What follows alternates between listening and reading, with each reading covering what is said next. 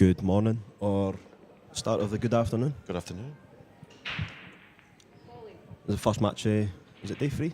It's day 3, my friends, yeah. It's day Yep. 3. Got James Jack and Connor Robb. Connor Robb. Good afternoon, everyone. Hope we're well. What's a match to start off with here? Yeah, I think that's him started, and was Albin scratched on the break? Yeah, he did. Yeah, got kicked in. Carl Boyers with the first chance. Good result yesterday for Carl. Oh, He's not. not a bit close. He doesn't play much anymore. Has he not been hitting a ball? Nah, he does his How did he do yesterday? commentating and stuff. But he beat, is it Jonas Santos? Would you play the 3-9 here, Jack? Probably. But he beat Jonas Santos yesterday 10-9. Oh, Hill. Yeah, Jonas, Very nice. Jonas made a mistake in the final rack, and Carl managed to put a couple of good balls. But he played all right. I think he's going for the 3-9, but It's a tough one. yeah, if he was right behind it, definitely. if he was right behind it, it'd be all right. But because of the angle, it's quite tough. Probably play the cue ball up top just in case he misses. Yeah, you nailed it. He's got White just behind a there. great cue ball behind the 7 like that. It's a beautiful. Two-way shot. I think he had that in mind as well. Hence the way he hit the white there. Anyway, good afternoon, everyone. Welcome to McGoldrick Sports Bar up in Rutherglen, Glasgow. Like, I'm assuming the bug in the comments is an actual bug. Stephen Slater. how is he? He's coming here tomorrow, isn't he? Is he coming tomorrow? Hello, Stephen, sir. So yeah, folks, day 3.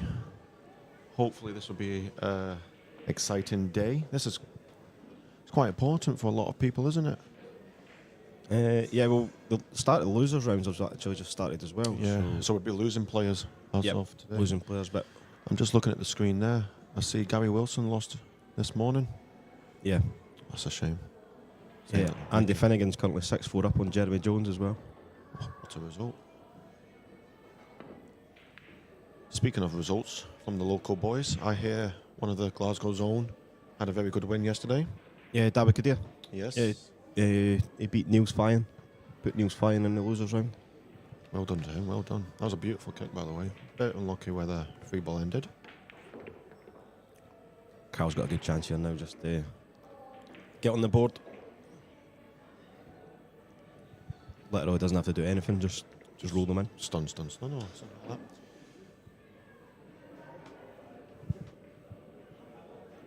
Yeah, Carl's still a top player.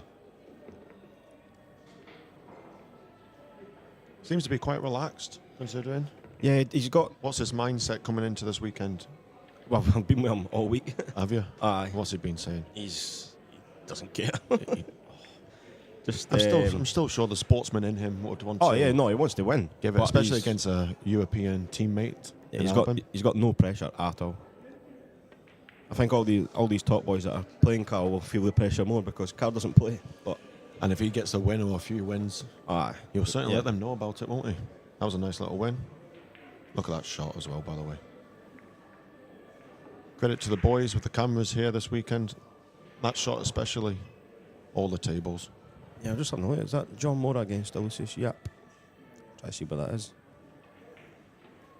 Oh yeah, so we've got 3 winners round matches on here. Tyler Stiers playing Lurie Tang. Obviously Albin Carroll you've got here, and Jeremy John just played Mora a against... lovely shot there, by the way. Just played a Yeah. lovely shot, hooking Andy. Yeah, it's a good setup that you can see all the tables there in between racks. So what's the score on table 11 then? It's 0-0. It's just started. Yeah, they've all just started. And that's on YouTube as well, is it? Yeah. It's on YouTube. Scottish Q Sports. Yeah, we've got 2 tables streamed here. Andy's trying to do 2 reels here to just nestle on this. Did he hit that? Did he scuff it? Don't think it makes a difference because I don't think it hit a cushion after contact. Yeah. So Jeremy's got a chance here to make it 6-5, I believe. Yeah, that'll be 6-5 if you take these. Is he playing the cross bank here on This is table 11? Table 11.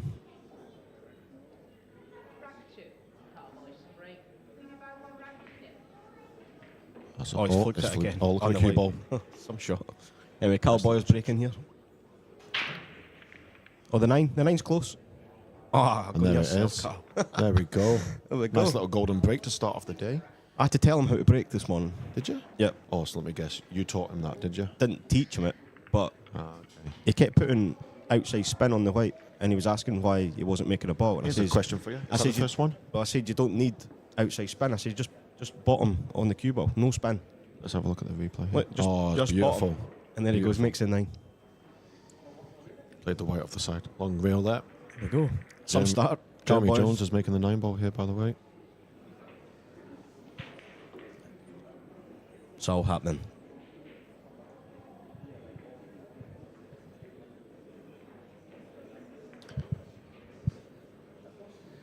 That Jonas Santos that Carroll beat yesterday, I'm sure he won an event last week, was it? He won a ranking event last week. Did he? Yep. Was that the one that our Elliot was at? The what? The one that Elliot was at? I'm not sure, mate. Don't know if Elliot was at that one. No, he was away somewhere. That's one. Do you think he could do 2 in a row? There's no reason they can't. Yeah. Just do the exact same again, I believe. Yep, no spin, just backspin. But He's hot the nine again. done Oh it my again. God, he's done it wow. again. He's done wow. it again. Oh, wow. Unbelievable. First time I've been in the comms box. He'll be paying and me he's when he doing comes off. back-to-back golden breaks. He will be paying me when he comes off that table. I don't think you're going to get any credit for that, by the way. He's like, Jack, Look at I this. don't know how to break. Unbelievable. Off the long rail, and he banked the 9 into the Amazing. middle pocket. What a start. What a start here. Right, 3 in a row. 3 in a row, yeah. Right, so back to the tables 11. Was it 11 to 16? I believe so. Yep, to break here. How many times have you played here? How many times have I played here? Well, we usually only have the 6 table set up, but it's nice to see the 7. It's a lovely table as well, isn't it? Yeah. Lovely little... Yeah, the Rasson tables are top Beautiful. class.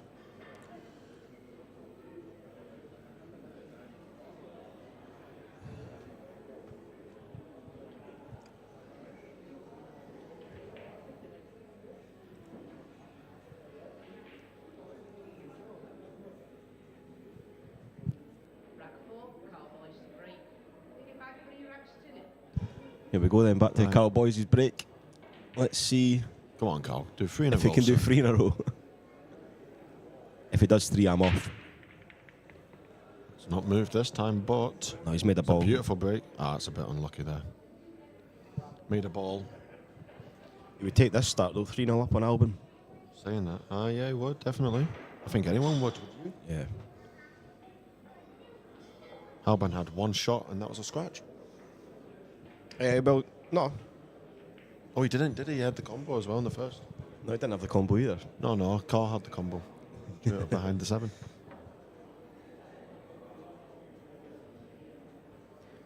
Try to see the safety here. If he can miss the 2, he'll come down between, well, round about the 9 and the 3. But I don't know if he can see the left-hand side of the 1. Looks like he's trying to... Is he looking where to push the ball? I think if he can see if he can see the 1 full ball, it's like he's looking to bank it down towards 8 and put the white. Behind the 7? Yeah. Oh, no, he's played the He's push played out. the push.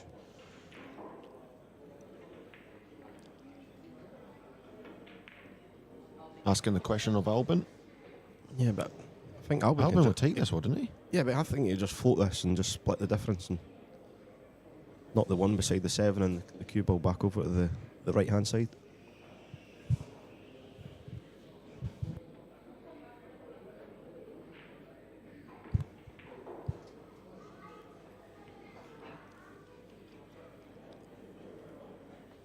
Let's see what Albon brings up here. Unless he banks it down the table. There's a couple of shots like that. There's some options. There's always here. like... I'm surprised Carl played 2 or that kind of 3 shots. push. Albon's never going to give him the chance back. Yeah, but Albon's only played 1 shot on open play and it was out Oh, no, he behind is. the 7. He's So giving it back. Maybe the angle. Looking at the overhead here. The fact Carroll's pushed there, though, he must have a shot in mind. Yeah, just looking at the side views here as well.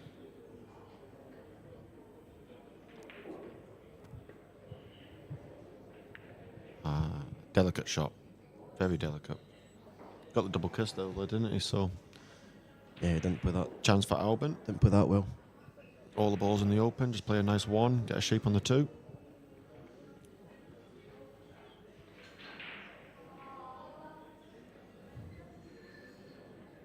What's your prediction? What, here? Carl's got a 3-0 head start here. It's not going to be 4, 5, 6, 7-0. It'll go back and forward.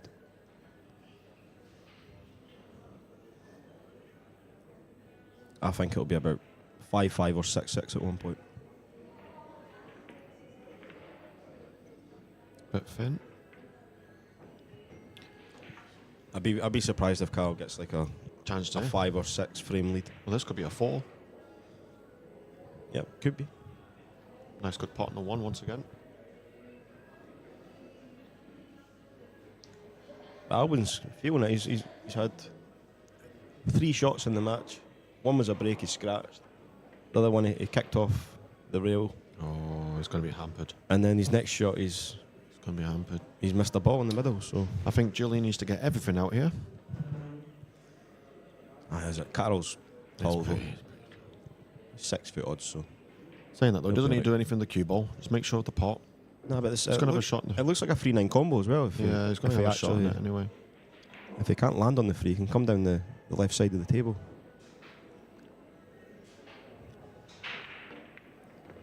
No, he's left it long. That's fine. Left it long.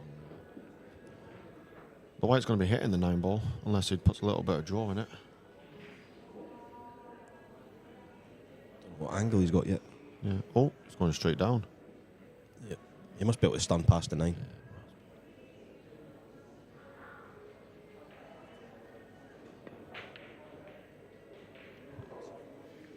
It's a bit of luck. He's got a bit of luck. Yep. 3 doesn't pass the 7, I don't think. How's the weekend been for you, James? Oh, The weekend's not started yet, pal. you played at the... no. The week.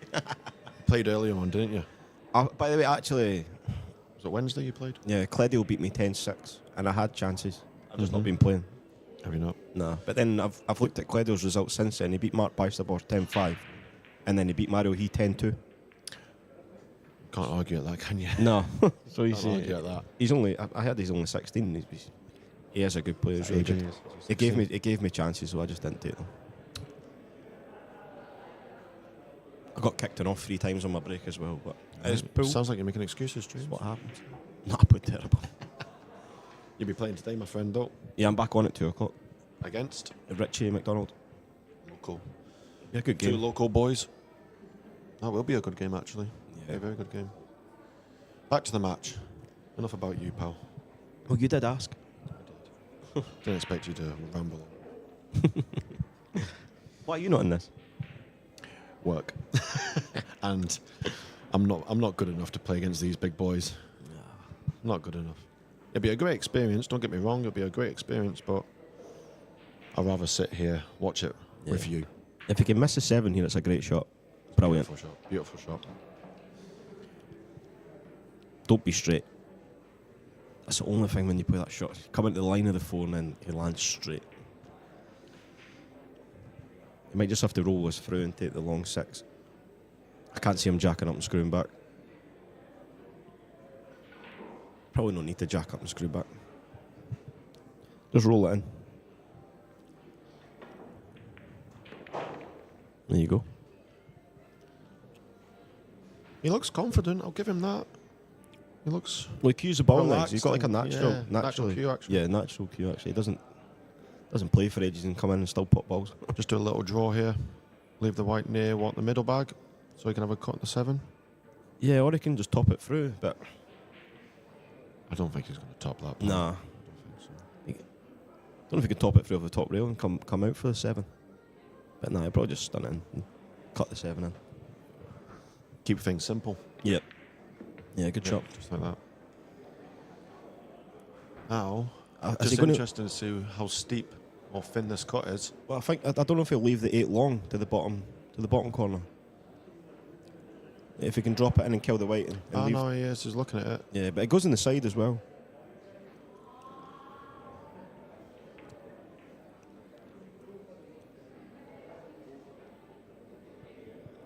Just look at the scoreboard there. Jeremy Jones now 7-5 down to Andy.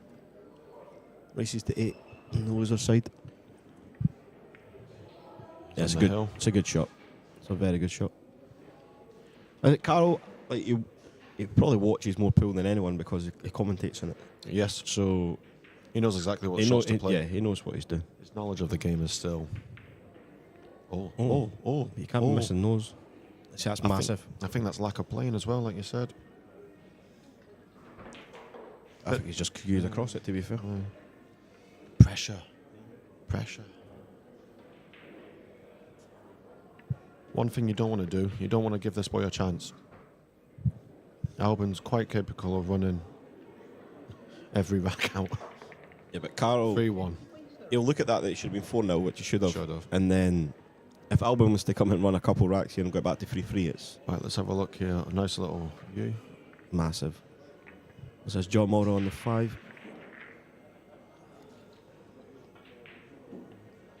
Just looking at the table next to him. Jamie's at the table here as well.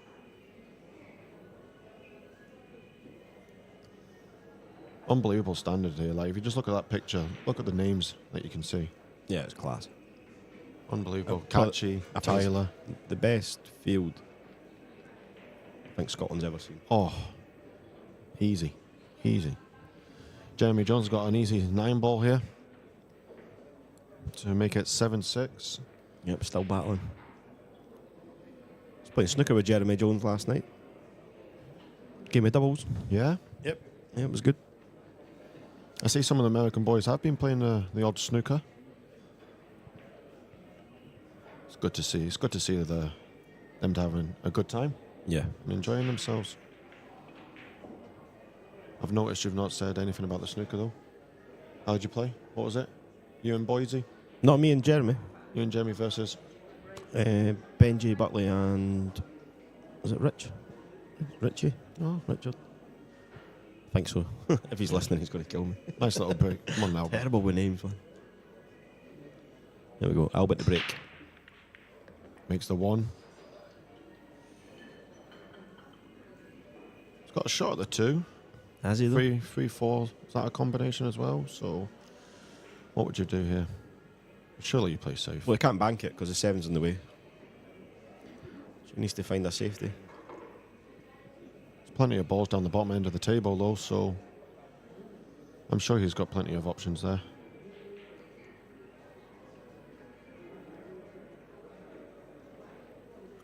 I think apart from that time that I played you, my safety was unbelievable. Against me, yeah. It's not like that now. Yeah. You tied me up that match, absolutely. I think every second shot I was a snooker to. Yeah. That's right, I'm looking at shot. I don't know if I can knock the 2 down the table and put the white up the top. Put the 2 between the... Put the cue ball near where his hand is right now. Yeah, but put the 2 between the 9 and the 4 and behind the 6. I'll go that way, that's... Same kind of similar, result. Yeah, Same similar kind of thing. result. Right, Cole, how's your kick and being, pal? It's a tough one to hit, this one, because... I don't know what the The angle is here, 8's but would you come on the other side of that 8-ball? Well, yeah, No, the you 8's wouldn't. kind of in the way, I think, for the... Just looking at the overhead that we have here. Yeah, he's looking at that. He's going to go 2 rails and kick the 2 up table. That's a nice kick. He's got away with that. That's all right. You take that. Naoki Oi in the background.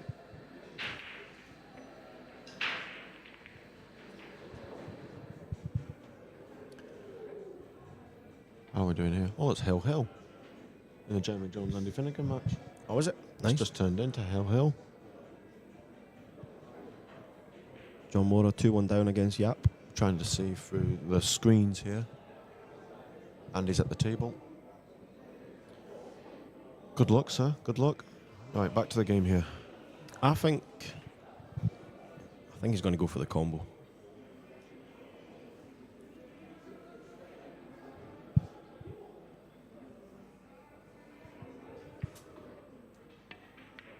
No, he didn't. It's safe. Needs to slow down though. Be interesting to see if you can see this. Ah, you can see this, I think.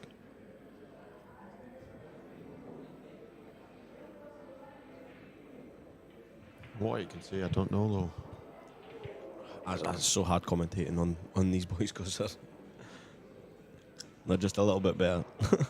Yeah. We call shots that aren't possible. Call the wrong shots. He needs to hit something here. He's got away with that, that's all right. You can see an edge of the two, but... See, I think this one's all right to call because you can just come off the side of the two. Maybe two rails and back down. Back down the bottom, yeah. Yeah. You can maybe catch it thin enough to just knock it onto the top rail and come back down with a bit side.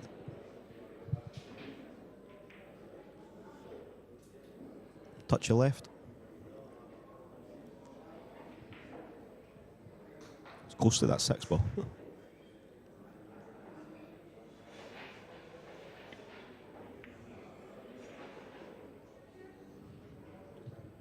It's all right.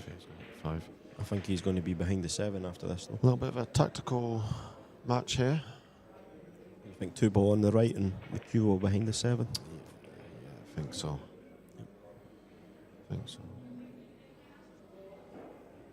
Bridging over the 5 ball as well, so makes the shot a little bit more harder. See, like, Simple bank. Calling all the wrong shots. Look at that, though. Look at that. Beautiful. Classic.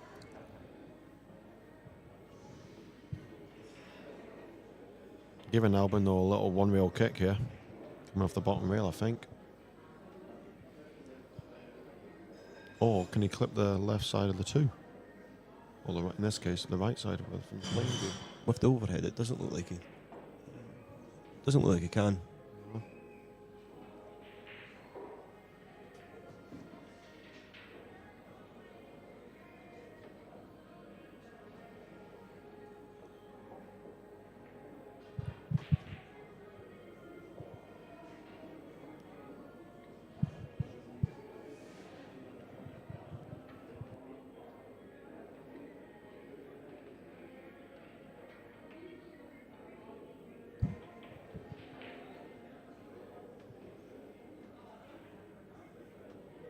Right.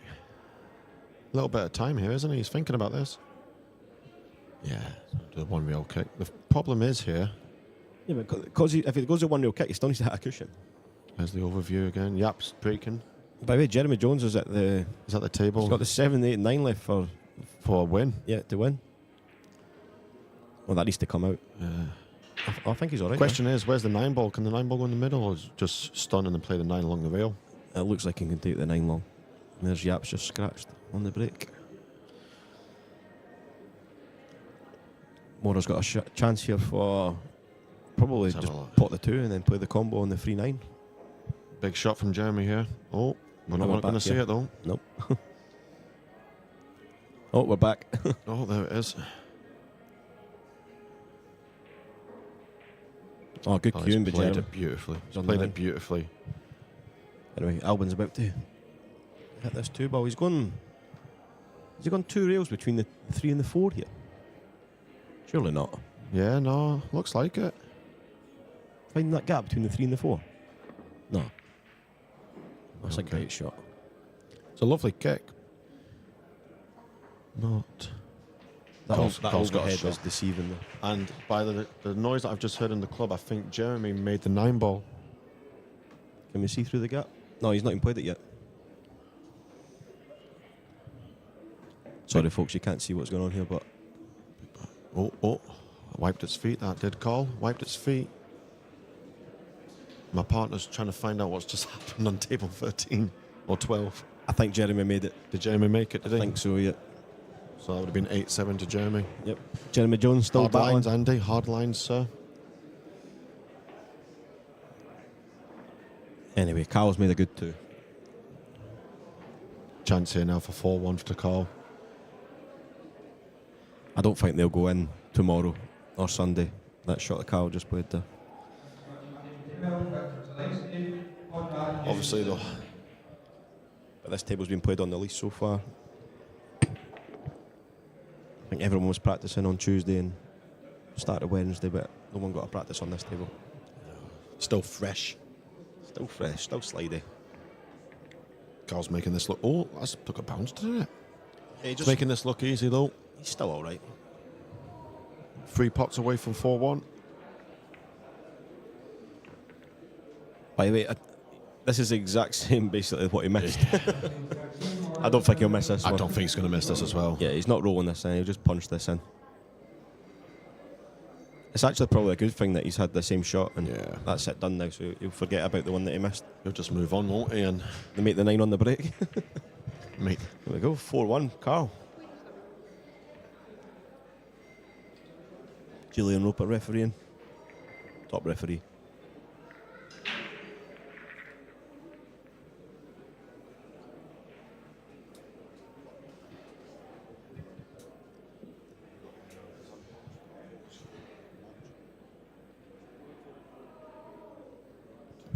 Gareth Esprit is 1-0 up on Eklund Catchy. I remember Gareth from the last event, Jacoby Open. I got him in the, was it the first round? I think. how did you do? 1-8-3 or 8-4, can't remember.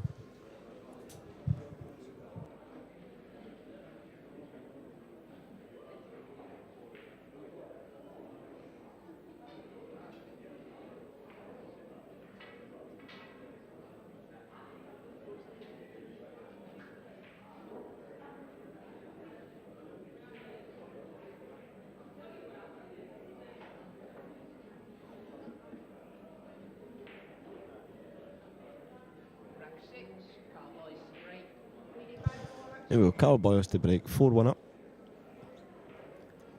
Some quite a controversial comment on the live chat there.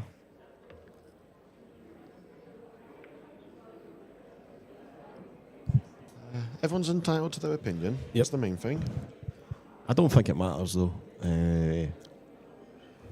if they're a season pro or not. Just because you don't play doesn't mean you can't play. I know Especially a few someone of Carl's. Yeah, but I know a few guys out there that are not here this weekend that could probably do some damage in here. You got like Phil Buford, Adam Smith, those boys. Yeah. They're not here, but they could easily turn up. And they're not pros, but they could easily turn up and beat these guys. It's 9-ball. If you can pot the balls in, As long as you pot the 9 balls, yep, really. Doesn't really matter. doesn't matter who you are. It's an exciting game to watch, though, no matter what.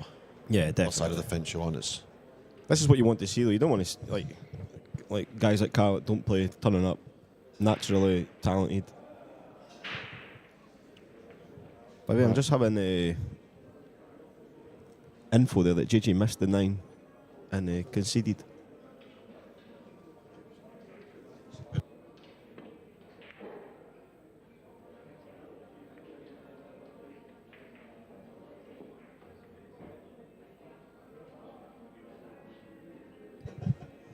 JJ missed the 9 and conceded the frame, so Andy actually beat JJ, Jeremy Jones.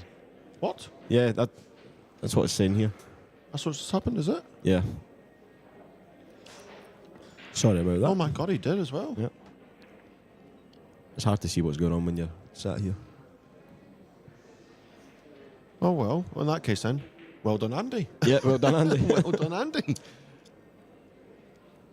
That's a cracking win for him, sir. Cracking win. Well, in that case, then, good news. Probably Jeremy can come in here, and you're not going to have the amateurs of us. Yep. Right. Jeremy will be back on the sticker table, I think. Maybe Carl missed the 2, Yeah, Carl should have got that. But giving Alban a chance here. yeah, loser bracket race to 8. I don't think Jeremy is Moscone captain, actually. I think it changed. Skylar. Yeah, I think it's now Jason. Skylar and Jason are Yeah. going to be Moscone captains. So those boys, is that like playing captains now? Is that Yeah, the I change? think that's what it is, playing captains. That's a nice, exciting change, isn't it? Yeah, and I can't remember the rules on if they finish like seeded, kind of like 1 or 2. Mm-hmm. Then what happens with the wildcards? I think if they Get finish, an extra wild card or yeah, something. I think if they finish in one of the ranking spots for like a straight pick, they get an extra wild card, which is good. Gives them a bit of incentive to get up there and up the rankings. Yeah. So they get an extra Jason's pick. playing well right now. I don't know what, off the top of my head, what ranking Skylar is. But you'd think he'd be, what, number 2? Who's Skylar? Yeah, in America. Oh, in America, To Shane. I don't know I don't know what the American ranking is. I don't think they have an American ranking, but yeah, you've got. Well, it depends because Federer's kicking about. So Federer's, yeah, I forgot. I think- yeah, Federer. between Shane, Federer, and Skylar, Especially after his win last week, Federer. Absolutely. all opinions. I'm sure it'll be an exciting Moscone. It's exciting times right now being a Nineball fan. Oh, With there's Matchroom. so much on. The Reyes Cup now has just been announced as Yep. well. That's huge. Yeah, that'll be. And that's that'll going to be be good. really good, really good. Hopefully it's in the UK sometime so me and you can go, Jacko. Aye, hopefully. I don't think it matters where it is. What, we're going to Probably go? go. are we? Right, back to the match here. So Albin's got a Yeah, these look little done. chance here. These look done from here. Would you stun this, pal? Would you just draw it back, play the 6 in the middle? I'll probably just stun it in. But he's just going to screw his back, probably. Nah, stun it in. Ah, stun it.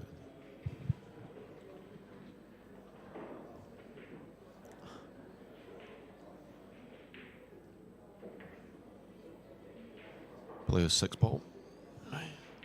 Yeah, he just needs to watch. Looking at the overheads that we've got here, Yeah, it doesn't look like it's a bit thinner than it is, but I'm sure the way the 7 is, he's going to be fine. Yeah, Anywhere but I in the think box. it's for getting on the 7 if he's taking it long, because he was initially wanting to top the 6 in and come off the side rather than back out, but he looks like he's going towards the middle pocket, so he's either going to have to take it thin in the middle and hold the white. I think that's Or- the shot. I think That's the shot. he was looking at screwing off the bottom rail there. Screwing off the bottom. Yep. And back up. Nowadays with these carbon fiber cues, Yeah, I think anything's that- possible. Is that what he's doing? Screwing off the bottom? Or is he going 3 rails? I don't know. I don't know. We're sitting here, pal. We Yeah. don't know what's going through his head. He's looked at about 4 options there. There's always different options. Watch him bank this. I know. He looked like he was going to cut it in the middle there as well, and he just keeps getting back up. He's in 2 minds or But 6 minds. this is the thing with the top boys is they won't play it until they're 100%. I think he's playing. Oh, Yeah, yeah, he's playing it in the middle. Yeah. Nice stroke. I'd go 2 rails here off the 6. He's went 1. That's perfect.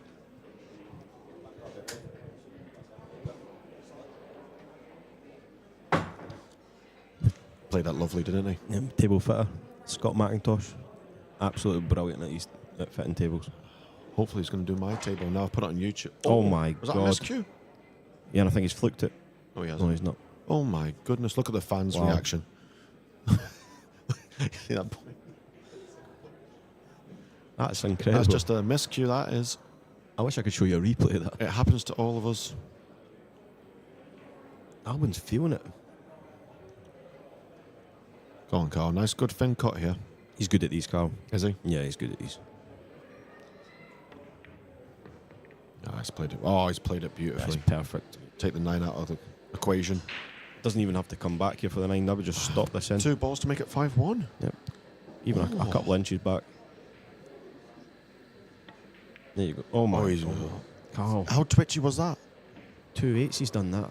How twitchy was that? He stood straight up. Didn't time that whatsoever, did he? No. He's letting Albin off the hook. Do you think that was pressure? Do you think someone like Carl Boyce has pressure? I don't know. You would need to ask him. Absolutely not. Crazy frame. I don't think he's going to miscue this, is he? Nah. Easy as like that. Easy 9 ball to make it 4-2. Album to break with the winner break format. That's Carl could eat Could have easily been 6. with the 2 5-1, chances that he's missed. 6. They could have been 6-0, but at the same 6-0. time, Albin was in there and he had a Miscued. miscue on a straight in 7, so swings and roundabouts. Not really much to update you, everyone, for the current games. Catchy 1-1. Yap and John 3-2 to Yap. Naoki Oi just starting on table 13. catch it back to 1-1.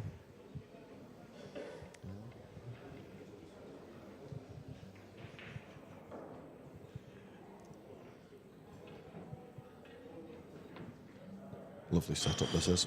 Lovely.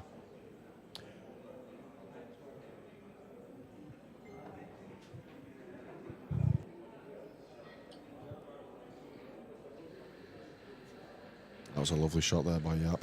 Nice fin cut on the free. Takes a nice touch, that does. Something that I don't have.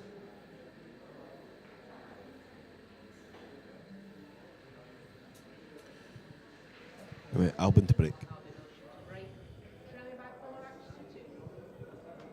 Let's see how these... Watch the 2-ball here. Okay. Does that go to everyone, does it? Just watch it. Stays right close to the 9. It's been kicked out. Being kicked. But look at that. Look at that for a layout. Me and Carol will talk about that one later. He was saying to me yesterday, he reckons the 2, although it's random, it should at least be a wing ball every time. Because it's an unfair advantage if it gets put where it did there. Okay.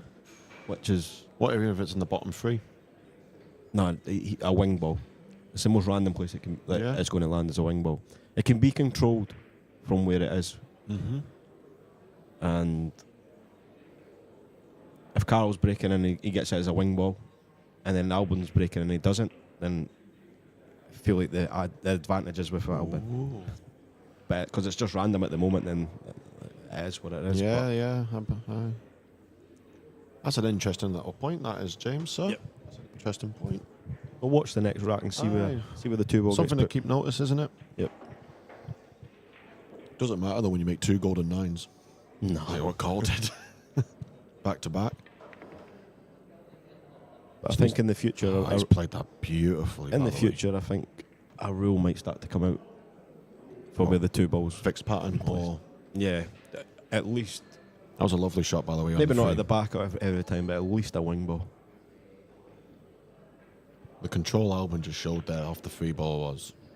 But I was speaking yesterday as well about getting rid of this winner breaks, but it is good. It's got pros and cons like everything. Everything does. It's Everything just does. like there was a guy, I think it was Sanjin, run 8 racks in a row yesterday and beat a guy 10-0, and I just felt like the guy's paid his money and he sat there and watched Sanjin run 8 racks. Like it is what it is. Well, we've had this discussion now for the past Yeah. year, 18 months now. Yeah, look at one of the Cole brothers. Yep. In what was it, the semi-final against? And he ran them all out. Yeah, I can't remember who was playing. Oh my god! You would need to Google it. Or if anyone in the comments knows. Yeah, anyone in the comments. What did he ran? He ran them all. I'm sure. Yeah, he ran the whole set. He had the whole set. He never missed a ball the whole game. Was it last year? Oh, was it not? What did he win last year? US. I'm trying to think who it was. I'm not going to try and guess. I'm sure someone in the comments is my going to help guess would us. be Alex Pagulayan, but I don't know. No, I in the can't remember. semis? No, maybe not. If it was the semis, no. I don't. Just try to think. Someone in the comments is going to let us know, I'm sure. And while we're debating about that, Albin's taking these lovely, really. I don't mind the winning breaks. I really don't. It shows. Someone's saying Yap, but I don't think it was Yap. No. Was it who? Was Kopang Yi? Yeah, one of the Cole brothers. Yeah, that's a great shout, actually. Yeah. He's played that lovely.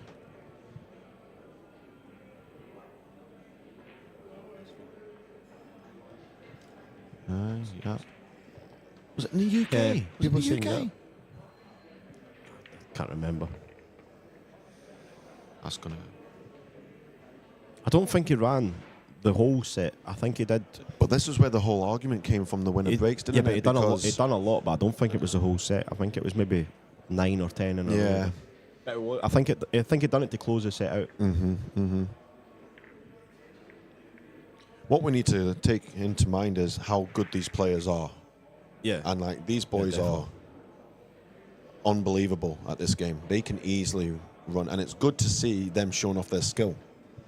Yeah, it's great. It's just if you're on the other side of the match, I you're just just sitting there. I just it look could be at frustrating. I just look at other sports. Imagine it was winner throws and darts. Luke Little will be running Like you out have, there. yeah, won't he? exactly. Or like every time you score in football, you get the kick off. Yeah, You know what I yeah. mean? So, yeah. But where do you stop, though? If, like, winner break is going to be a thing, are you going to bring it into the Moscone? Or are you going to bring it... Like, where do you have the winner breaks? Or should you just have it alternate the whole time? But then that takes away the lag. The lag nowadays is such an important shot. Yeah, but you still, I would still lag to then become like who breaks first, because then when it goes hill, you've got the break from winning the lag. But It's a conversation to have. But yeah, I reckon Emily, Matchroom, and the team, they know what they're doing. yeah, of course. I reckon they've had. Do the players have a say in it? I'm not sure, but they've probably had countless hours talking about it, trying to sort things. Yeah. I'm sure the guys on YouTube don't need to hear our opinions. No. Right, Yeah. Albin here, 3-4 down. All the 9. 2-ball, the Oh, 2-ball. The 2-ball was a similar place though. Did you notice it? It was in a similar place. It was in the exact same place in the rack. I'll need to have a look on the replay because I wasn't paying attention. Well, I'm sure you're going to have a look at it and go, you're right there, Connor. But he scratched there. yeah, right. So he stuck the 2 in the same place again for Albin. Yeah. It's interesting though. Yeah, 'Cause it's- controversy. You're not meant to be partnering racking, Julian. I'm sure you'll speak to Julian after this match. Yeah, I'll have a word. Anyway, Cowboy is at the table. Open balls. From the 2 8s that Carl's missed, he needs these. Carl's a naturally fast player, isn't he? Yeah, he just gets on with it. He just gets on. He sees a plays shot. naturally, sees a shot and he goes scores for it. 2 rails and out.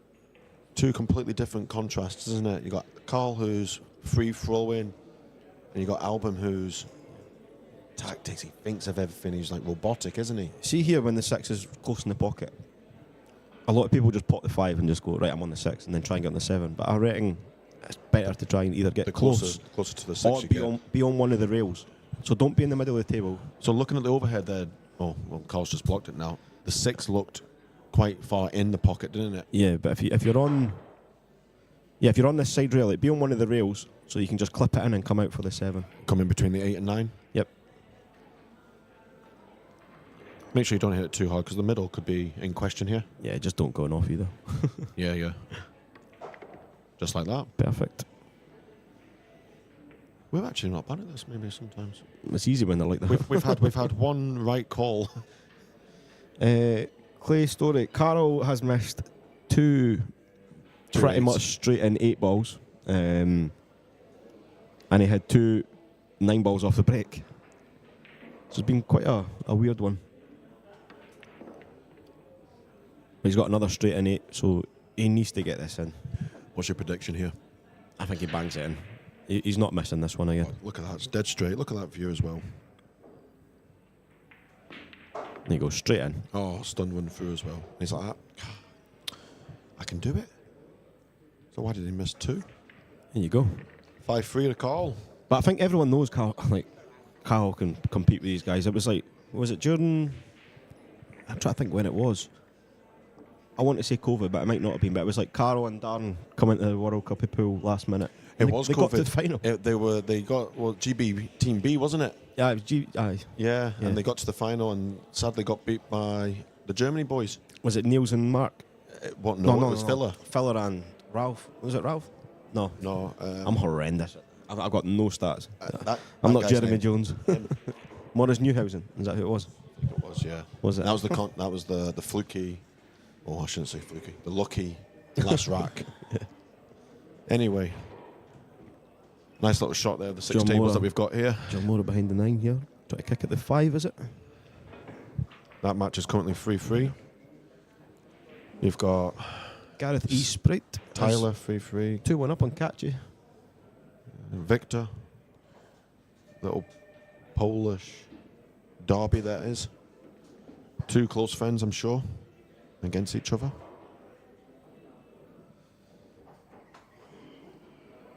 It's nice to see these players here week before the UK using it as a little bit of practice.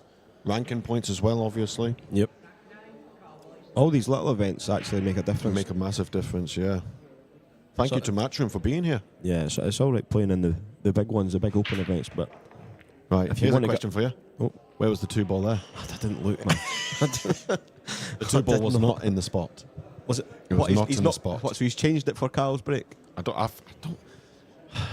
It's a big statement to say. I don't think Julian's doing it No, on he won't- purpose. He would not be doing it on He won't. purpose.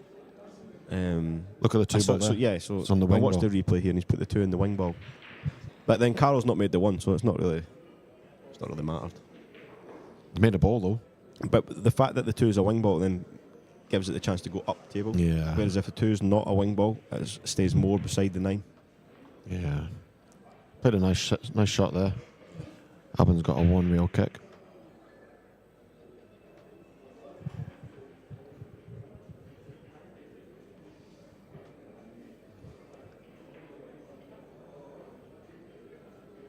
I think he's just going to clip this 1 ball here. Place the cue ball on the top reel. Or bottom reel, depends where you look at it.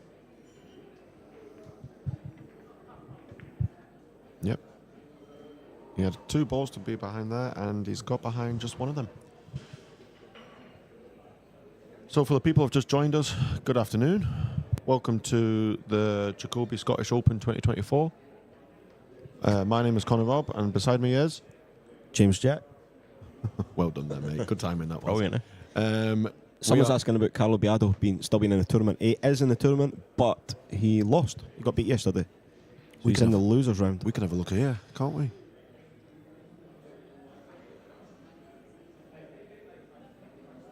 There he is there. So He's Jimmy Devlin Jimmy Devlin. at 4:30 today. Carl's clipped the 1 there, but it's come back up.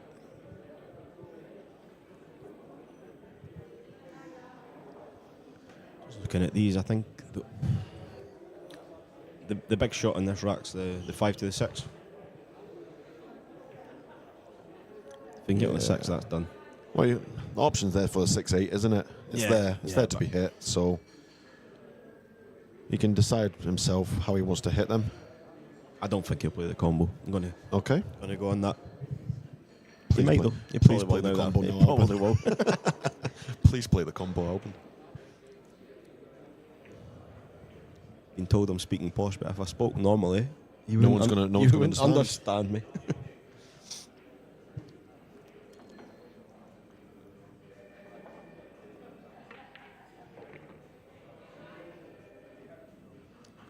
So the way he's played this, I think you're right here, James. I think it's going to come down the right side of the table. Yeah, but he can still do the 3 rails and land on the 6-8. So just whatever he prefers. He's looking at the 6-8. See, I told you he's playing the combo. Yeah, he would after I said he wouldn't.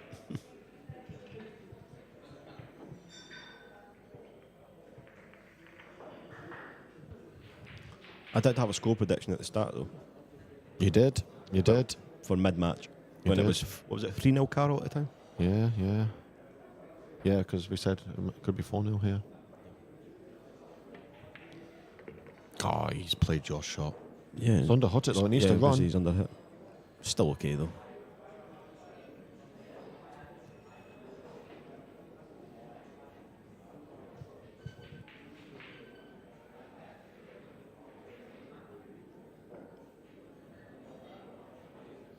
Got nearly 2,000 in here watching. Hello, everyone. Yeah, good shot. Played that nice.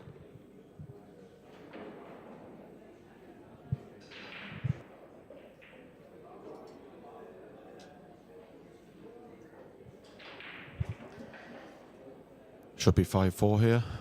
It's got the potential to be a hill-hill match, this has. With this being a race to 10, there's still a lot of pool to be played.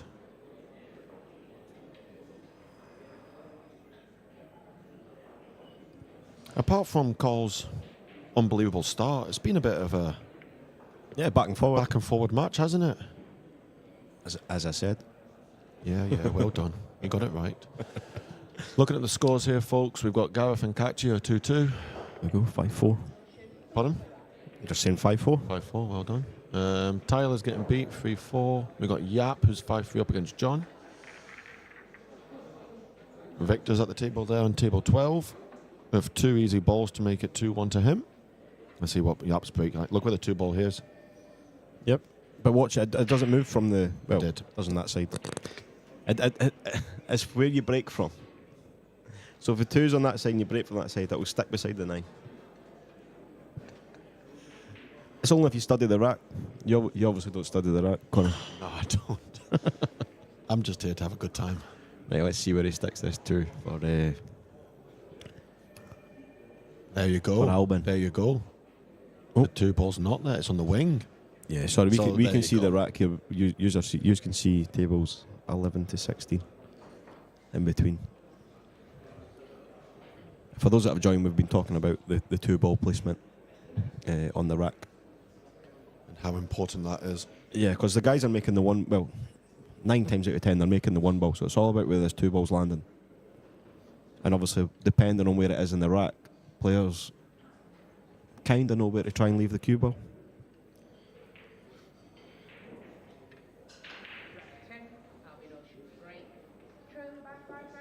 I'm going to predict the 2 ball to be at the top of the table after. Unless it gets kicked. If it gets kicked, that's not my problem. But I reckon the 2 will be near the top here. You like to cover your bets up. Well, don't you got to, yeah, you've got to cover.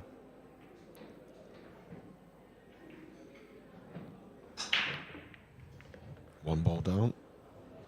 2 balls Oh, away yeah. again. I Cue think that's balls 3 away. times he's scratched on the break. And there's the standard arms crossed. But 2 Did balls. it get, did it get kicked in?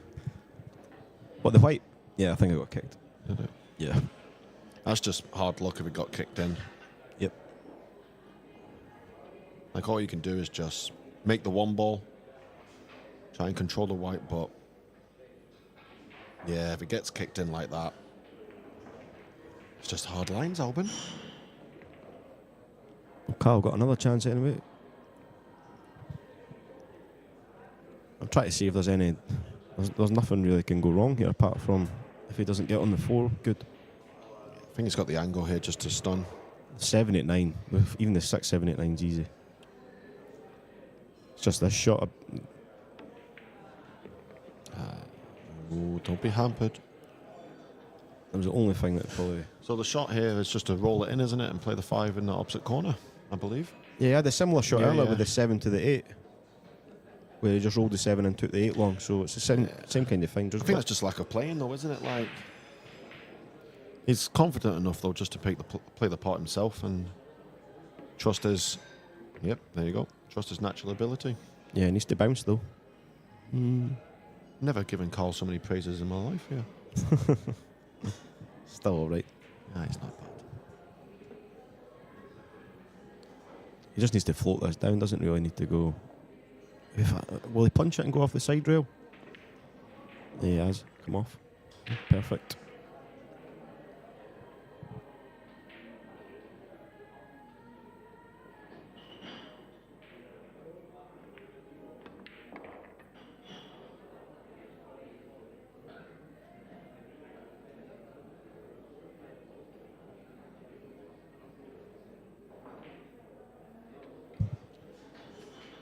He's taking these nice, isn't he?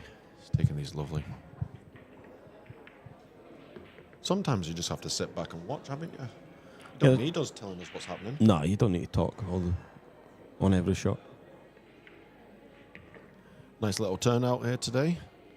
Sure, as the day goes on, it'll get busier and Yeah, busier. he could have been better on this 9.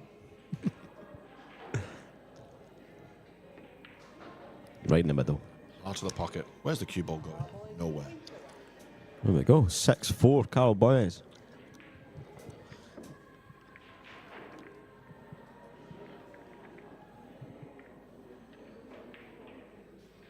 Oh, I didn't know there was a losers match still getting played right now with Tom. What one's that? Oh yeah, Tom Staveley. John Moore's just part of the 9 there to make it 5-4. What else can we see here? We've got Tyler. Tyler on table 14 right now. Catchy's just behind him. It's good to see Catchy back. I think he was missed after his little accident. I think he would have been a cert for the Moscone as well last year. I'm going to put my neck on the line there.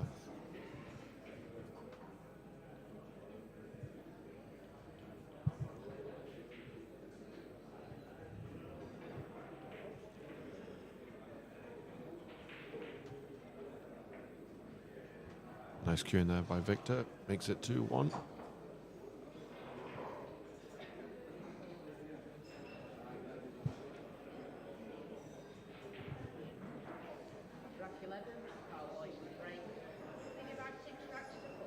Here we go then, Carrot to break. He's moved the cue ball in a bit. Well, out a bit, sorry. He's hit the 9.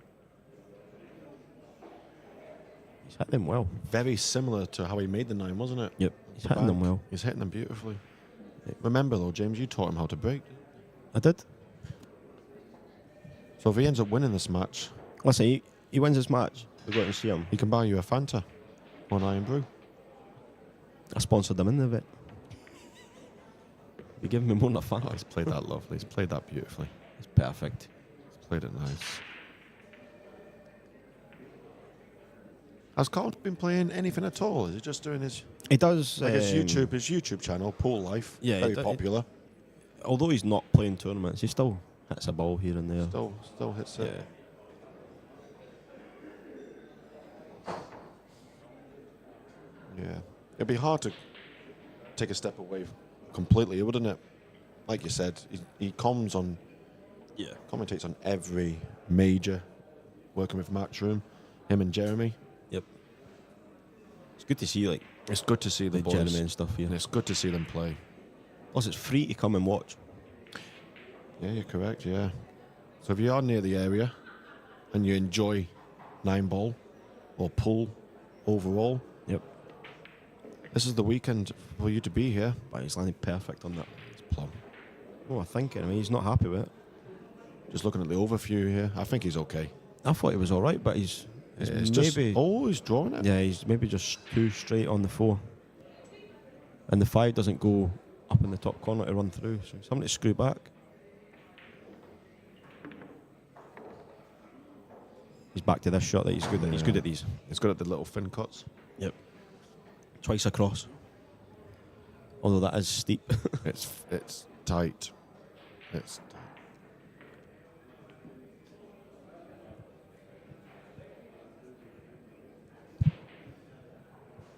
Let your Q arm go here, Colin. Just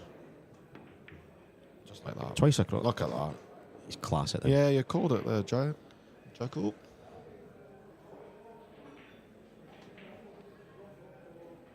This is a massive frame, this. 7-4. He's or already 6-5. he's already missed one of these. No, he's not missed that one though. Pretty steep on that 8 though. Yeah, how would He you might play need this? to go 3 rails up the line of the 9 into the middle. He's looking down here at the bottom of the table here. Does Yeah. the 9 ball go in the middle? Yeah, so side rail, other side rail, bottom rail, and 9 in the middle.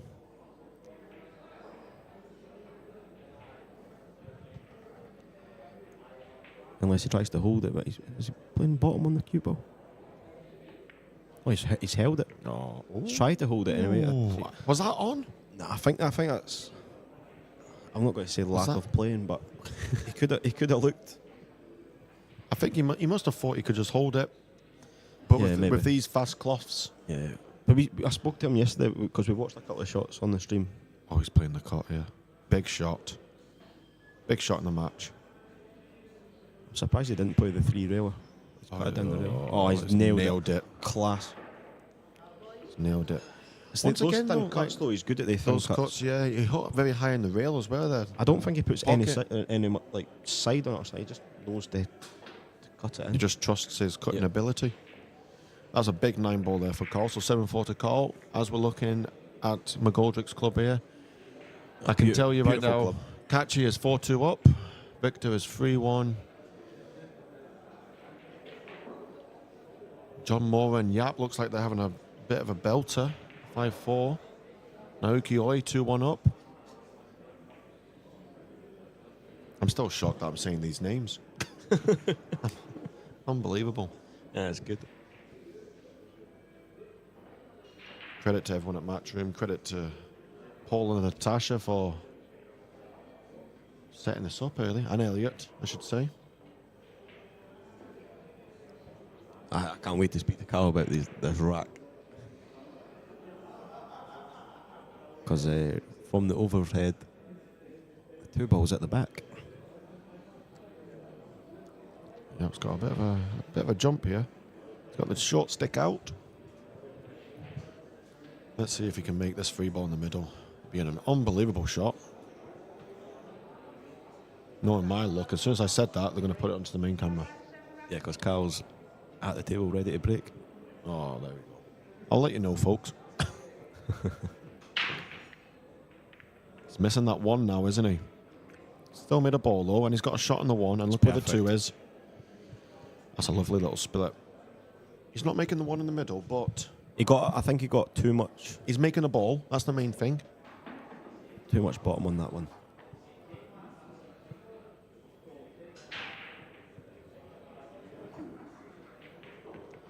That's a great shot. In between the nine. Look at that. Anything but straight. Anything but straight. I think he's fine. I think he's fine. Perfect. Actually. Yeah, he's perfect. Yeah, okay. He just needs to kind of stun up between the 6 and 7, get the gap.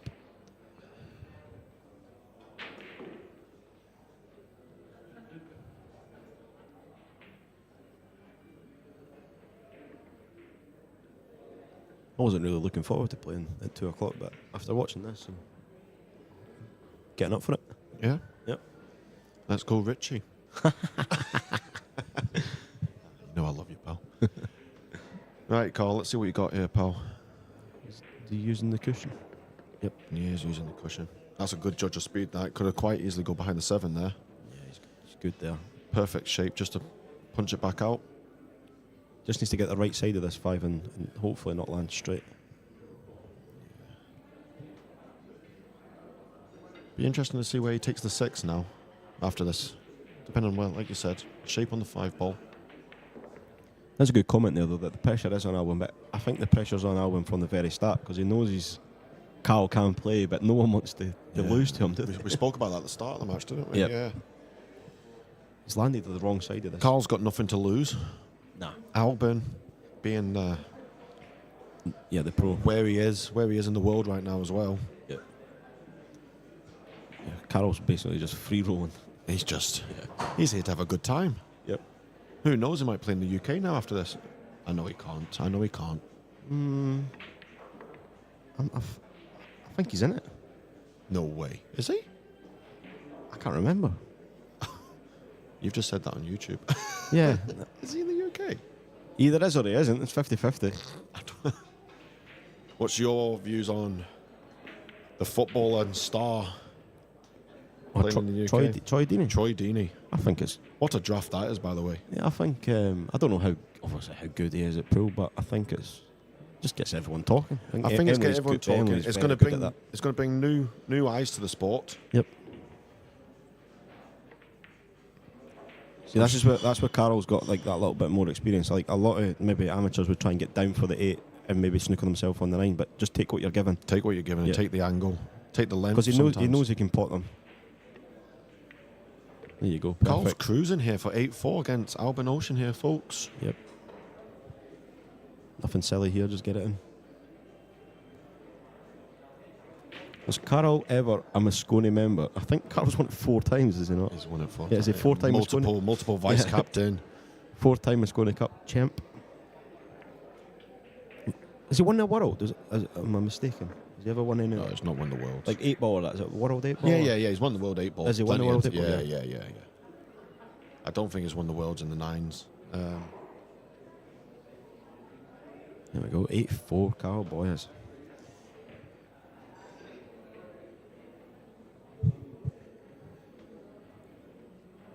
If Carl wins this event, I won't see work next week. Right, okay. One step at a time. one step at a time, pal. We've got a lot of pool to be played. You never know. Now to Sunday night, isn't it? Sunday night? You never know, though. You never know. It's been crazier things. You don't have to beat every player in the tournament.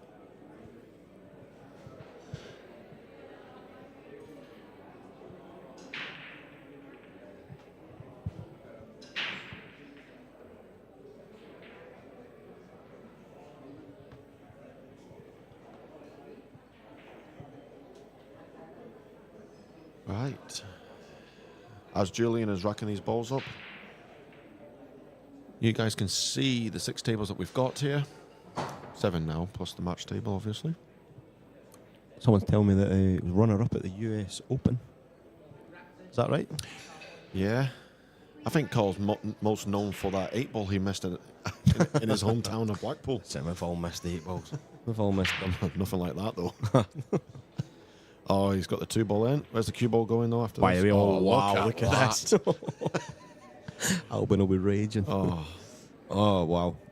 you've taught him this break. I did. I taught him the break. I think every ball in the Open here, Break's massive, though, isn't it? it's huge. But once again, this brings it to the winner breaks format. I mean, he's literally got nothing to do if he gets on this 5. Yeah. Nothing to do. Everything's. He's going to trust his cue action just to draw the 4 back, I think. Leave himself lovely in the 5. 6 is over the middle. 8 and 9 are next to each other. Thank you very much. Just don't get excited. Just Play pot the the balls. Pot the Get on balls. them. Yep. Pot the balls.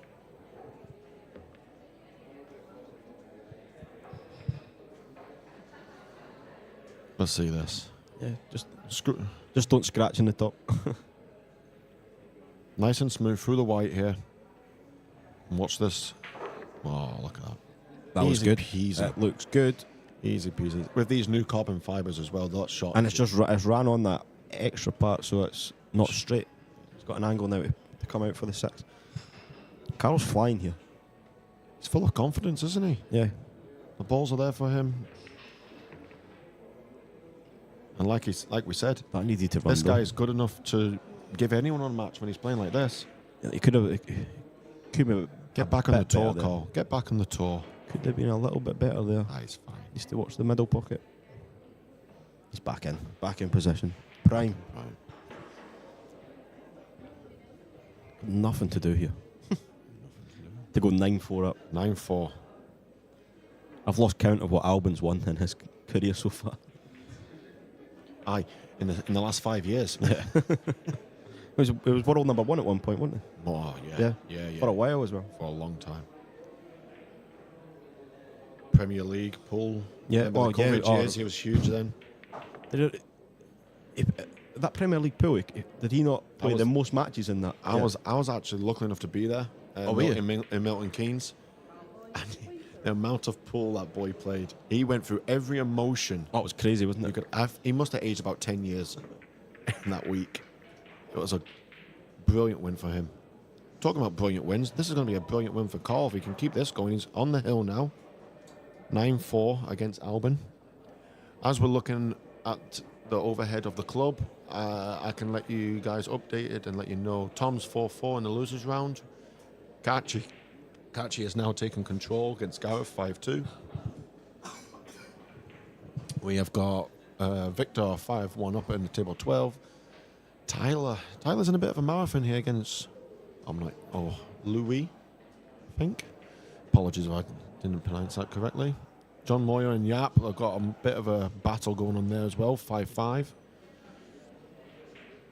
Neushausen and Naoki Oi 2-2. So there's a lot of draws and a lot of interesting matches out there right now. This rack's interesting.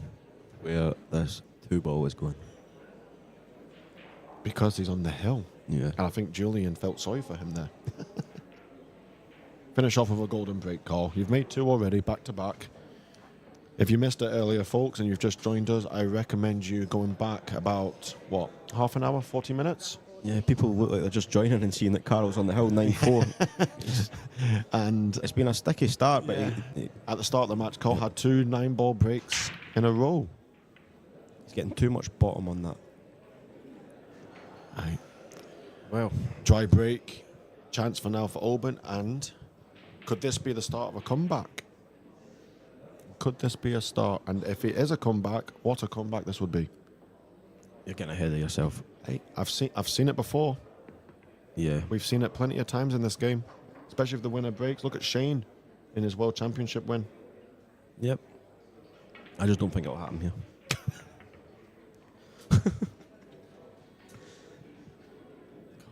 Can I not add a little bit of spice to this? Thing is, with winner breaks, It could Albon, happen. Albon could run 5 no bother if he takes It these. could happen. It could happen. One frame at a time, though, yeah, folks? One frame at a time. Albon needs to take these out. Be interesting to see what shape he has on the 4 here to get back to the 5. Yeah, he still needs to. Oh, Well, wow. he needs to hit the 9 ball. Oh, Albon. I told you not to get ahead of yourself. Then you stopped him. Oh, he's He's whacking just this. swiping it. Attentional pockets. Albon's on full tilt here. He's left it on. I think that was a little bit of anger. he's- Has he conceded? He's No, conceded the match. he's conceded. Wow. There we go. I was conceded. And there you go. Carl Boy is 10-4 against Albon Ocean. Wow. What I a think, finish. that puts Carl into the winners' qualification match. Oh. Well, Well, there we go. what a match. Yaps just missed the 5 ball there. But as we are taking a break now, we'll let you... Yeah, let you and- go. and- Thanks for that, James. Yeah, just gonna. Right, see you guys later.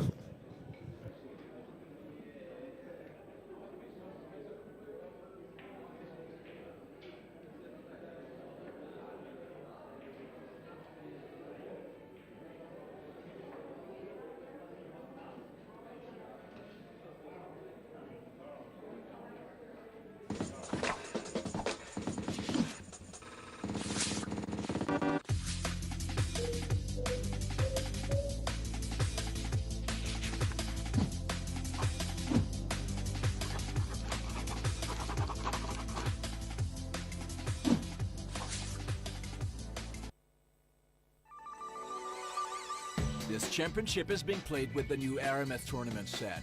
Featuring a unique molecular structure, it guarantees razor-sharp precision and unsurpassed longevity.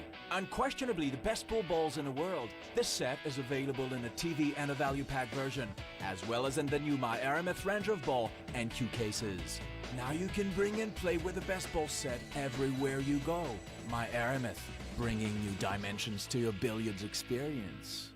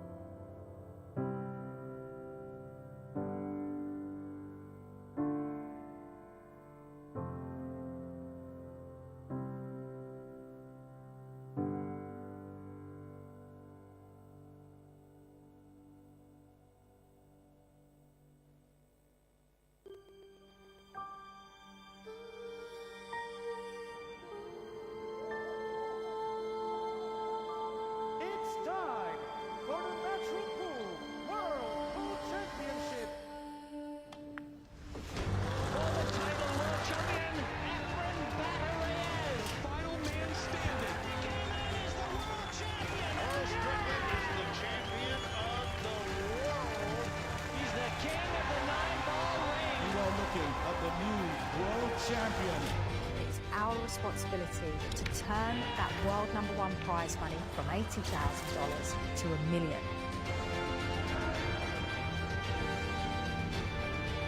Is there any stopping Francisco Sanchez-Ruiz? He's on the table and he's on top of the world.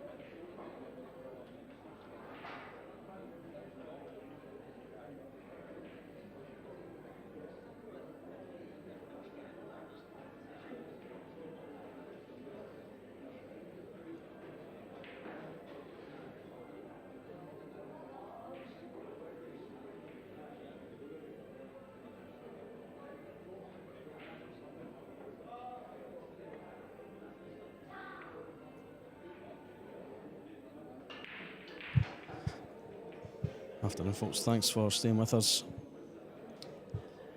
So we've got Mustafa Alnar versus Fedor Gorst. We're only in rack 1.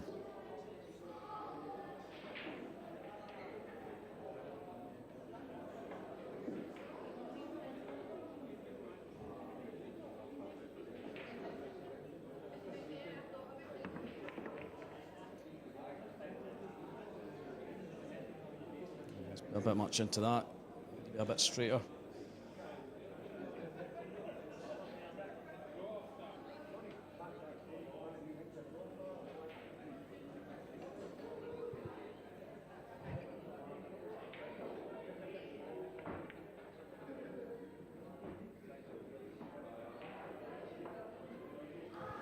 Yeah, he's played a good safety there. He's certainly got him hooked. Shouldn't be too difficult to get it off.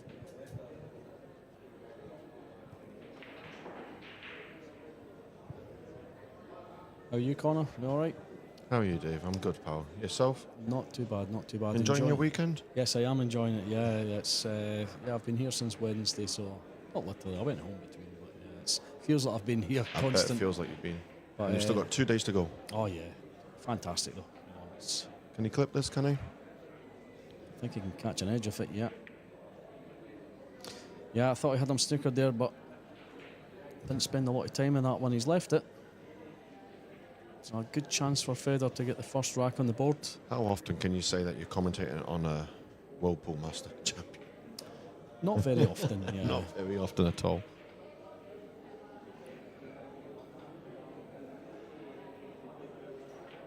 Hope he brings the same form as he did last week. Yeah, absolutely. Yeah, it was fantastic last week. Oh, and he's just Wobbling its feet, just isn't put it? inside. Noticed that in the first match as well. Yeah. Me and James. They are rattling a little bit, but they are going down. Yeah, I mean, I think are these different tables from what they used.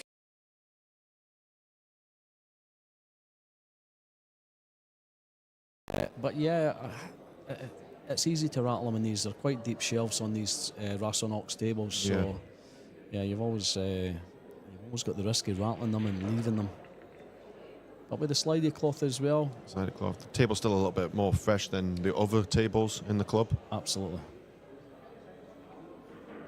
Should be 1-0 here. Yep. And there we go. First blood to Fedor. Okay, what have we got? We've got table 11, which is on the other stream. That's on Craig's Scottish Q Sports live streaming channel on YouTube. We've got Aloysius Yap, 8-6 up on John Mora. There you go, just at the bottom of your screen there.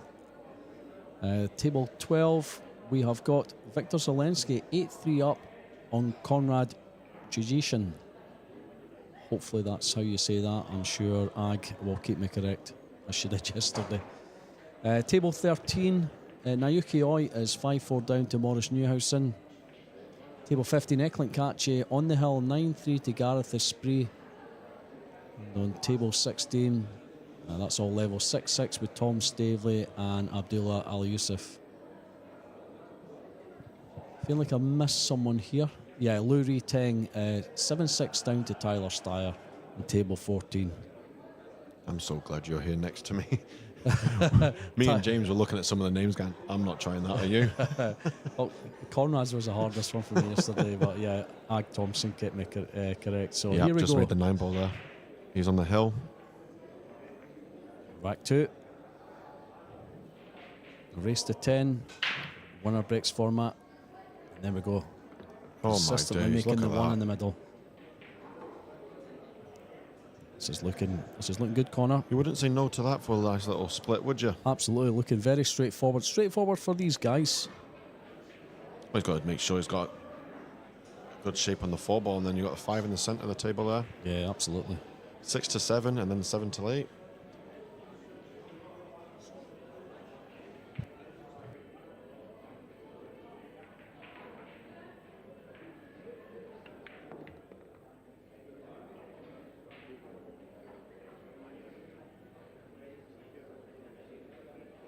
He's played that beautifully, by the way. He's played that absolutely beautifully. Plum.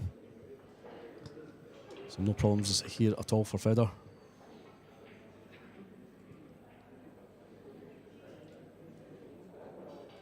not seen many runouts on the board here. Victor Zelensky's managed 4 in his match. 4 out of A lot more 8. tighter matches, isn't there? Yeah, absolutely. I think the standard is definitely a lot higher than. Nothing against the boys from yesterday, but Yeah, you're definitely going to get that at this stage. And I think we lose, Craig was saying we lose about 60 players today. That's when they start to drop out. Okay, So okay. yeah, things starting to get a bit more serious. any big names that's out already? Uh, Oh, Mr. Jeremy's- Gary yeah. Wilson. Yeah, Gary Wilson's gone. Jeremy Jones is gone. Can't think who else. But yeah, a couple of shocks there. Yeah. But Gary was 3-0 up in his match against Mickey Krause. Mickey's a good player. Oh, He's a yeah, good player. fantastic. Very good player to watch as well, isn't he? Absolutely. And as we're talking, there's Fido. 2-0. Yeah, there's a very good player there. There we go. Easy peasy. So Alan Reynolds, a referee there. 2 referees this week. We've got Alan Reynolds and we have, of course, we've got Julian Roper. Julian, who made his Sky Sports debut just last week at the Masters. Good for him. Good for him. What a lovely man as well. Lovely man. An absolute diamond. And that's some shot. So Yap's on the hill here. I can see he's got a shot on the 2 ball. He's got a chance on table 11. Yeah, 9-6 up on John Morra. Yeah, He's missed John it. knew straight away. He He knew. was up out his seat as that was halfway up the table there. So He got electric shock off that table, didn't it? Of the seat. yeah, I think so. Yeah, the way he jumped off it. Table 12. Who's on table 12? Konrad Jujishin is 8-4 down to Victor Zelensky. Top of the shop there. Table 16. We've got Tom Stavely, Abdul Al Yusuf. I think Abdul is at the table just now. And table 14, Tyler Steyer, 7-6 on Luri Teng. So back to table 21. He didn't hit that break as cleanly as he did the last one. No, definitely not. Didn't. Missed the one. Missed the wing ball.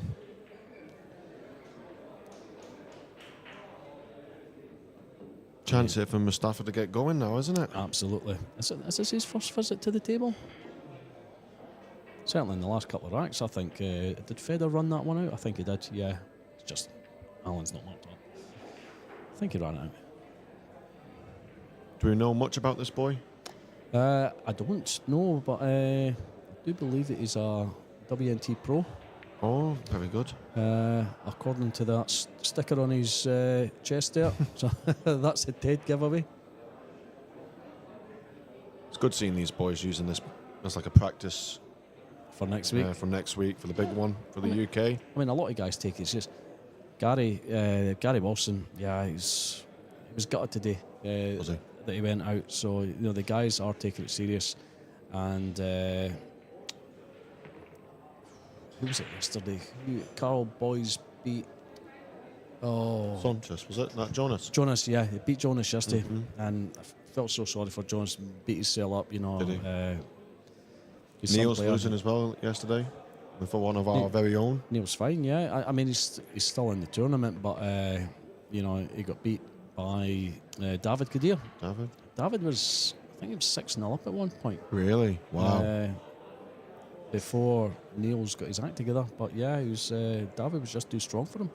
A cracking win for them, isn't he? Oh yeah, Flying absolutely. the flag for McGoldricks. Oh, brilliant! Yeah, there's a lot of local guys in here that are playing in this competition. All cracking lads, all really good players, more than capable. Played that nice. Nicely controlled. And he can just about get past that 9, I think. Yeah, there we go. Just draw this back a little bit. Have the cue ball in between the 8 and the 7. Ideal.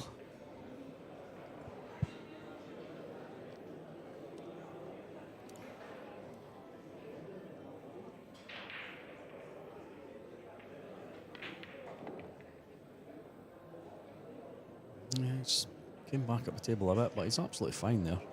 No problems.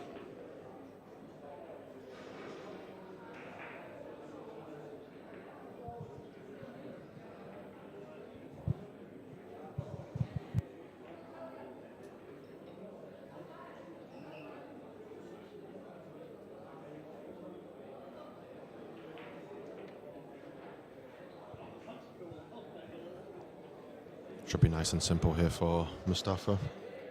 Question is, where does he want to take in the 7? Does he want to let his arm go and draw the cue ball right back? Is he just going to follow it in? He's got a little bit of angle for that, but it looks like he's just going to stun this. Oh, there you go. There's the follow for you. Okay, so he's got Played that lovely. the 7 in the middle there. Question, does the 8 go past the 9? If it goes past the 9, it makes it even. Oh. Well, yeah, he's having a look at that himself. I think it goes. Squeeze. I think it goes, yeah. If he's right behind the 8, I think he can cheat the pocket, as we say. Absolutely. How did Mustafa get on this week? He beat Oliver Lawrence 10-3 yesterday. Oliver Lawrence, good young talent. And he also beat Abdullah Ali Yusuf 10-8. It's a great win, that is. And Federer himself, let's have a look at some of Federer's matches here. So by looking at that, he wasn't comfortable with the 8 ball going by the 9, but he could have played that a little bit harder. He's left himself a taster here. Yeah, this is... He's concentrating the pot because he's going to guarantee to beat himself on the 9. I don't think he's going to be hitting the 9. Or maybe he wants to hit the 9. Could use it as a stopper, I suppose. He's going to be pushing it towards the pocket. I think that's what he's doing, sir. Cue this nicely. Oh, he's made them both. He's made the 2 of them. Yeah, why hang about? Oh, that was an obvious shot. Did you not know that? Absolutely. Okay, right. So table 11 here. Yeah, they're just between racks. So that match is very much still alive. 9-7 to Aloysius Yap over John Mora. Table 12 also just setting up. We have Victor Zelensky versus Konrad Jujishin. I think Victor's won that one. That must be 9-4 now. Victor did win that one, he did. Yeah, there you go. It's just come up 9-4. Table 13, we've got Naoki Oi 6-6 with Moritz Neuhausen now. And table 14, Luri Teng 8-6 down to Tyler Steyer. Archie McCorkle and Cliff Castlelane just kicking off on table 15. And we're still level on table 16, Abdullah Ali Yusuf v Tom Stavely.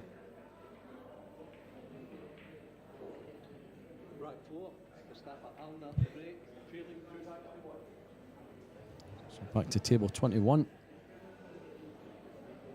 Cue ball's quite in the centre of the box there, isn't it? Yeah. I've seen quite a few players do that this Luri week. Teng, that was working for him yesterday, breaking from exactly the same place. Yeah. And they're making balls off break. He never made the one in the side, but he has made a ball.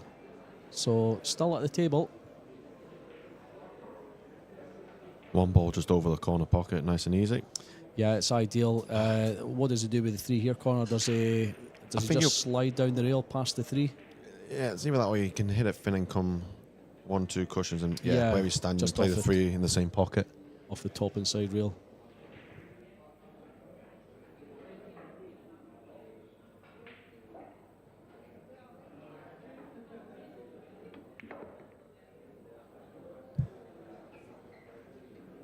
It's nice to get my photo taken there, wasn't it? It's played that lovely. Makes a change me, get my photo taken. Just a young man there taking a photo in the comms box. Okay, yeah, he's played that well. He's played that completely different from what I thought he was going to do. But yeah, that's why that guy's there and I'm sat in here. He knows exactly what he's doing. Gives himself more room for error as well when you play that kind of shot. So he can just is a bit just not comfy on that shot. Yeah, but he's nowhere near the 4. He should be fine. Table's more or less wide open. Everything goes. There we go, absolutely fine. He left a bit of distance, but he's good. He's fine. He'll just make the 4 ball, let the cue ball just come over to the centre of the table, near the rail. 5 goes in the same pocket.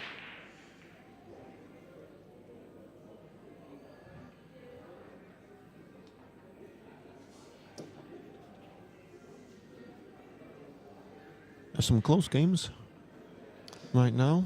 Yeah, some interesting scores. Yeah, we're getting to that point. Tom's on the hill on table 16, I see. Yes, of course, that's a race to 8, isn't it? It's a race to 8, losers round. That's right, I'm forgetting, yeah. Bit of a marathon that was as well. That started at 12:10, so that's coming up to 2 hours, that match. Yeah, absolutely, yeah. It was, we have had some long games. Have we? Yeah. some of them a lot longer than others. But yeah, I mean, there's a lot at stake. You know, the guys they don't want to give anything away, and you can't blame them. But it's certainly been entertaining. There's been no boring matches. Trust me. Everywhere you look, it's just a good match, good match. Absolutely. We're very lucky to be in the position that we are. Yeah. So he'll stun this and play the 7 over the middle, like in the middle pocket where he is leaning over right now. And that will give him the perfect shape to get onto the 8. Ideal there, yeah. Just stun across for the 8 here.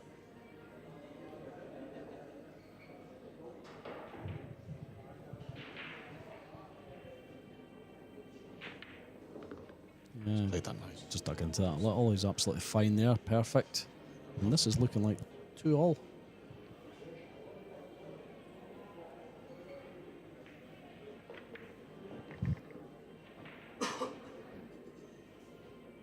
Yep.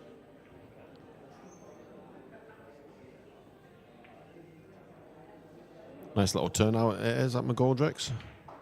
I'm sure it'll get busy as the day goes on and Yeah, it's the weekend. Yeah, that's right. I mean, it was busy enough yesterday and Wednesday, you know, as the day goes on, folk finishing their work and coming in. Yeah. It's a nice atmosphere. But it will get busier today, tomorrow, and Sunday. John's got a chance here. Chance at the table on table 11 here, which is the bottom table closest to the camera that we're looking at, folks. He's currently 9-7 down, so he needs these.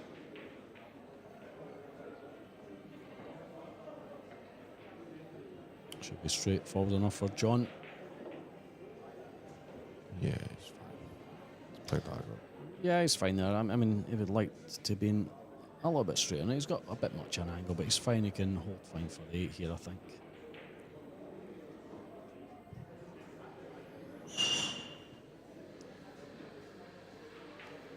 Just looking at the camera where we are right now as well. Tyler is currently at the table on table 14. He is on the hill. So he's got an opportunity to finish this match and move on to, I believe it's winners qualification after this round. Yes, yeah, this is where we start to lose players today. Yeah, you've got to keep winning your matches if you want to progress here. So it's getting to the business end of things. Not quite the business end, but we're midweek. Made the one with cue ball being on this side of the table. He hit it a little bit thin, or didn't get enough draw on it. Nice steady hands for that, isn't it? Taking the rack absolutely, off. yeah. Need steady hands. Try and do that one-handed and you're all over the place. Absolutely. Especially when it's not your game and it's someone else's game trying to lift that off. Oh, You can feel their eyes burning you. Yeah, I do apologise for moving the 9 2 inches. But no, yeah, Alan Reynolds, absolutely fantastic. One of the best in the business. I think we're going to see the cue ball behind the 9 here.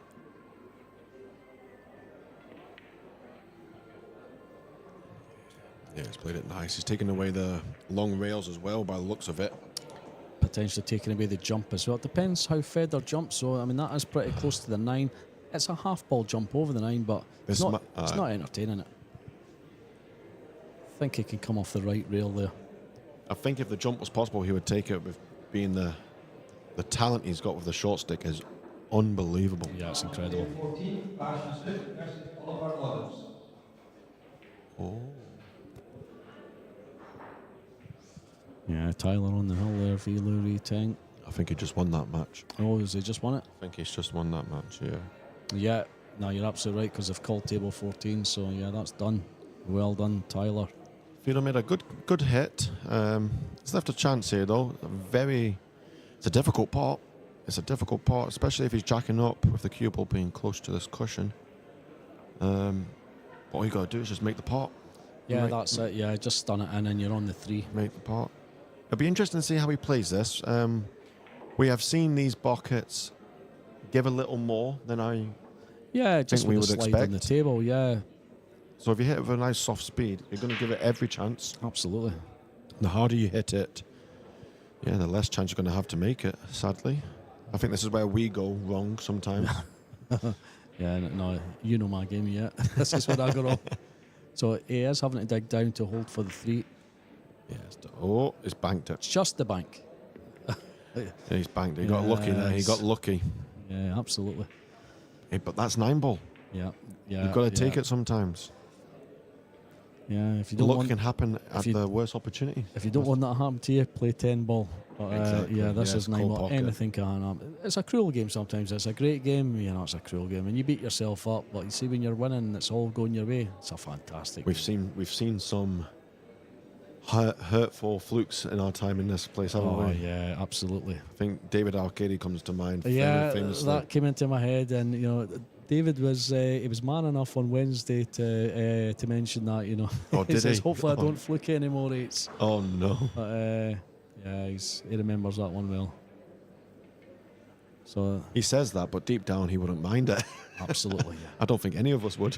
No, we'll take them. He's played that lovely, by the way. Nice little shot around the 4-ball there.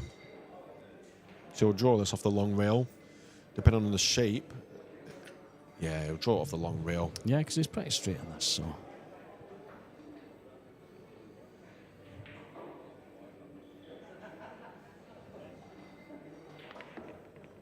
Yeah, well, he's just had enough of an angle to punch it down. It's perfect.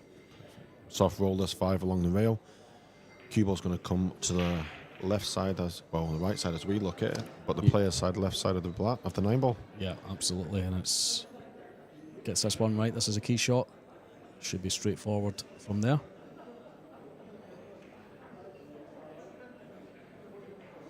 I've never seen this man play before. He's got a lovely technique, hasn't he? Look how Yeah. close he is to the white of the bridge.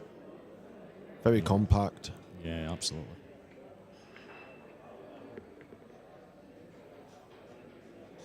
Well, yeah, I think it's absolutely fine. He's fine. Yeah. Just came up far enough. Punch Yeah. off the long rail here. Just be careful about the 8. Oh, no, he's fine, actually. He's going to be nowhere near it.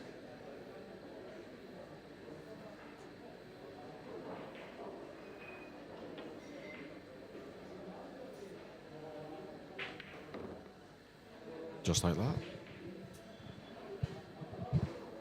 So from being 2-0 up, was Vidor? Yeah, he was 2-0 up. Yeah, it's looking like he's going to be 3-2 down now. Mustafa in command. Let's take care of this. 8 in the middle. Simple. Well, these boys will make it simple. They make it look simple. David Rooney and Joe Prince just been called to table 16.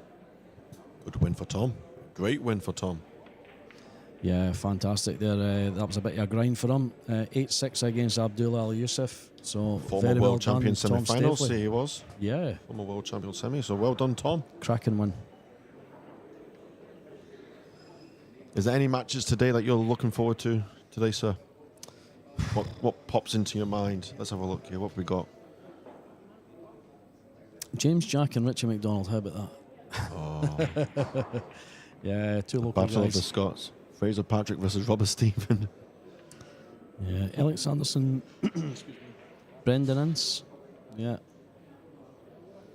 Let's have a look. Riku Rompinen v Marcel Price. Riku Rompanen's been fantastic this week. Yeah. For the age he is, it's scary, isn't it? Watched him on the stream. In fact, commentated on the stream with his match on Wednesday. Guy was brilliant. I think he ran out 5 racks in a row. He had 5 or 6 run-outs as well. Wow. Absolutely fantastic. Future world champion, I think we're safe to say, aren't we? I think so. You know, we've already been predicting him for Moscone Cup within the next Oh, few really? years. Really? Yeah. Well, we have. Oh, okay. No, nobody official Oh, has. You know, oh. just sitting in the comms box chatting amongst ourselves, thinking, this guy's going to get So called what, up within a that couple of day years. when the news breaks out, you'll be like, that was me. Yes, I told you so. Right, as we're gabbing away there, folks, you can see John Moore is on table 11 right now and got an opportunity to make this a hell match against 2 very, very good players. So it's going to be interesting to see what happens there. As that happens, though, we are going to go back to the match table, I believe. Yep. Yeah, there we go. So here Let's we see go. how this break goes. 1 in the middle, just missed it. He's made the 6. Made the 6. And he's got a shot on the one. He's got a shot. Things are Two's wide open open. and three. Wow. One decent shot here. Opportunity, and- isn't it? Absolutely. There you go. A few folk gathered now, starting to fill up seats.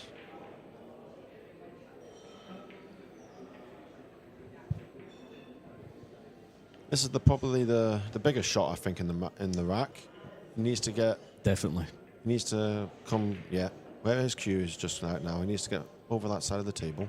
It's sometimes tricky when they're so close to the pocket like that. You know, Yeah. things can go wrong. You can see, look how low he's aiming on that cue ball. Yeah. Hard to control these shots. He's good. He's good. We're looking at the overhead he's camera. fine. Yeah, the overhead camera's funny. It's a fisheye lens, so it's kind of deceiving. He's played that lovely though. Yeah. Played that lovely. Couldn't place it better with your hands. Definitely not. He's looking like he's taking this 4-2. Look at that for an angle. Fido just sitting in his table on his chair there. Not even looking. It's not. Too busy watching some other match. Yeah. And you sometimes do that, you know, when you're playing your match, especially when you're down. You can't watch. The I other wonder guy. what they think about. I wonder, because you're not just going to sit there. Maybe you do sit there and just watch your opponent go, fair play to you. You're thinking missed shots. You're Beat yourself up. You're Well, look at- wondering who well- you've got next in the losers round or Really? something. I don't Yeah. know. Yeah, there's so many things going through your head. Someone says to me, I can't remember who it was, says to me, they count down from 500. With each breath they breathe in, they breathe out. Really? They count down from 500, and it relaxes you. Try it, man. Honestly, it works. 500. I don't think I've got the time to Count down count for to 500. I think the lowest I've got is down to about 470 or something. Yeah, so I would lose count. that's a 30-second shot clock. 30 breath shot clock. Wow. But yeah, it takes your mind off it. Yeah, I bet it does. But after you miss your next shot, you've got to start at 500 again. You don't just continue where you left very off. true. I think you'll forget, wouldn't you? Absolutely. I'm the player. I'll probably beat myself up. I think the passion for the game. Luckily, I don't do this Look at Albin. job for a living, so yeah, I know. Some of the guys do it for a living. They beat themselves up, more than others. So They just know how good they actually are. yeah, absolutely. Mustafa's taking these lovely, by the way. He's taking these really nice. Yeah, taking his time, just dusting his cue down. Good chance of going 4-2 here. As he is doing this, I can tell you guys, it's 9-9 on table 11. Yap versus Mora. There we go, folks, on the other stream. Hill. Brilliant. Scottish, what is it? Scottish Q Sports? Scottish Q Sports live streaming, yeah, that's Craig Anderson's channel. Craig Anderson, of course, he's responsible for the whole production of this, the setup of the cameras, etc. What a job he does. Some Brilliant cracking job. gear. Brilliant job. Yeah, there's a nice camera angle there. He's taking these lovely. Fido's had. You just got to sit in your seat and just watch. Or count to 500. Countdown from 500, yeah. Excellent, 4-2, well 4-2. done. Here we are. And he's scratched off the Oh, break. my word. Okay, so hopefully we get a chance to see a bit of this. Just you slow down Mr. Alan Reynolds. He's quick at setting them up, Alan. He's So John Slow down Moore for was this just match. scratched off the break there. We don't know what happened, but Yap's got the white ball in his hand. We'll maybe just about see it on the replay. We've got the benefit of a replay here in the comms box. Yeah, we didn't quite see the break. We just saw the cue ball falling into the It was pocket just there. trickling in there, wasn't it? He did make the one, though. If that's any consolation. It means absolutely It's nothing when just- you make the white He's ball. just taking an extra one off the table for Aloysius. So, So looking at this for Mr. Yap. yeah, very good two, chance. 2 to the 3. I don't know what he's going to do with the 5. The 5 doesn't pass the 8 by the looks of it. Will you play the No. 5-8, would you? Yeah, well, I mean, getting from the 4 back onto the 5, you try and get down between the 6 and 9, leave the 5 for the top. That's a It's a very That's a tricky shot, very- but yeah. But that's a very good call from you, sir. Actually, very good call. I don't think we're going to see that, though. We're not going to see it though. So back to the main table. I'm sure we can keep you guys updated. If Yeah. not, you just make your way onto YouTube I'm going and to let us know. I'm going to try keep an eye on things. It'd be nice to have a YouTube feed in here, Craig. Right, always get the phone out. Absolutely, yeah. We've all got a phone. We've all got a YouTube feed. Okay, right. So Mustafa Alner with a break there makes a 1. 2 balls down, in fact. And he has a look at the 2. Bit of a cluster in the middle of the table there, but I don't think anything's really interfering drastically. Getting from the 3 to the 5 could be the problem. Yeah, you can just see where he wants a cue ball, and he'll be taking the 5 in the same pocket as the 3. I don't know how far behind I am, but Yap has still not even hit the 3 ball yet. He's debating what he's going to do. I think it's about a minute behind what we are seeing. Yeah, he's still at the table. We're watching. We can see him live walking around the table. So yeah, he's still at the table. So looking good for Yap. Oh, that wiped its feet. That needs to stop. Yeah, he's played that nice actually. Little update for you folks. I believe Victor has just won on table 12. Yeah, absolutely. We've now got James Jack and Richie McDonald coming up on that table. Battle of the Scottish boys. So very well done, Victor. 10-6 over Conrad Jujishin. So here we go. Here's a key shot. Getting from the 3 across to the 5 for the same pocket.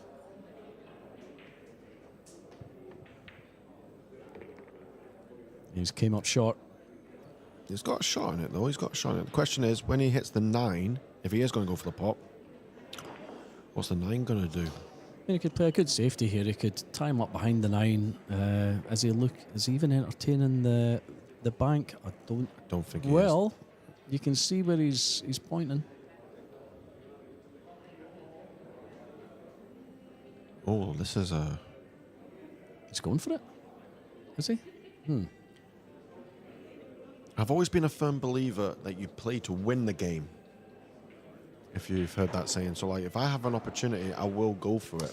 Yeah, I'm very attacking as well myself, and that's sometimes my downfall. These guys know when to play safeties. These boys can pot the balls. Yeah, we can't. So here it does look as though he's taking this on. Depending, can he just hold off that 9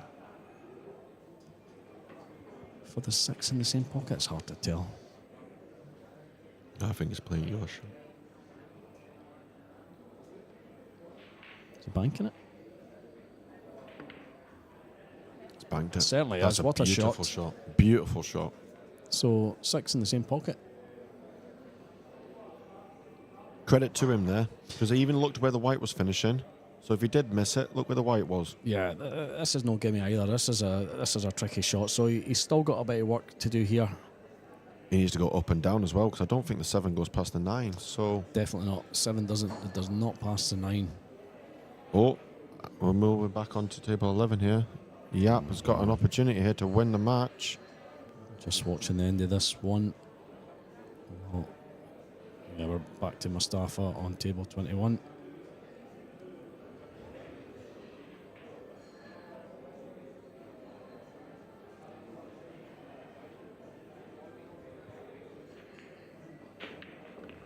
Oh, what a... Oh. What? Do you think he had a bit of side on that cue ball? Yeah, I think so. Just a bit died on that top, really. Just Here by we looking go. at this. For the win. 10-9. What a win there. Well done, Aloysius Yap. So the cameras are very quick, aren't they? Yeah. Play to them. Craig's doing a great job. job. Is that Mr. Shaw I can see in the background? Yeah, it certainly is. Good afternoon, Jason. Yeah, he'll be looking to make amends for yesterday. Big shot here. There's a lot of space in between the 7 and the 9, so you pick a point and you just trust your action. Absolutely, yeah. And it's got to be made as well. It's not dead set, I don't think. Oh, well. Now, yeah, he's let feather back in. Here's a chance. It wasn't a gimme. It wasn't a gimme. It was a very hard shot. Yeah. The cue ball. Oh, what do you do here? You just clip the 7 onto the short rail? I think if I'm Federer, I cut this in. It's still early enough in the match. Did you just say you would cut this in? Yeah, absolutely. I mean, you're back over for the 8. Well, looking at it for the look at it from that angle. That's a tricky shot. Isn't I it? know you just say you're an aggressive player, sir. He's definitely not cutting this in. Playing the bank? It's looking like it. Yeah, he's played the bank with a little bit of safety into it. That's the correct way how to hit that shot, Yeah, by the way, definitely. folks. Anyone new to the game? Now here's a chance to cut this in. He's definitely thinking about cutting this one in.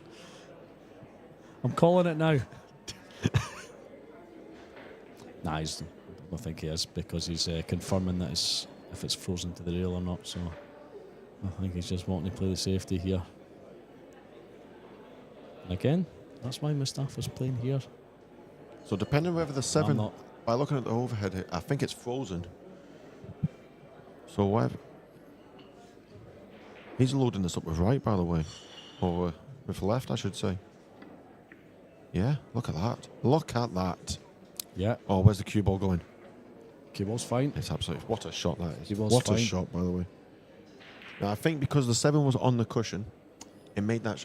Makes still it a so hard much- shot. Yeah, It made it makes it a makeable, though. lot easier. It made it a lot easier. Just load it up with run inside and hit the cushion. Basically, you have to hit the cushion with that kind of shot. cushion and let the side, ball kind of yeah, and let the side just take it away. Yeah, we just Beautiful watched the shot. replay there. Well done. So I'm saying well done. Look at me. redeems himself. And Gets that's things back in order. 5 racks on Yeah. the bounce for gonna be- Mustafa. It's Got an going to be opportunity. 5-2, isn't it? Has he had any run?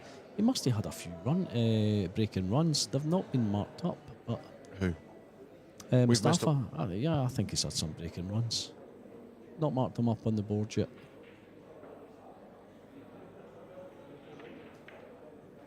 There we done, go. guys. Brilliant. Well done. 5-2. Well done, He's halfway Mustafa. there. We've got a game on here, so Speaking of game on, we JJ are. Fall is next on table 11 against Nayugan Manduk. well done, sir. Well done. Yeah, that's probably completely wrong. Let's see who else I've got. Here's an easy one. David Rooney versus Joe Prince on table 16, just at the top of your screen there. I don't know if they're started or if they're having Yeah. practice racks. Table 15, Archie McCorkle is 2-2 with Cliff Castleline. Table 14, Bash McSood 0-0 with Oliver Lawrence, so things still to get kicked off there. Down to table 13, Nayuki Oi 8-7 up on Moritz Newhausen, and table 12, Richie McDonald, James Jack just kicking off.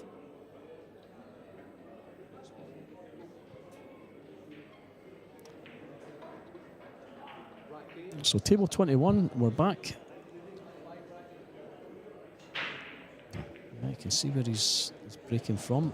Maybe about a third of the way in, almost. Exactly. A So- quarter of the way in. Past 2 breaks, he never made the 1. So let's see if he can make the 1 here. Yeah, just tidy things up. Again, he's hit the same point, Setting the same point. but he has made a ball. It's making the wing ball every time. That's the Yeah, rule number 1. I don't think Make a that's. ball. I don't think that's his intention. You know, he wants that one to go down. Everyone wants the one to go down. Seems to be the break of choice. He's left himself a little easy shot here, though. So I say easy. No shot in this game is easy. So Yeah, soft hit it's, on the 1. You've got the 2 ball and the 2 and the 6 to hide 2 and the behind. 6, Yeah, so- so yeah, you've got a. depends how he feels comfortable playing it. He can even. I was going to say clip the 1, but probably not. That's the wrong shot. He certainly won't be going for the pot. I'm not. I'm not He going to might go call for the that one. bank. He might go for the bank. Bank safe. That might be the little shot there. Yeah, well. Depends how he wants to play it. Let's see if you've called this. He's the professional.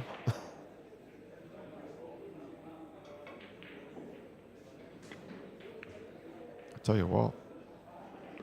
Bang on, Connor. I'm glad you're in here, man, honestly.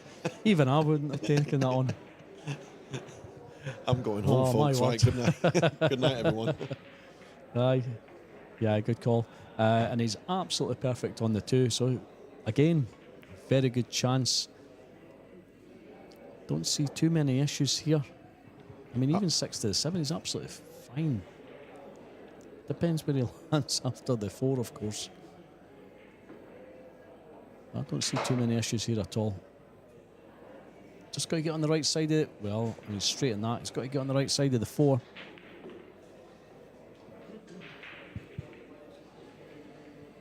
He looks a little bit straight on this free ball here, so it's going to be interesting how he plays this.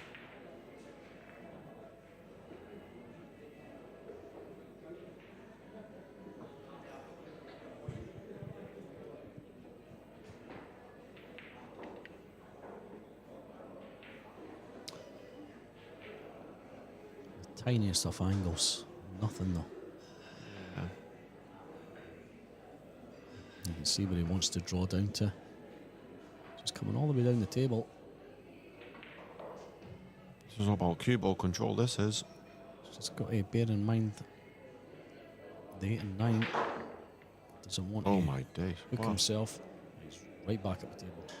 Oh, Yeah. he's had a rub there. He's Yeah. had a rub there. I don't think he That is a bit of a meant result. to hit the 8 and 9. He certainly developed it. Developed it nicely. So one more good shot here. 6 to the 7's the big shot now. But I think it's no problem really. Give yourself the correct angle on the 6 here. I think this is a key shot. Get the right angle in the 6 and it's plain sailing from there. That for me is not the right angle. I think. How would you play this? Would you follow it and try and take away the corner pocket, or would you draw it? But that's going to bring the corner into it. Oh, I mean, I can see what he's doing. He looks as though he's going to be drawing drawing this. it. I think I would top it myself, but Oh, he's played that lovely. Look at that. beautiful. Anywhere but straight. Anything but straight. Just got the slightest angles, Think not he's- much. Yeah, I think he's fine. Should be okay, yeah. Put a little bit of running side on this. Give himself a choice of 2 pockets for the 8 ball. And this will make it 6 in a row. I know. Yeah, he's What a brilliant performance so running far. away with it. What a brilliant performance.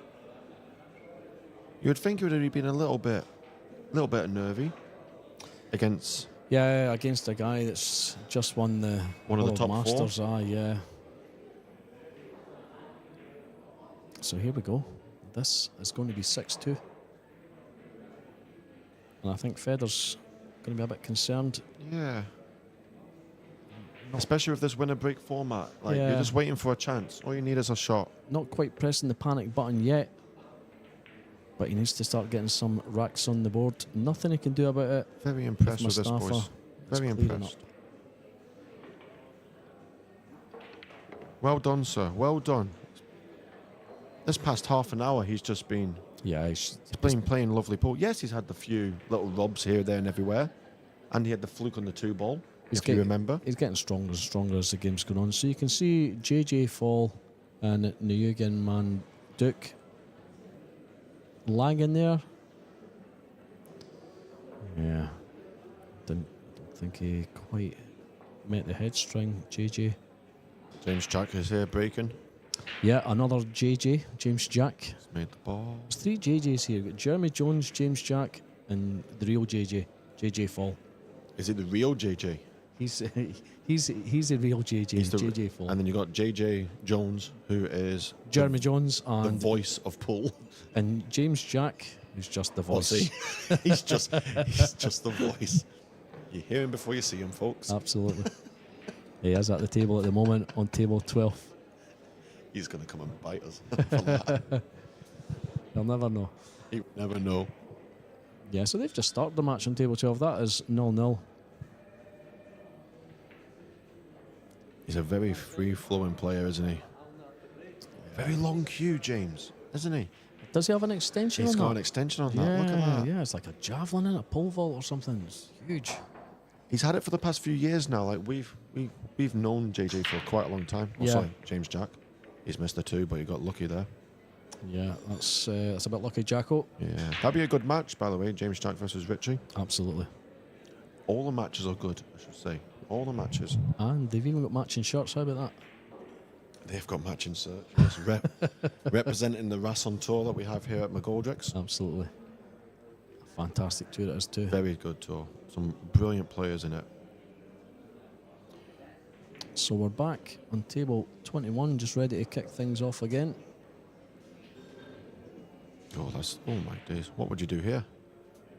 They've already broke. Well, I mean, he's got to push out. But where does he push out to?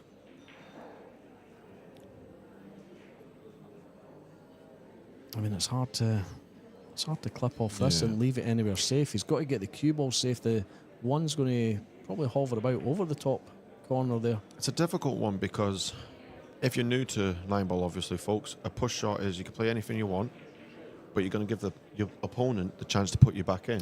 Yeah, so absolutely. And he has called the push out. So whatever you do, you feel like you have to have a shot in mind. There it goes. I don't know if I was Fido, I might give him this up. I have a shot in mind here. Go on then. Yeah, Go on then. I mean, I'd be playing that way. Loads of left. Absolutely, yeah, absolutely. I mean, why not? You know, these Play for the crowd. You're 6-2 down. These guys are doing this for a living. You know, they're. You're 6-2 down, Fido. Make it But then worthwhile. again, Mustafa's 6-2 up. Does he take a stab at this? So I think the shot is here. You clip the right side of the one, and you're going to come over to the bottom, like this bottom cushion here. Yeah. Try and hit the 6. Or absolutely not. He did it the other way around. I tell you what, that is a He's got brilliant the shot. result there, That is yeah, a brilliant shot, That's good. and that is why he's one of the world's best guys, and we are sitting here. And we are not. Yeah. So he's going to kick at this. Push the one back up the table. I didn't even see that shot. That's a brilliant shot. That was. Can't see an edge. So yeah, just kicking this back up. Just wants to kick it off that side rail. Maybe try and leave the cue ball where the one is. Get cover behind the 4, 8, 9.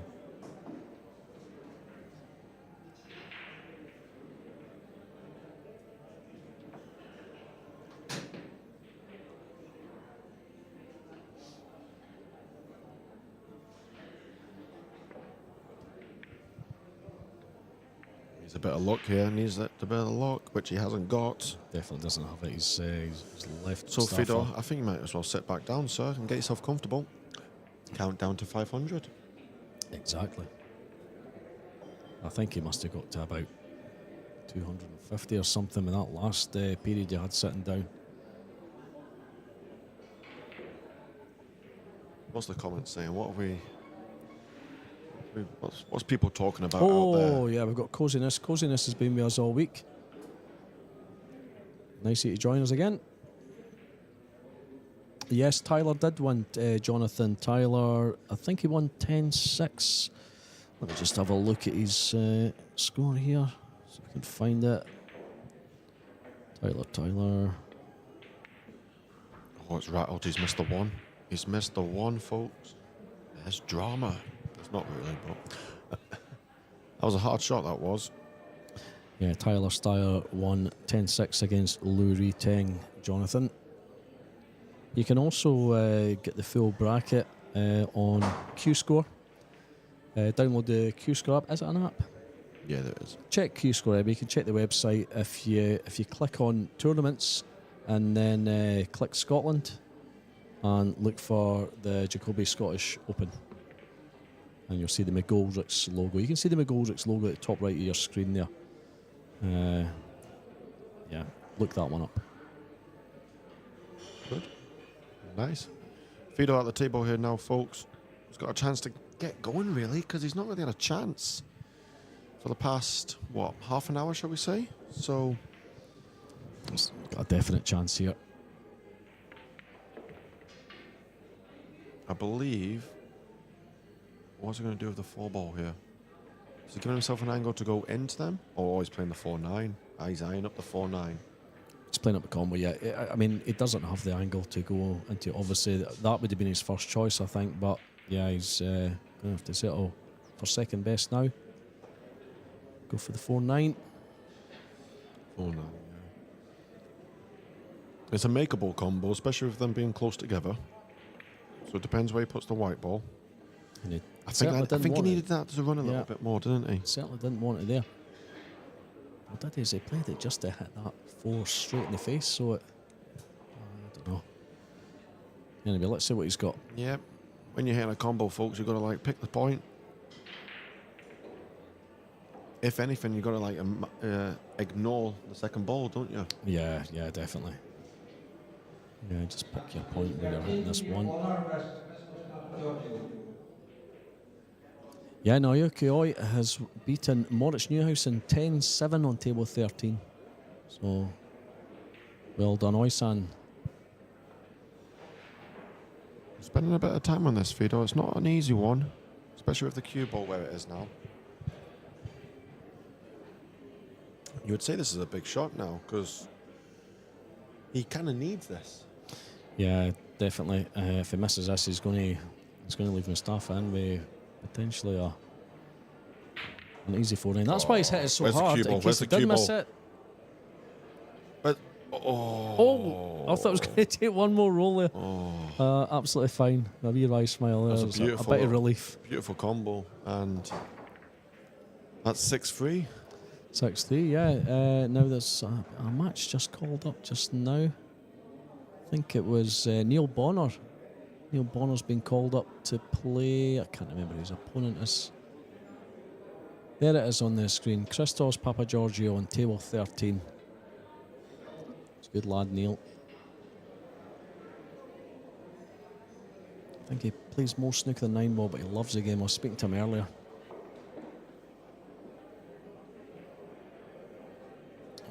Good view, JJ Fall there. Kicking off proceedings. I love this camera angle. This is that's beautiful, isn't it? Some of the guys on the chat yesterday were asking, where can I just see this camera angle? Really? Come down to the club if you're in the area and watch it for yourselves. But yeah, a lot of folk love this camera angle. You know, it's good between racks. You know, you can see what's going on. But yeah, some of the guys just wanted to watch this. Wow. So yeah, happy to watch six games at once. That's credit to Craig then. That's credit to him. That's fantastic. What a job he does. So here we go. Breaking in rack 10, Fedor. Stop the rot, so to speak. And he's made the 6. He's got a shot on the 1 ball. Can he cut this 1 ball in? Yeah, I think he can. It does pass the 3, yeah. I don't know what he can do with the 2 ball, though. I think we can just... Oh, yeah, the 2. I can see the 2. So I'm looking at the 5. I'm colourblind, you know. I have an issue. Have a look at the numbers. Telling the 2 of them, yeah. As long as I can see the numbers, I'm okay. It's good to see a lot of youngsters here right now. Yeah. It's good to see that. Yeah, absolutely, yeah. A lot of youngsters taking an interest. Yeah. If you're young and you've got a passion for this game, nothing a bit more exciting than this, is there? Yeah, and, you know, comparing 9 ball to 8 ball, I'm going to be biased and say this is a harder game. You know, you've got less options, but the rules much easier to understand. Very, very straightforward. Is that your... yeah, we've got Riku romping in there, you can see. There you go. He's playing very, very soon. I think he's on the match table next, is he? Let's have a look. I'll see if I can work that one out. Have I just made an idiot of myself? Table 11. Oh, 21 wait a minute. are. Table 21. Max Lechner at 4:30. Benji. Oh, Benji's at 7. Mickey Gorse is on next. Yeah, it's. I don't think we've got Riku on a stream table. We've just been talking there, and we've just missed Fido, missed the 1 ball. Yeah, we've just. He was focusing so much on the 2 ball here. He went round just watched the replay angles. though. Yeah. He was thinking so much about that 2 ball and trying to develop it that he took his eye off the pot. Yeah, this is a problem. Well, I mean, the problem is us not paying attention, you know, for a start. But now we got too busy seeing who's playing who on what table. We're getting excited for the later the day. Absolutely, aye. If you check on McGoldrick's Facebook page as well, I think there's a post up there that tells you who is playing on the stream. I think it changes later on. I think it just tells you the initial first few games. But I can tell you we've got Max Lechner v Ivan Coelho on table 21 later on, unless things change. And also Nguyen Hai Dang versus Niels Fine. That'd be a good match. Absolutely. That'd be a very good match. Okay, so back to this one.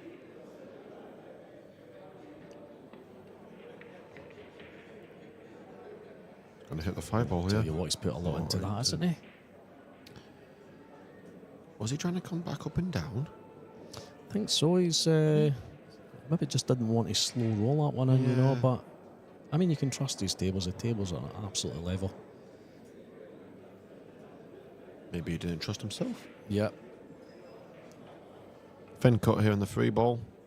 Cue ball's going to come down the table automatically, so Should be coming off 3 rails for the 4 on the bottom right. it's not that far. Oh well, maybe not.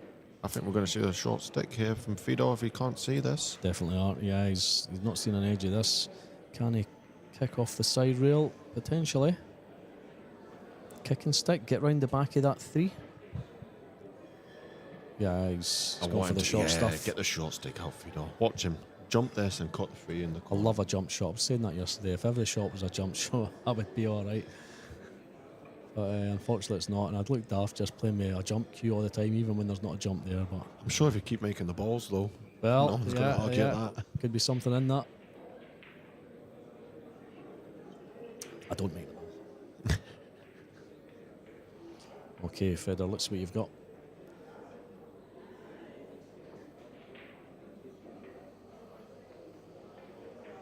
Cuts this in, he's coming back down for the 4.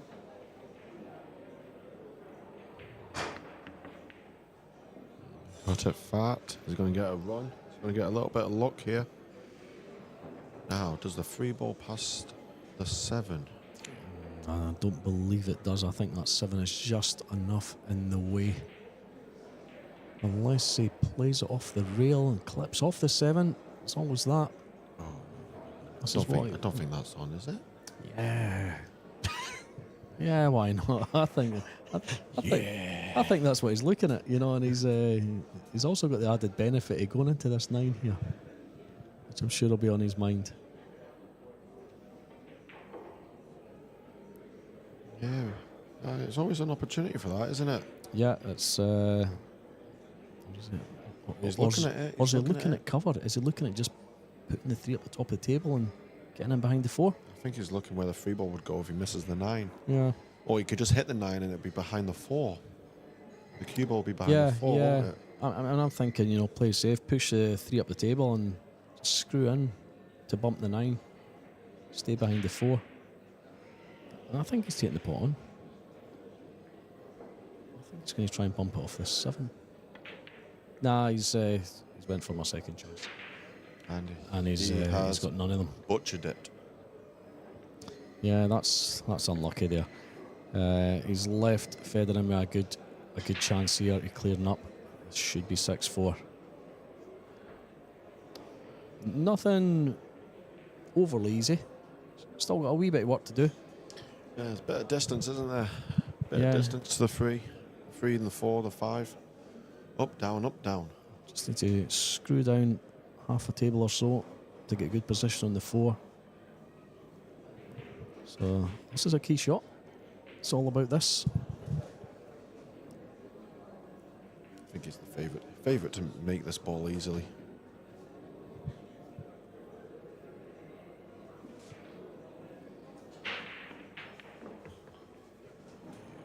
Yeah, it's going to be absolutely fine there. Didn't want to put too much into it. Make sure of the pot. Now, depending on the angle he's got here in the 4, he might just go around all the angles and hit 1, 2, 3, 4 cushions. Or he can just follow it Yeah, just and go for the 2 cushions. a couple of rails, yeah. Depends what he's looking at.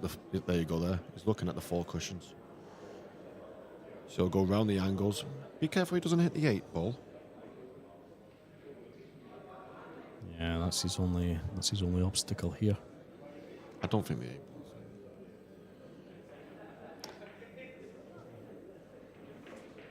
in. Yeah, he's loading this up. He's going to go around the 4 cushions here. Watch this, folks. Look at the angles. 1, 2, 3.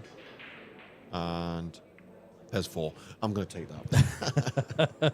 Do you think he's intended to play that side of the 5? Do you think he wanted to drop on the left side? Do you want my real answer? He won't be caring. He's He's got a shot on in the 5. He's got a shot on it. And when you're 6-3 down, that's all you really want, isn't it? Yeah, I think he's got the tiniest angles here. So, yeah, he's going to be rolling through.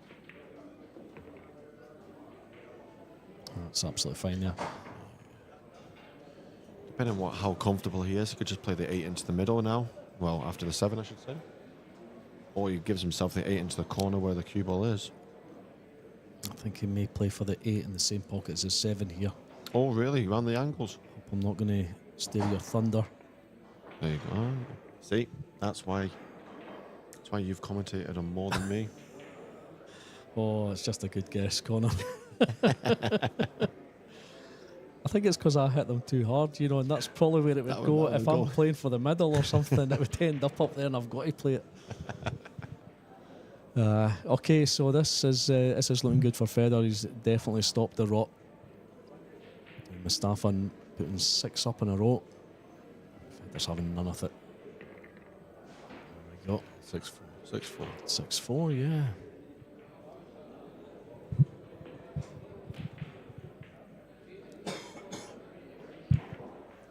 There you go, just like that, 6-4. Brilliant, fantastic. Well done, Federer. Let's see the rest of the tables. If Craig, yeah, Craig is at the desk. Well done, Craig. Thank you very much for that. What a guy. Okay, so table 11 here.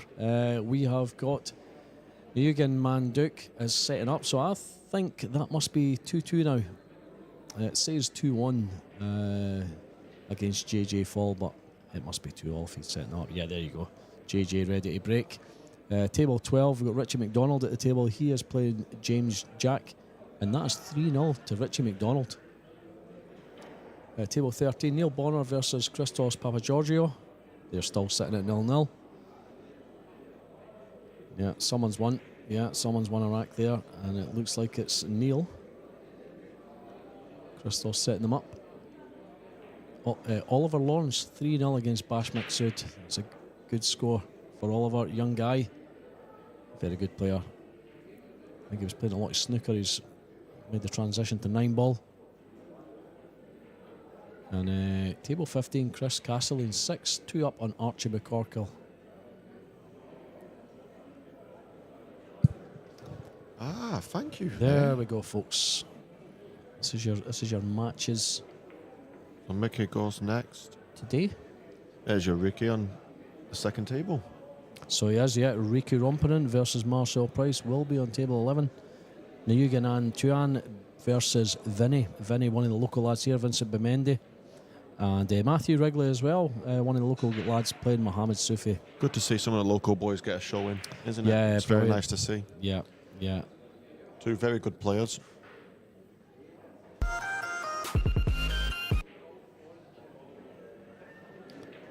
Someone getting excited with the music there? Are we back on?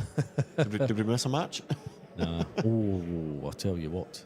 It's almost fluked that 7 in the... Did he make a ball on the bottom there? I think he's made a ball. Yeah. I'm trying to commentate on this table. I've just seen half a shot, so... I think the match table's just taking a little break, folks. Yeah, he's made the 2. This is what he's done. And Eugen Manduk, he's made the 2. And I thought he'd fluked a ball there, but yeah, it was a good shot. So here we go, back to table 21. James Jack, what are you doing, mate?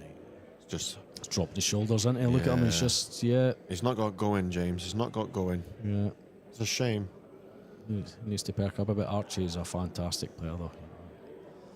Snooker player, again, made the transition to 9-ball. Makes his own cues as well. Does it? Yeah, absolutely fantastic. Did you make his own cues? Made a nice break cue that he was trying to sell, and I was interested, and kind of changed my mind, you know. I thought, You found out the price. no, I found out that I was never going to win the World Championships, regardless of what equipment I had, so yeah, I found out the price. Right, Fedor, you're back at the cue. table, pal. Let's Here see we what your break is. There's the one. It's going to have a shot on the 2. Oh, if that you can see the it's got a 2. shot on the 2.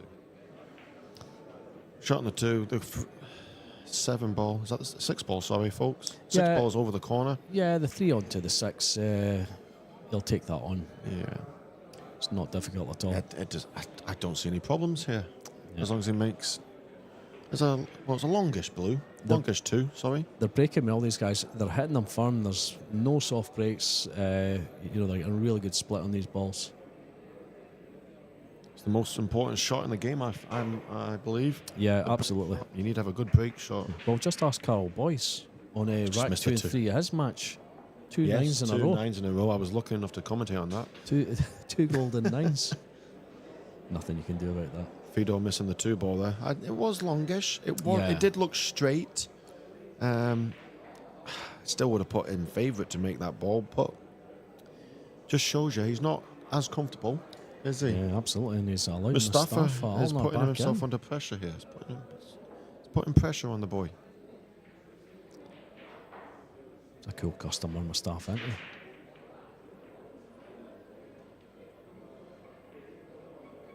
A lot of these guys give nothing away. They all look so cool. They'll be good at poker, won't they? They'll be good at poker Yeah. faces. Apart from shaking the head there, he's giving something away. He's not keen on this one.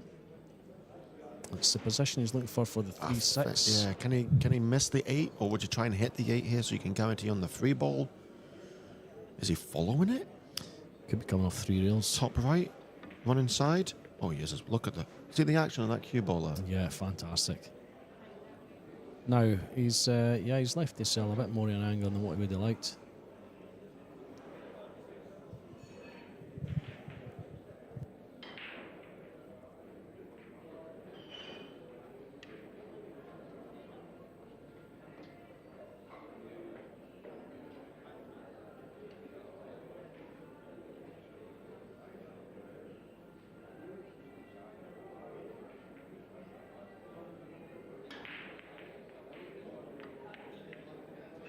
He's missed the combo there, folks. Missed the combo. Had a bit of a chance there, by the way. I wouldn't say it was the most over difficult combo, with the 6 ball being so close to the corner, but the boy's human. Yeah, and Federer just lining up the 3-5 carom. Is he? Oh yeah, he is. I thought the 3 went there, but we're lucky to have an overview here. Yeah, even though it's a weird lens, but it does the trick. Look at that. And he's perfect at the 3. Look at this. That's control there. So, no more errors here, Federer. Clawing another one back. With every frame, it does seem like Mustafa's starting to feel the nerves. We were saying that earlier. He was looking comfortable. Yeah, because he wasn't happy with that too. You saw him shaking the head. He was looking comfortable. He was looking relaxed. Wee bump on that doesn't matter.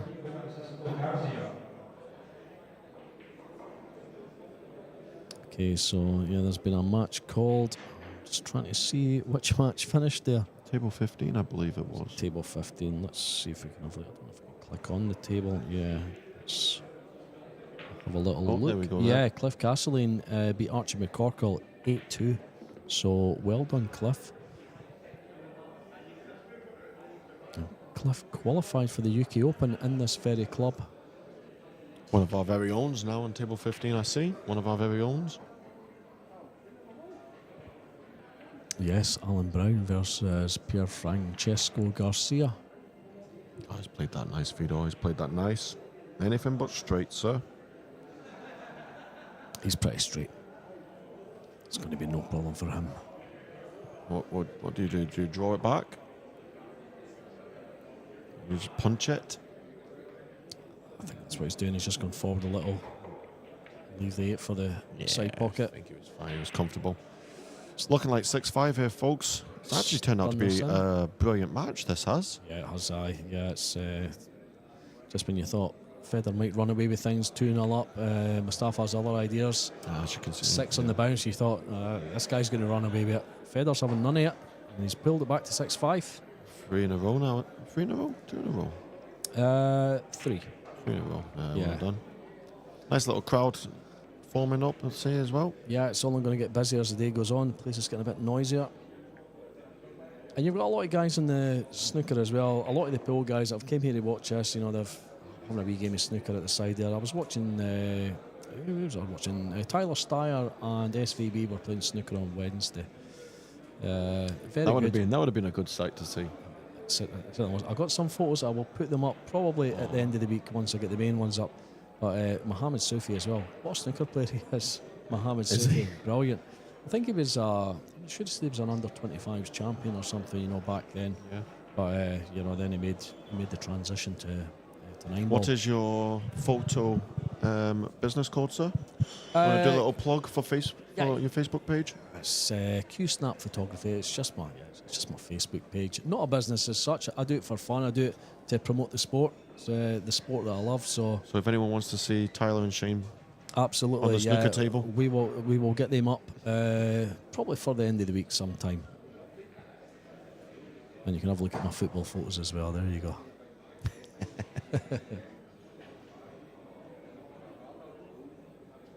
A few games being set up here. Not a lot of action happening just now. Oh, I can see James with his head in his arms. That's not what you want to see. That's not a sight, and he doesn't want to be showing Richie that. You know, his opponent's going to see this. Yeah, he's perked up a wee bit now. I think he's giving himself. We were just talking about the pros don't give a lot away. You don't want to give your opponent that. It's sad to see that sometimes, isn't it? Yeah, he's definitely feeling it. He's a good enough player, though. He's a good enough player. He can claw this back. Yeah, definitely more than capable. He's more than capable. Let's have a look at some of the scores here. Oliver Lawrence 3-2 up on Bash McSud. Joe Prince 5-1 up on David Rooney. JJ Fall and Nguyen Man Duke are 3-3 at the moment. Richie McDonald's 5-0 up on James Jack, as we just mentioned. Neil Bonner 1-1 with Christos Papagiorgio, and the other match kicking off on 15, Alan Brown versus Pier Francesco Garcia. As you can see here just now, Mustafa Alner 6-5 up on Fedor Gorst.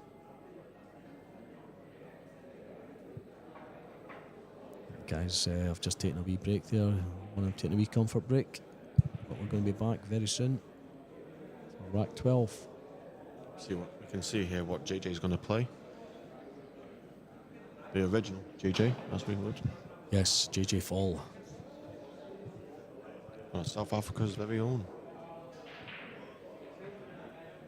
Represented them in the World Cup of Pool, I believe. JJ did. Yeah, that'd be a while ago now, won't it? Yeah. Still something you want to say. Definitely is. He's still a very, very good player. And I only say that because he absolutely smashed me a few weeks ago on the Edinburgh tour. Okay, so Fedor breaking in rack 12. Looking at tying things up here. It's a race to 10 in the winner's bracket. He's so consistent at making that one ball. So consistent, isn't he? And he's got half a chance on the two here. So it's a little close snick. Just wants to punch this in.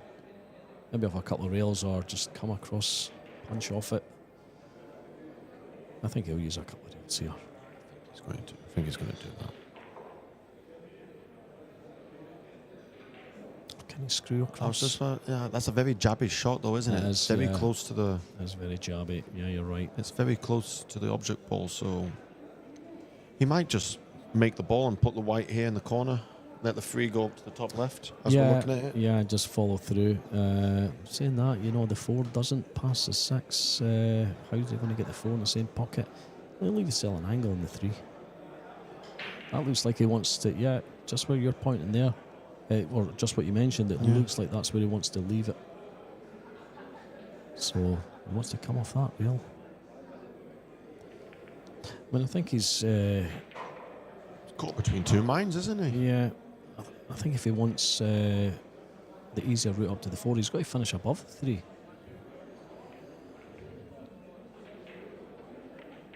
Yeah, he's aiming for up. Yeah. I think wanted to try and get around that. He's still all right. That was a small area to get around, wasn't it? I'm saying he's still all right. Looking at the overhead, that doesn't pass. I think he's going to be behind the 5 ball, Mustafa here. Let's play the 3 to hit the 9. Oh. When they do those long setups, I'm like, it's going to whack it. I was saying that yesterday with Shane. You know, Shane's aggressively feathering the ball and then just absolutely taps it, babies it. You think, he's digging into this, and no, he just dollies. Just glides at it. So yeah, 3 onto the 9. Leave the cue ball behind the 5. Should have this welded behind the 5. I think the thing that he is worried about is with that kind of shot, remember, after contact, the Still ball's got got to to make a hit a rail. cushion. Absolutely, yeah. So he's a little bit, it's a soft shot to have. So where can he hit a rail if he's going to play that shot? I think the 3 will just hit above the... He's went for the bank. Went for the bank. And he's absolutely nailed it. I didn't even think he could make that. What a shot. It didn't look like that he could have, he had the space there, did he? You're sounding very shocked there, Connor. Well, I'm saying, I'm looking at Almost the replay speechless. right now. Yeah. Yeah, it was an easy bank. Yeah. Okay, right. He's got a shot on the 4 here.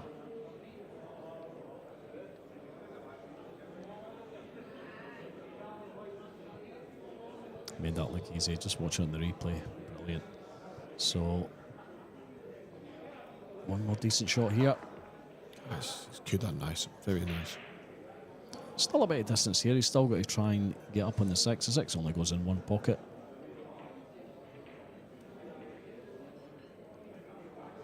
So, Yeah, how are you going to hit this shot? Are you going to stun it off the long rail? yeah, just Try and off punch the, it in? just off the one rail, just way about the right hand side. It's a fast table, fast slidey tables, so It looks like he's digging. kapow. He's not came over far enough. I think he's okay. He could just soft roll this 6 ball in the corner. He's going to go round the 7. Yeah, And the cue ball's going to come probably actually roughly where it is right now. just round a couple of rails for the 7 in the opposite top pocket. Just focus on the pot. It's cutting it back. It's always tricky when you're cutting them back. Makes it easier when you're following the ball in, isn't it? Absolutely. If you're yeah. drawing it, then it would be in a completely different story. But Don't want to do too much with the cue ball. Played it well. Look at that. This is going to be 6-6. this is going to be a match. A race to 10 is now turning into a race to 4, it looks like. And I think it's advantage Federer. You know, he's 1-4 on the bounce. He's looking good. I mean, he's making some positional errors, but he's getting out of them. He's doing what these good players, well, the world's best, can do. Yeah, They lose the cue ball sometimes. the but ball's got another shot in their locker. Yeah. yeah.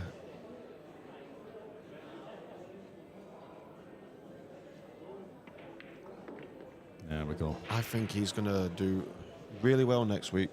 I'm going to... At the UK, are think you so. calling him to win it? Can Depends how he does. I here. say top 4? Can I Okay, say that? yeah. Can I do that? Yeah, absolutely. Yeah. So he's called it semis for Federer. I think Richie's just won that other one there. That's unless Catchy's got anything to say about that. He's defending his title, of course. Has the draw been made? It has not been made. I think last year it was made the Monday the week before. So that's But- Monday coming then. No, I mean the Monday the week before would be Monday this week, Oh. but it's not been made yet. Okay. So I can't remember.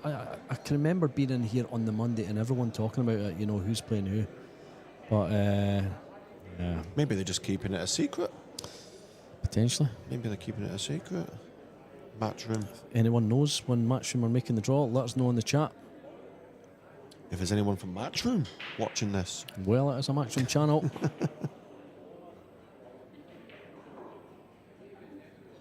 some interesting scores right now. Yeah, Oliver Lawrence was 3-0 up on Bash Mixwood. Bash has pulled that back to 3-3 on table 14, although Oliver is at the table just now.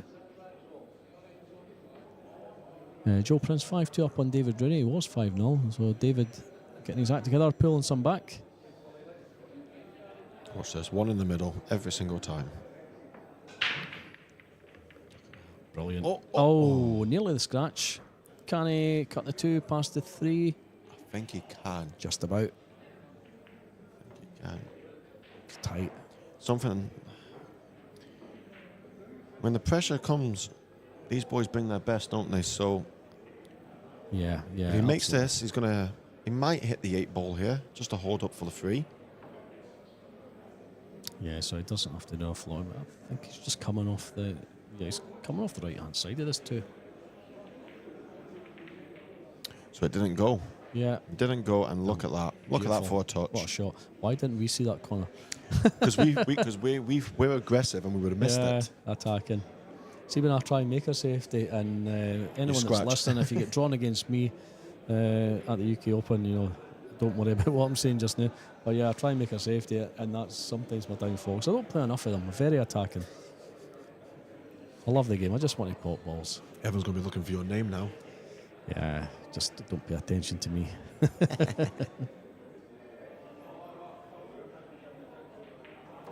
This is a very hard kick. It is, yeah, when you're so close to the rail like Coming that. off 2 rails here, Yeah. folks. He's going to come to the top side of the 9-ball. Slidey cushions, though, aren't they? It's slidey, and it's a... This is the problem. He's trying my- he's oh, massing to start with. This is one for the high right reel if he gets this. Oh, Yeah. maybe not. Come back. We'll try and get another camera angle here if he is going to try and pull this one off. Yeah, he's keeping it simple. What's simple about this? Yeah, it's simpler than the Massey. He's looking at the Massey again. Massey off that long that's rail. not. He's putting a load of side on it, I think. Hit this this long rail.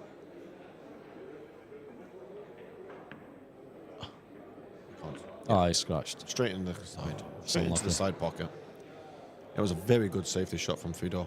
Yeah, it's a hard one to get off here. So Fedor with the advantage to go 7-6 up.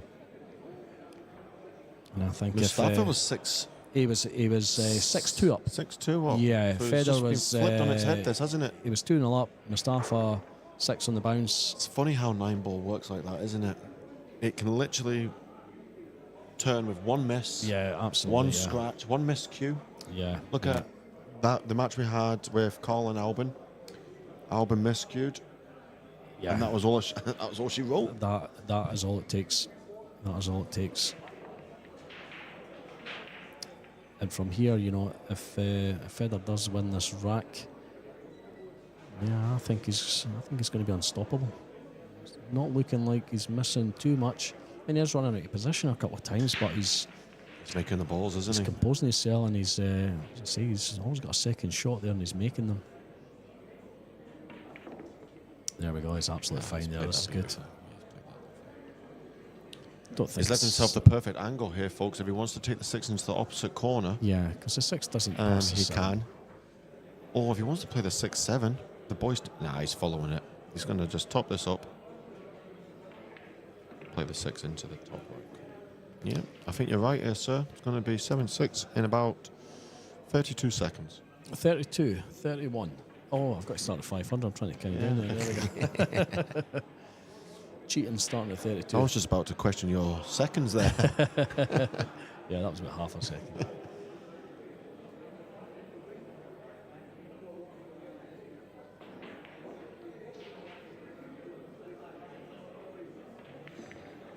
A couple of times across. He's got the cube on a string right now, folks. He's got a cube on a string. Perfect on the 8. Little drawback, couple of inches. I think these are lovely shots, these, when they just comes back every, so like a couple of inch. Yeah. Yeah, he's That's more than a he's couple of went- inches. He's went for the same pocket. Nothing his opponent can do about it. 7-6 Federer against Mustafa. Okay, so update you with some other scores here. Nguyen Manduk is 5-3 up on JJ Fall on table 11. Richard McDonald 6-1 up on James Jack on 12. Christos Papagiorgio on table 13, 3-1 up against Neil Bonner. And 14, Oliver Lawrence 4-3 on Bash Maksud. Alan Brown and Pier Francesco Garcia on table 15, still to score. And table 16, Joe Prince 5-3 up on David Rooney. Richie McDonald has went 7-1 up on James Jack. So Richie is on the hill. And the race to 8 and the losers round 2.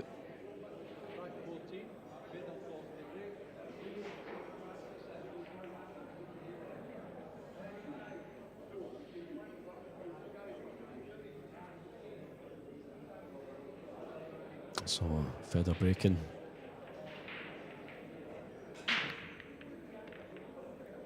One in the side again.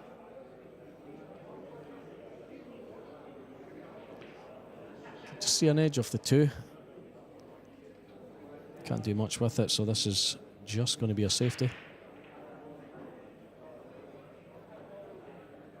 Just wants to hit this thin, try and come back round the table, down behind the 4, roughly where the cue ball is now, would be ideal.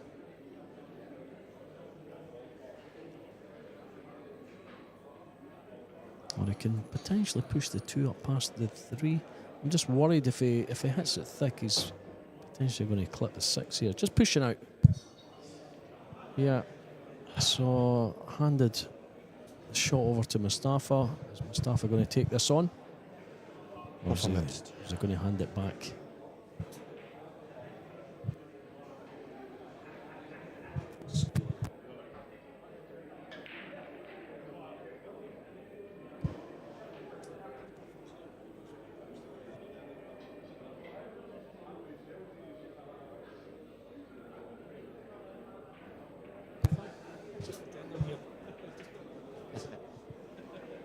Right, what's Mustafa going to play here then? Little fin clip off the 2 maybe? No, he's giving it back to Fedor. Got a result to confirm here, folks. That is Richie McDonald 8-1 win against James Jack. Well played, Richie. Good win there. Unlucky, Jacko. Hard lines. Back to the match though.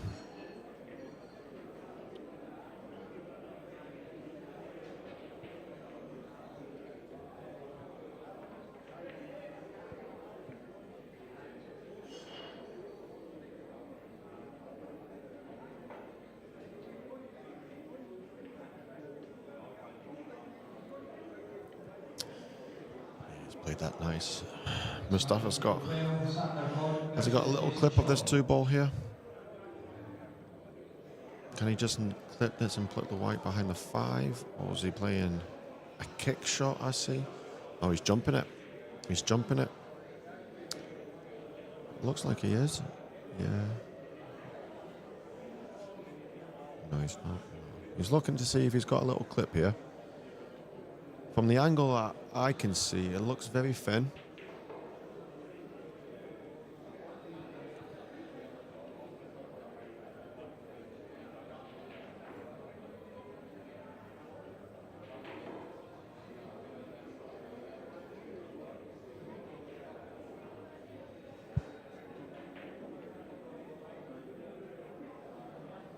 He's loading this up with the left. Look where he's aiming the cue ball there. So he came off the bottom rail there, trying to kick it, trying to create something there, I think. I don't know if that shot was on, if I'm honest with you. But it's played with now, so Fedor's got a chance here now. Cue ball is welded to the cushion, so he needs to cue this lovely. 3-5 is certain, so if he makes the... He's not even going for the pot. He's not even going for the pot. He didn't like it. He didn't like it, so... I think Fedor right now is trying to put some pressure on Mustafa here. He has made his way back into the match. He's back in the lead, actually. So Mustafa's not won a game in the last 5. So he's asking the question here just to see what Mustafa has got. What is his reply going to be?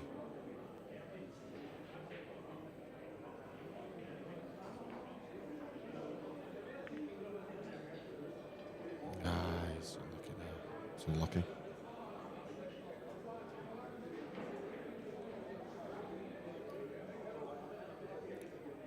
Giving Fedor quite a lot of this 2 ball actually, so he can do quite a lot of things with this. He's just stunned it. He's judged that well. He's judged that really well. Question is, can Mustafa come in between the 6 and the 7 here to hit the 2? My first instinct is he can. He's just checking, or does he need to put a little bit of swerve over it?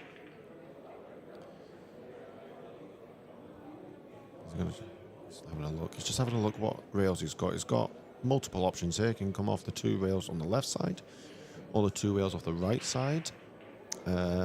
He's going to try, well, yes, he's going to try and hit the bottom rail, just so if he does kick it, he can do a kick and stick, so he can push the two away and keep that white, or the cue ball where the two ball is.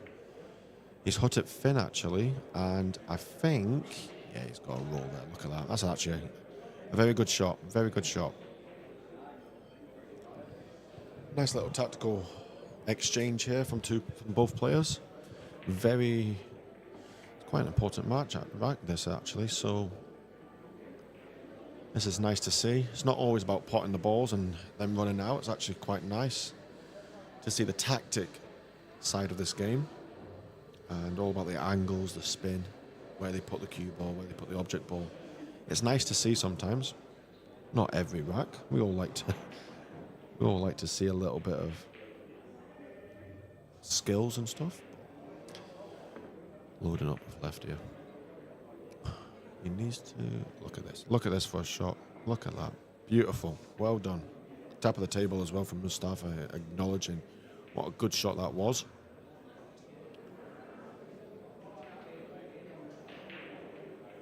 Difficult to judge those, are difficult. Loading it up with one inside, especially from the length of the table, it's very hard to judge those. Well done, Fedor.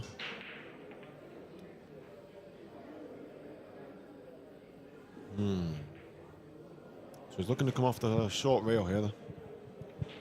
Just clip the side of the two ball so the white can come to the right side as we're looking on the table. He's hit it too hard. He hit it too hard for my liking, that, I think. Oh, he's got a little bit of run there. I didn't see where the 8 ball was. So, a little bit of run there.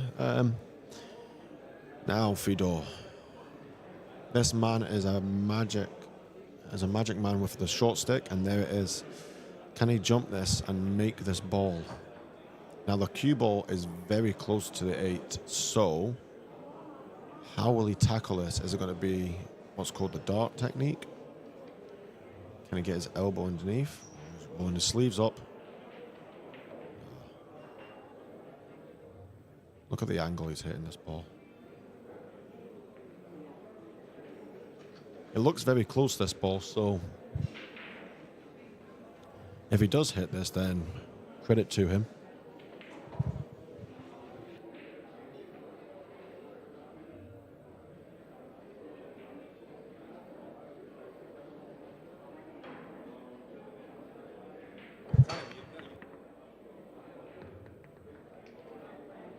What a shot that is, by the way. What a shot.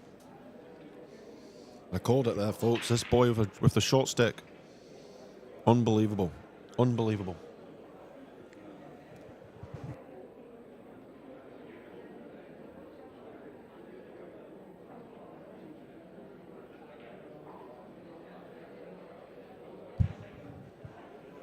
Right. Here we go then. After that beautiful two ball,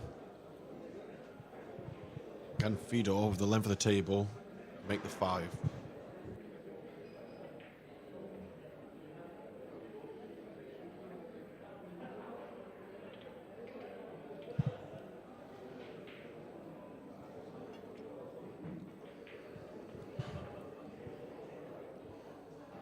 This is a hard shot, this is hard.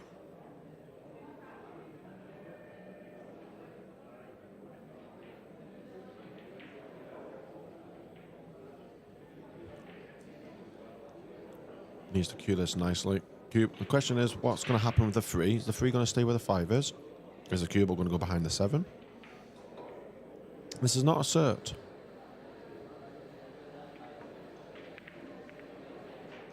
I don't think.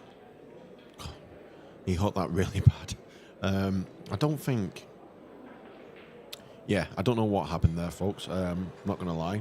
I fancied him to make this and get, well, closer than what he ended up getting. I think he was aware of the 7 ball. He didn't know what was going to happen there. So, a let off there from Mustafa. Now, what's he going to do here? Oh, this needs to be a touch. This needs a touch and a half. And I don't think he's got it.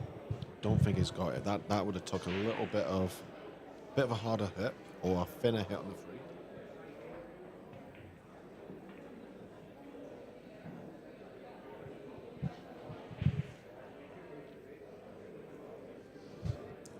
Short sticks out again here, folks.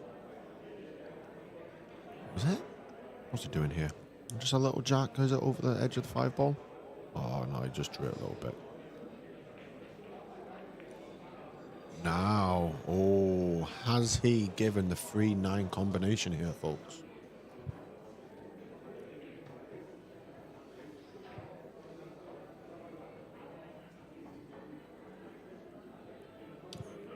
Has it? Well, so he's got a clean shot at the 3 here, folks. Now the question is, would you take the 9 ball on here with you being 7-6 down, or would you play safe? He's going for this, folks. He's going for it.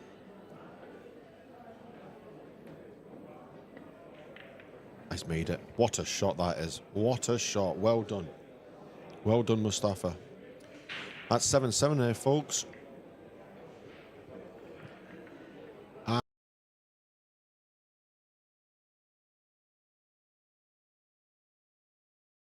On table 12, which is the second table, our very own Jason Shaw is playing a young boy called Xander Knott. So that will be a little cracking match.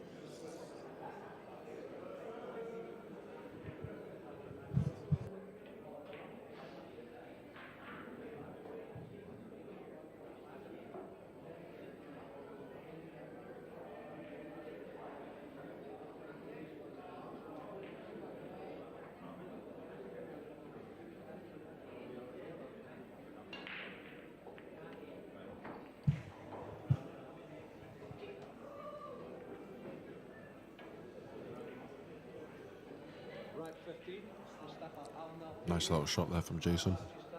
Asking the question over this young boy. I wonder what age he is. He looks like a little kid. Right, Mustafa at the table. 7-7. Where's the cue ball going? Cue ball's in the middle. Wow. This game has it all, doesn't it, folks? Made a lovely 9 combo in the last rack. 7-7. Momentum was swinging, I think, there. And he got kicked into the middle. Ball's all open. Fido's big, massive favourite now to clear these up, I think. I don't see any problem balls here, folks. 2 ball, 3 ball, all in the middle of the table. 5 and the 6. 7's over the corner. Yeah, I don't see any problems here. That's 9 ball, folks. That's 9 ball. You're feeling good. You broke the balls lovely, and all it takes is one little nudge, one little kick, and you're just giving your opponent basically a free rack.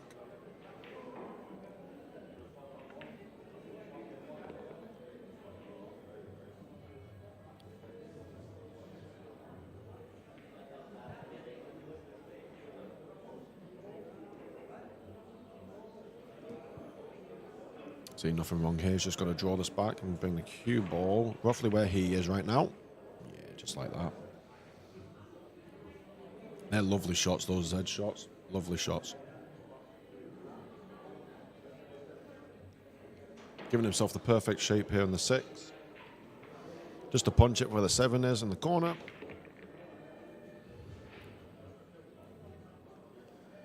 Easy draw on the long rail here. Giving the 8 into the bottom left. Easy stun and the 9 ball in the opposite corner. And just like that, folks. It could be 8-7 to Fido. Yeah, just like that. Beautiful. So Mustafa stopping the Rocky Cell by clawing one back. But yeah, Federer in pole position again.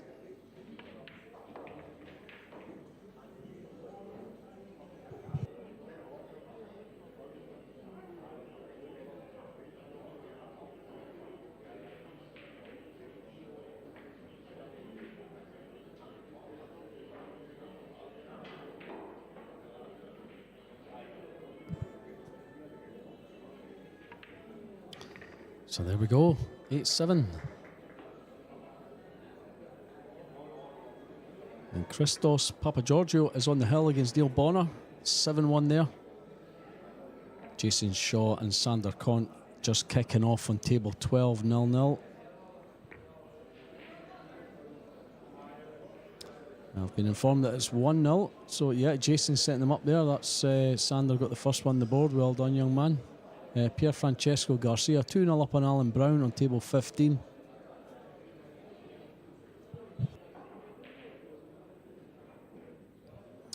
Yeah, I do apologise there. Yeah, that's Jason that's 1-0 up on Sander Kont there.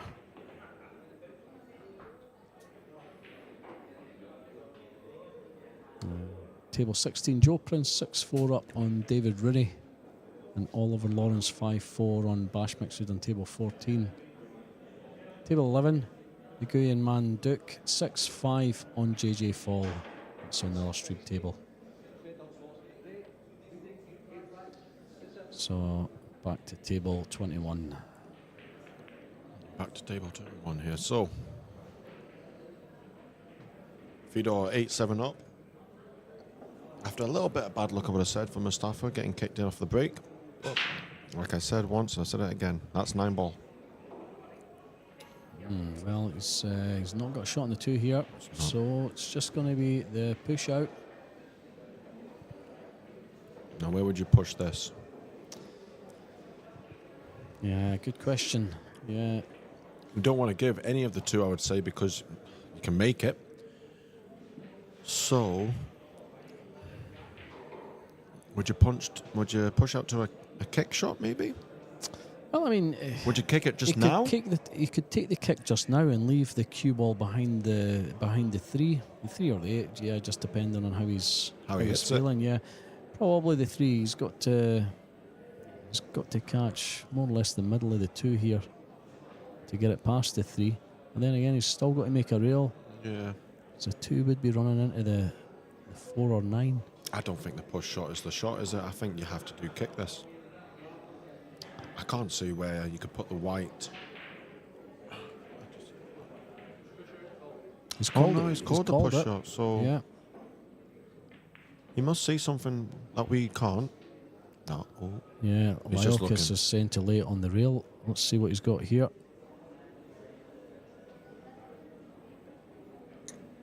That's an interesting yeah, comment the 5. there. Yeah, I've just looked at his previous comment. Yeah, Lyokis saying he would hit the 5 onto the rail. It's an interesting comment there from NJ Pool Player. I vote to eliminate the push option after the break. That's interesting. And why is that, sir?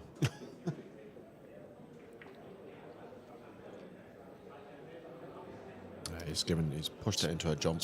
Yeah, he's pushed out to jump. So, how does Mustafa jump? How's he been jumping?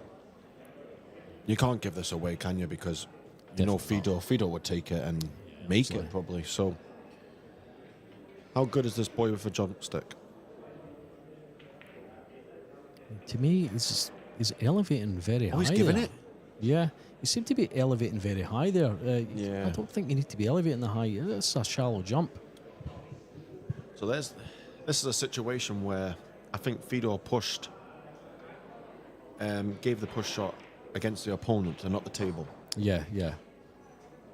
So I've spoken to a few players in my time, and it's interesting what their mindset is, whether you play the table, whether you play the opponent.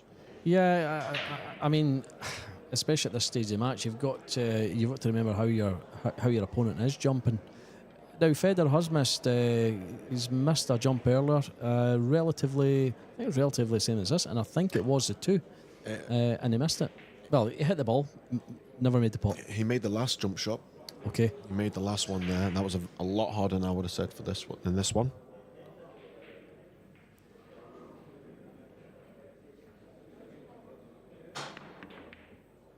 It's a good hit. Where's the 2 ball going? It's going into the centre of the table here, so into a potable position. Yeah, he just needs to punch this in, and his automatic position on the 3. it looks pretty straight. Looks pretty straight like this. So, yes. how straight is your queuing, sir? 8-7 against the World Masters Pool Champion.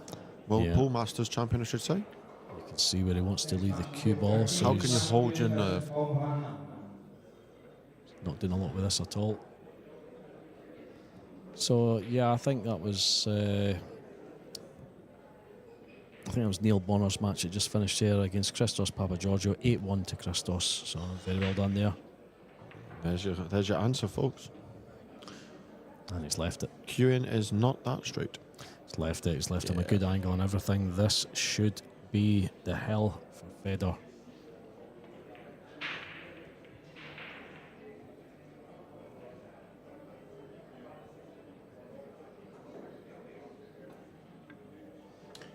I think he's a big favourite to run these out, definitely. I don't see any problems here, actually. The question is where he wants to take the 7 ball. But apart from that...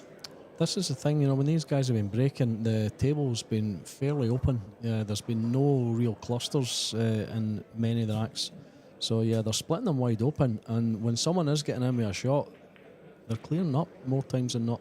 You don't see a problem, do you? Nah, I don't see any problems at all. The only problem here is for Mustafa, who's going to be 9-7 down. If Fedor can hold his nerve. I like that, yeah. That was nice. That was nice how you did.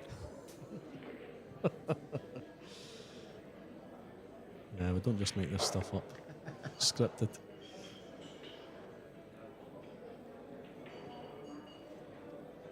Just going to leave himself a little bit of angle here for the 6 in the middle, just so he can roll it to take the 7.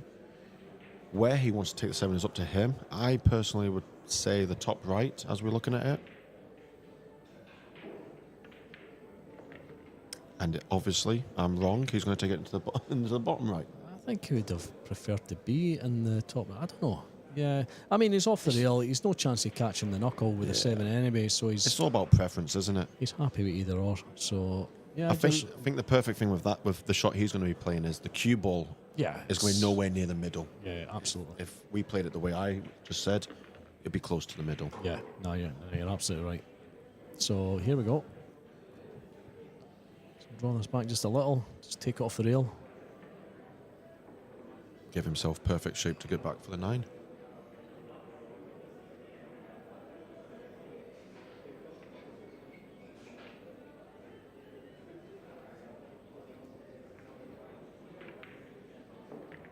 Yeah, that's ideal. Played it lovely. Off a couple of rails, he's on the 9, and he's going to be on the hill.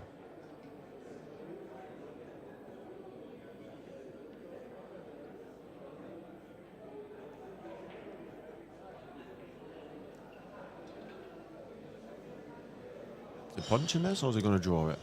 It looks straight from that. Yeah, He's drawing it. It did look straight from that overhead there.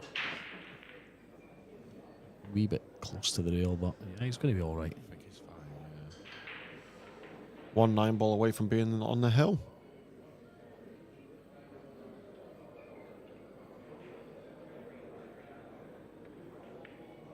And There we just go. like that. Slow rolls it in.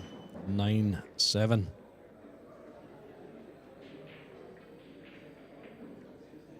Been a good match, this. Hasn't Yes, it? Been a very yes, good it match. has. 2 and It's, 4. yeah, I mean, when Mustafa took a 6-2 lead, that's. Yeah, I think this might come back to haunt him. He had a good chance there. Of course, with Fedor being the ghost, there's no better person to haunt him than Fedor. Yeah, you're right. It is scripted, isn't it? Yes, I've got my cheat sheet in front of me, folks. Okay, right, so Fedor on the hill. Alan Reynolds just setting them up. And I'm going to say what I say every time someone's on the hill. What a time this would be for a golden break. We've already... Has it happened since you've said that? It's not, no, I've never... I've maybe done it myself, lucky, or my opponent's done it against me, should I say. Yeah, I've probably never done it. But certainly my opponent's done it against me 2 or 3 times. They're on the hill and they make a 9 and you're absolutely destroyed. But here we go. 1 ball's in. 9 goes nowhere. Where's the 2? Where's the 2 going to go? Has he got... Can he pot this? Oh, no. Does he get don't past know. the 7? That's it's tough. Fraser Patrick versus Robert Stephen. Maybe put a bit of spin in it. He can force this 2 in.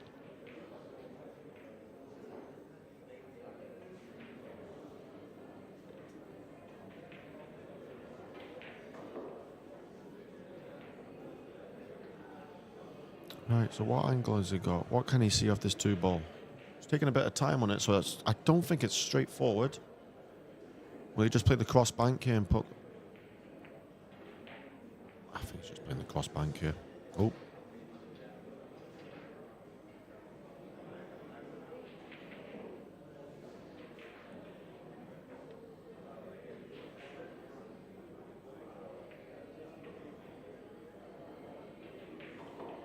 He's a bit unsure, isn't he? He's a bit unsure. He doesn't know what he's going to do here right now.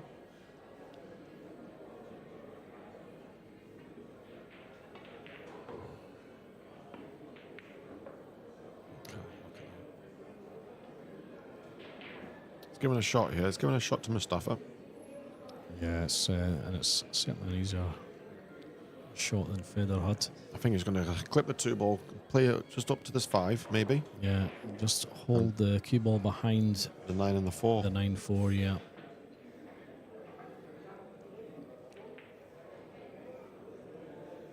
Watch him play a completely different shot now. Can't give, yeah, well, I mean, he can't give nothing away. I He think has that's to what he's play. playing. He's going to do a little bit of drag as well in this, by the looks of it. Oh, yeah. There we Oh, you're go. hitting it too hard, sir. Yeah, I think he can You can hit see this, an edge of this, yeah. I think you can see the whole ball. Yeah, he can more or less see the whole ball. You're absolutely right. But what does he do with it? Is that angle for a cross bank, I wonder? He's going to, well, I mean, he's Too going to be close. running Too close. 5, I think, if he tries that one. Yeah, but if he does go for it and he makes it, the 3's right there if he's going to hit the 5. I'm not sure if he takes a gamble. I don't think it's on. I'm playing safe. I'm bringing the cue ball back down behind the 9-4 somewhere. And just putting the 2, Just what? down on the bottom rail, yeah. Just try and push On the the 2 bottom rail. up off a couple of rails. Try and get it towards the top. 2 off 2 rails. And obviously the opposite top rail there. Okay. Okay.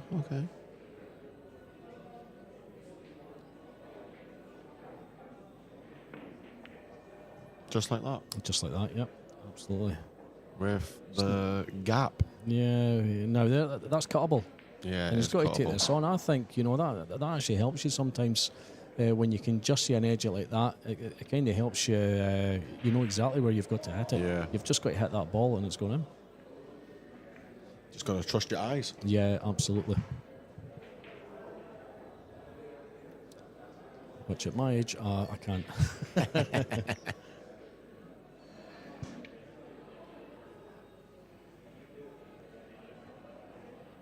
Just put a wee bit left in this, yeah. Let's see what you got, sir.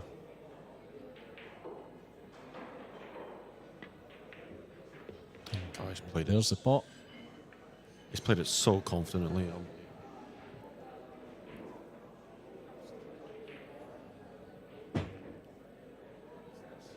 Ball's open now. Where's the 5 ball going to go? Can you make the 5 in the middle, I wonder?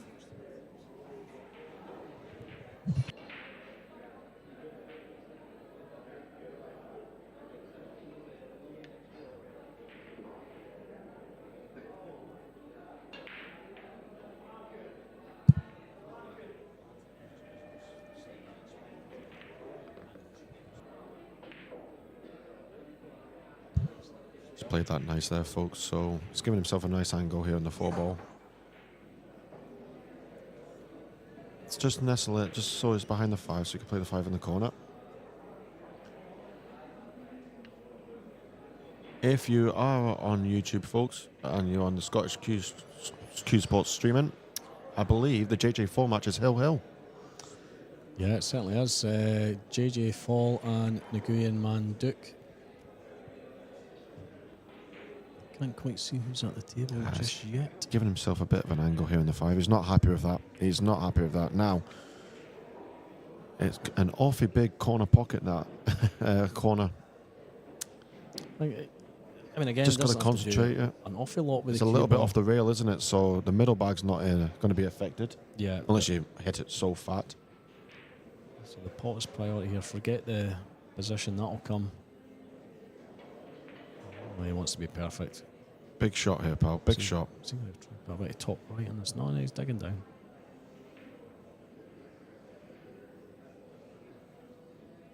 So he just wants to finish below the Oh, 7 he's there. played it lovely. Well done. Well done. Okay, you're fine there. Yeah, just a wee cut back into the pocket. You should be on the 7 in the middle. Just there.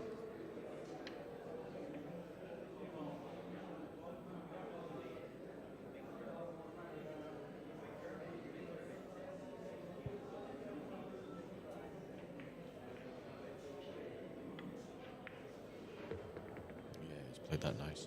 Played it really nice. Soft roll the 7 ball, and it's going to look like it's 9-8. It's looking very Or much 8-9, like it, I should Connor. say. 8-9. 8, 9, 9, 8. What do you call it? Do you say the highest score first? I'd say whoever's won that rack. Fair enough. I'm just thinking in football terms. You always say the higher score first. Yeah. How did the match finish? It was 1-2. No. Not 2-1. It was 1-2. The whole team got beat. This is not football, though. Yeah, I know. So it's 8-9 now, folks. It is 8-9. Yeah, to Feder. I wonder if we're going to... okay, so here we are. There's table 11 here.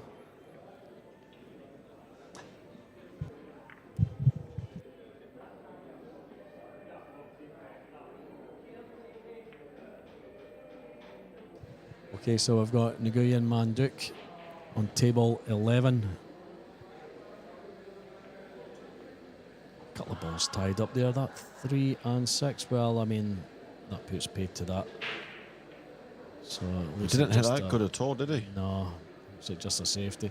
Yeah, they're going to be feeling it here. Both on the hill. Both of them are going to be nervy. You can see Jason at table 12 there. Jason 2-0 up on Sander Kront. We've got 13. Pham Phuong Nam playing Frank Hughes on 13. They've just started.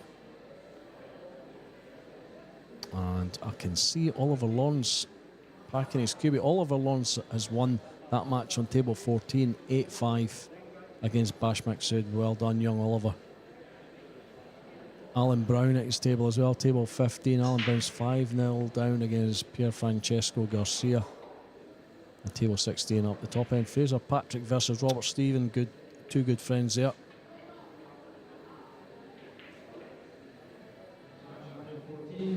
Jason's making this look easy.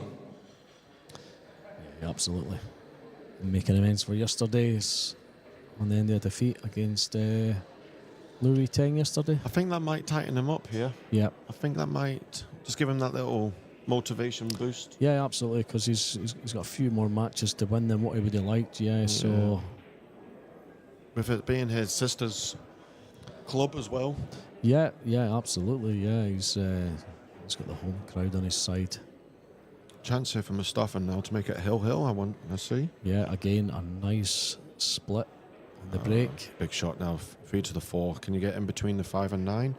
Yeah, And just place the cue ball where his stick is right there. absolutely. 2 rails across the table. Huge shot here. Oh, he's Played it lovely. well. He's played it lovely. Well done.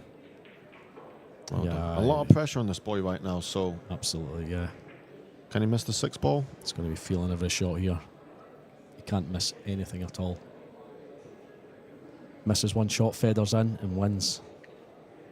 And that's got to be on his mind.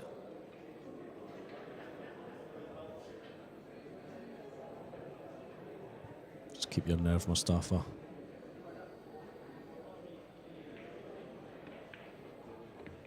Avoid Oh, it. he's played that It's lovely absolutely as fine, well. He's beautiful. played that lovely as well. He had a bit of side on that as well, just to miss the 8. Yeah, this is going to go hill, folks.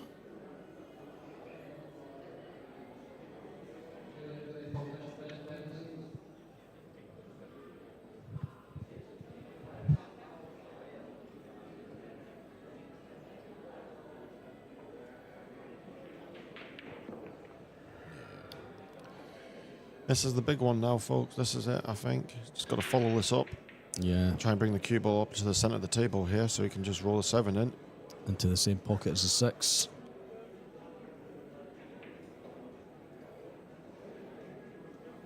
So he doesn't have to do a lot with the cue ball. Looks like he's gone a couple of rails off the bottom and the side rail. Nah, it's just straight up. Oh, he's Well, that's just a bit of twitch, that was. He put more side on it yeah. than he wanted to. See how that cue ball just came off the bottom cushion too? Yeah, I mean, I thought he was putting a lot of side on it. It looked like he was putting a lot of side on that. Well, from this camera angle, yeah, it's hard to tell. Big bank coming up. Massive bank. You've got to go for this, haven't you? You've got to. Yeah, you're going for this. You're leaving the cue ball down the table anyway, so if you miss it, you know, it's hopefully get away a distance. I think he's the favourite to make this. I think he is. Just hope he doesn't catch a knuckle and leave anything on. He's got to make this. And he does. Does as well. Big bounce. Oh, he's a bit shallow on the side. He's got to go around the 3 cushions, I think. Yeah, I think he's got to come around the back of the 9-ball now. Unless he's just want to. Oh, sorry. Unless he just wants to draw it back and just. I mean, I don't know if he can try and leave the cue ball above the 9, a wee bit of security in case it all goes wrong here, but. Got to play confident, I think. Yeah. Got to play confident. He's missed the 8. He's missed the 8. He's came round the 9. Wow. Missed the 8, folks. Oh, you've got to feel for him. Yeah. Got to feel. I think he played the right shot. I do think he did. Yeah. I mean, rattling in these pockets, as I say, the deep shelves on the Sonox. Yeah. Yeah. It's so interesting watching this. Like, I've been here now for a few hours and some balls were dropping when they've been hitting the knuckles. Yes, he did miss that by, I say quite a bit. He did miss it. Yeah, it was a nervy feel one. for him. It was nervy. After a beautiful bank as well. We were hoping to see a 9-9 on the hill thriller from both players there. It has been a bit of a thriller. These are tricky wee ones when they're in the pocket like that. Played that lovely. Played it perfect, man. Oh wow. I think that's all she sang, all she wrote. I think that's the expression. All she wrote. All she wrote. Murder she wrote. I think it's all over Something until it's like now. It is now. It certainly is now. So Feder Gorst. That was a very good match. Penny Very good match. over Mustafa Alner. You can hear the wee applaud going up there. Fill you with some scores before we switch off. JJ Fall and Nguyen Man Duke still 7-7. Nguyen at the table here. Jason Shaw 5-1 up on Sander Con. Pier Francesco of Garcia's 5-1 up on Alan Brown. All the other scores are 0-0. So thanks for joining us, folks. We will see you shortly.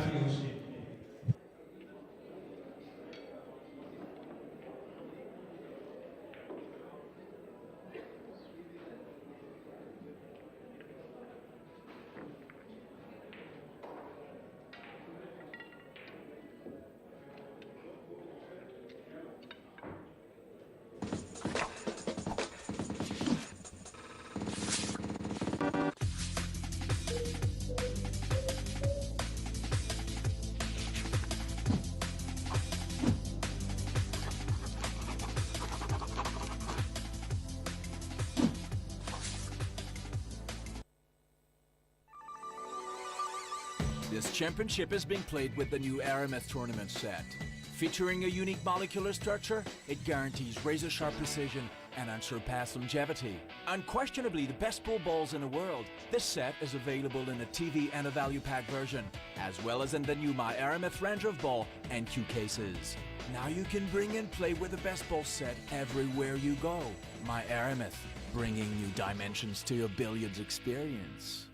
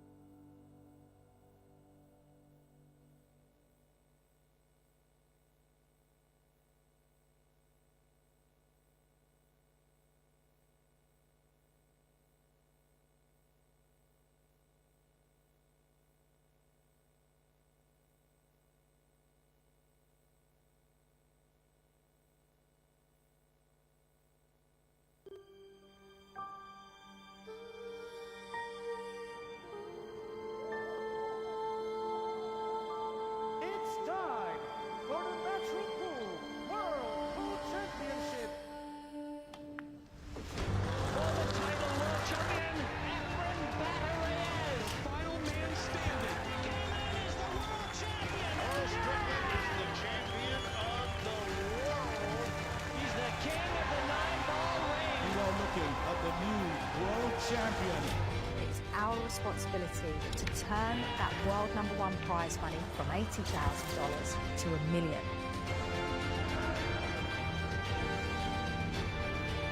Is there any stopping Francisco Sanchez Ruiz? He's on the table and he's on top of the world.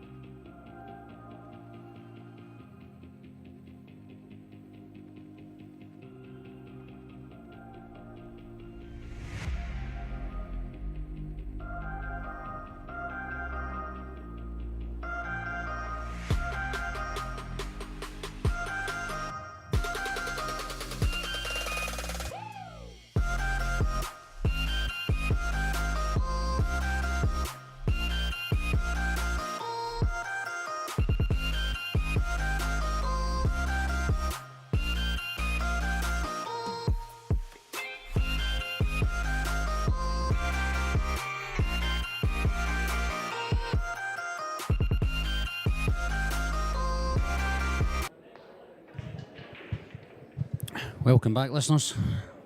My name's Stephen Capaldi, commentating on this match here.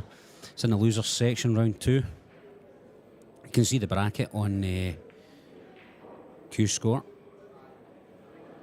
catching the Matchroom website as well. We've got Mickey Krause versus Gianni Yuski. Watched both these players in the last couple of days. Two excellent players to be in the losers bracket, but my goodness, we've got some incredible names alongside them. Looking at the next 3 matches on, for example, we've got Elliot Sanderson, we've got Benji Buckley, and then we've got Carlo Biado in the losers section. Max Lesnar after that. Fantastic games coming up tonight for you to watch. So, good opening break, drops a 1 ball. That's good, all the balls are split. Doesn't look like the 2 ball goes down to the bottom corner, I don't think. Too tight to take to the middle. So I'd imagine he'll be looking for a good safety here. If you're listening, put some chat into the YouTube live chat box. Let me know where you are.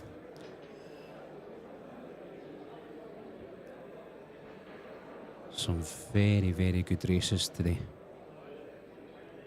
McGoldrick's in Glasgow is absolutely packed at the moment. The bleachers round the side, lots of seats taken, people standing watching. Club's closed to the public in terms of playing, but open to the public. Anybody who wants to come down to watch can do. No charge. What an incredible event. And the quality is unbelievable. I'm just taking time over his first shot. It's a race to 8 rather than 10 in the winner's side, so you want to get off to a really good start. Get that first rack in the board as early as possible. Of course, it's winner breaks, so if you can string 2 or 3 together, even more perhaps, it's really quite difficult then for your opponent to come back at you.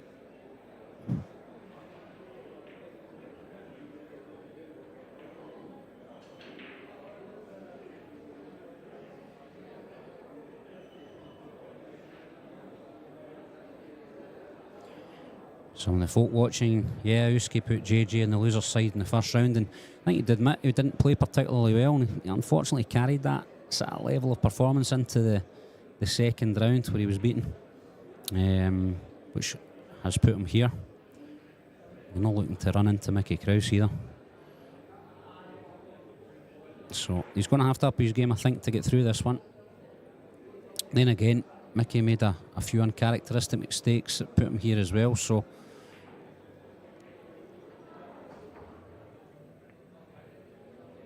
just a wee containing safety. I'll say the word "we" a lot. Feel free to slag me off. Containing safety. The 2 ball obviously goes to the top corner here. Mickey will take this on. It looks like the 3 ball passes into the bottom corner pocket past the 7. Doesn't have to do an awful lot with a cue ball.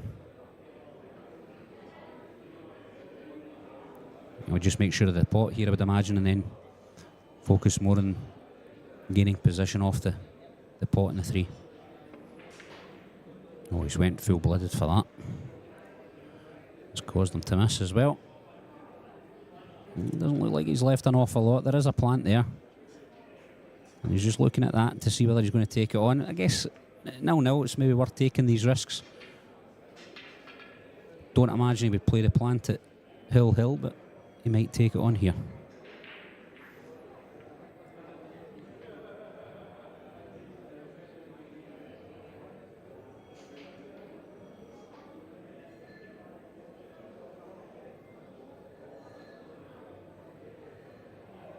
Some people commenting on the standard of player on the loser's side. Albin Ocean's in the loser's side now as well. He was beaten, if you were watching, just a little bit earlier. By the return of Carl Boyce.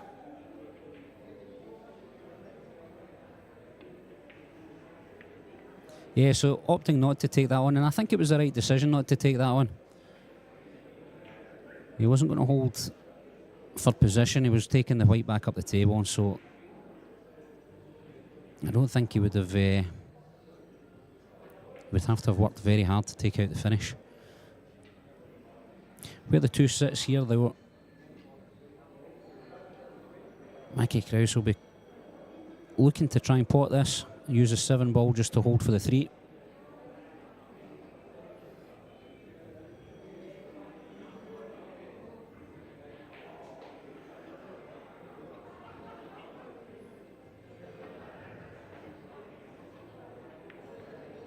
Well, that was close.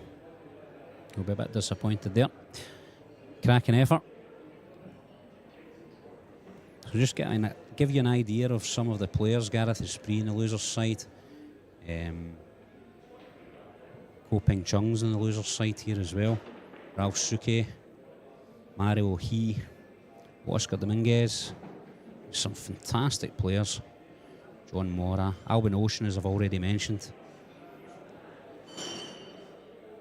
Fantastic standard of player here in Glasgow, the likes of which we've never seen.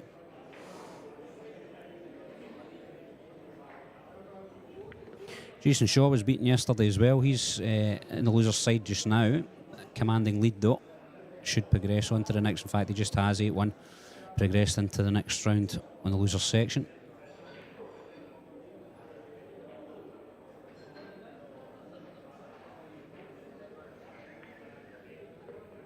We've got an excellent match between two Scots here as well. Robert Stephen playing against Fraser Patrick, two of the best we've got at the moment in the country. It's Robert Stevens 2-1 up at the moment. Nice plant to the corner. Was never particularly difficult. I think the difficulty here obviously is going to be the 6 ball. Might have an opportunity just to run into it here and maybe hold for the 4 into the middle. Gives it a little... he's done that. He's tried to give it a nudge. He's gone in full-blooded, but it's not worked out too badly. Yeah, he's got a slightly hampered queuing on the 4 ball, and he's cutting back to the blind pocket. Should be a fairly natural angle, though, to go round for the 5 ball, and he has opened the 6 ball to the right-hand corner pocket. So he's given himself a chance. Not an easy one, but it's there.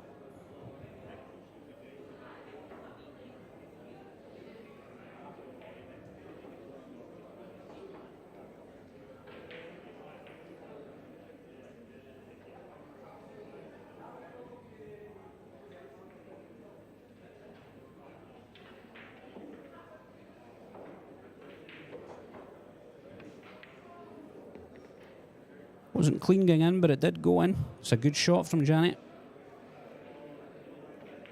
And he's given himself a nice angle here. Can take the white round 3 cushions just to where his cue's pointing at the moment. Come down for the 6 ball. Position onto the 6 ball to get back up for the 8 won't be easy, but I don't think he'll be worried too much about it, because with the position of the 8 ball, he should be able to cut that in really, no matter where the cue ball lands.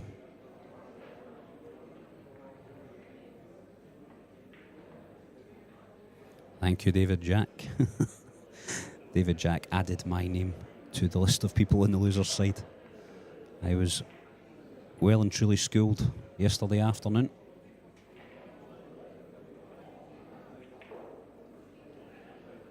Just got to take your chances. I had a couple of chances to take a lead at the start of the match myself, and at 2-2 I felt I maybe could have been ahead, and it wasn't.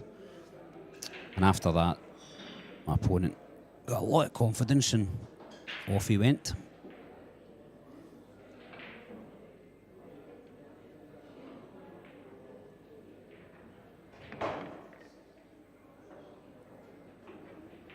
It's not too bad at all. He was never going to be much better than that, no matter where he landed with the cue ball, I don't think. I think he's done well with the cue ball there.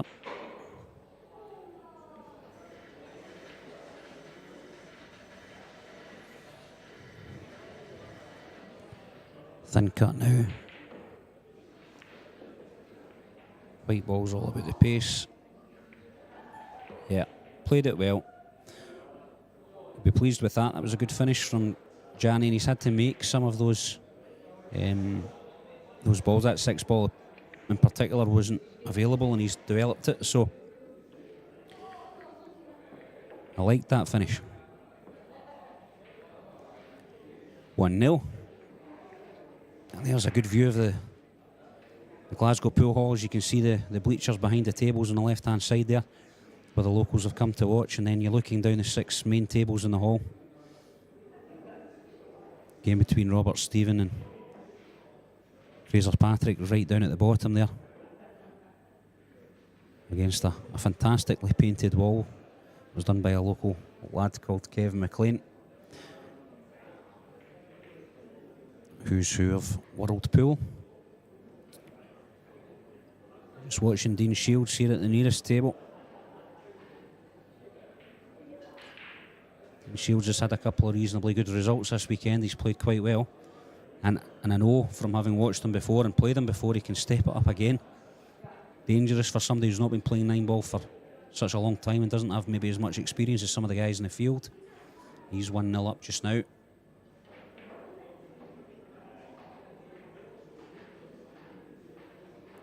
Shan Van Leer up in the chair, you can see on the left-hand side.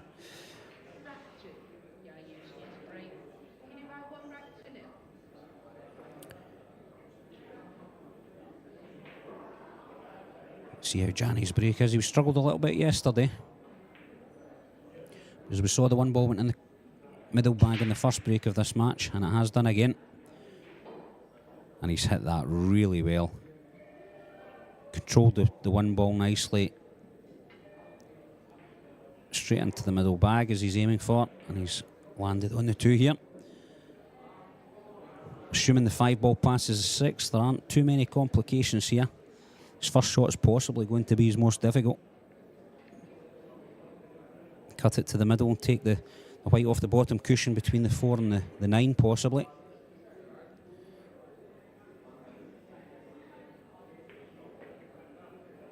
He's taking it to the bottom corner and he's going to screw up past the 6, perhaps, or even stun it across the table. Off the side cushion. Yeah, it's up latter. Oh, and the 2 ball thought about that. It had a look.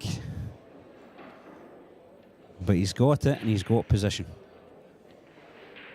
That's the tough part out the way. He now just has to navigate the table. He won't be doing too much with the cue ball here. The angle he's given himself just gives him a natural run down the table.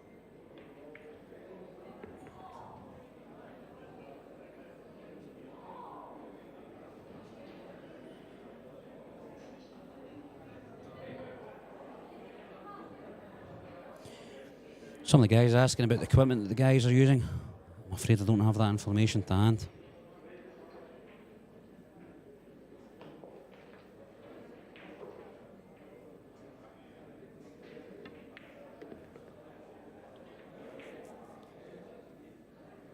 It was dangerous kissing into the 9 ball there. I don't think he would have planned that, but it's worked out well for him.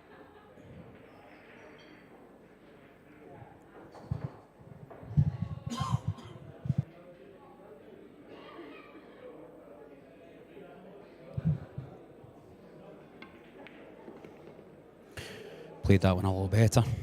That's him now in perfect position here. You'll not expect any mistakes from this point.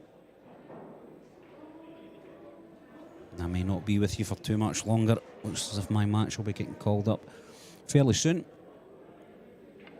Stuns across the tables, left himself a nice angle to get down here. Could come off the side cushion, but he could actually just play straight down the table here. Avoid the 9 ball.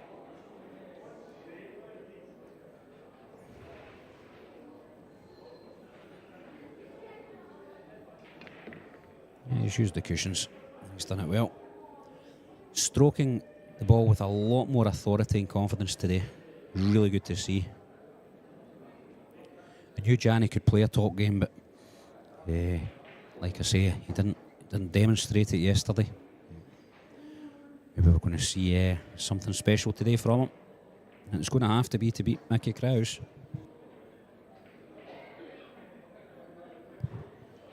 Good camera angle there.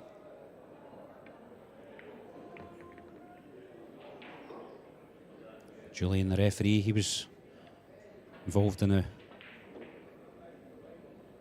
big tournament last week in the Masters. I think it was his first appointment there. He's been a lot of the Scottish venues for many years. Everybody knows him.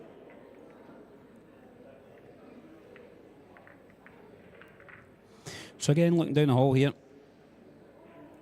In the first table, we've still got Dean at the table. Dean Shields still leading 1-0, so that's the same rack that we saw earlier on. Must have been a few safety exchanges. We've got Elliot Sanderson on the next table down. Elliot's just, I think, in his practice rack. The way he's played that's possibly his first. No, he was disappointed there, so that's maybe his first rack. The score is still sitting at 0-0. He's playing against Brendan Ince.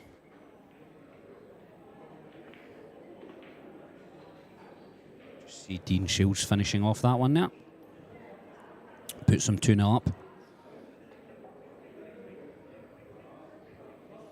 Fraser Patrick at the table, way down in the bottom, against the back wall. Fraser and Robert were always going to have a close match, I think. So Robert's winning 3-2 at the moment, but as you can see, Fraser's at the table. A couple more balls to pot. Looks as if he's maybe going to level the match at 3-all. Carlo Biado just going on just now against Jimmy Devlin. These are all losers' side round 2 matches.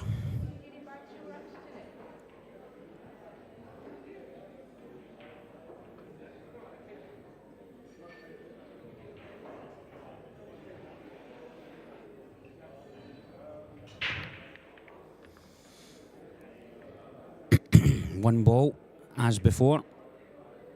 Played well, into the middle bag. I don't think he's got the angle here to sneak the 2 ball into the corner. I think he's looking at the angles. It looks as if he's going to have to come off the bottom cushion if he's going to play it. Has the option, of course, of the push out. Yeah, he's looking to come off the bottom cushion and push the 2 ball up the table. Of course, if he plays the push out, I know most of the people watching know about 9-ball pool, and but might be 1 or 2 out there who aren't fully aware. He's got the option to play the cue ball to any place in the table, pot any ball, if he calls the push out, and there's no foul provided he doesn't pot it. And his opponent then has the option of taking the shot that's left or returning it to Gianni. So really you're looking for something that you think you can do that your opponent might not manage.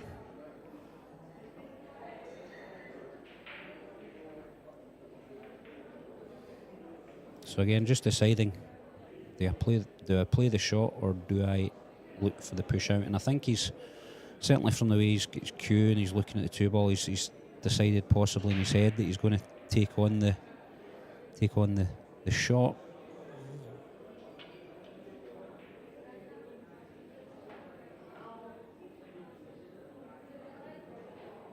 It is a risk though, because if he leaves the 2 ball out there, he can lose the frame from it.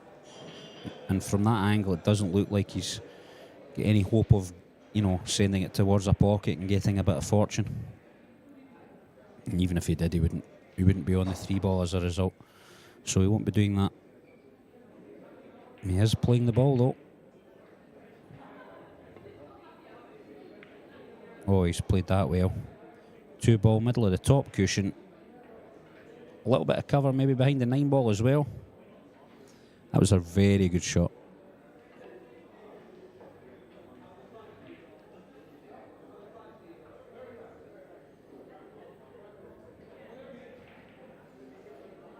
There's some chat on the live chat here on YouTube, and talking about maybe the difference between arrogance and ego. There's a lot of ego in the room. And a lot of people would say there's a massive amount of arrogance in the room, and I think there's got to be a little bit of arrogance. I think it's got to be measured. However, I think it's misunderstood in a lot of players. A lot of players very, very passionate, very determined to do well, hate losing, hate playing a poor shot. There's Mickey Krause, played a very similar shot there to Gianni. He's played it in a sensible way. He's tried to get some cover over there beside the 3 ball, the 6 ball, but he's not managed it. However, the 2 ball where it's landed, Gianni's got to take a huge risk on playing the plant if he goes that way, and the safety isn't straightforward because the 2 ball will collide with something likely.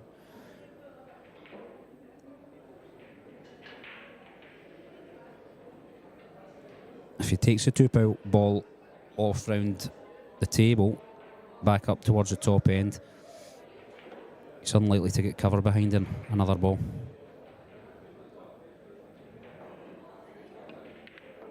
He's taken on that plant and he's played it incredibly well. Maybe a little bit unfortunate not to be in better shape. Now if he can get the cue ball off the 2 ball past the 9 onto the side cushion just below the 5 ball, that would be what he would hope for. The other option is he can play with a lot of top right, but I don't think he's going to get round that way.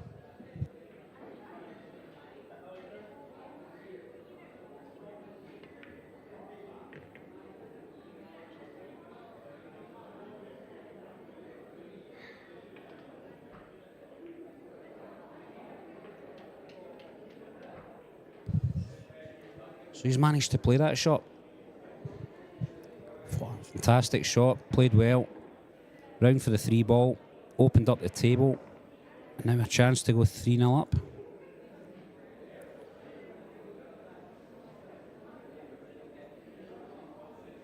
Just looking to see if the 6 passes the 9.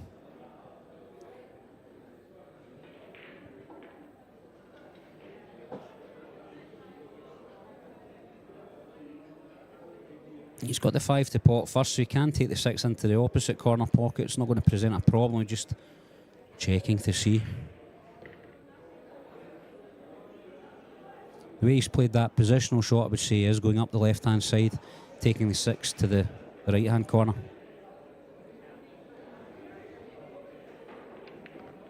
No, he's pulled it out and across, so the 6 obviously passes easily. Difficult to see from the angle that the camera's pointing.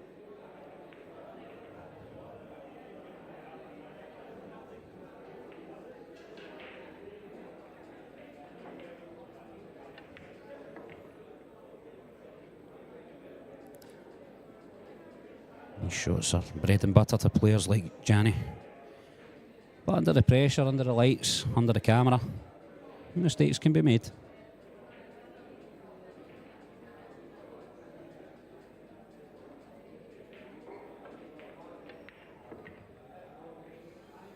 The question on here is pool being considered as an Olympic event? It's a question I can answer to some degree. Years ago, I qualified for the World Pool Championship, and I asked my work if I was able to go, and in the conditions it said that you could play sport for your country and be given time off your work, provided it was an internationally recognised sport. So when I asked the question, I was told that pool was a game, not a sport, and a pub game at that, and that I couldn't go. So I did a bit of digging and found that American Nineball pool's been in the IOC list of sports for quite some time, as are a number of other sports that don't feature in the Olympics. But depending on the country that you go to, and depending on the time of year and all the other things that are going on at that point in time, they make decisions about which sports to include and which ones not to. And you get some sports coming in for the first time and trialling different sports, and also some sports that have been there for quite some time, due to various reasons, are removed to create space for new up-and-coming ones.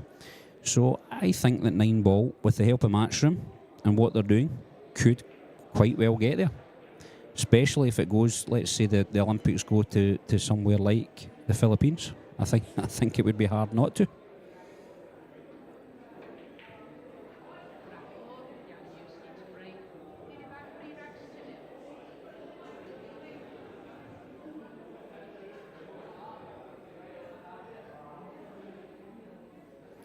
I'm loving this, Erin.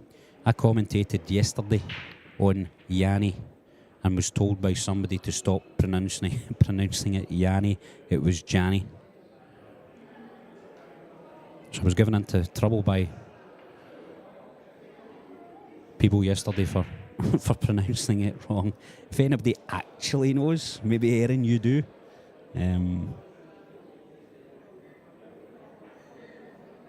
But like I say, yesterday was pulled up for for saying Yanni. Told to say Chani instead.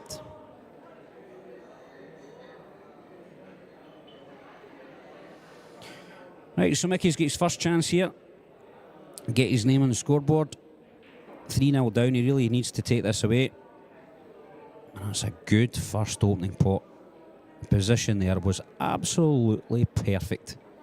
Had to negotiate past 3 balls, 2 cushions, judge the pace, and having not been on the table, that could easily have gone wrong. That was an excellent shot. Shows his determination. I think he would have wanted the cue ball to travel a bit further there.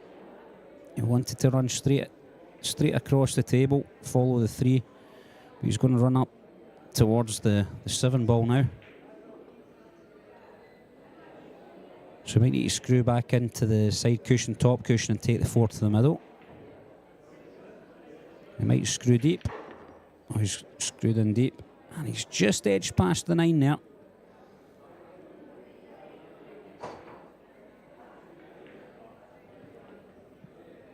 He's still got the 4 ball on.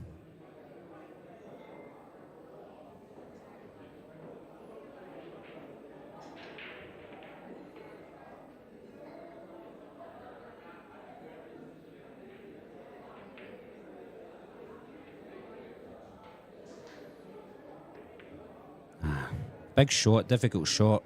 Had to go for it.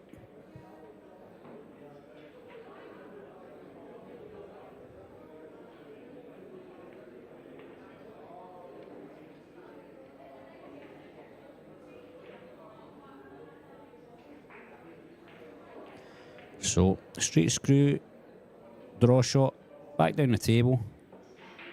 Needs to cue well. Don't need to put too much into it. The table's very quick, very slick. Just needs to time it. And he has done. He's got a good reaction there on the white, brought it down the table well.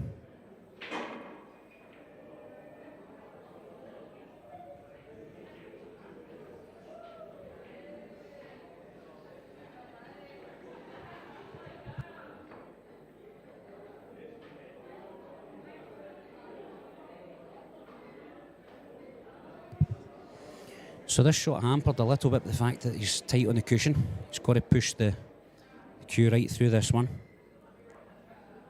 He's cueing well. Fancy him to make this. And he has done. He just doesn't want to slip in behind the 8 ball here. White is travelling up.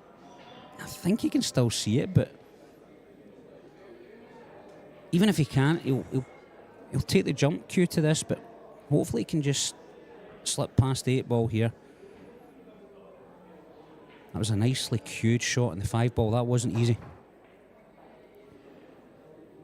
He's actually cued it so well. He's got more distance on the cue ball than he thought. I like the way that Yanni's cueing at the moment.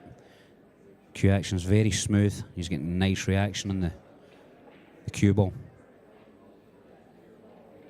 So he might draw the cue ball back to where it is just now. You might have to play a stop shot, just depending on the angle. And he's just taking it back a touch. Again, he'll have the choice of being able to go up off the top cushion and back down for the 9 ball, or he could possibly just stop the cue ball where the 8 ball is and take the 9 long to the corner. I'd fancy him for either. He's cueing so well.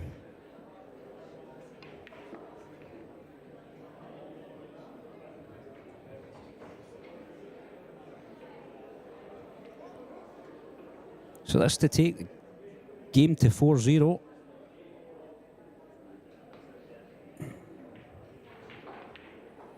And he has done. That's 4-0 now to Janny, and it's a long way back now for Mickey Krause. It's only a race to 8. At 4-0 down, he'll feel as if he needs to make every opportunity he gets.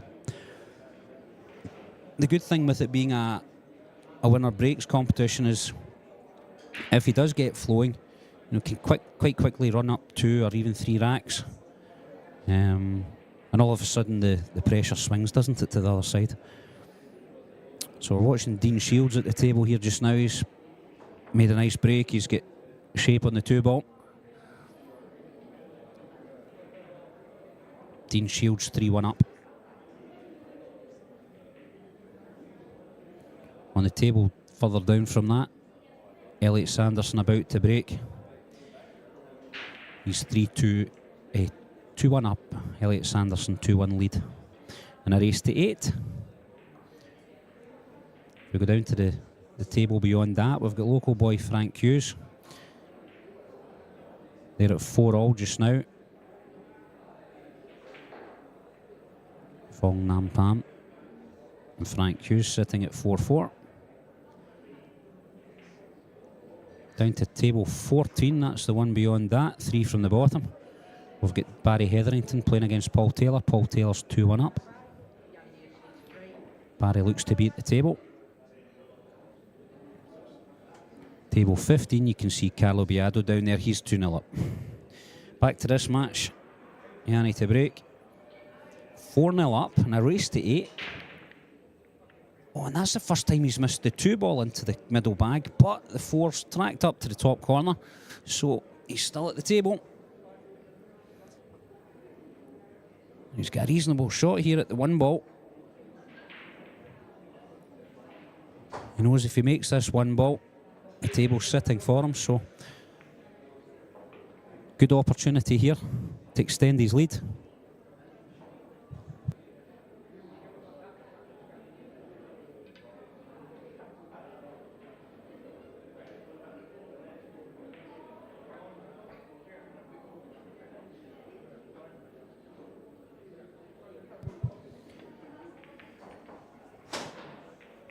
Oh, and it's just because it's a very good shot actually from Yanni. I know it didn't go clean into that corner pocket, but he's played it at a pace whereby if it was a little off, then it should still drop, and as you saw, it did. And that's just judging the pace of the shot. I like that. So no complications here. Really good opportunity for Yanni to go on and extend his lead. I'm afraid I'm going to have you leave you just now. I'll try and get you some other commentators. I think there's a few of them out there that are keen to get onto the microphone. My game's coming up, so I've got to go and play it. Thanks for listening in. Hopefully you won't be without a commentator for long.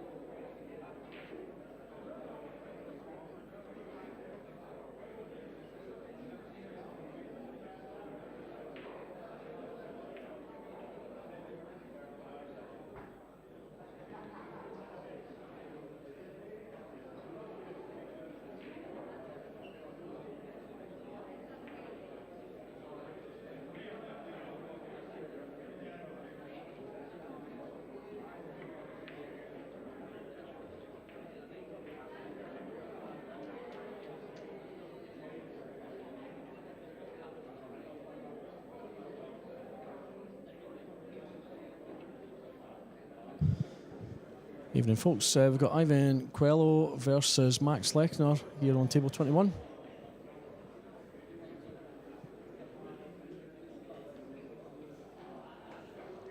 So, yeah, no score yet. Still into the first rack.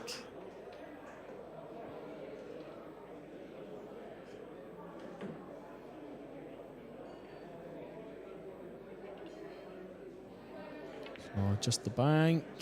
Perfect. Straightforward bank shot. He's on the 5. Just about get past the 9 there. Also, yeah, it looks pretty straight. I think he's got a slight angle. From the overhead, looks like he's got an angle. From the main monitor here, yeah, it just looks like he's pretty straight. Hard to tell. Probably want to be finishing somewhere up between the 8 and 9. Yeah, very slight angle.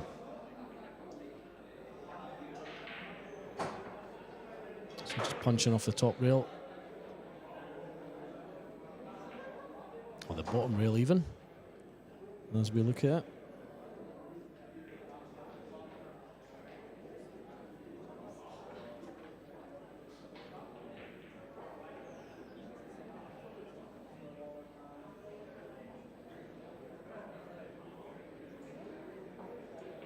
I'm not sure if he can get on enough of this 6 ball. It's got down pretty quick. May just be able to sneak past this 9. Yeah, well, he's went to cut it in the other pocket. And unfortunately he's left it a bit tricky.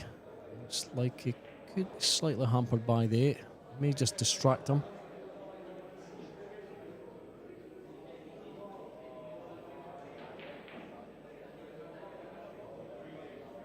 So Max having a think about it.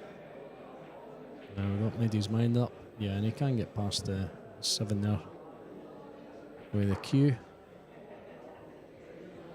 That needs to slow down. Yeah. Let's see what Max is thinking there.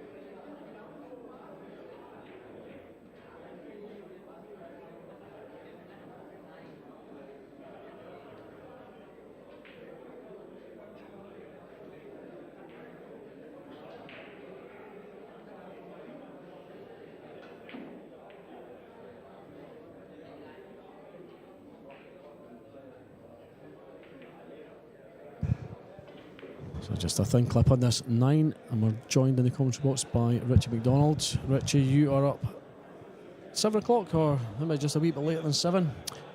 Well, it's scheduled for 7 o'clock, but yeah, I think it could be run a wee tad later. Yeah, do you know who you're playing? Yeah, you're going. Yeah, I'm playing JJ. Myself and JJ, yeah. Right, okay. Should be a good game. I've had a couple of battles in the past. Good.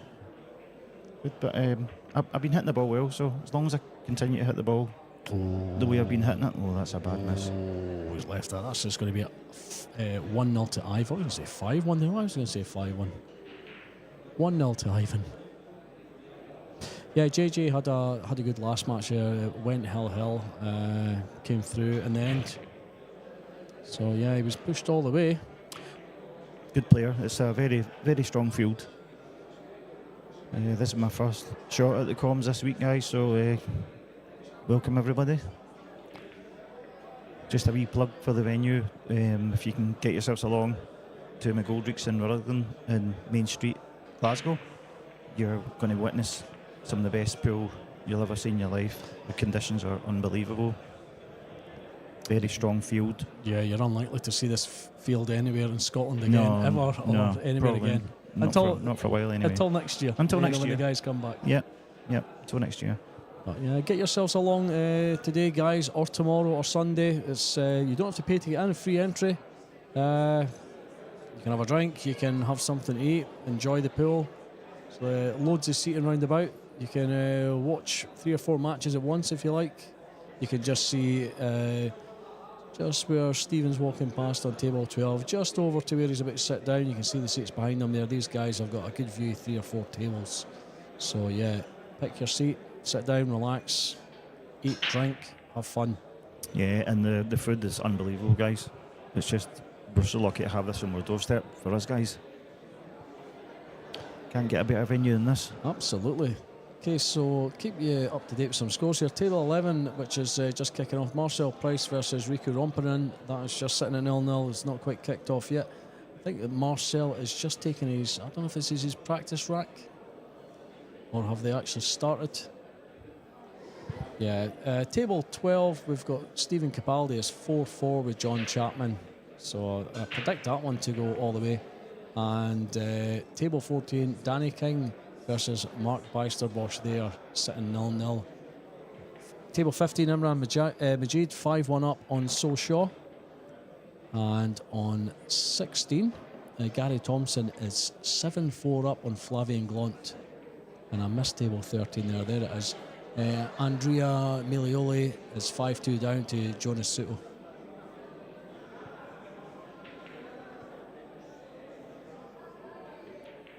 So, getting back to table 21.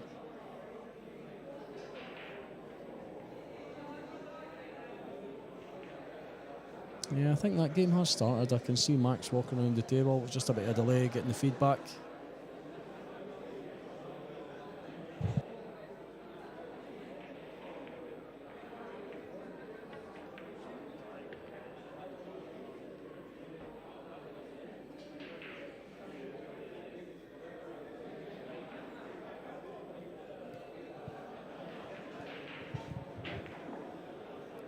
I can just see Marcel Price has scratched the middle. Yes, this is a practice rack.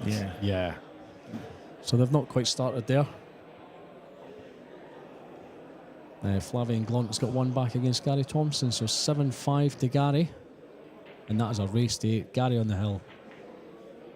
Here we go. Okay, we're back. Table 21.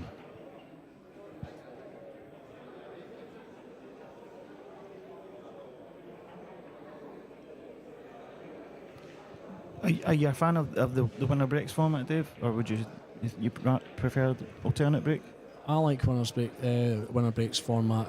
Maybe in these competitions, if I'm playing in them, yeah, I prefer to have alternate break. But you know, when I'm playing just in the club, you know, having a bit of practice with Graham or whatever, we play winner. Oh, really? breaks, Thanks. So yeah.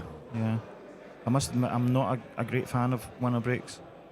I just think it's these guys are so good at breaking off. They can just dominate a match, and you can be 5, 6, 7, maybe even 8-0 down before you've even had a shot. Yeah, this is a problem. Yeah, I saw Riku Rompinen yesterday. I think he rattled off 5 in a row. Yeah. To win the match. So, yeah. I mean, I suppose you could argue that the other person has the opportunity to get back in the game the same way, but it does, when you're maybe 6, 7-0 down in a race to 10, it's pretty difficult to get yourself back in that game. Yeah, when you're playing the best players in the world as well. Yeah. So I can see, Steve Capaldi has came into our view there. I thought his match was over. No, he's 5-4 down. No, I think he's just having a conflab with his good lady. Yeah. Some words of wisdom. Yeah.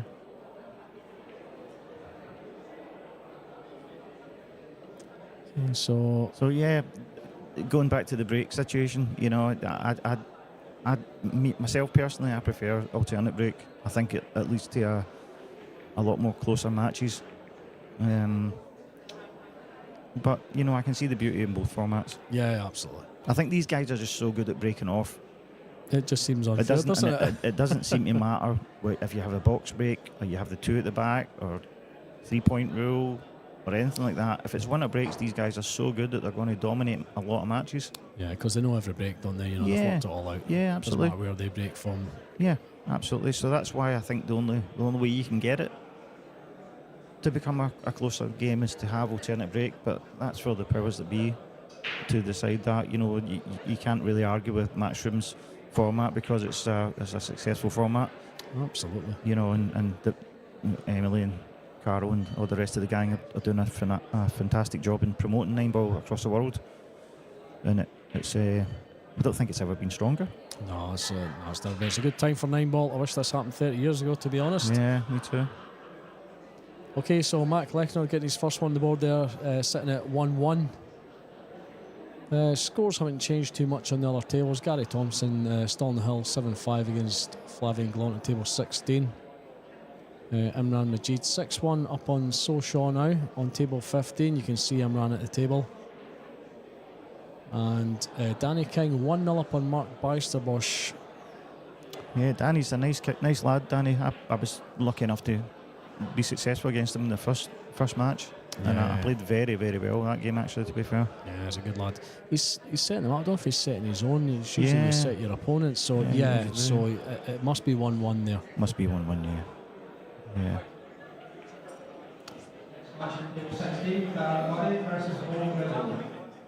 So table 16 has been called. So Gary Thompson's won that one. Yeah, well done, Gary. Gary, one of the local club lads. Snooker player, Gary, wasn't he? Yeah, very good snooker player at that. You know, played in the main tour for a number of years. Absolutely. Along with yourself. Yes. Yeah. Quite a few of the boys moving from snooker over to Nineball. Although Gary still has an affinity for snooker. Absolutely, and plays quite a lot of the tournaments. Myself and Fraser, Patrick are the more notable ones that have just sort of left snooker altogether. Yeah. And of course we had Gary Wilson up playing as well. That's right, yeah. Unfortunately, Gary's tournament's over. Yeah. It's difficult for a full-time player of any Q sport to make the transition over. But Gary's still making the transition. I don't know if he's signed up with Q-Tech. He's certainly cutting about with Q-Tech. Yeah, I've seen that, yeah. But yeah, he's still adjusting, if you like. I think when he first started a couple of years ago, he was boring cues. I don't know if he was using his snooker cue, but he certainly wasn't settled with the equipment. But he's getting more into it. You know, he's investing in his time and efforts into the game. So I think from a technical point of view, it's the two of them are opposite ends of the scale. Yeah. With snooker, you have to be, you know, pretty tight in your technique. You know, not a lot of movement, more economical with your cue action. Whereas Nineball, you know, you have to be a lot looser because you're playing with so much side all the time. So the grip has to be a bit looser in order to not throw the cue ball offline. And it's just a big difference technically at the two games. So hooked here. It's an easy escape. Yeah, it looks like he's trying to jump this one, but I'm a wee bit surprised. Yeah, Ivan's got the jump cue out, so I mean, how's he reaching this? Unless he's darting it using the dart technique, which easier to reach. No, he can get up on the table. Yeah, I'm worried about the white going off the table here, though. No, he's unlucky. Wow, he's actually jumped back over the one. Yeah, he's hit the rail and jumped over the one. We've got the benefit of watching this back on the YouTube feed. We're 30 seconds behind here, so I'm going to have a look at this one again. Yeah, while just catch you just before the one ball. Yeah, just caught just before and jumped over. Jumped it's a tough shot that. So a good chance here for Max to go 2-1 ahead. All wide open.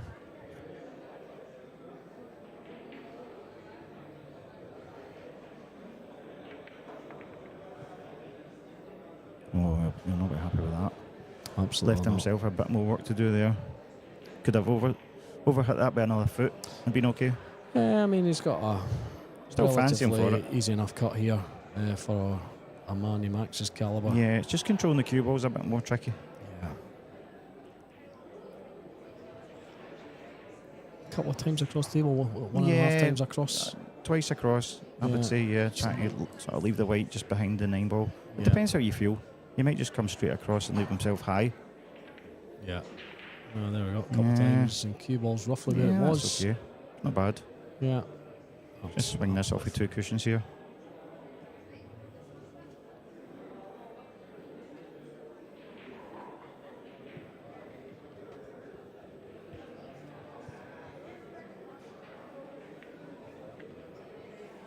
There we go. 8 into the opposite. Yeah, just a simple pocket. wee stop shot here. Shouldn't be any problems.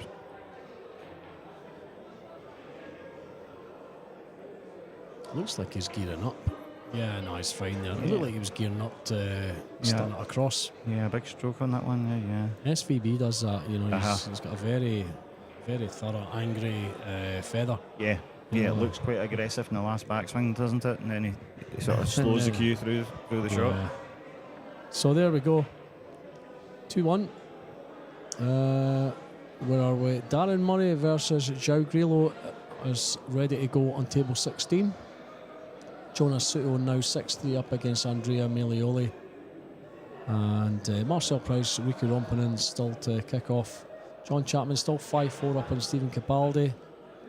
Imran Majid 6-1 up on So Shaw. And Danny King, Mark Beisterbosch 1-1 on table 14. Now you can see Danny setting them up again. So it must be 2-1. Mark is breaking, Must be 2-1 to Stephen Capaldi at the table there on 12. Oh, no, it's just missed that 5. Yeah. Is that the 5? Yeah, that's a 5. Yeah.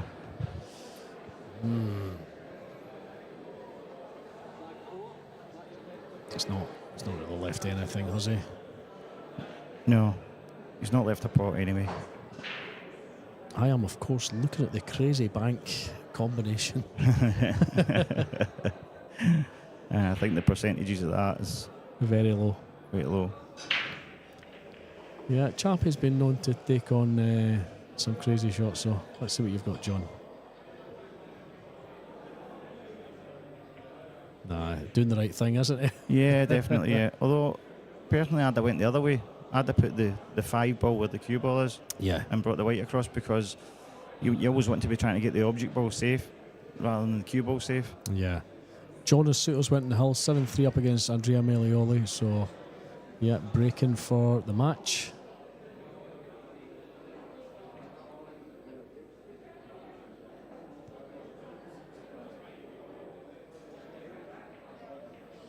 Nothing really too difficult here. Well, I mean, he's still got to get back on this 3. Yeah. Let's see. It's a place for the combination. Yeah, I think that's probably what he'll do here, yeah. Yep, that looks perfect. Yeah, he's all right there. Pretty good. 8 and 9 kind of tied up a little bit as well. Early in this rack to be worrying about that. Yeah. He's still got another couple of balls before he needs to be concerned with 8 and 9. Mm-hmm.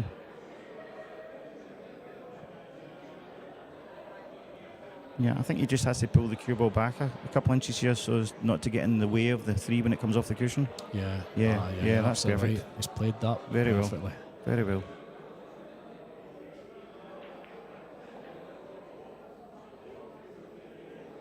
Now, what kind of angle can he leave himself in the 5? Can he leave himself so that he can drop it and then just hold for the 6? Yeah, just it's a lot straighter than I thought there. Yeah, he's in position A here. Now, position on the 6 here is pretty key.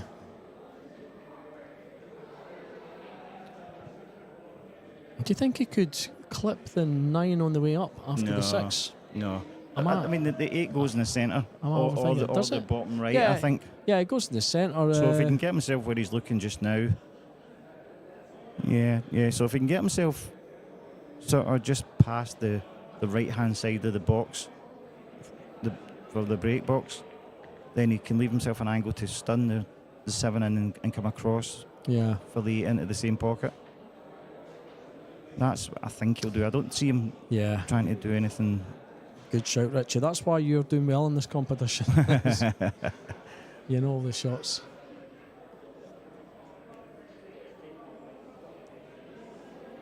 I mean, he could try and disturb them here, but I'd be a bit surprised. I mean, I'm thinking flicking the 9 at the road, but by the way he was gesturing there, is he's looking at coming off a couple of rails and bumping the 8. The 8 ball, yeah.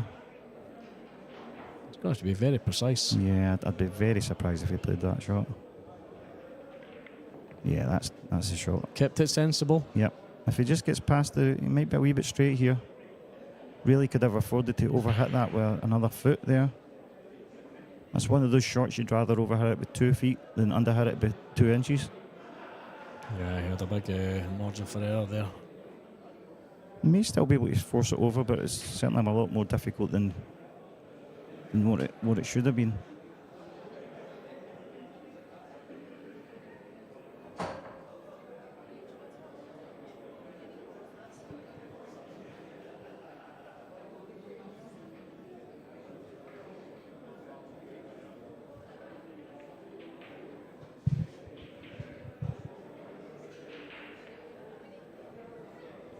Taking his time on this. Still early in this match, but doesn't want to give anything away. No, certainly not. Don't know if he can actually get over, do you know that? Probably wanted to be a bit higher on that. Yeah, definitely did. Looked pretty straight, so... Is he playing the bank then?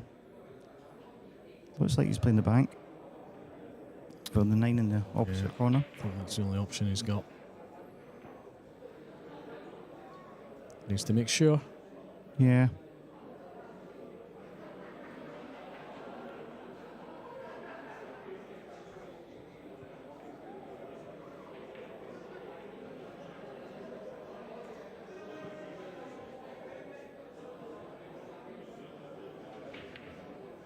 Yeah, nice shot. Out of the pocket, perfect. Very nice. So it's going to be 3-1 max over Ivan. There we go. Yeah, excellent. Good finish. It wasn't an easy takeaway, that. Yeah, it's I was maybe overthinking that, with my crazy suggestions about trying to bump things away, but this guy knows what he's doing. So, we're our way. Table 11, that match is still to score. Marcel Price versus Riku Rompunen, still at 0-0. Table 12, John Chapman, 5-4 up on Stephen Capaldi, so tactical 10th rack there. And Jonas Suto, as far as I can see, still on the hill against Andrea Melioli. Table 14, Mark Bijsterbosch, 3-1 up on Danny King.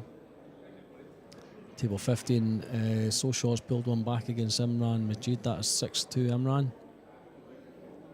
And Darren Murray versus Joe Grillo. That's still to get off the mark. So here we go. Max breaking in rack 5.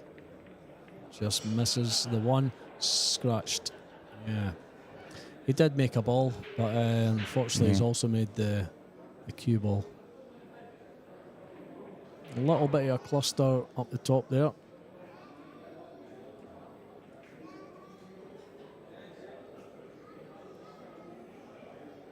Oh, he's actually kicked off the 9. Yeah. That was very unlucky.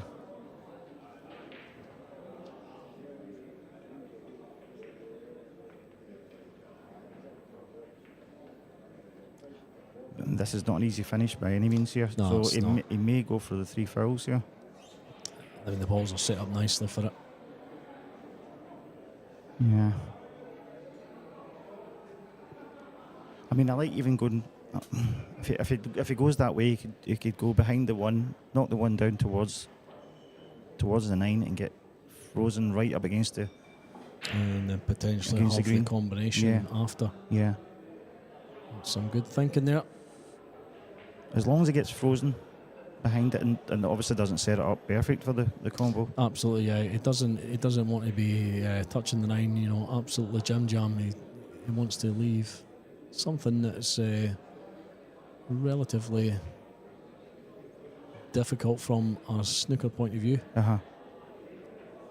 think he's going the right way about it here, definitely. Changed his mind? Yeah. Yeah.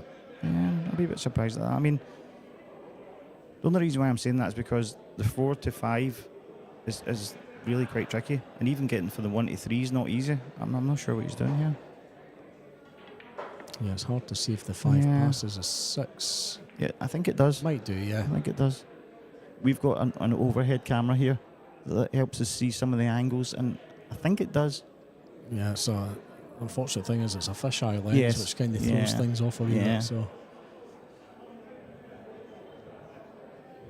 Well, it's good to see that he's confident of taking the finish away here. Absolutely. And he's made that. Yep. Just doesn't want to be fine on straight that. on the... This is a tricky shot. It's a wee angle, so yeah, he's struggling to reach it. Mm-hmm. Pull out his extension.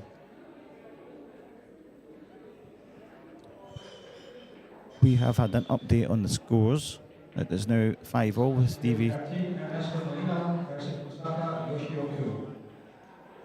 Stevie Capaldi and John Chapman.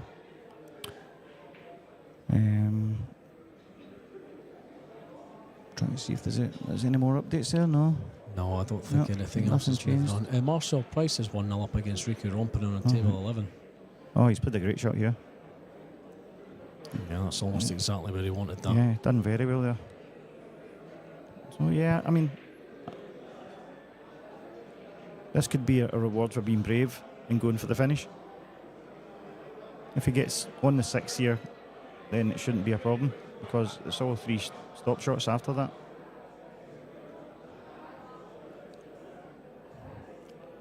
Yeah, so you can obviously see it is it's a thin cut. Just got enough room to get past the 6. Yeah, just a wee tries to the left hand side just to bring it off 2 cushions, back out for the 6 ball. Oh, surprised he went so hard there. That was unexpected. This is always the risk. Look at this. Yeah, I thought he could have dropped that in there and left himself on the 6. Obviously, the angle we're looking at is a bit deceiving, but it certainly looked as if he could have.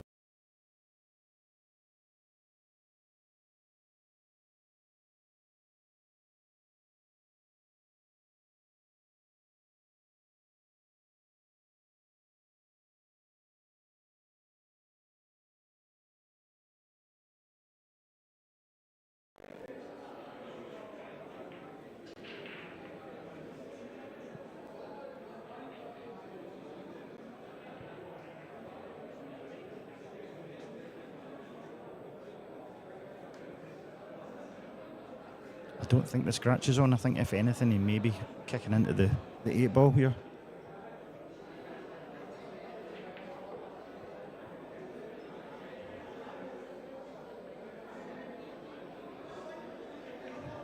And today was the first time my wife had actually seen me playing 9-ball.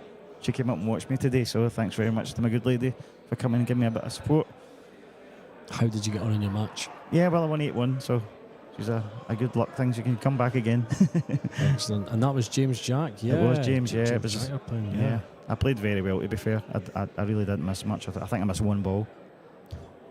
Not bad. Not bad at all. I've played you a couple of times, Richie. That doesn't surprise me at all. You don't miss much. Thanks very much. I do, definitely do, believe me.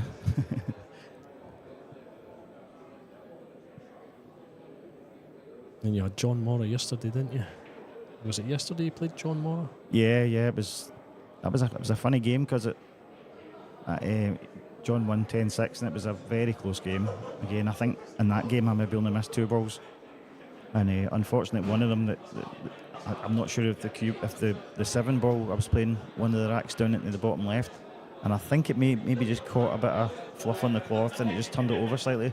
Yeah. And that was to go 6-all instead of 7-5 down. So it was a kind of crucial part of the game, but full marks to John. He's a tremendous player. Oh, yeah. When he had the full repertoire shots coming out, around the angles to pop balls and playing massive screw shots and what have you, it was top player. So many shots in their arsenal, these guys, haven't they? And his dad was actually a professional snooker player. Was he? Yeah. Ah, I didn't know. Mario Mora. Yeah, he was the professional just as I was coming into the game. His dad was just coming to the end of his career. So doesn't make the 6 off the jump, and he's left it. Good chance here for Ivan to pull one back.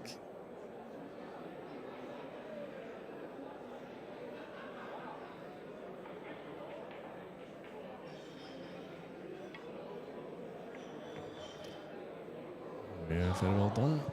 Perfect there. No issues here at all. 3 simple tap-ins. It's going to be 3-2.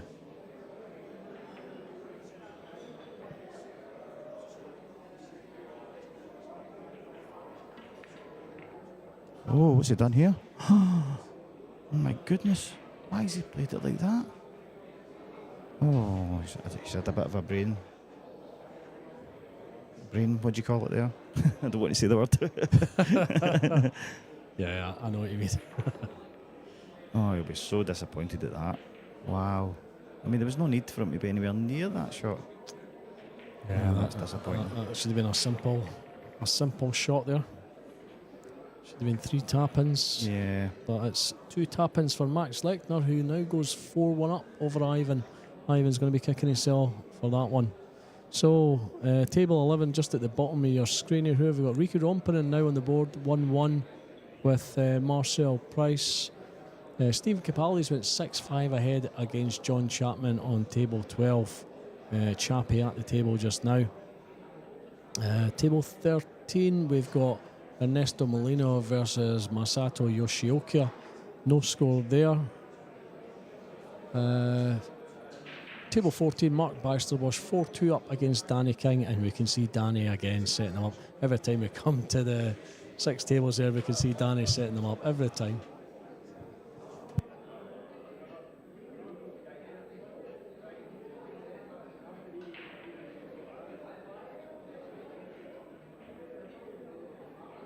Table 15, Imran Majid 6-2 up on Solshaw. And on 16 at the top of your screen, we just caught a glimpse of Darren Murray at the table. Darren is 2-0 down against Zhao Grilo.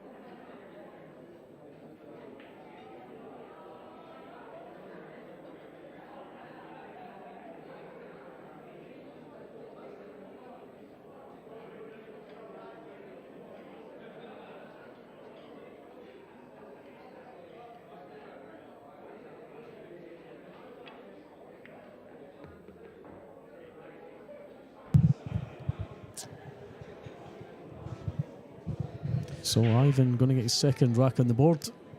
Don't do anything crazy here, Ivan. Yeah, just punched it in, well making done. sure. Well done. I mean, 4-2 down, and he should really have been, 3-all.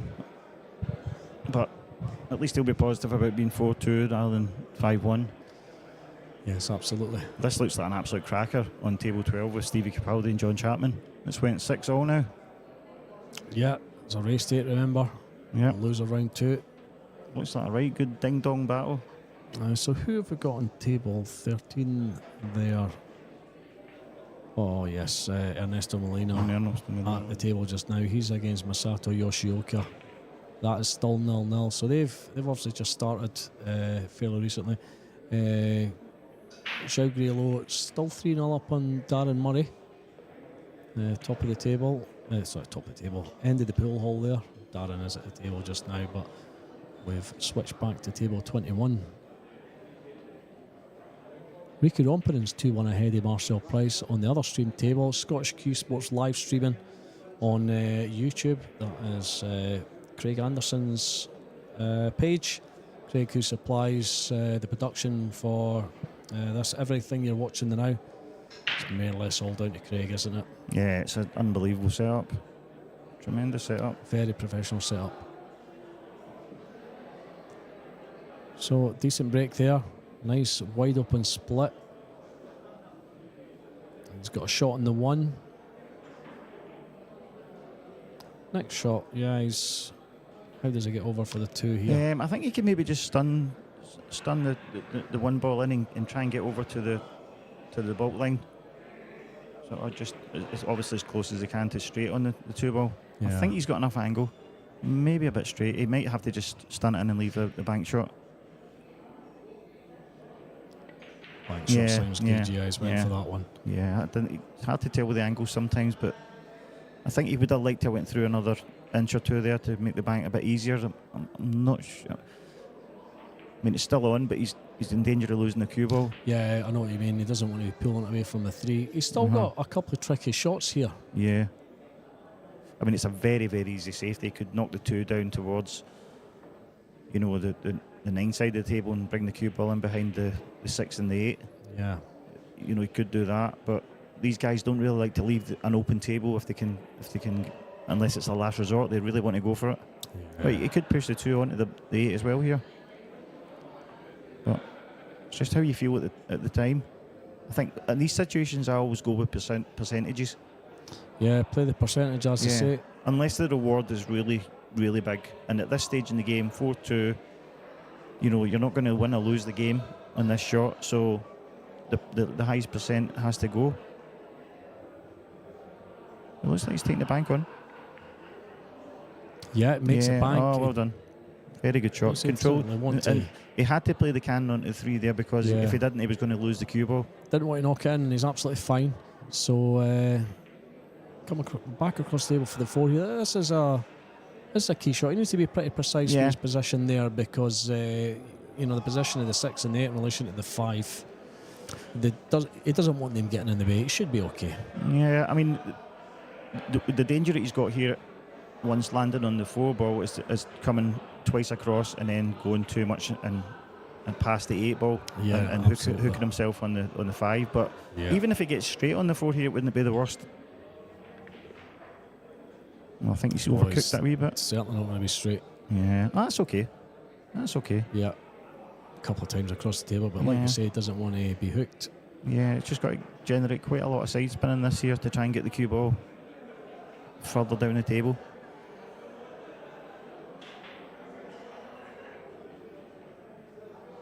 So he really wants to try and bounce the cue ball off the second cushion round about the middle diamond, or just inside the middle diamond to the third diamond.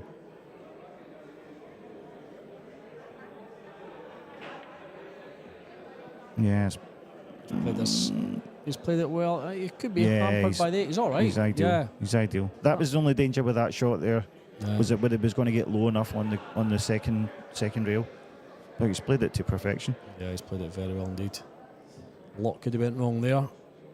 Just the cue ball's got a bit of mileage here. It's got to go up and down a few times here, but somebody maxes quality. I'd be very surprised if we didn't run this out here. Table 15, Rich Millwell versus Farid Al Wahabi. Yeah, ideal. Still a wee bit of travelling to do with the cue ball. There is a bit, yeah. Nothing that he can't handle, though. So again, he's got a choice here. He could leave himself bulk side of the middle bag here for a cut on the 8 to then just pot the a cut in the 7 to bring the cue ball back up the table for the 8, or else he can try and come off 2 cushions and come low on the 7 on the right hand side. The only danger with the second option is you could end up hooking yourself on the 9 ball, yeah, or coming too low, but I think that's probably the best option.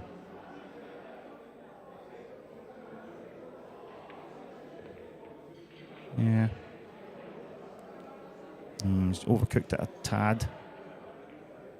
He should still be okay. Yeah, he's still got the shot. Just got to jack up the cue a wee bit here. Don't want to be that close to the rail, obviously, but see where he's pointing a couple of times over the table here.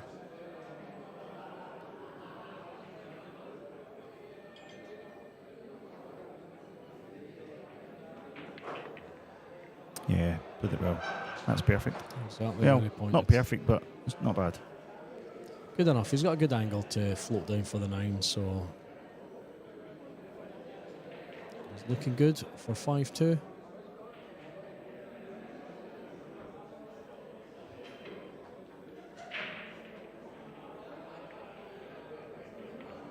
Yeah, beautifully played.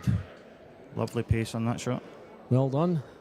5-2. Max Lechner once this 9 drops.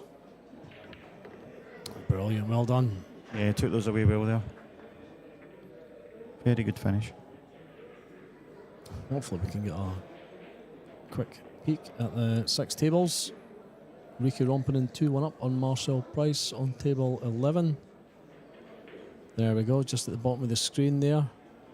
Marcel at the table. And he's got a very potable 9. So it's looking like this could go 2 each. Stephen Capaldi is at the table on table 12.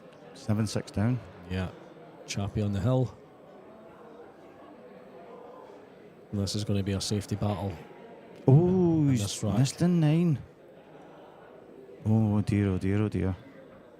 He's left it. Yeah, he's left it as well. Yeah, so Ricky Rompinen with a chance to pull another one ahead for a 3-1 lead. Yeah, Marcel will be really furious with himself there. I'm a bit surprised he played it as pacey as that. Yeah. Just No. see this 9 go down. We'll get back to table 21. There we go. Yeah. Well done. Oh, he'll be furious with that one. Absolutely furious. I think it would be a toilet break for me. I think this has been a golden 9 here. Yeah. Oh, really? Has it? Yeah. Yeah. Max is he's popped the 9 off the break. Oh, wow. Yeah. There's not been that many. I've not seen that many this week. Carl had 2 in a row. Oh, really? And rack 2 and 3 against Jonas. Sorry, not Jonas. Alban Ocean. Yeah, second and third rack, golden 9s. I had one in my first rack this tournament, but unfortunately it was my practice rack. It's always the way, isn't it? Mm-hmm. Yeah, I think Mark Beisterbosch has beaten Danny King. You can see them putting their cues away. Yeah, that game's done.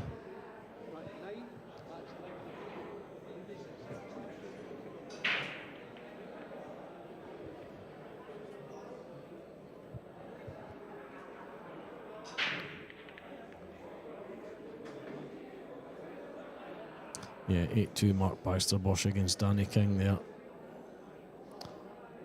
Table 14, Bagus Malari versus Copenhagen.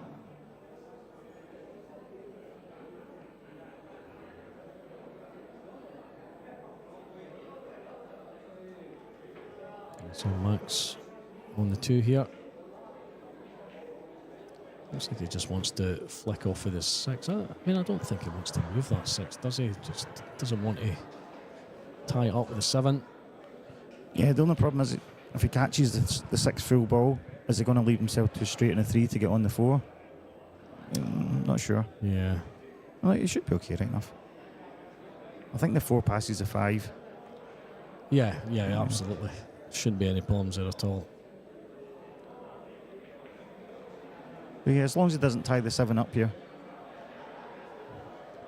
A bit more difficult. He's got his extension on. Oh, he managed to miss it. He's Oh, done well, he's well just done. missed it. Even better. Very well played there, Max.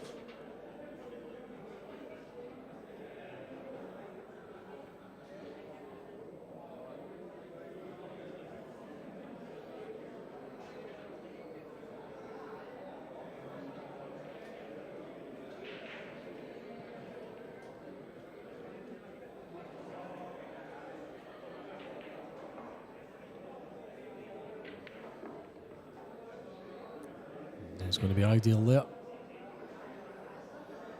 So he's taking these very well.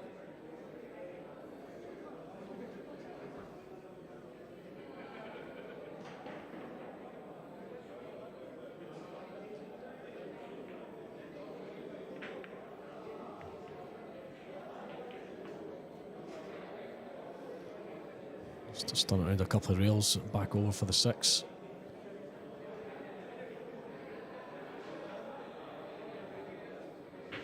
Yeah, just followed through. Yep. There we go. That's absolutely position there. A nice angle to leave the 7 in the same pocket. Uh-huh.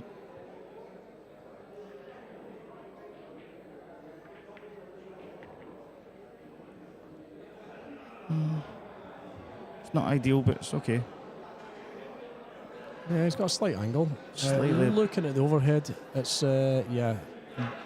kind of deceiving there. I think he's slightly the wrong side of the straight.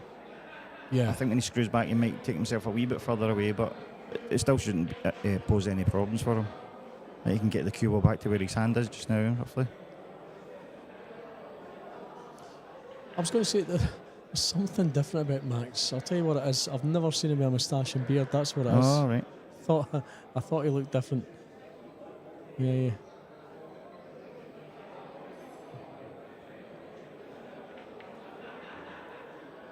There we go. And it's going to be 7-2. Out of the pocket. Excellent. Okay, table 11, Ricky Ropinen is indeed 3-1 up on Marcel Price. Table 12, John Chapman on the hill, 7-6 against Stephen Capaldi. Just heard a round of applause there. I wonder if that was that match finishing. Just had a few folk clapping. Oh, they're still going. That's maybe just been for someone buying a drink at the bar. That's quite possible, yeah. Maybe that's where Capaldi's been away getting a drink. Table 13, who've got table 13? Yeah, Masato Yoshioka 1-0 up on Ernesto Molina. Table 14, Koping Han versus Dagas Melee 0-0. Table 15, that match just kicking off as well. We've got Rich Fullwell versus Mubarak Al Wahabi. And table 16, Zhao Guilo 3-2 up on Dan Murray. So Darren pulling 2 back there after going 3-0 down. And yeah, Grillo's just got another one on the board. So Max on the hill. And here's young Riku. Should be going 4-1 up. No problems at all, well done. Cool customer. So, should be back on 21 just now. Are they having a break? Yeah, Alan's just removing the template.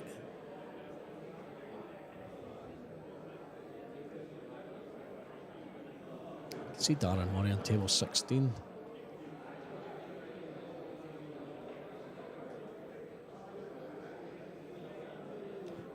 Stevie's faced with a tough shot here. I can see him. He's on the 7, just before the middle pocket. I think he's going to try and just float it up into the top bag. He needs to make it. Oh, Don't think he has. Oh. Did he? And he hasn't, no, because Mr. Chapman is now walking to the table. Yes, but what kind of shots he got? 3 balls for the win, Mr. Chapman. Okay, so we're back on table 21. Max has made a ball off the break.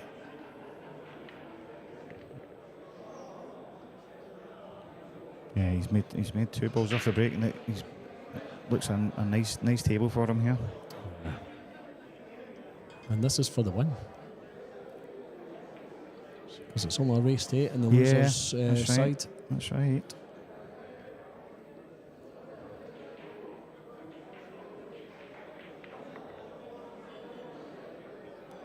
He's played very steady here, Max. He's did all the easy things very well.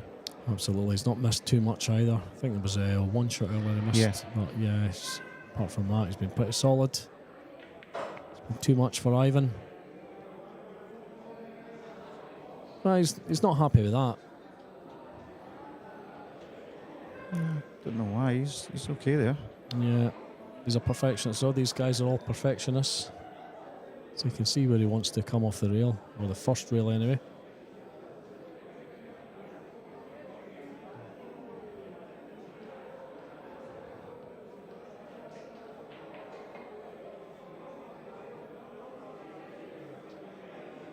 Key shot here.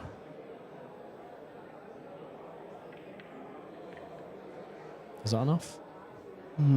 He sort of had to. Yeah, he had to leave himself a bit of work to do there, because there was a chance of him kicking the 8 or the 9 if he went in between them.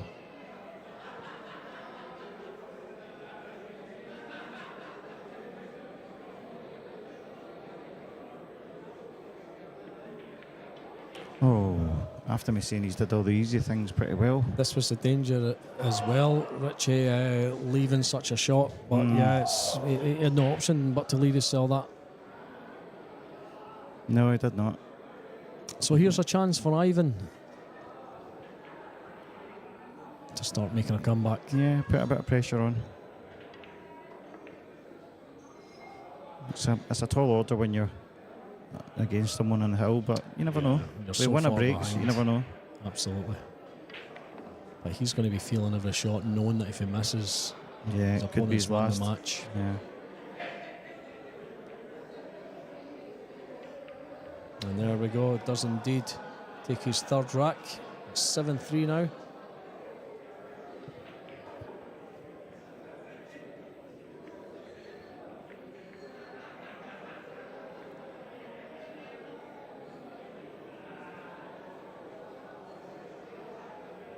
So I think John Chapman has beaten Steve Capaldi, has indeed 8-6.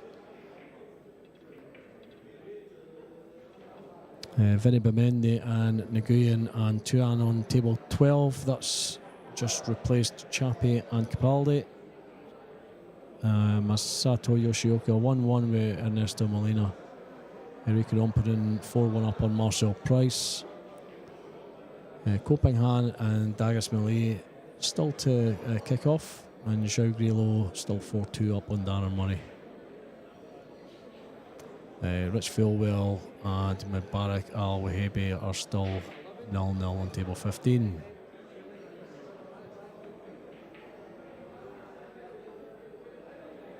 So Ivan breaking. Yeah, makes a one. one. Yep. Does he have? Yeah. Yep. He's got tricky queuing on the 2 ball. If the 2 ball goes, that is. I think it does go. I think it passes, but yeah, it's 8's interfering with things just a little. It doesn't have to do an awful lot to get back onto the 3. Should be able to come between the 7 and the 3.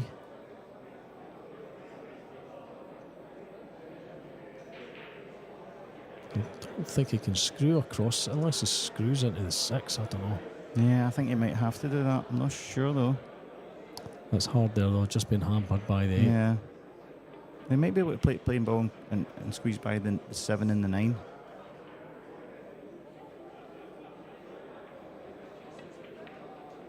Yeah, unlucky. Oh, was he scratched here? It was going to scratch. Unlucky. That was only because he caught the two a bit in the thick side of the pocket there. Yeah, absolutely. So Max gets another chance finishing the match.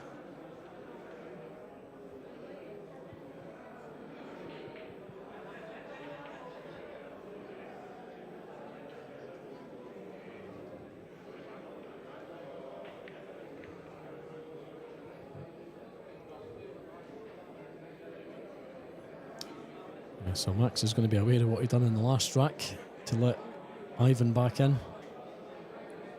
Yeah, there's nothing like a miss for match ball to sharpen your concentration. Yeah, he doesn't want to make the same mistake twice. He's okay there. Yeah. Just got past the 6 enough.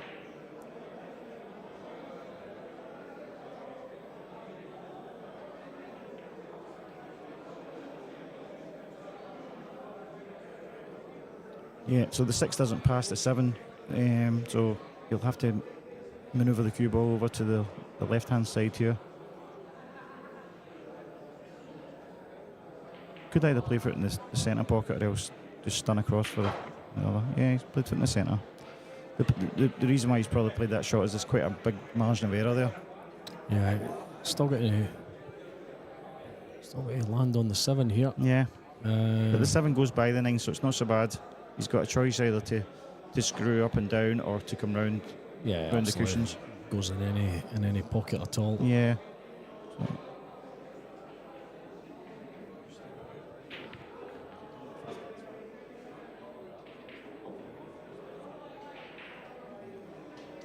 Jeffrey Jones is coming in for it.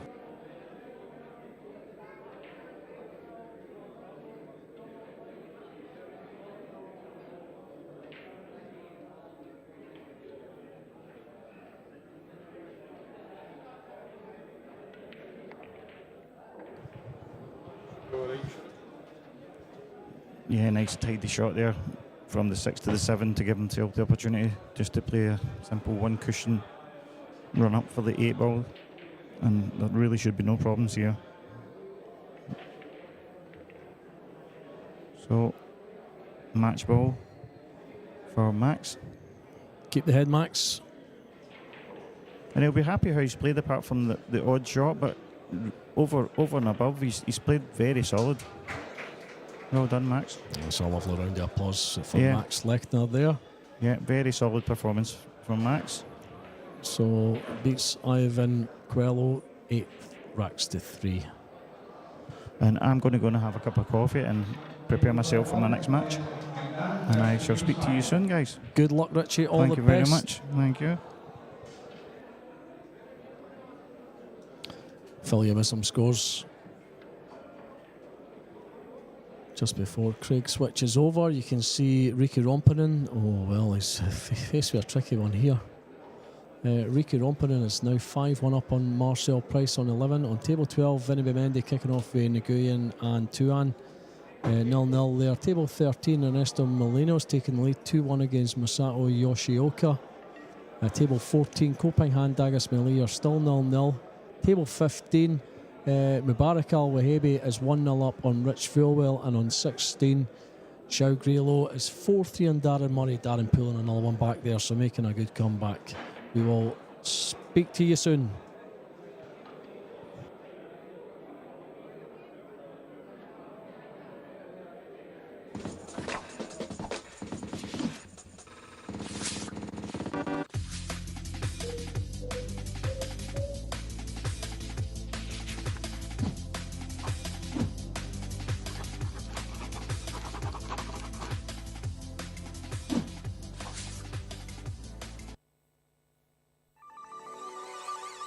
This championship is being played with the new Aramith tournament set. Featuring a unique molecular structure, it guarantees razor-sharp precision and unsurpassed longevity. Unquestionably the best pro balls in the world, this set is available in a TV and a value pack version, as well as in the new My Aramith Ranger of Ball and Q cases. Now you can bring and play with the best ball set everywhere you go. My Aramith, bringing new dimensions to your billiards experience.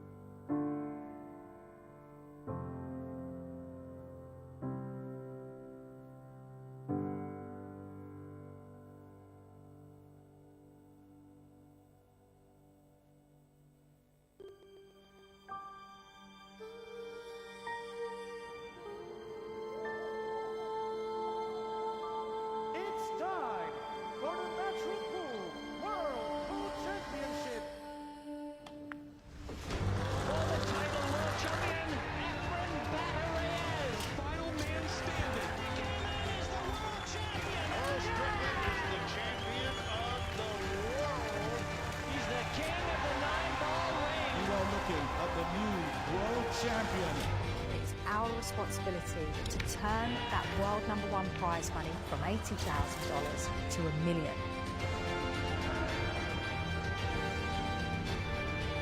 Is there any stopping Francisco Sanchez Ruiz?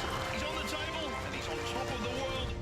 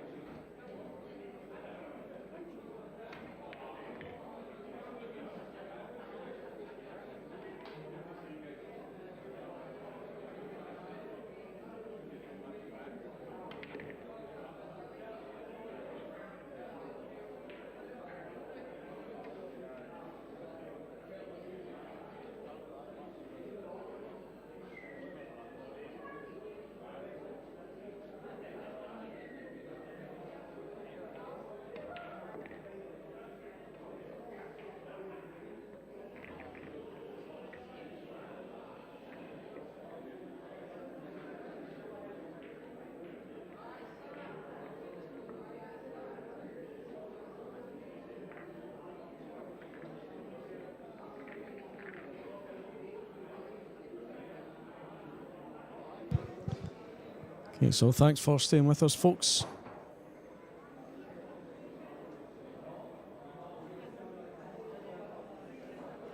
Table 21, next match we've got up here is Nguyen Hai Dang versus Niels Fine.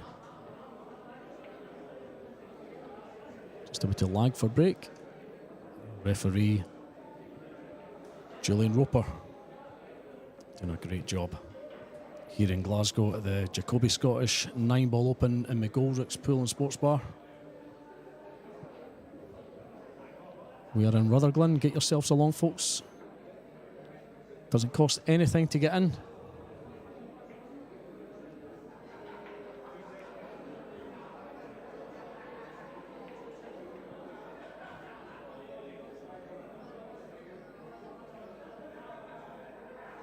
So that's going to be, that looks very close. I think that could be Niels.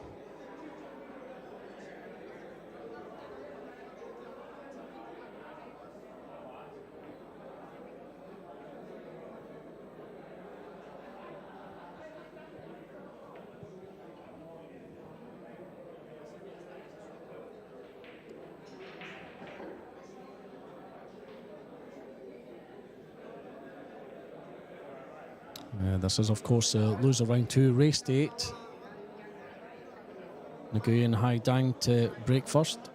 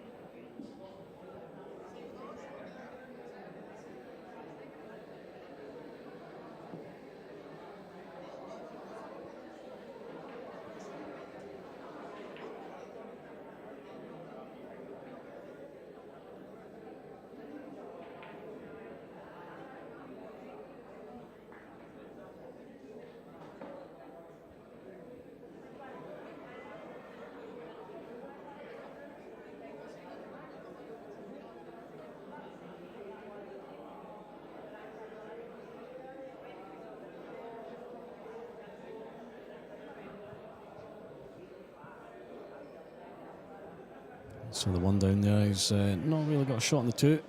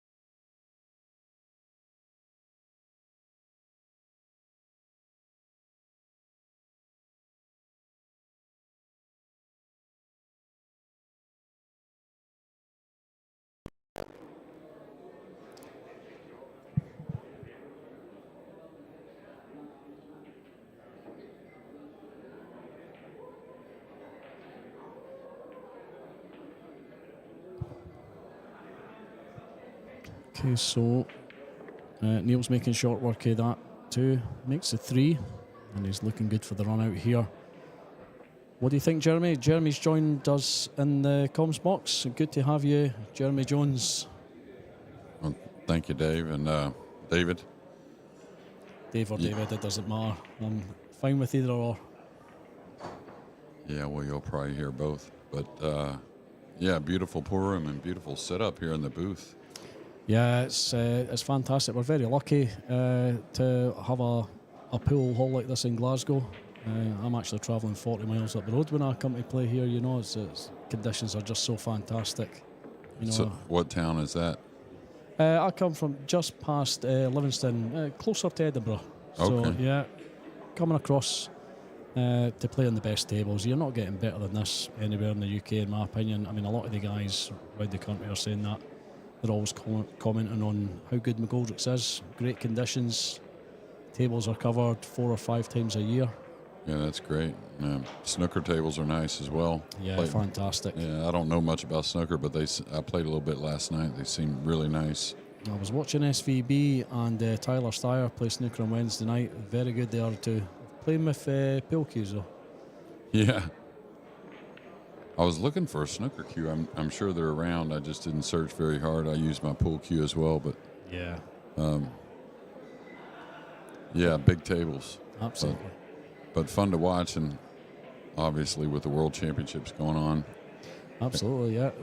We've got a feed just now, just above us, so I'm trying to ignore that and concentrate on the 9-ball here. Right. And Niels Van doing the same. Yeah, it certainly is. So that was a tricky rack, but he's made light work of it. Niels Fine taking the first rack against Nguyen Hai Dang.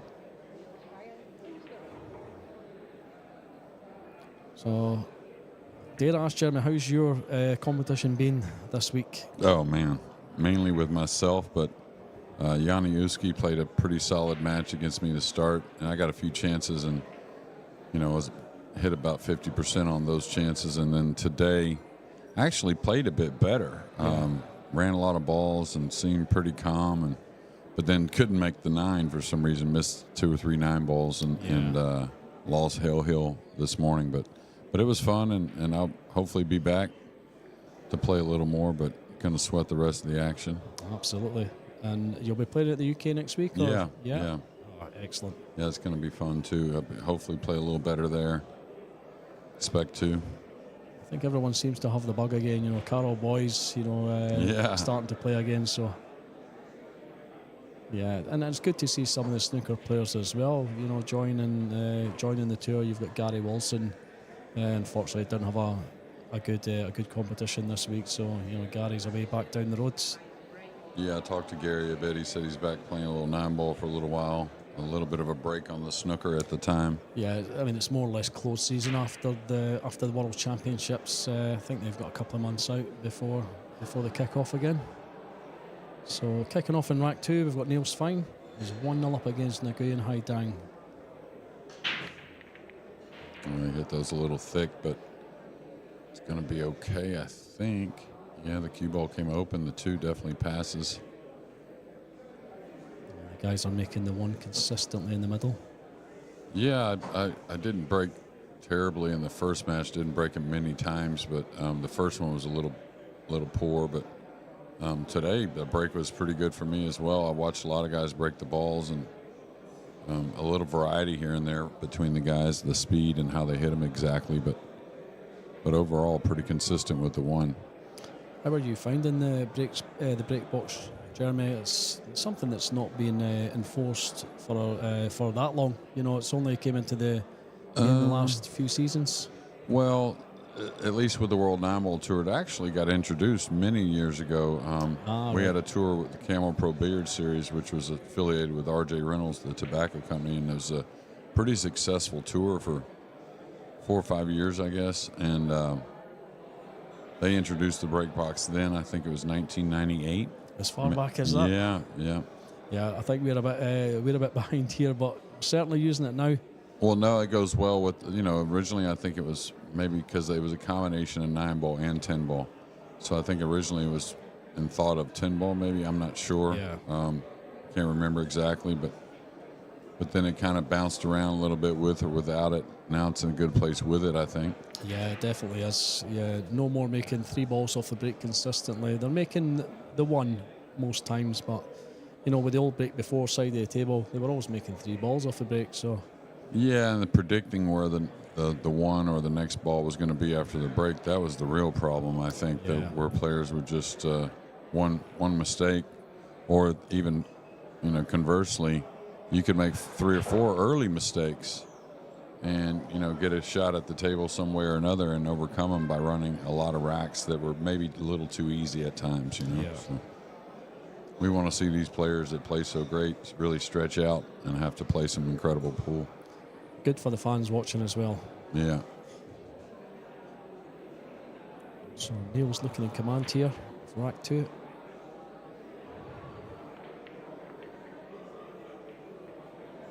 This the way the tables are playing pretty reminds me of the Perry Open last year, which was a warm-up kind of event before Vietnam. They're in Hanoi, and it was $110,000 purse, so it was a pretty nice warm-up. But Neil's made a pretty decent run in that tournament.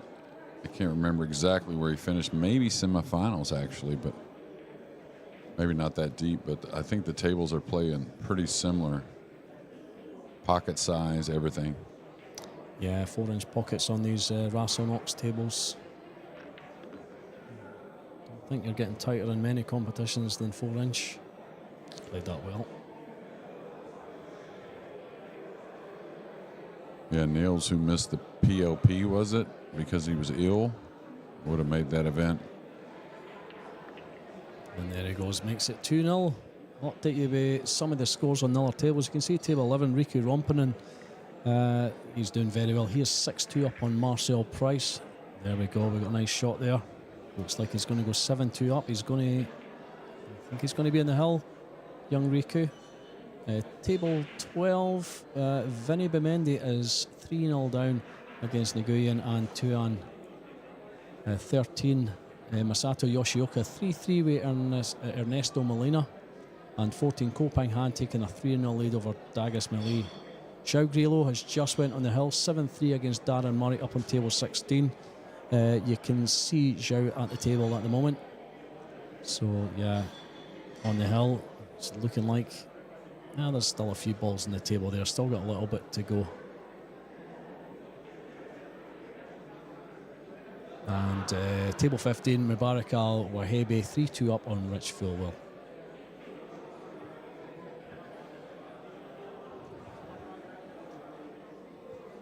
So Riku Rompin is indeed on the hill. That is, of course, on the second stream on YouTube on Scottish Q Sports live streaming. Stick with us, folks. Well, you can watch both. You can watch both at the same time if you like. Yeah, Riku gets better and better every time we see him, I think. Yeah, I think first time I saw him was a couple of years ago at the first UK Open. And he's just went from strength to strength. What a champion that guy's going to be. Yeah, he always seems to get it seems like when he's on the fence on wins, meaning like a player his speed, you may say, or someone he's a little better, he's really good, and then he gets those, underdog wins every tournament, it seems like. So. Yeah, absolutely. And he's no fear, the young guy. He's got youth on his side, no fear whatsoever.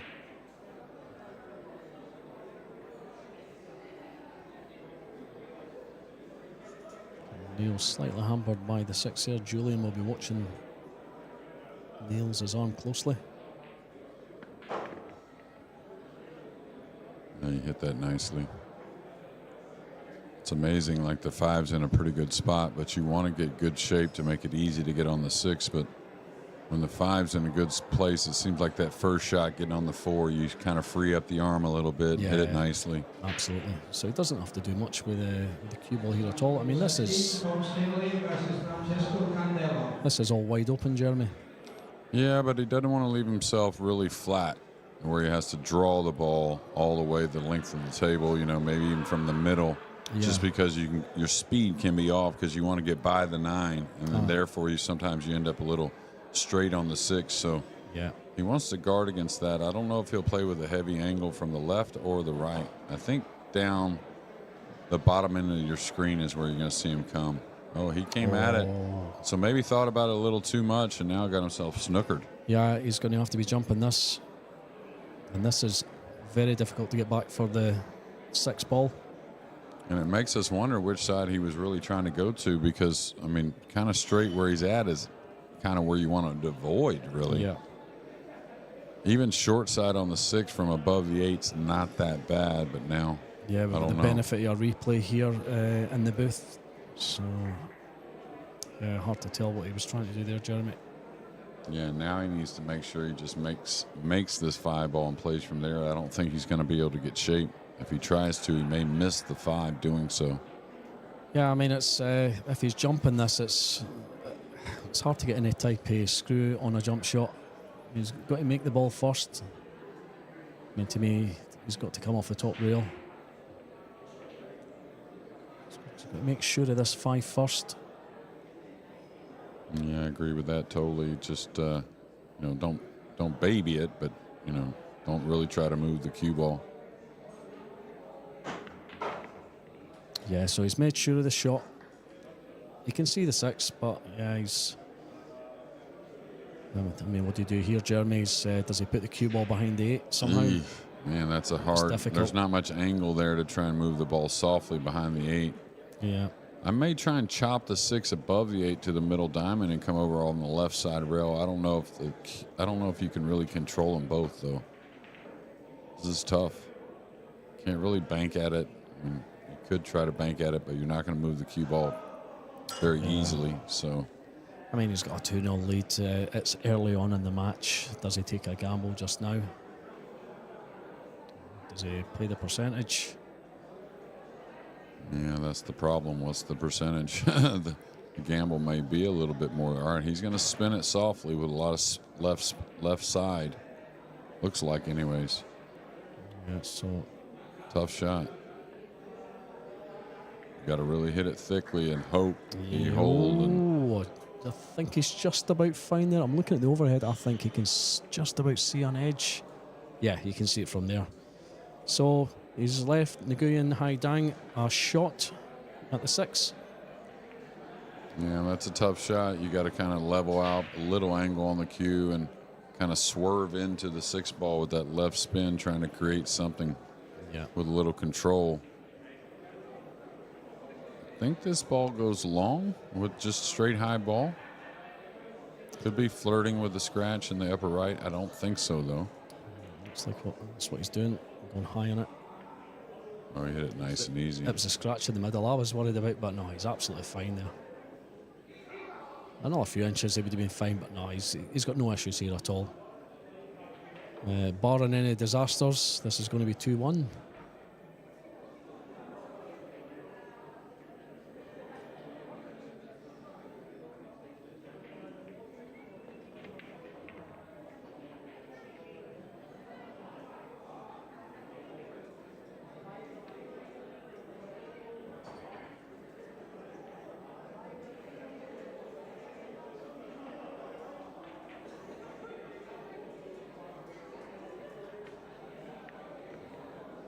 It's a little lightish, I think. And he's got a cut back into the middle. Yeah. He's got to go for the middle pocket.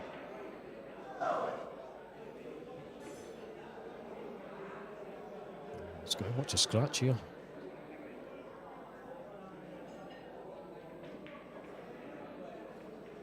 And just a little more of a shot than he wanted from where he was at. I think he just kind of underhit it more than anything. Was coming out for the corner, but he's going to jack up. Wow.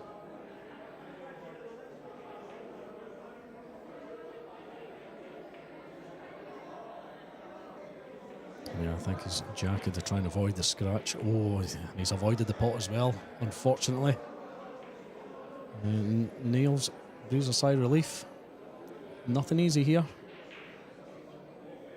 Yeah, I think both corners are available with a high ball, with a high topspin ball to avoid the scratch. I like the upper left myself, but yeah, it's all what little bit of preference here. Yeah, I think if he was to take it in the right, that offers more of a scratch into the left. So yeah, he's got to take the 9 in the top left here.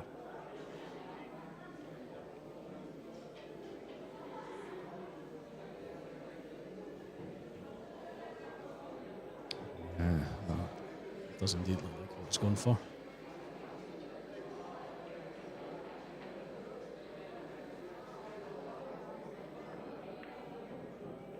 Yeah, he's hit that beautifully. Middle of the pocket. Yeah, I've never seen Nguyen Hai Dang before, obviously from Vietnam. Another Vietnamese player playing at the moment, Nguyen Antoine. He's up 3-2 on Vincent Bimendi. Vincent Bimendi, yeah. Yeah, Vinny's one of the local players. He comes into the club. Very good player, Vinny. I don't think I've ever beaten Vinny. But yeah, a really good player. Tom Stavely is now on table 16 with Francesco Candela. That match is just kicking off. You can see Tom having his practice rack there. And Mubarak Al-Wahabi 5-2 up on Rich Philwell on 15. Coming down to 14, Ko Ping Hang 4-1 up on Daga Smeli. And table 13, Ernesto Molina's taking the lead against Masato Yoshioka, 5-3 there. Table 12, as we just said, Nguyen and Tuan is 3-2 up on Vinny Bimendi. And on table 11, Riku Rompinen won that match. So we have now got Matthew Wrigley versus Mohamed Sufi. Just about to kick off. You can see Matthew here, corner of your screen. And we're back to 21. Niels, we are 3-0 lead in a race to 8.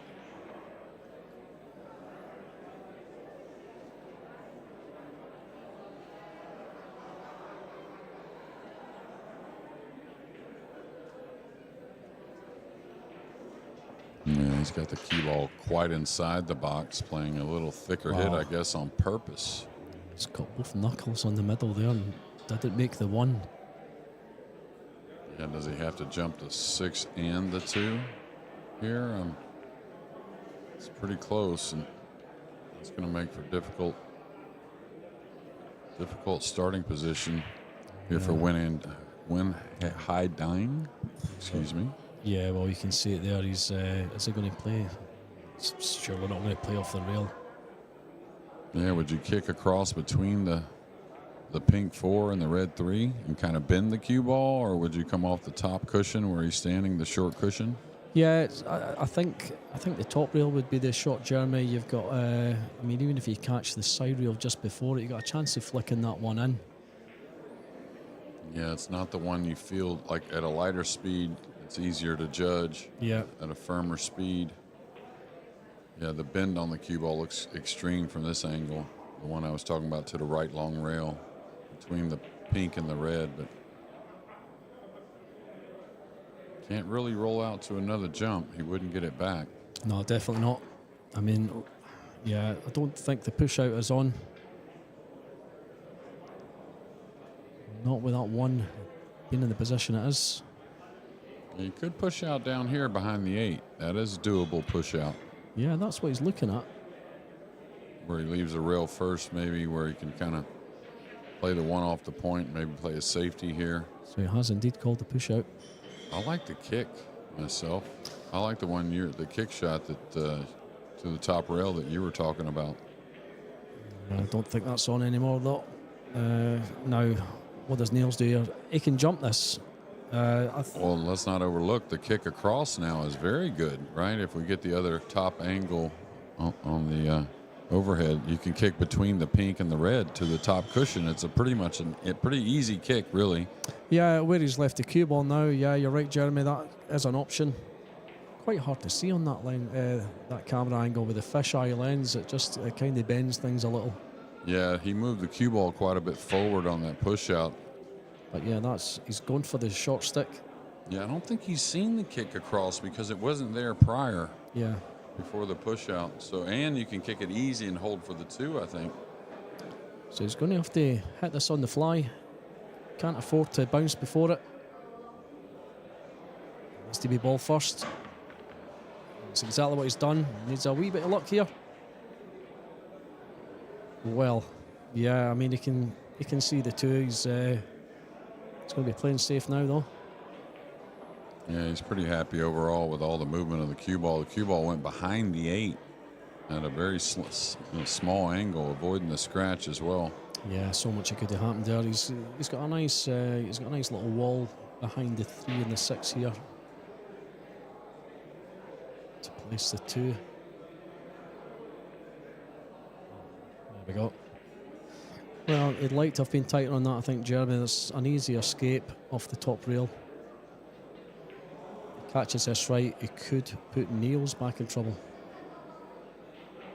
Yeah, curious to see how he plays it, especially with the 8 here as well. That's another ball that could help keeping Niels off of a shot, just in case you don't get a snooker. But if you try to get too cute here, you may not get a rail. Like if you try to really ease it, come under it.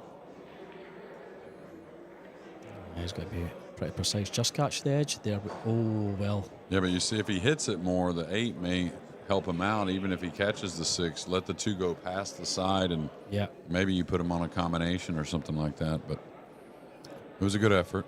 Yeah, and Niels has got a shot at the 2 here. His only saving grace is that 3 doesn't look like it passes the 6. I mean, it's frozen to the 6 by the looks of it. I think the 2 does play by the 8, but it's snug. You could maybe play it there in the corner and open the 3-6. Yeah, good shout. Depends on how you're feeling. I think if the 8's not there at all, there's no question that's what he does. But like I said, it is a little tight going by that 8 ball, the blue 2. Tables are playing pretty well, though. They're playing quite generous with the new cloth on them. They seem to slide. Yeah, but I think they're just, in good condition. The balls, of course, everything's nice, clean, right? Yeah, brand new. But I think overall they're playing really nice. There's a hair moisture from day to day. Yesterday was beautiful. Not a cloud in the sky hardly, but today's been a bit of rain. Welcome to Glasgow, Jeremy. Yeah. Oh, there we go. Oh, well. Has he moved that? Yes, I think he's just moved the 6 in the way even more. Yeah, didn't play in the corner. Now he's got to decide. I don't think he can cut it. And I don't know if the 6 got out of the way enough to be able to bank it cross side. Okay, I'm going to come out with one of my crazy shots here, Jeremy. Does he carom the 3 off the 6 into the middle? Does he have that option? It's definitely, that kind of shot, you'd like to feel real good about it. Now, it's definitely makeable. It's the 6 is up high enough. It is makeable, but it's a kind of bizarre shot as club players take on. But yeah, this is certainly not a club match, this one. Well, from this angle, you wouldn't want to be playing the kiss shot with a ton of speed. You'd like to be kind of like where the 3's not rolling off of the 6, but not going really fast. He's going to play it, though, I think. He's drawing it, so he feels like he's got to push through off the 6 a little bit. Or is he banking this? Oh, he caught the 6. Think he was going for the bank there? It certainly looked like definitely, yeah. And he's left the shot here for Hai Dang. Awkward cueing a little bit. Really hits the ball nice, though. I watched him play the other night. Yeah, he's absolutely perfect on that. Does center of the bag. Yeah, does everything pretty easily, it seems like.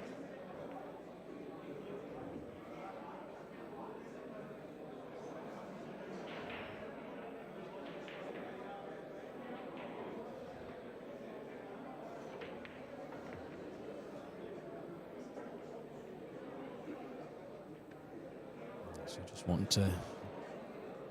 Looks like he's screwing down on that. I think he'll just take it off the top rail. Yeah, that's what he's going to do.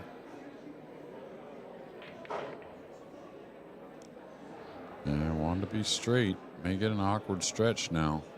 Yeah, I thought he'd come up a little bit short there, but yeah. And it is awkward for him. He's going to have to grab the bridge.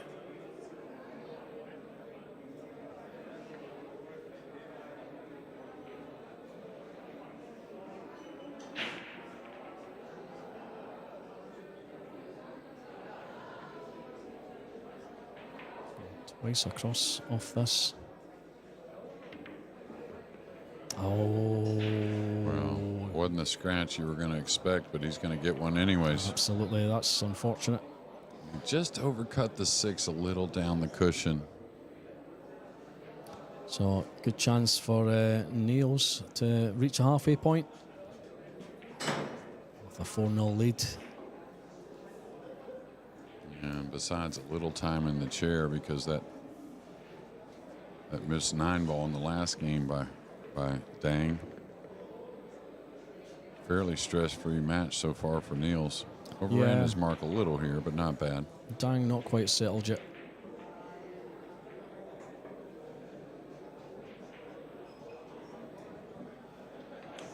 This is a one-loss side, I believe, right? So, loser round 2. So yeah, one shot out here. That's it. Game over for you. Yeah, I'm curious who beat Niels on the one-loss side. We can look that up for you, though. Yeah, we can certainly have a look. Allow me to find that out. Nice crowd here at McGoldrick's. Yeah, it's starting to fill up nicely. You know, the last couple of days have been good. This being the weekend, you know, Friday night, everyone's starting to come in. I think it'll be even busier tomorrow.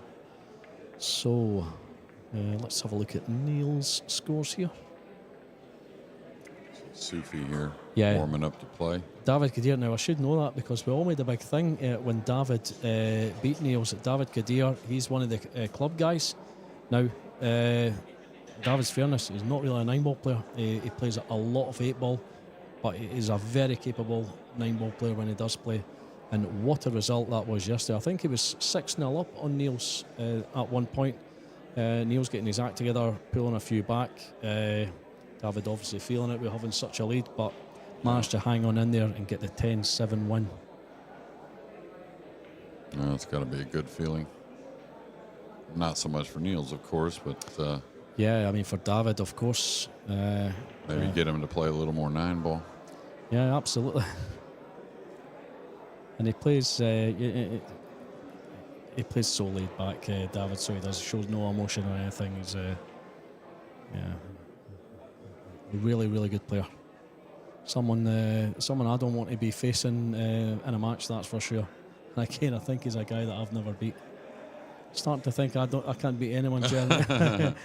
You know, this guy here, Vinny, you know, he seems to be my nemesis up on table 12 there. So here we go. Breaking in rack 5. Niels fine, 4-0 up.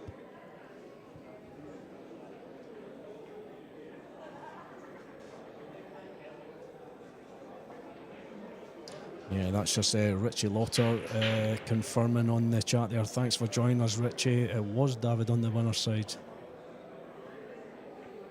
Glad you were paying attention. Yeah, now a dry break. We'll see what Win High Dang wants to do. A push out, most likely. Yeah, I don't think he can get through it. Yeah, push out called, so... Probably some type of kick shot here. Maybe an edge on the one, but it's not going to be anything too friendly. Of course, you've got to watch for the scratch as well, where the one is in relation to the rail. Yeah, and what happens with this kick here is you feel like you should be able to execute it pretty easily as far as the scratch shouldn't be too much of an issue. But what ends up happening is you don't put enough pace on the one when you kick it and you try and kick it around because you're trying to hold the cue ball. And if you don't really stick them right on the 6, well, normally you'll give up a gap and some type of shot on the one. Yeah.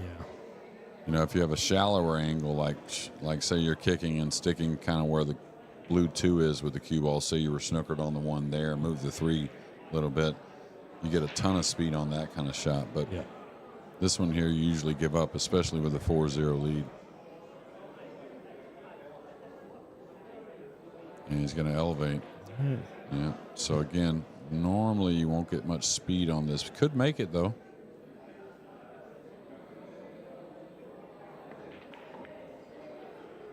You see how it's just you hold the cue ball every time for some reason because that's what you're kind of focused on, but the one never seems to get around. Yeah, unfortunately, he's put the one into a potable position for Hai Dang. Tricky these ones, and just a wee cut into the middle pocket. Always play a bit tighter on these tables. doesn't have to do much with the cue ball. Yeah, I mean, he's put a bit on that to come back across for the 2. He's not left anything. Or anything easy, anyway. No, not at all. This is very difficult, actually.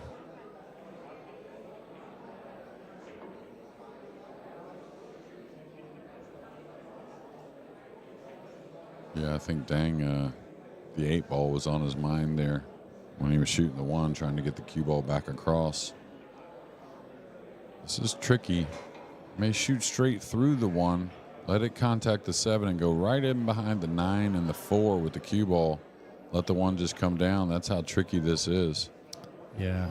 It's, unless you shoot at it. You can shoot at it. I mean, it's some cut if he does decide to go for it. But watch, he doesn't get a flick off the 7 into the path of that side pocket. He's smart shot here. Yeah, just playing the safety there. Again, it's easy enough for Dang to kick out of, but where does he leave the cue ball? Plenty of balls on the table for cover. Again, anything can happen here. Just don't get good contact on this. You let your opponent in and give him a chance at the rack. Just a bit close to that ball over his cue there. I think he's all right there. I'll settle for that. Yeah, really nice. Going to make it a difficult kick shot as well. The 7's a little in the way of the 3-rail path. He can manufacture it, that's for sure, but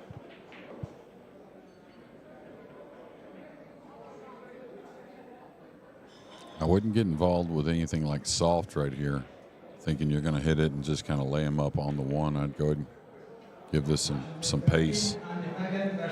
Yeah, try and get a bit of distance between the object ball and the cue ball.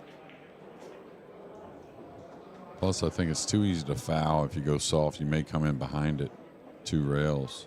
Yeah, he just came up soft. Oh, he hit it beautifully, though. He's played it well, though.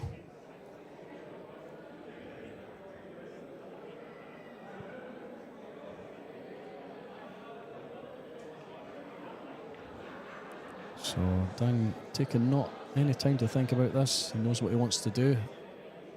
And he's just glanced off of that 6. I don't think that was his intention to have any contact on that at all. He wanted to be right behind that 6, and I think, yeah, Niels can see an edge of this 1. I'm not sure if it passes the 3 ball. Not enough to drop into the bottom pocket anyway. Hard to tell there, Jeremy. There's certainly room to get round it, but certainly not potting it from there. Yeah, I don't know. I think this is a little tricky. If you just got to maybe come across and try and use the 7 and send the 1 down.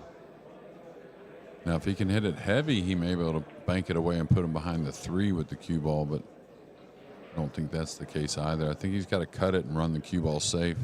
Yeah. So here we go. If he tries to get all the way across behind the 8, I think he may have trouble. Well, he just kept it simple. Yeah, he's just dollied it. So, I mean, he's he can swerve around this. I think just catch it off the rail just before the knuckle. Yeah, the 1's frozen though, so he has to get the 1 or the cue ball to another rail. This is a problem, yeah, and there's a lot of balls in the way for the cue ball. Yeah, the referee should just have to call it frozen, not explain, but he could easily hit the rail and come across the 1 and put him behind the 2, but that's no cushion, so that would be a foul. It's got to get through it. Well, yeah, I don't blame that at all. He's made sure, and as if, I thought he'd flicked the 2 there. He's been lucky.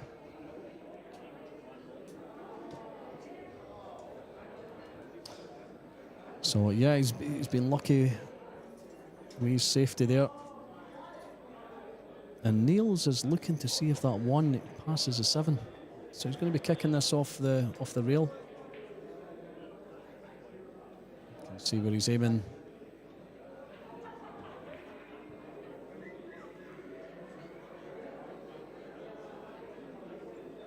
So here we go at the kick. One into the middle.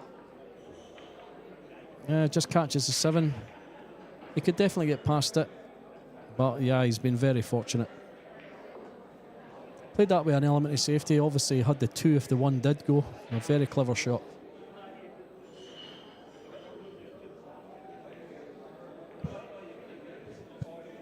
Yeah, and Dang's had a couple opportunities early, but just having a look at the replay here. Yeah, nice hit. Good speed.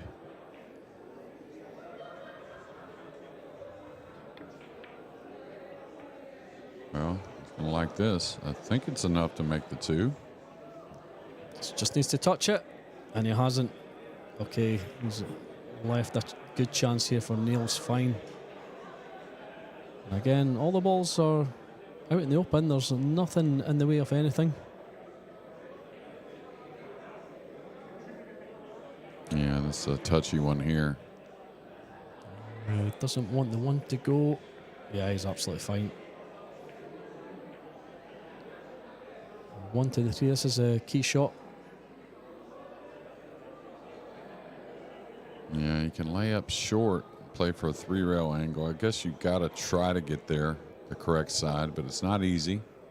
Good thing is he can use the 1 ball a lot of ways. He can overcut it to the pocket to create a little more cue ball movement.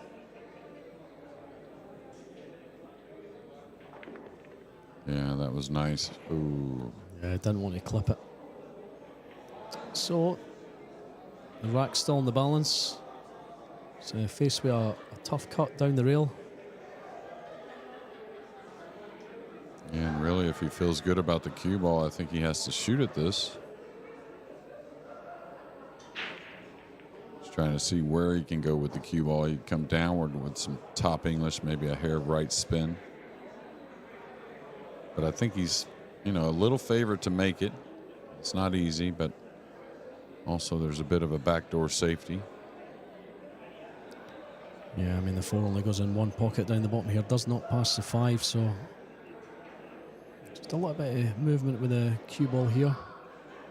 Yeah, just 2 rails, I think, between the 8, 9 and back over.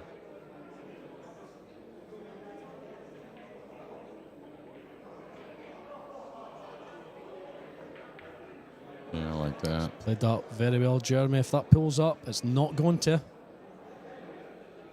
Wow, what a shot. Just an inch away from perfect. It's hard to see if you can see an edge of that. You can't see enough of it to pot it, I don't think. I think he can see a piece, but maybe not. Yeah, it's tricky.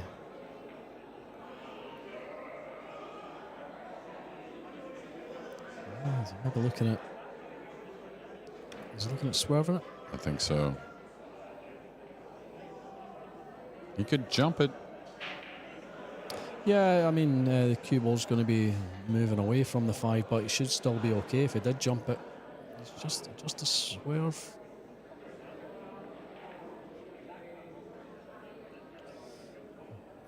Yeah.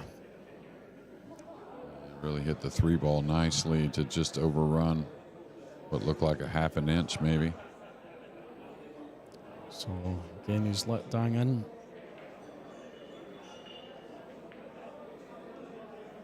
Dang knows this is a good chance to get his first rack on the board.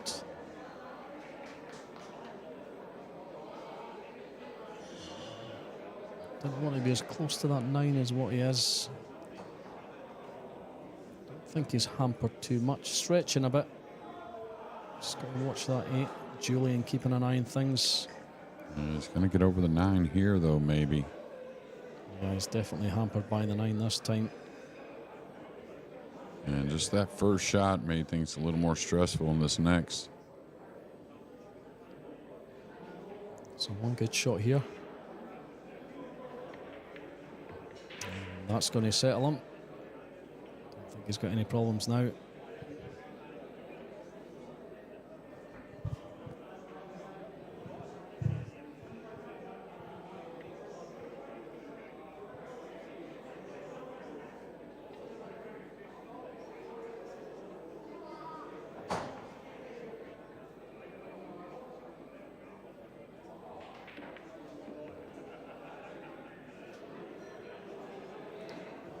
couple of simple shots. It's going to be 4-1. I'm just having a look at to see who Dang was defeated by to get into the losers bracket. Zhao Grillo, 10-9 he was beaten. So yeah, just narrowly losing that match Wednesday night.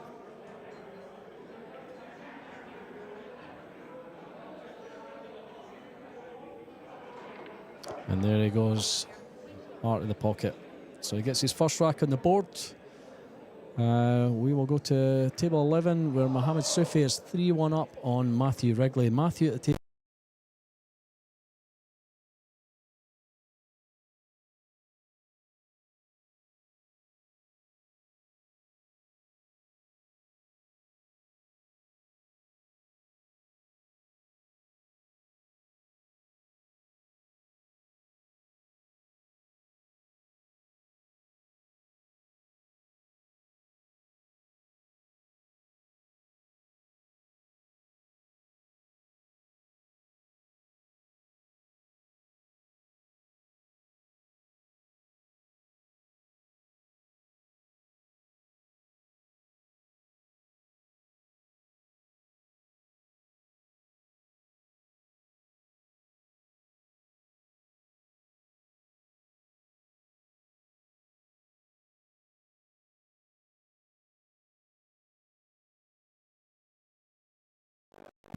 Very promising talent, snooker background, so he's made the switch to Nineball.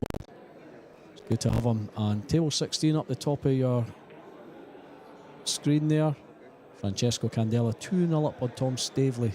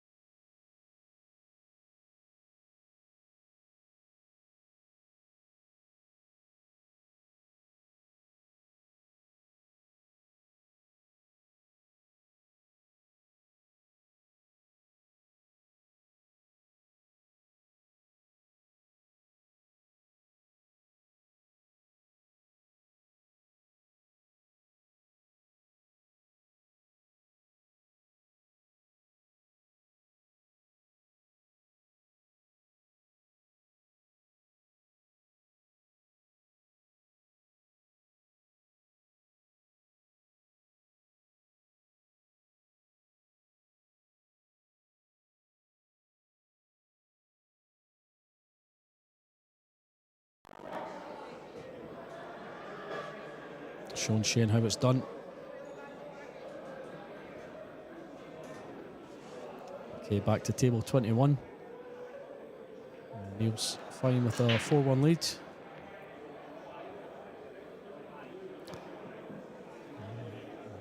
Really good break off there. He's going to have to make a nice shot on the 2. Maybe come one rail into the black 8. That's maybe a very an nice option. split. Very nice split indeed.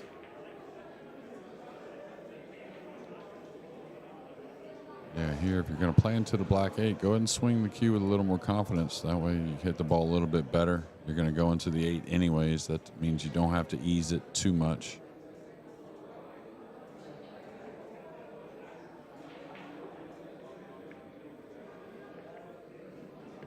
I think he's listening to you, Jeremy. That's exactly what he's pulled off. So he's got a bit of travelling with the cue ball here to do. He's got a decent angle. Again, he's just going to be... Is he stretching? No, he's absolutely fine. He can get past that 8 with his cue. He's going to go 2 cushions towards the 7. He's got to watch his... It's fine, it's fine. Yeah. Easy to worry about that shot with the 7 there. I like what he did. I just knew there's a little chance he was taking, but go ahead and make sure he gets there. It's off the rail with the cue ball.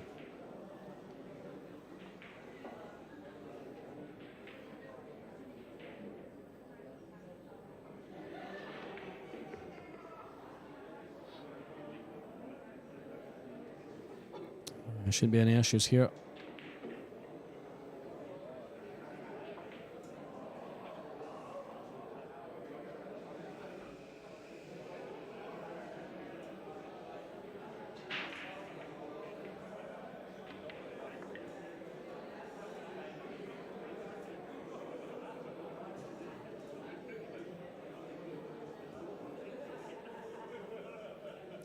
2 or 3 easy pots.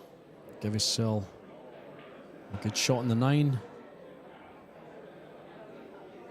And it's going to be 4-2.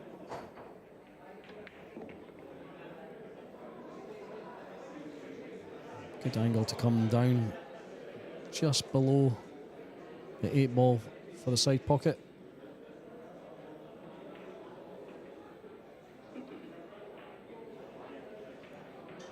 See just where he's gesturing, where he wants to leave it.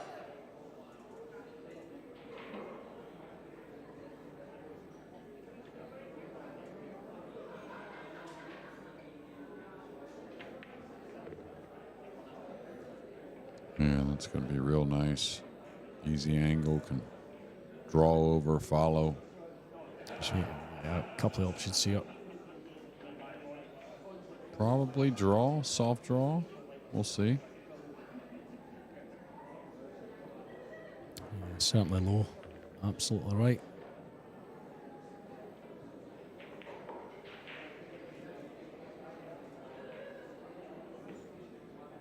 Line down the rail and it's 4-2.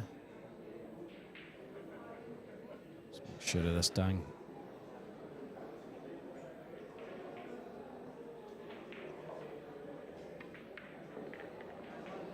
No issues at all. Well done. So 4-2 Neil's fine over Nguyen Hai Dang. Back on table 11 here. Matthew Wrigley at the table. He's shaking his head there. He's not happy. Yeah, that's because he's on the 4. He is 4-2 down to Mohammed Sufi.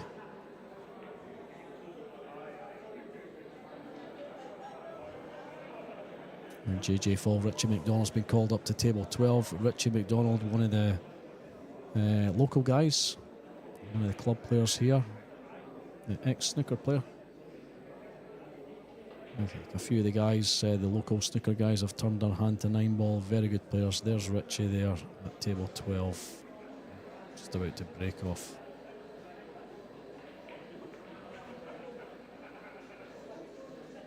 So Mohammed Sufi in command here, looking for a 5-2 lead over Matthew Wrigley.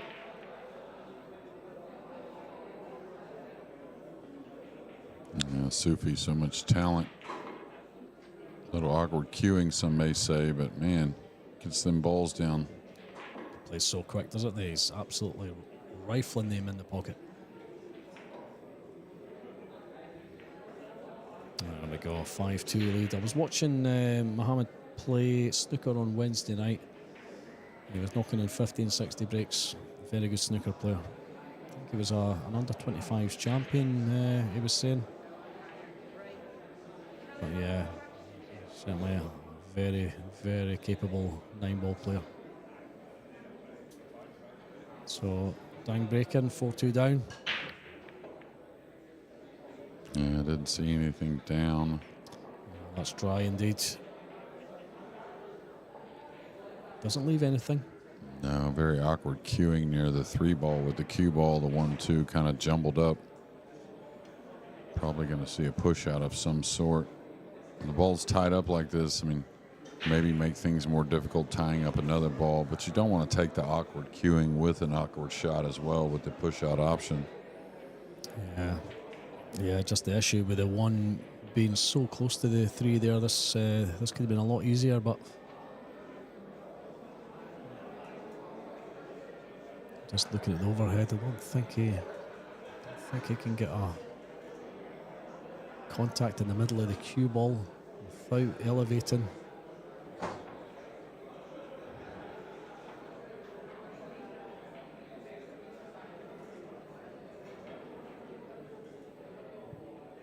So how's he called a push out? Not that I know of. Only way he'd be pushing out is if he was rolling closer, so I guess he's taking this on. I'm not sure where he's going with the cue ball, though. Maybe running off the right side. Oh, he banked it. Pretty clever. Yeah, just bringing the 1 down, and he's got the cover behind the 4.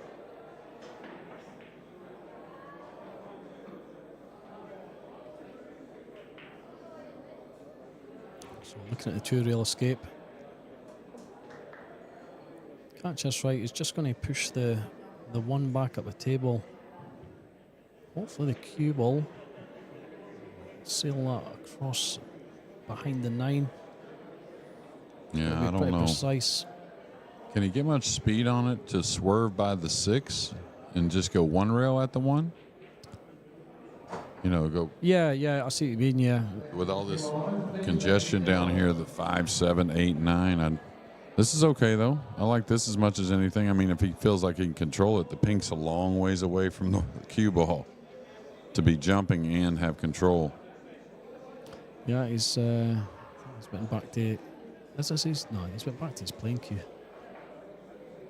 Yeah, he could kick with a lot of spin. Yeah, so many options here. I mean, it looks like he's sticking with his first choice. Yeah, he's not sure. None of them are great, though. Like, the jump's not great. The 1 rail I was talking about by the 6, that's the one I like right here he's looking at. By the 6, but some, because you don't have to hit it very hard to get a lot out of it. With all these balls down here, you could get a snooker, or you could keep him off the shot. That's what he's elected for.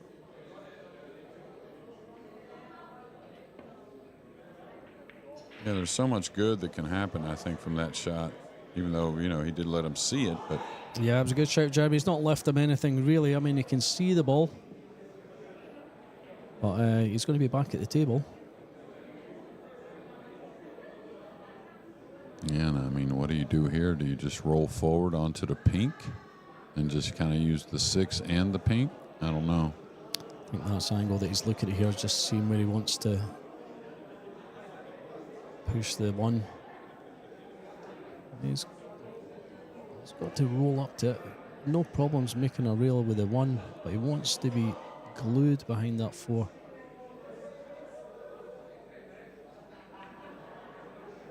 Well, yeah, always got the 6 there. Again, an easy escape. Couple of rails, kick and stick.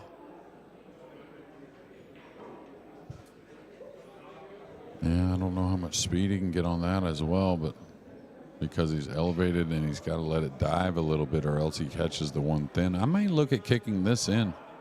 Just entertain it, just 1 rail cross. I mean, I kind of get the feeling you can get a good feel for making this. Of course, if he does, he's on the 2. So he's entertaining that option. Just don't know how much he can get on the 2 rail kick behind it. May go 1 rail. Kind of try and stick the cue ball. He's going 1 rail. Elevating slightly over the edge of the floor there. It's a little light. I think you're going to maybe see Neil's attack here. Yeah, he's definitely left him a couple of options here. Should get past that 7 ball. Does it go past the 7? I think so. He's having a good look at it.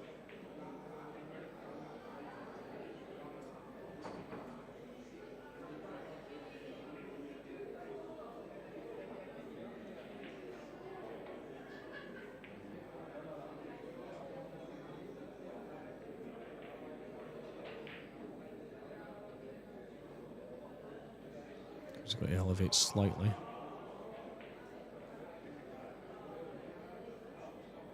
Does make it, he's on the 2.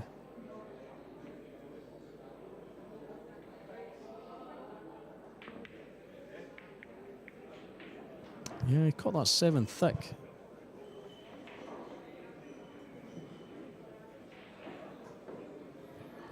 Yeah, it's tied up. It made a little cluster, the 159. Yeah, I wonder if the 2 rail kick on the 1 maybe plays the 1 off the 5 in the lower left. It's not that hard of a kick to judge. It's just whether that 5 goes. Yeah, okay, he's coming off 1 rail. Yeah, the 9 probably doesn't move here. Oh, it did move a lot.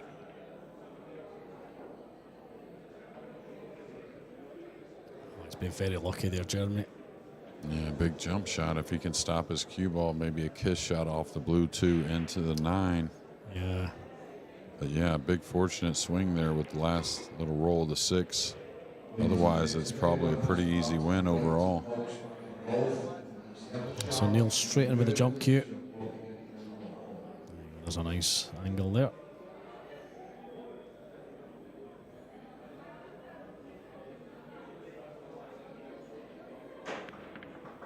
Oh, wow. Didn't expect a miss. Very much didn't expect the cue ball off the table. Here is a very good chance for Dang to even get in behind the 2 to play the combination. I think it plays in the side pretty easy if he wants it. Does go by the 5 in the upper left.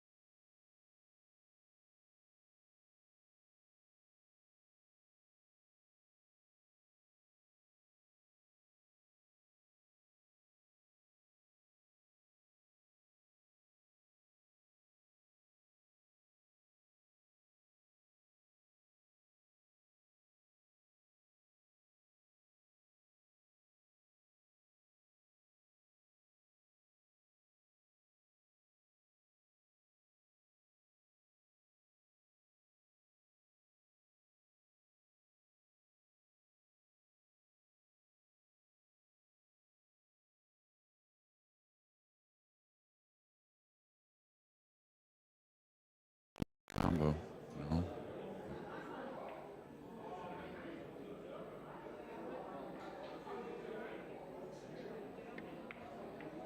Oh, watch a cue ball. Absolutely fine. What a shot he's played there.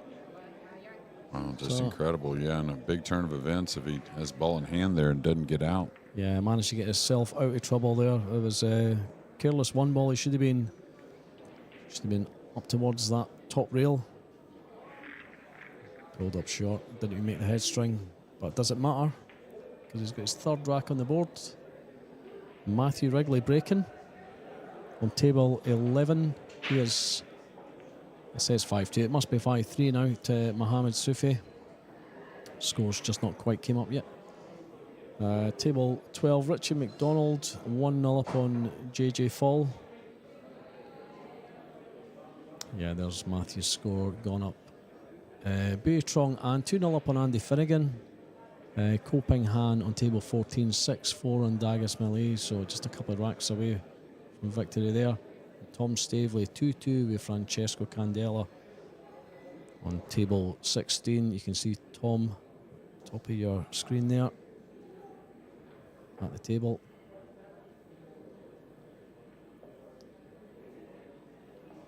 So yeah, Matthew reaching for his extension. He's got a decent table here, good chance for Matthew to pull another one back.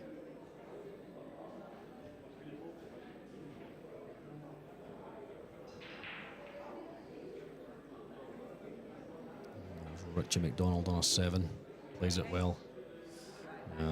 Cue ball's going to run into the 9, might just be about okay. Okay, so back to 21.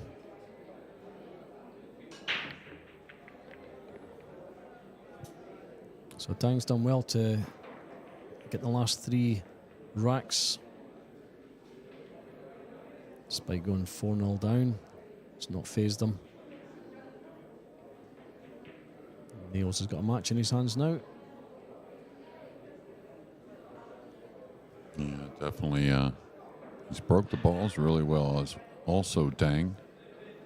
He's got a couple options here. Does he want to cut at this? It's not the worst. Players like this, especially on a bit of a friendly pocket. Very open left side of the table to come 3 cushions underneath the 9, maybe back at the pink. to get to the red 3 in the lower right. I like him shooting here.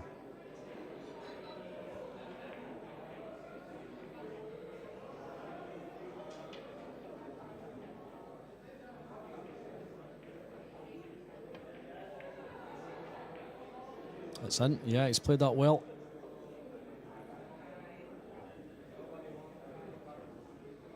I didn't want any glance a 9 there. Would have liked a 9 to remain where it was on the spot.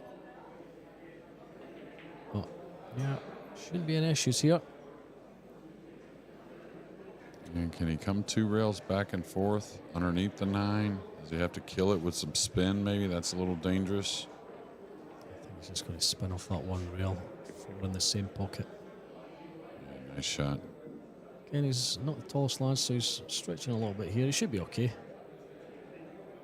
I think the 6 does have both available lower corners.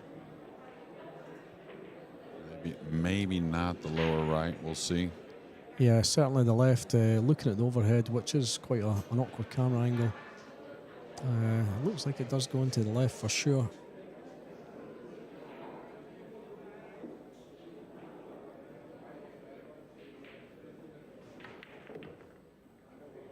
Yeah, stretching a little bit there, but yeah, he's absolutely fine there. Well, I like him coming back, getting closer to the 5, away from any trouble. Plus, he can cue it and kill the cue ball, use the angle, whatever he likes.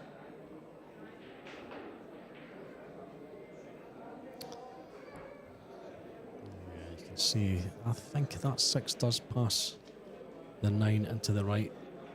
You can see where he was gesturing with the tip of his cue to leave the cue ball. Just about where his hand is. Should be okay there.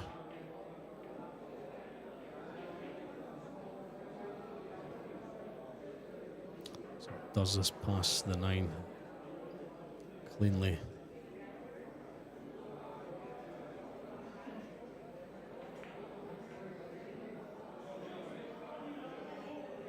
Yeah, absolutely.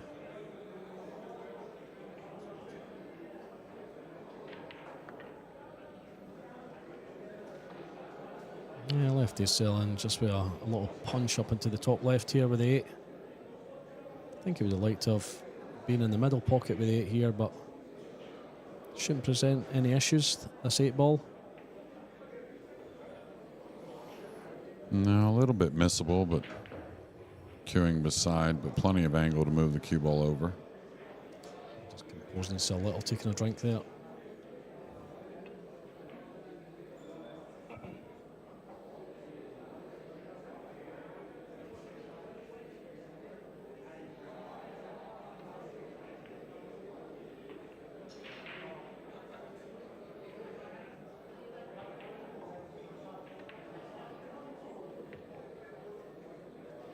No issues at all. 4-4.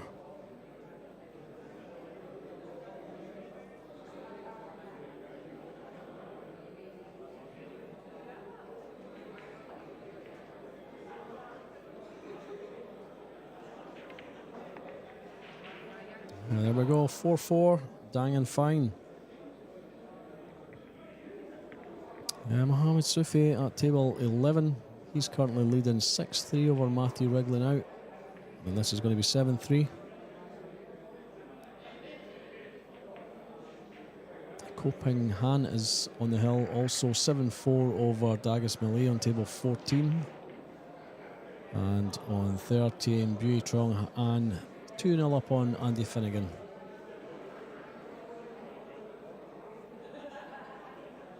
Table 15, Oliver Lawrence is 3-0 down against Cliff Castleline. And Richie McDonald, JJ Forward tied at 1-1. JJ at the table, just at 8 and 9.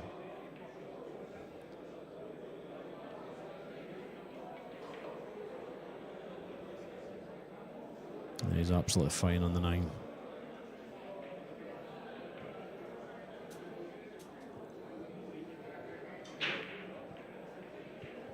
So, Jeremy, have you made any predictions? Who's going to win on Sunday? No, not yet. There's a lot to unfold. You never know. Maybe Carl Boyce. He has to play. Yeah, Does he play Yap next, I believe? I think it does, and it's on. I think it's on this table, isn't it? Oh, I wouldn't doubt it. Should be, probably. It's certainly on one of the stream tables. Some guys having fun playing some darts. Most of them off until tomorrow. Jason plays tonight. So that'll be fun to watch. Yeah, absolutely. It was certainly fun watching him last year where he came back. I think he was 8-0 down against Victor Zelensky. Yeah, came back and beat him 10-8, I think it was. Or did they go hill? Can't remember. Kind of like filler. I mean, you hate to say it's a bounce back. You get beat Hill in the Whirlpool Master Final. So Yeah. I wouldn't call it much of a bounce back, but a lot of times he'll come through with a win right after having that type of loss. Yeah, absolutely. Well, Matthew is lining up the. I mean, he was looking at the 7-9 there if it does come to it. I don't think he really needs to do that. 5 onto the 6. Yeah, 7, 8, 9 will be easy enough, but. He's falling a little flat. Yeah. I mean, hard to really go through it with inside. Not the best to go one rail either. Kind of in between here.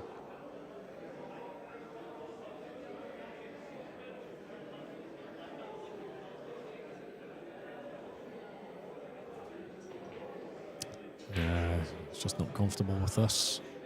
Yeah, that's what he's looking at. If I go one rail or two, I kind of get a little thin on the 6. So, thing is, you just got to say to yourself, you got to make a little more of a shot on the 6 is all. I can't leave anything though. I can't leave anything because Sophie is on the hill. And it's just a missable ball because of that. Just because you are a little in between on what you like or what's doable. Oh, balls fell in. Yeah, well, it's got to be replaced. Yeah, I think Matthew's saying, yeah, he's a good lad, Matthew, very honest. Matthew, one of the club player series, I think he's in here most days. It's almost his second home. And looking at homing in on a 5-4 win, Dang to break. 5-4 win, a 5-4 lead. So they're both halfway there. So race to 8 in the losers round 2. And he's going to get one down, an odd ball, you may say. Does have a look at the one. Do you try and spin this in, Jeremy? I mean, it's about how comfortable you are with the shot. I like the shot myself. Yeah, as long as it's on the rail, and it definitely is frozen to the rail. You can see on the overhead there. Yeah, even a hair off is okay. If you're nervous, really, a hair off tends to be a little bit more room for error because you don't want to just hit this with a ton of speed, but you don't want to baby it either. It's kind of in between. You could go with more speed, but you might get too much deflection that way. Like that. He's like missed if it. you go with more speed, you're worried about maybe whiffing the ball on the new felt. So. Yeah, and of course, if you don't hit it hard enough, with the same result, you'll leave your man in. Unfortunately for Dang, Fine has got ball in hand. Nothing really tied up. 5 and 9 close together. 5 goes in a couple of pockets. Shouldn't be any issues here. Yeah, I'll just want to check this with some left side to hold the angle on the 3. And then you can make a decision from there. I didn't hold much angle, so now you can see a little look to the gods from Niels. He's got a straight shot here. Yeah, and he can't really get over to the left that easily either. To the middle, that would be okay right there. And that's why you play for the angle, because you can always get there, and sometimes you want to come across. He's going to cheat the pocket a little bit here. Yeah, just try and punch the cue ball across the table just to where he was pointing. There we go. Screwed nicely into place. He's absolutely fine there. Yeah, tale of 2 matches in this one so far, with Niels winning the first 4. But Dang did have chances. He missed a 9-ball that he got kind of steep in the side. He decided to draw off the 9, and I thought he could follow the ball, but regardless, he missed it. Had another chance in the next rack.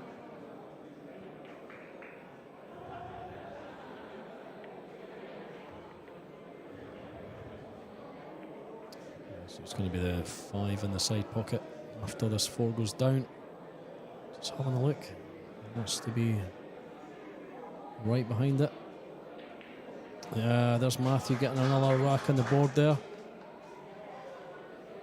Yeah, we predicted Mohamed Soufi to take that one there. Don't know what's went wrong. It'd be good to have a look at that later. So 7-4, Mohamed Soufi over Matthew Wrigley.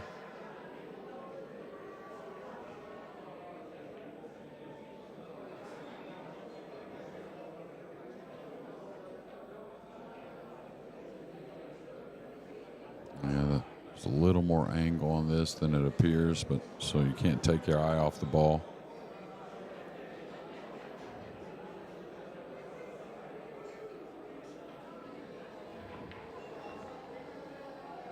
Just done well to avoid the 9 there. I don't think it would have mattered if he'd caught the 9. No, I think he anticipated catching the 9, really. Yeah. But he's good there.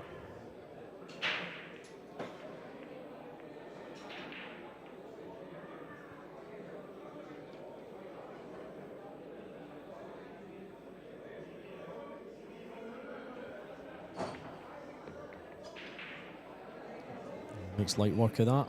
This is looking like 5-4 to Niels Fine.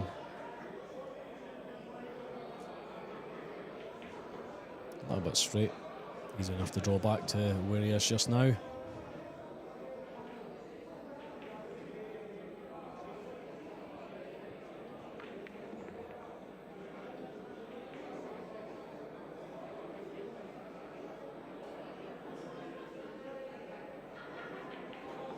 Just left a bit of an angle here.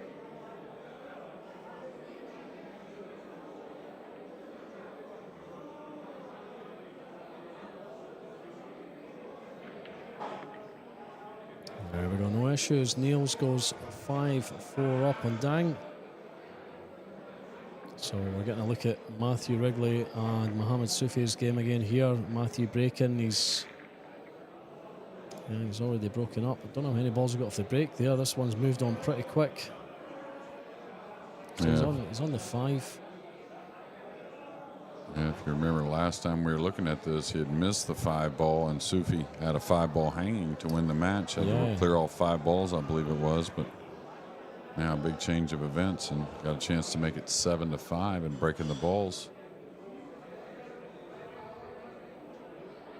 Moves about the table pretty quick, Matthew. How old is he? I think Matthew will be 20 or 21. Yeah, he's not that old.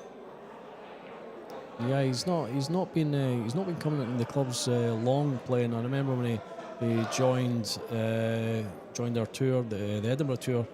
That must have been about 3 years ago. I think he was 16 or 17 then. Couldn't even drive then. His dad used to bring him to the games. But yeah, I mean, he can't be older than 20, 21. So he's got youth on his side.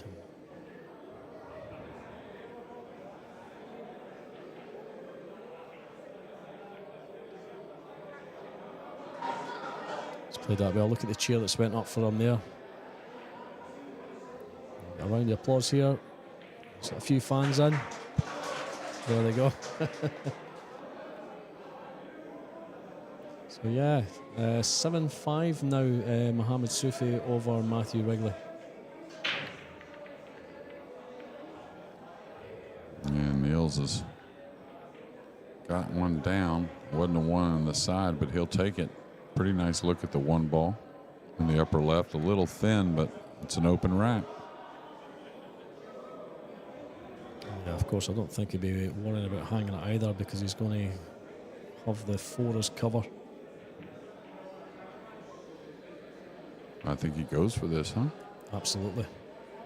Yeah, I wouldn't even mind short side here, cutting the one and coming down on the right side of the blue two. That does not bother me at all. That's what he's looked at there, Jeremy. Yeah, a lot of people ignore coming on the short side a lot of times, but look how clear the right side of the table is right here. Just looks like you can just kind of clip the one in. And of course, if he tries to come down the left side, he's not got much margin for error. He could go into that 5. So yeah, it's probably his better option, go down the right.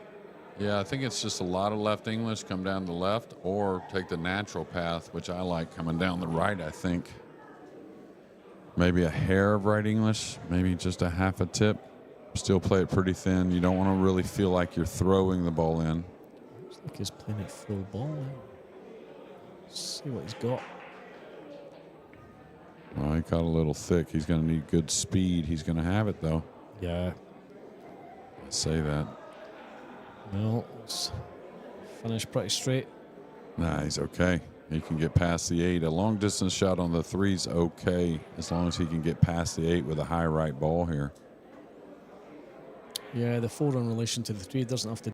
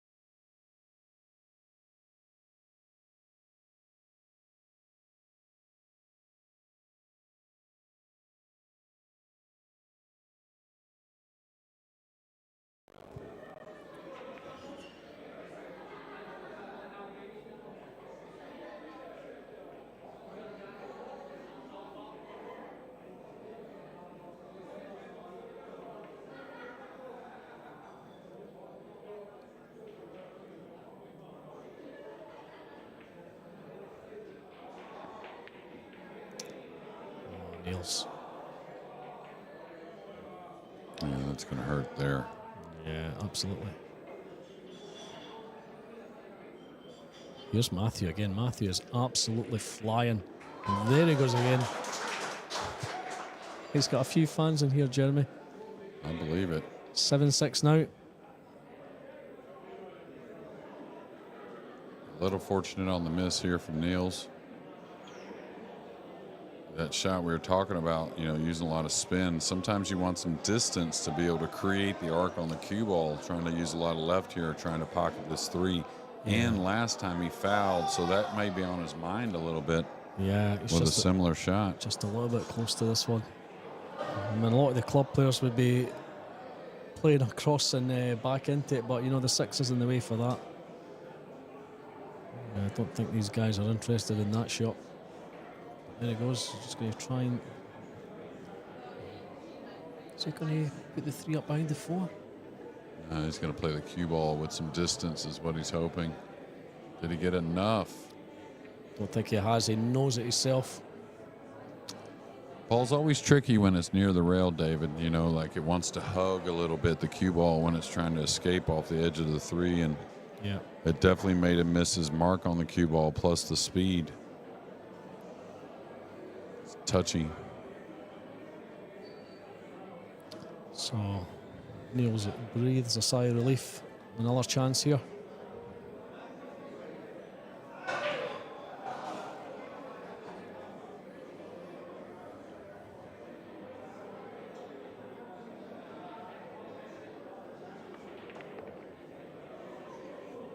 Coming around off 2 rails.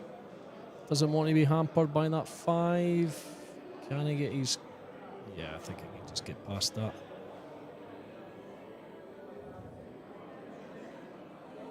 Yeah, you can't really hit the left very easily, and low left is difficult as well. So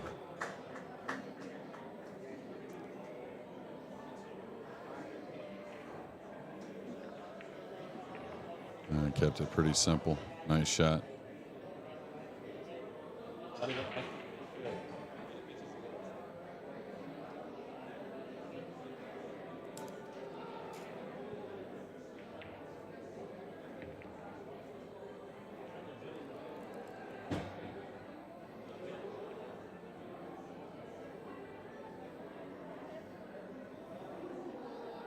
He'll just come one rail to the center of the table.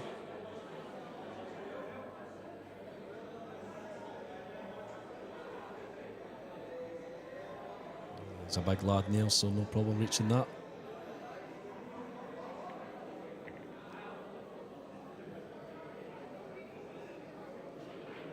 It's going to be 6-4. So hopefully we get a look at table 11, see how Matthews getting on. 7-6 now with Mohamed Soufi. Yeah, just someone taking a bit of time out there. Mohamed just setting them up just now. Some other scores, table 13. Bui Trong An is 4-1 up on Andy Finnegan, and the club manager here. Francesco Candela on table 16, just at the top of your picture there. He is 5-2 up on Tom Stavely and at the table. Oliver Lawrence has pulled one back against Cliff Castling, 5-1 there. Oliver setting them up actually, so I think that could be 6-1 unless the scores already came up. Joe Prince just up on table 14 against Joe Grillo. That is 0-0. And JJ Fall 3-1 up over Richie McDonald on table 12. JJ at the table has played a great bank shot in the 6th there.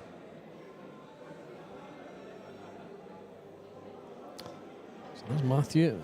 Matthew's broke. Doesn't have a shot on the 2.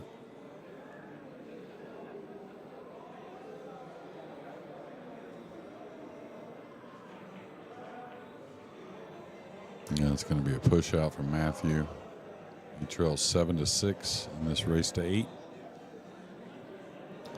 Yeah, he's absolutely fired up for this. You saw his head go down earlier when he was a few racks down, but he's put a few together on the bounce, boosted his confidence. And we're back on 21. Neil's fine breaking.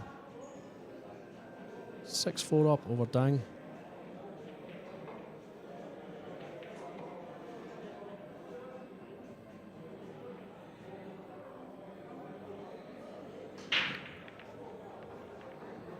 He's made the 1, made the 6 also in the left middle. He's got to look at the blue 2. Nothing nice offensively, but you know, it's an option to get started. The 5 and 7 on the left side rail, the purple 5 and brown 7 in a relatively ugly position, but the 3 and 4 near, so you never know, maybe an opening or a cross side bank on the 5 later on. Yeah, try and develop it somehow off of the 3 or the 4. Yeah, this looks like a tough ball. He's looking to bank the 2 back by the 9 and kill the cue ball behind the 8. Looks like a lot of angle to me. Yeah, I mean, he's got a bit of coverage here. He's got the 8, 9 and the 7 as cover. Just bring the 2 down. Sorry, the 7, the 3. Just bring the 2 down past the 3. Yeah, you don't want to give a look, though, with the pink there, though. It's easy to give up a pretty easy safety in return, so there's a lot of control needed here. How good is that? He's good there. Absolutely fine there. Yeah, that's why you got to just play cue ball and just, you know, kind of use your talent. But pretty smart, though, knowing the pink's there, right? He's not going to serve up anything but a combination if he does give up a look at the blue, too. So absolutely. Pretty heady play by the Hall of Famer. He's going to reach for his short stick. So here we go. Don't think he'd be entertaining a combination here after the jump. Well, I wouldn't want to cut this that much. I don't want to open up the 7 and the 5 some kind of way. So no, not just now. Yeah, very content with just maybe trying to make the combination on the 2-4, maybe just making a solid hit on the 2. That's illegal. Yeah, you can't measure in any way. You can't lay the cue out of your hand. So yeah, clear measurement there. Young Julian using his experience and his knowledge straight away. They're giving Neil's ball in hand. Yeah, Nails is going to open up the 7-5 here now. Does he just go into the 5? Does he try and go into the bottom of the 7? Because anytime you're coming off a very full hit like this, you're not cutting the 2 much. you're not going to have a ton of cue ball movement, meaning once it hits the first ball, it's not going to want to continue to travel unless you put a lot of speed on it. You'd normally want to take more of a cut shot going into these balls. Yeah, I mean, he's can't go into him too soft. I don't think we're going too soft. He could leave the 5 over the middle, but I think the safe thing is to put a bit of distance between them. Well, he's okay there. Yeah, he's played that pretty well. A lot of times you want to play it with a lot of control, but that one was a little funny, but it came out pretty nice. Yeah, the 5's ended up on the rail. So, yeah, I mean, where does he play it? He's 7's near, though. Don't think he wants to play it up the top. Danger of catching the knuckle. Looks like he's got to draw this a bit. He didn't want to end up very thin on the pink. Yeah, that's a nice hit. Boy, that's a sign of someone that's hitting a lot of balls. That nice soft control on the draw stroke. Yeah, and just looking at this again, the 5 ball is just off the rail and no more, I think. Well, what makes it nice is the 7 is so near. He can afford to be very straight on the 5, making it a bit more playable. Yeah, one more good shot here.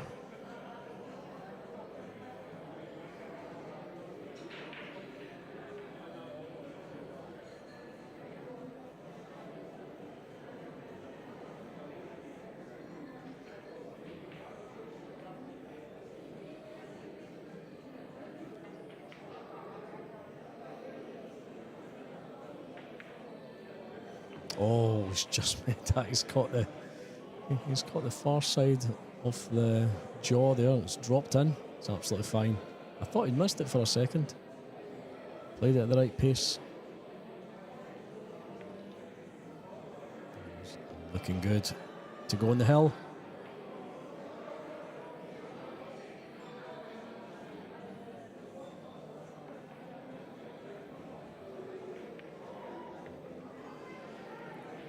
So yeah, this is going to be 7-4. Nails on the hill.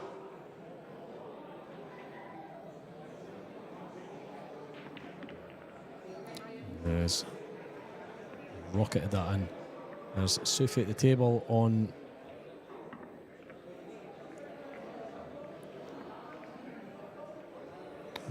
table 11. He's on the hill.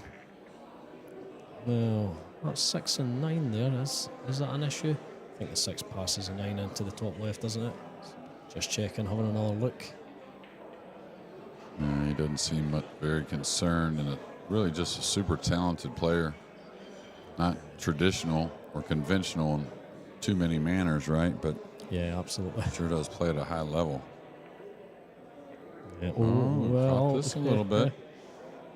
Should be okay.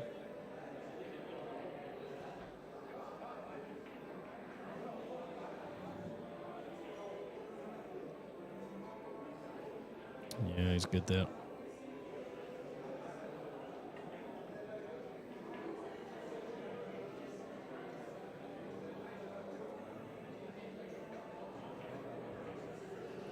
Yeah, there we go. Very well done, Mohamed Sufi. Beats Matthew Wrigley 8-6. Matthew on a little comeback there, a couple of runouts.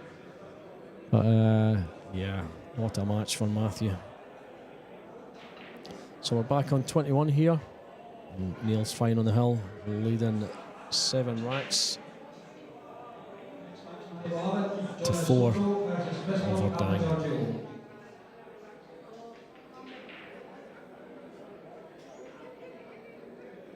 So there we go, Neil's breaking. Is he taking that cue ball a bit further to the middle of the break box? I don't know if he's been breaking from there. Not sure. Yeah, he plays more of a stun, I think, than the draw. I think that's what affords him to be able to bring the cue ball in a bit more. Yeah, it's come up dry here.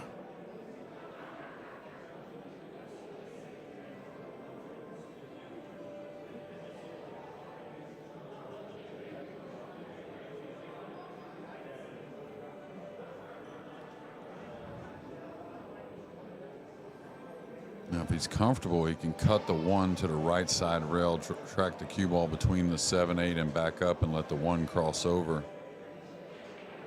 lays there pretty nicely. If you try to bank the one, you could get a collision here. I like cutting the one and running the cue ball myself.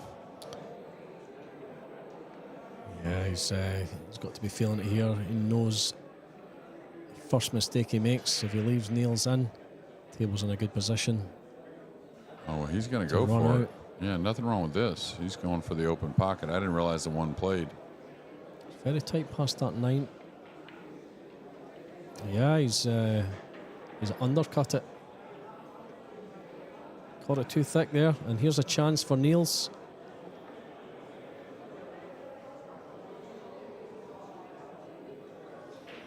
Reaching over that 8 slightly, but he's a big lad. Niels should manage this.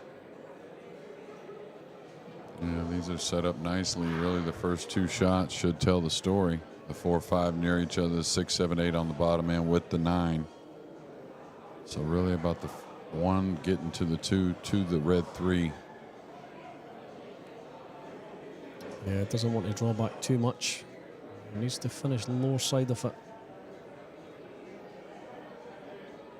What you said right there, David. Of course, talked about those first couple shots, but you got to finish as well. Even if you get in position, you know, you've done the tough stuff. You still got to finish those last 5, 6 balls. And here he's gotten awkward. Don't know if he can go forward by the 9. He may have to take on a tough 2 ball in the corner. He can ease it and get by the 9, but is it going to be enough pace to get all the way back up for the 3? And yeah, absolutely. You're going to have to play it with a bit of right-hand side to return it up to the middle of the table to get the 3 in the top. yeah, this is awkward no matter which way you go. Almost if he could put in a little left spin, he may be able to come 2 rails short side, but I don't know if, again, the 9-ball's a big ball. All right, he's trying to get by the 9. Any flick could be doomsday. Oh, he went ahead. Yeah, he's came around 3 rails. Yeah, that's a great shot. He created that angle, stunning by the 9, and then creating with a little top spin and a hair left to go back on the other side. So good stuff there from Niels in the most crucial moments. He's got a little angle here to come off a couple of rails for the 4. Yeah, he's just digging down. Yeah, he can just stun out, spread the cue ball a little bit. I'm surprised he drew it that much, so. Because it could get away. These tables are still a bit slick. Absolutely, yeah. Yeah, with the 5 where it was, he's taking a bit of a gamble there. But he's looking good. He's done the hard work.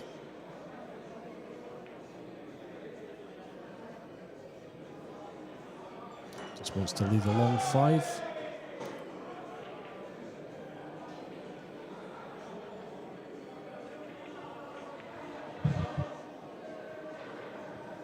Well, that's a little wide of the mark. I guess the 5 does play in the corner, though. I think he was trying to come back for the short pocket in the right middle, but again, this should set up nicely.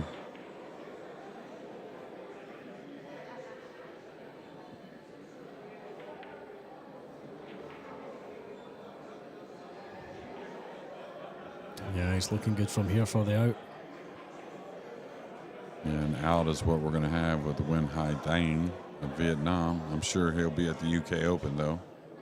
Yeah, absolutely. I think we're going to see all these guys at the UK Open. This is a good precursor to it. It's going to be a really good field there. Of course, got the Amateur Open as well, which starts on the Friday, part of the GB9 Tour. Yeah, there's a junior event as well. So junior event will be starting on the Friday.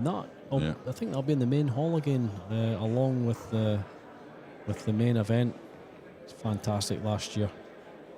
Well, thanks for having me, David. I'm sure I'll be back for more here shortly. Yeah, it's been an absolute pleasure having you in the comms box, Jeremy. And there we go, the win for Niels Fine over Hai Dang, 8-4. Thank you for staying with us, folks. We will be back at some point later on in the evening. Should be pretty soon. Stick around. Thank you.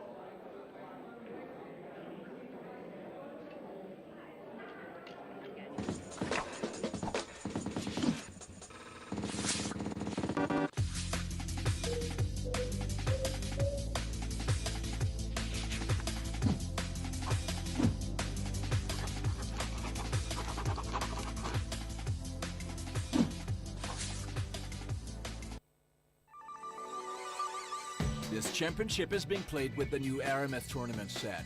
Featuring a unique molecular structure, it guarantees razor-sharp precision and unsurpassed longevity. Unquestionably the best pool balls in the world, this set is available in a TV and a value pack version, as well as in the new My Aramith Range of Ball and Q cases.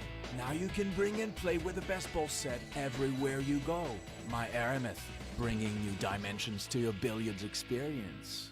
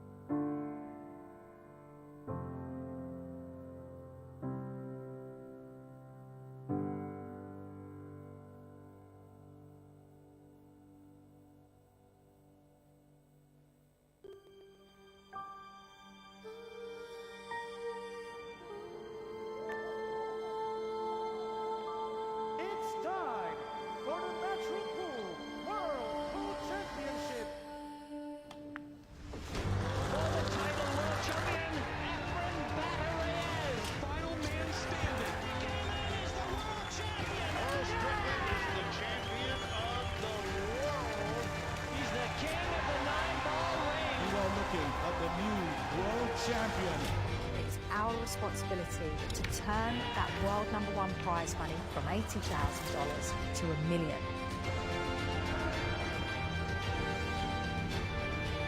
Is there any stopping Francisco Sanchez-Ruiz? He's on the table and he's on top of the world.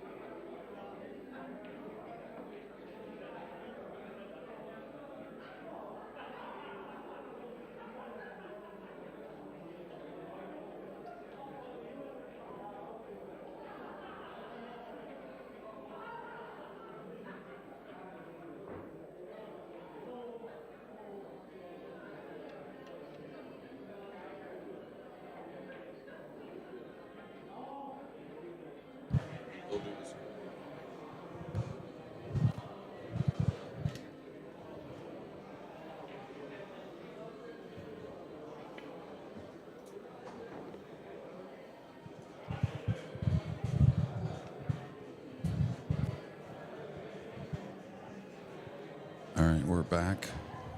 I'm Jeremy Jones with Carl Boys. Still in the tournament, undefeated. How's it feel, Carl? Feels like the old days, JJ. Yeah, loving life.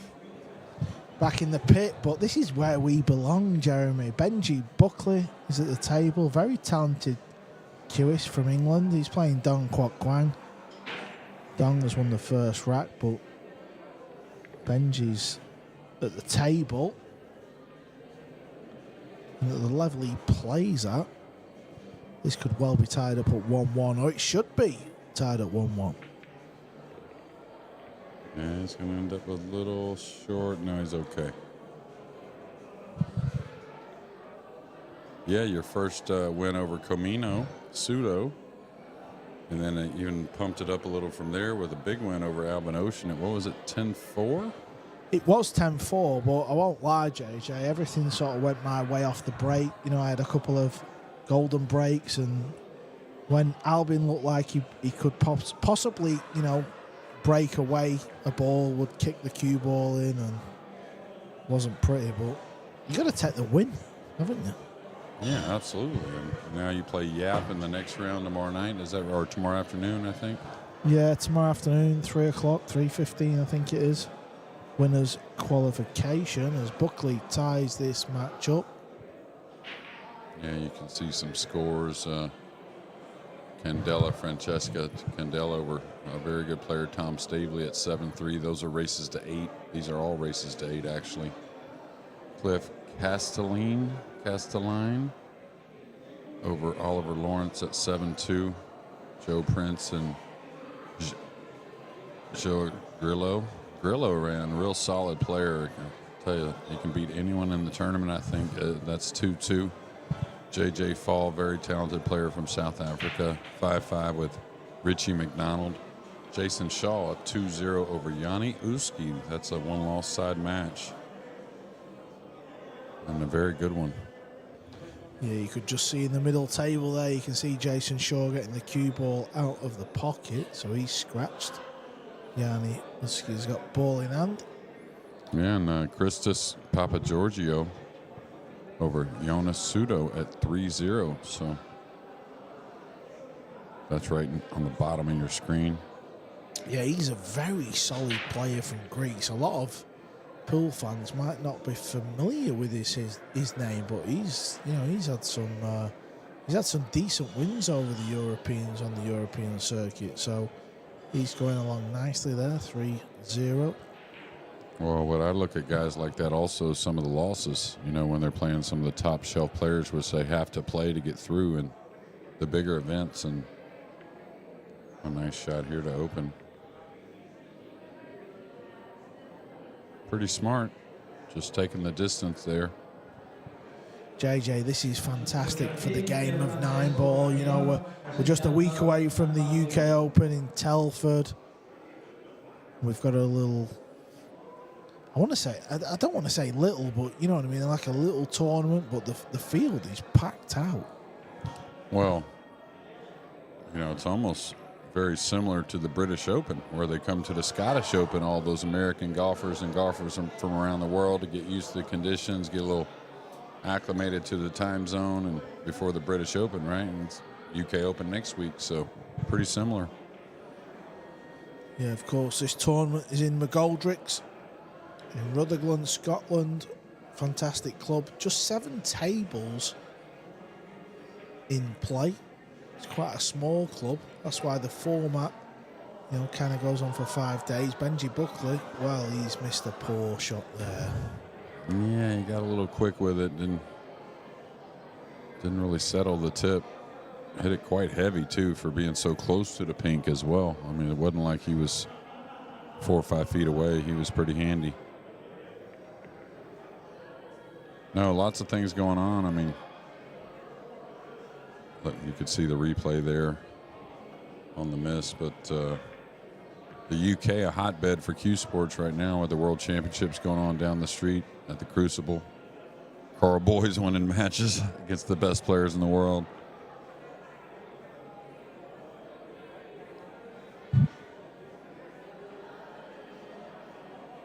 When you've got the UK Open just around the corner, Jeremy, a tournament like this in a pool hall, a thriving pool hall as well, the players like Don Quoc Quan who've come from all the way from Vietnam, this is a lot better for these players, isn't it? The guys that have come from far field.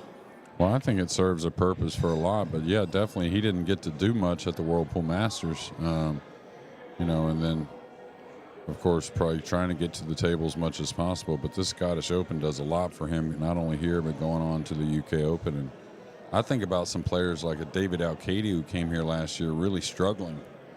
I think it was prior to that European Open win. Really was hard to find wins and in tough matches there for a while for David, and then he came here and won a smaller Scottish Open. Wasn't the field this year, but then went on to win the European Open right after that. Yeah, do you think it's a little surprising the fact that, Skylar Woodward, Billy Thorpe, they're going to play in the UK Open, but they decided not to come to the Scottish Open. They're coming all the way from America. You know better than anyone, JJ, jet lag is a real thing. It's tricky to get over that jet lag. Yeah, and it's, it's something I've definitely been vocal about before, and of course, you can only be vocal. You got to hope the guys make the best decisions. But me personally, I think it was about 3 to 4 days we'd come early before Europe back in the day, and somewhere around 5 to 6 days early going to Asia and coming from the United States. So I think especially for sports, I mean, you're not just per se hitting keystrokes on a keyboard, right? You're having to play top shelf 9-ball against guys like that. Well, talking to guys like that, you got Max Lechner on the left, Joshua Filler in the middle, and Mario He on the right. What a trio of talent you have there. As Don Quoc Quan gets the break underway, watch the yellow 1-ball disappears.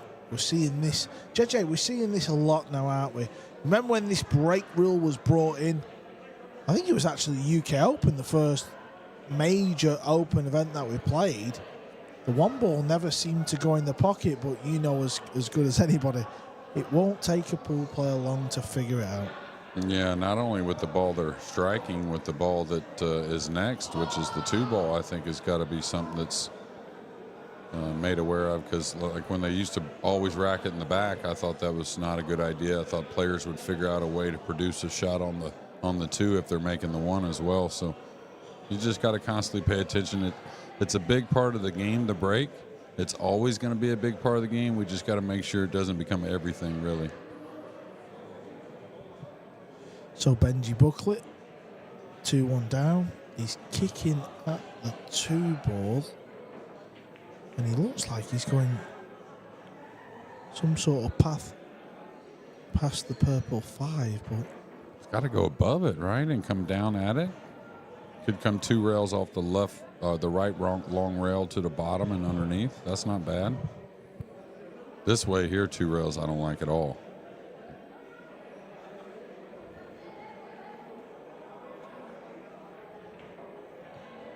Jeremy, in this position, you know, one of the top players, one of the top kickers, you know, coaches, what are you trying to look for here? Well, probably if I felt good about the hit. No, I don't like the hit here at all. This has got to be really bent a lot with spin and draw and not that much speed. Yeah, I didn't like his chances, but I would have went 1 rail above the purple 5 and dove down at the 2-ball. That way the cue ball's continuing downward as where the 2 may go upward, or the 2 rails to the right long rail. I thought that was pretty much going to serve up ball in hand there. Yeah, what's strange about the shot Benji's just played from the view we're all getting on the, you know, camera 1 as we like to call it, or, you know, on your TV, that shot didn't really look on, did it, Jeremy? But Benji felt he could get there. Well, it'll linger a little bit. And what I mean is that crazy miss in the last game on the pink, you can all of a sudden start looking at things funny, maybe second guessing, but he never really looked any other way for the kick shot. So he was pretty convinced.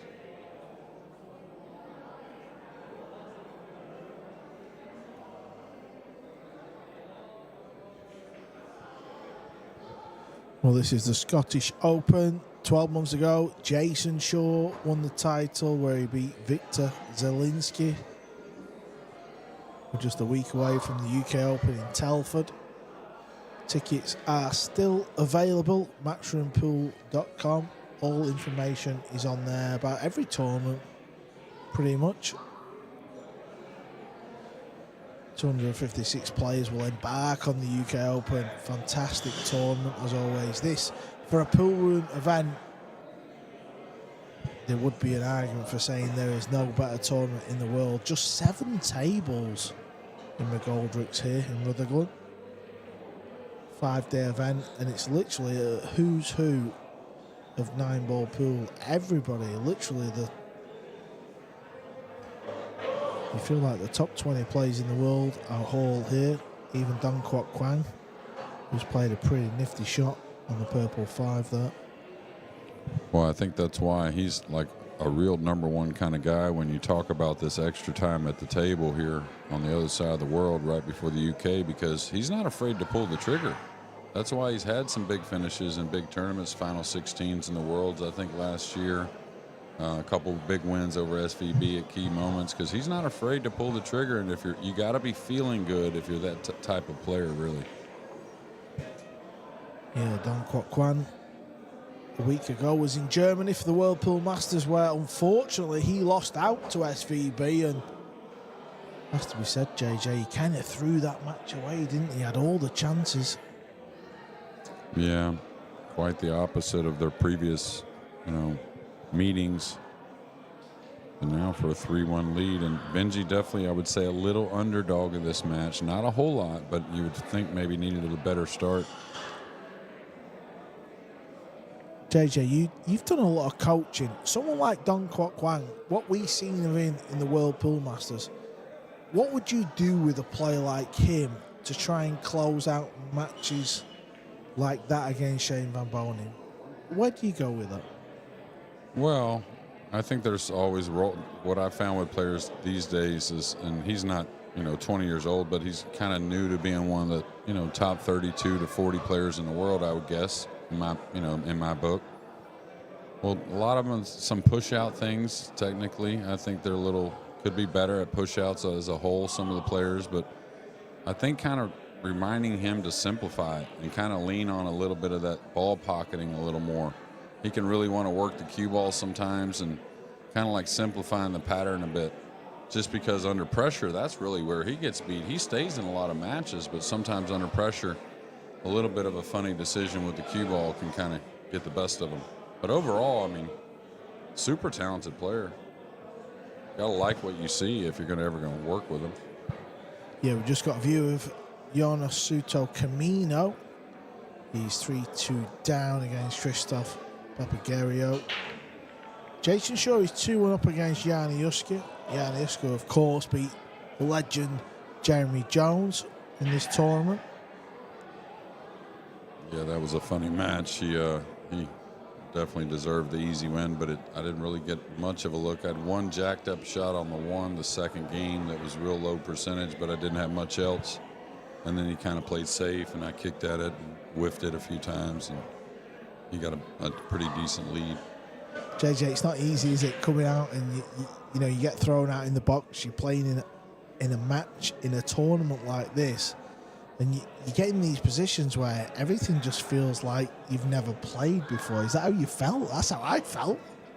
It was weird. It was definitely 2 different days. The first day I was very shaky, jittery, kind of like, but not feeling very nervous. But today I felt a little nerves, but I felt it under control. So like today, I made most of the shots I went after, or things I wanted to do, but I just didn't close the games out. That's why I got beat. And then the opponent had a few breaking runs and whatnot. But then the first day, I didn't know if I was going to hit the cue ball where I was supposed to. Just because I was very jittery, which is very scary to me. I would much rather be on a broken table if I haven't played versus a slick table.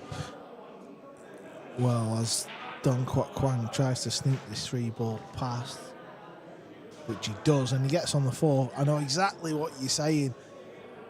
I played on table 21, which is the table we are watching, and new balls, new cloth, so many shots. I was like, I felt so out of my depth. Do you know what I mean? I know we talk so much about these pool matches, and you never miss from this position what we're in. But when you're out there, even this shot, you feel like the cue ball's going to fly down the bottom of the table, and you touch and you practice. It's everything, and winning matches as well. That's the problem.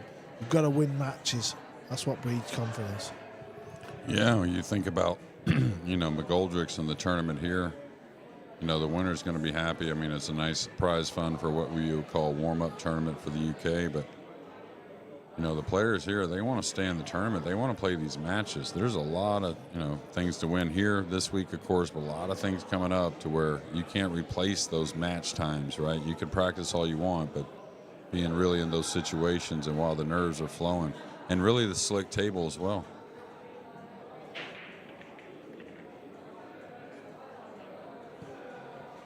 That's why we're seeing the man at the table, Dong Kwok Kwang.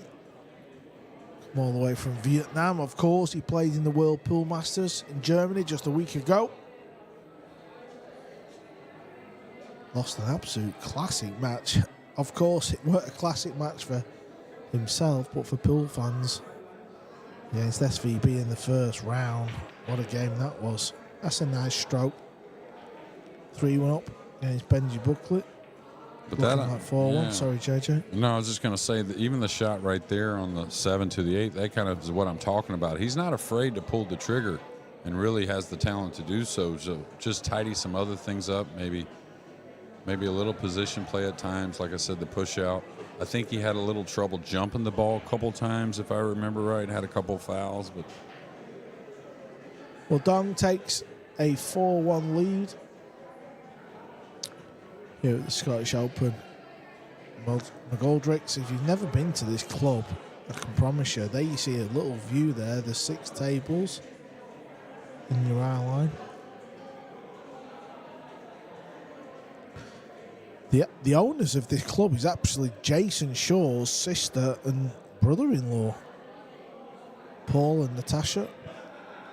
They do everything, JJ, don't they, to make sure the players are, welcomed. Paul, he would literally walk on hot coals to make sure you're comfortable in his home club. Fantastic place to come and play pool.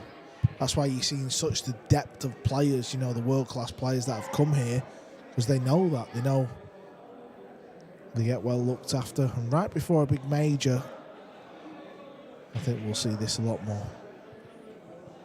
Well, I thought about the 5 days, for the tournament. Initially, I'll be honest, I thought, wow, that's a little longer than I expected. But at the same time, you can see it's a relaxing kind of thing, amidst. I mean, it's serious when they're playing, don't get me wrong, but they get to kind of like schedule a little bit better. It's been a lot of pool of late, a lot of big pool coming up, so you could see it's something to be able to compete, pick out some practice time, and also, get to try and win another event. I think it's real comfortable here at McGoldrick's. Yeah, dry break there from Dong. So Benji's at the table. He can play this shot, or he can elect to play a push out. Feels like you can see an edge. He's going to send the cue ball down the bottom left of the table. There's a lot of balls. Oh, JJ, he's overspun the cue ball.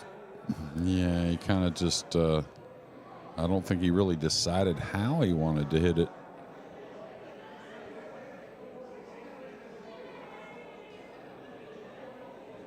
It's a little awkward here.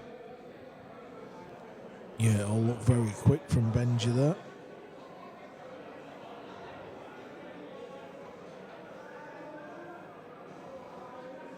Gonna kill the cue ball, maybe. Trying to bring the one past the purple.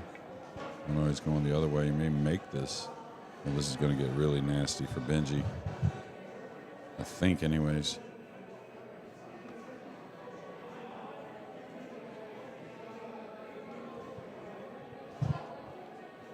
Not easy to hit the yellow one ball here. And even if you hit it, you're not really going to get on the blue two. So maybe you've got to try and find a way of tying the blue two up, because you're going to give ball in hand up. And how do you get on the blue two after when you've got ball in hand? He's not even really looked at this, has he, JJ? He's going off the right-hand side rail. Yeah, he's gonna.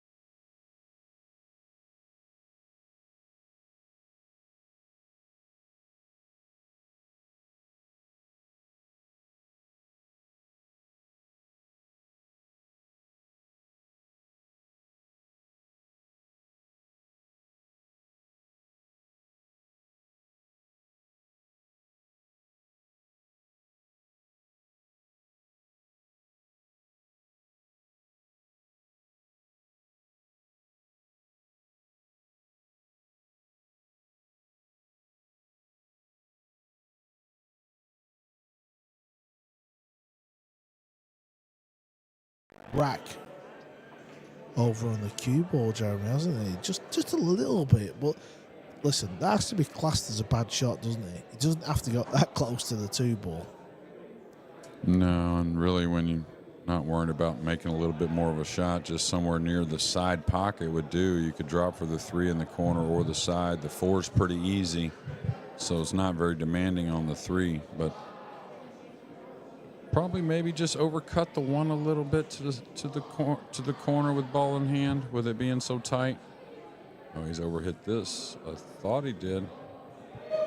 Pretty nice, actually. Nice control. If he pinches him down on that 6, this could be trouble, but should be a pretty hittable ball for Benji and a lot of chance for separation.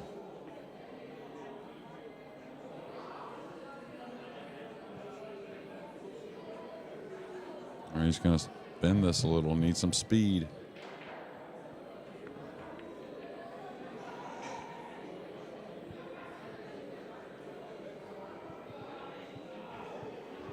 That's okay.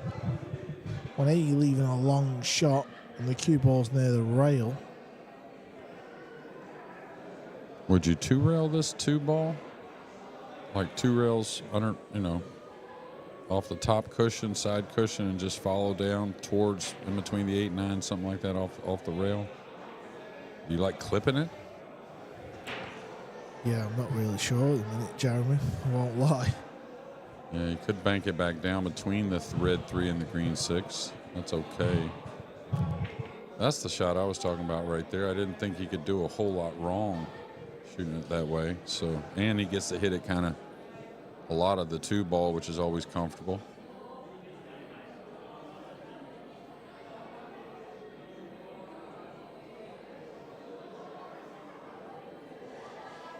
Loser's side action or left side of the draw. Race to 8. Winner's side, race to 10.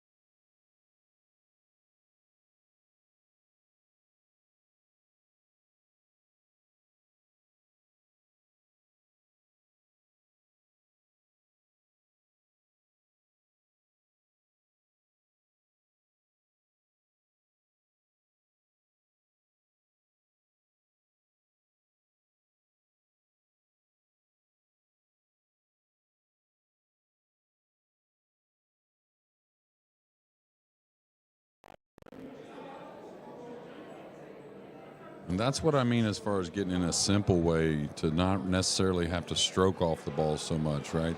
You can play a little more running ball at times, something a little more natural. Yeah, he's looking at the cut here because you don't want to bounce the 5 ball off 3, 4 rails because where the 9 is as well. So I don't blame him trying to take a thin cut here.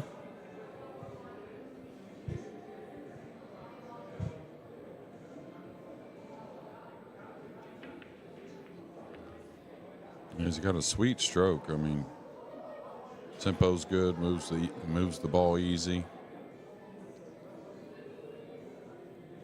And a little funny here. Wants to play from above.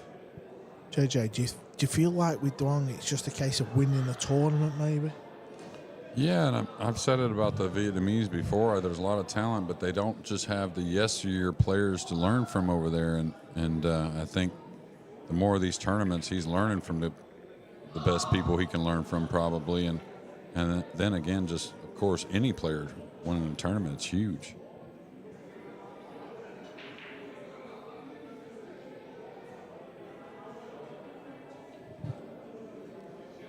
Okay, so the plan here is to try and slide up the right-hand side of the table, just past that middle pocket. The 8 ball goes in top left, left middle, also goes in bottom left as well. Oh, this looks like he's going to have some sort of shot. This looks good. Oh, it's absolutely perfect. He can roll it in the middle. Looks like in a couple of shots it's going to be 5-1. Yeah, smart shot there on the 7 to the 8. Just kept it real simple. And I think he's Vietnam's best chance to, be an underdog and snap off a big WNT event, at least at the moment. This is Christoph Papagario, I believe, if that's pronounced right. Apologies if that's wrong. It's 3-3 against Jonas Suto Camino from Spain.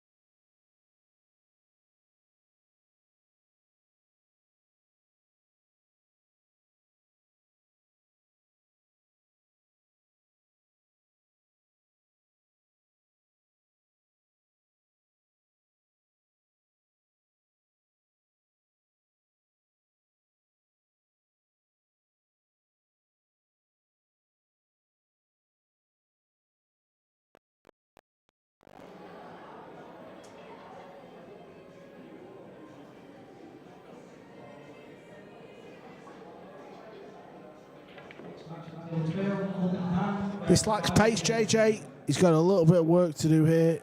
It's come out okay, to be fair, in the end, but it's one of them, isn't it? You can easily send this into the top rail. Yeah, I like his chances. But also, I mean, coming 2 rails a long ways, I think he did pretty well. Now just like to kind of remind yourself how easy this is, really, instead of fearing it, right? Just kind of. Now, I'm surprised he came 2, but he likes that shot. I may have rolled it with a high ball coming by the 7. I don't know. I'd have had to be at the table, I guess. Yeah, I think that's one of them instances where each to their own. Yeah, absolutely. Especially when you're close to the ball. When you're close to the ball, preference is a real thing, and especially in pool.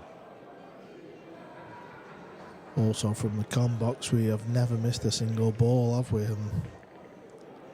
Myself and JJ, we've played in this event, and it is tough out there. It really is. Yeah, I'm on the sidelines now, but deservedly so. All right, big 9-ball here to kind of stop a little bit of momentum for Buckley. Yeah, that was a little stretch it with the extension, but he made it. It's now 6-2, so race to 8. He's obviously looking like a strong favourite as we look in the distance. That's Jonas Suto Camino playing the jump shot. That's 4-4 against Christoph Papagariou from Greece. 9-ball pool is such a worldwide game, JJ, isn't it? You know, literally players from literally all parts of the globe. Yeah, it's amazing, really. I don't think it's slowing down any as far as not only where, but how much. Oh, big scratch here with the cue ball. Oof. Yeah, that's a real pull.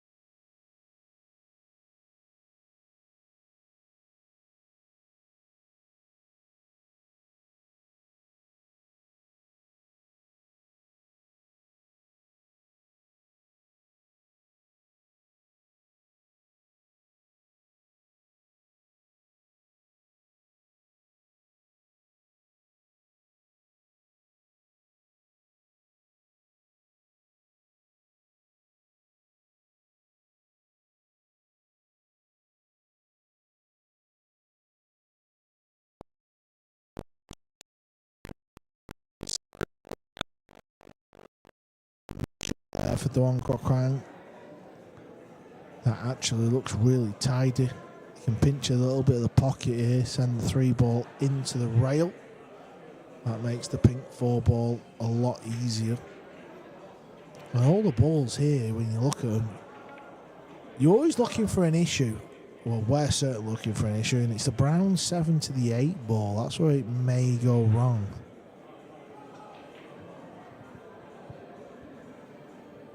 Yeah, he's got to use his touch here. Doesn't want to fall on the rail too straight. Oh, he got through that easily. So that camera angle fooled me. I thought he had to fool with the 9 a little bit, or deal with the 9 rather. Now, do you slow pull this near the 6 underneath it? Do you come 1 rail up for a heavy angle, Carl? You don't want to go between the 6-9 and really bring the side pocket into play unless you're playing from underneath. Yeah, one thing I do know, JJ, from here, from where we're sat, it just all looks very easy. That's what I like there, yeah. Just keep it super simple. I think it's the players. It's the players, it's the cue ball. They're making it look easy from where we're sat. Sometimes you just think, how does anybody ever miss? But it's only up until you're out there yourself. And that's when you feel like it becomes a lot tougher. You just got to put this in the corner, run the cue ball through, leave a big angle. That'll give him loads of options. Yeah, don't worry about the angle, though. Just go at it. That way, if you're close to the 7, you can always kind of manipulate whatever angle it is, you know. A lot of people would back off and say, oh, I want to guarantee the angle, then you're 3 feet further away. Well, now you can overcome.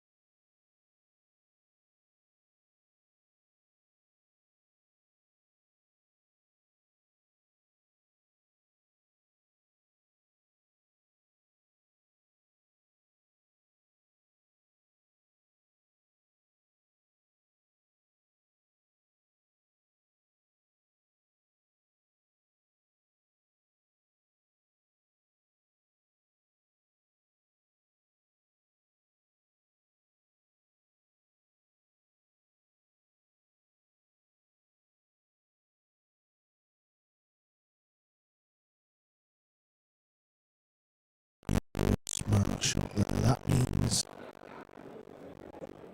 he's asking Benji the question, can you bank it? Have you got some sort of safe? When you look at this shot, Jeremy, what's the first instinct you're thinking? What do you do here? 8 ball and 9 ball on the table, you're 6-2 down. What do you look at?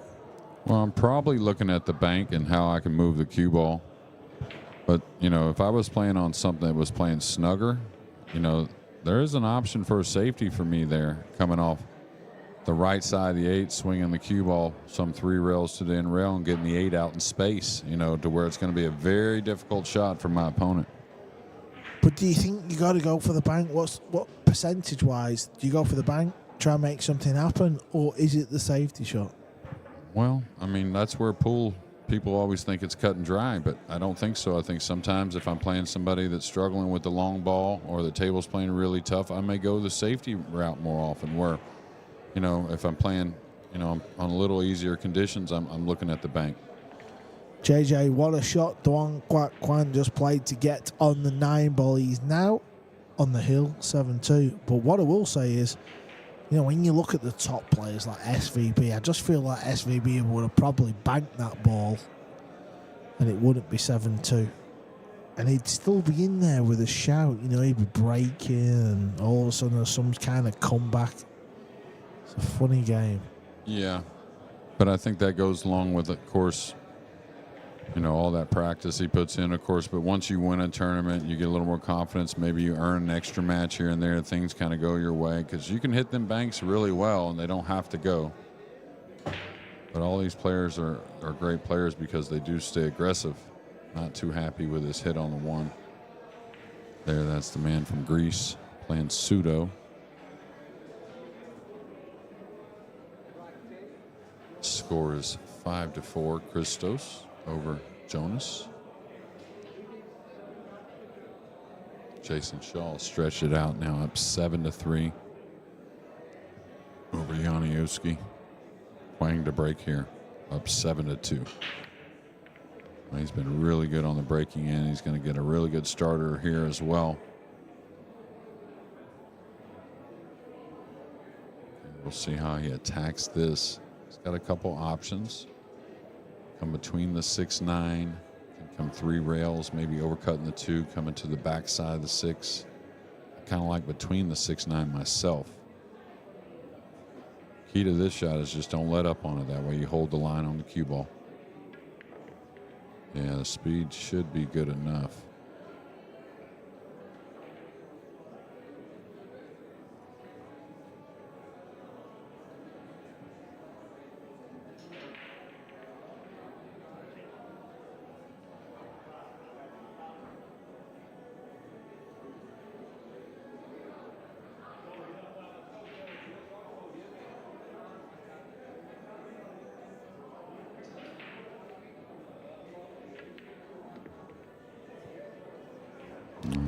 Close enough to it, should be able to hold okay. May have overdrawn it a little bit to make things super easy.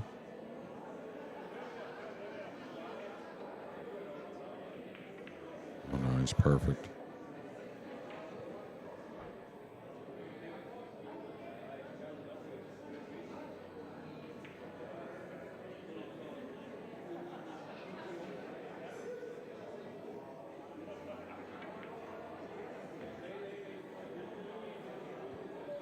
Nice shot there. Probably plays from underneath on the brown 7 for the upper corner. Could come above.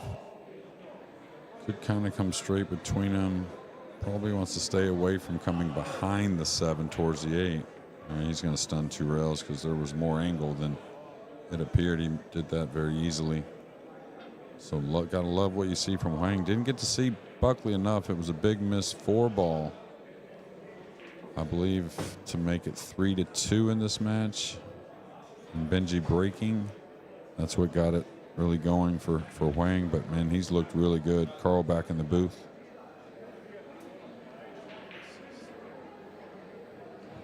Yeah, this looks ideal. Little angle on the 8 ball. He could pinch it a little bit just to make the 9 ball easier. Decides to draw it back. He's 7-2 up. And he's feeling good. Yeah, routine 9 ball to finish this match and move on. I think he's done for the night, and Benji's done for the tournament, unfortunately. Benji Buckley, there he is. But Wang with the win. Yeah, Don Kwok Wang moves on. Unfortunately, England's Benji Buckley is out of this year's Scottish Open. Yeah, stay tuned for more from McGoldricks, and good luck, Carl boys, tomorrow afternoon. Everybody's pulling for you. I mean, maybe not me so much, but everyone else is pulling for you. Good luck, Carl.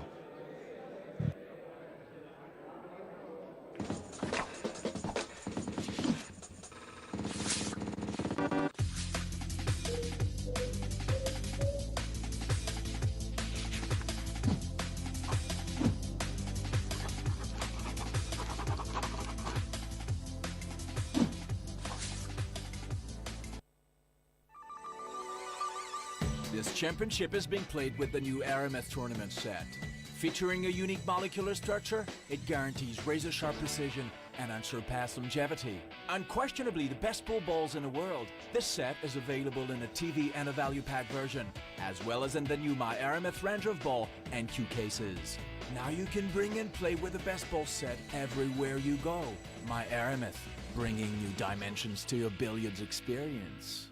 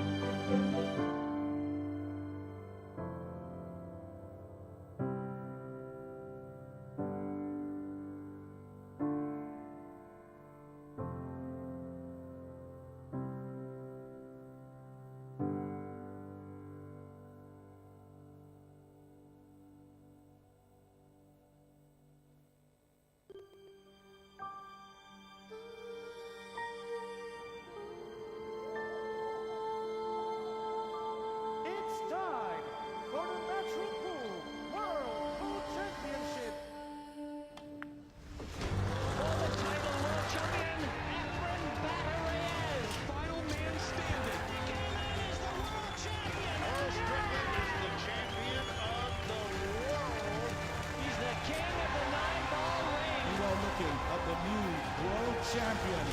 It's our responsibility to turn that world #1 prize money from $80,000 to $1 million.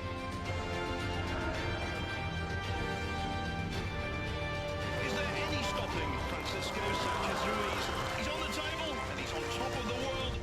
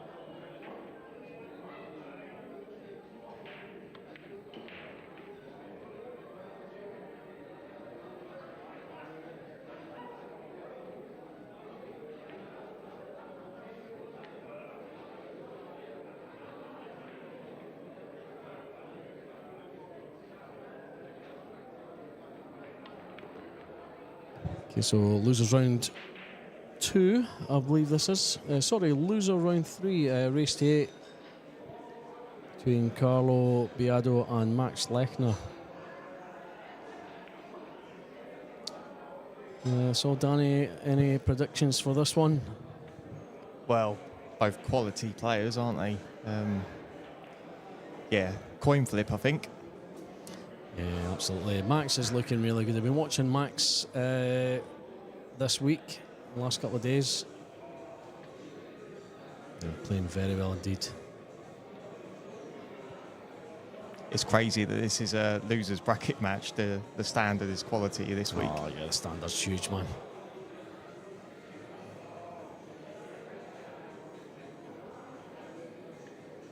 Okay, so he's got a wee snick on the 6 here for the 7 in the same pocket.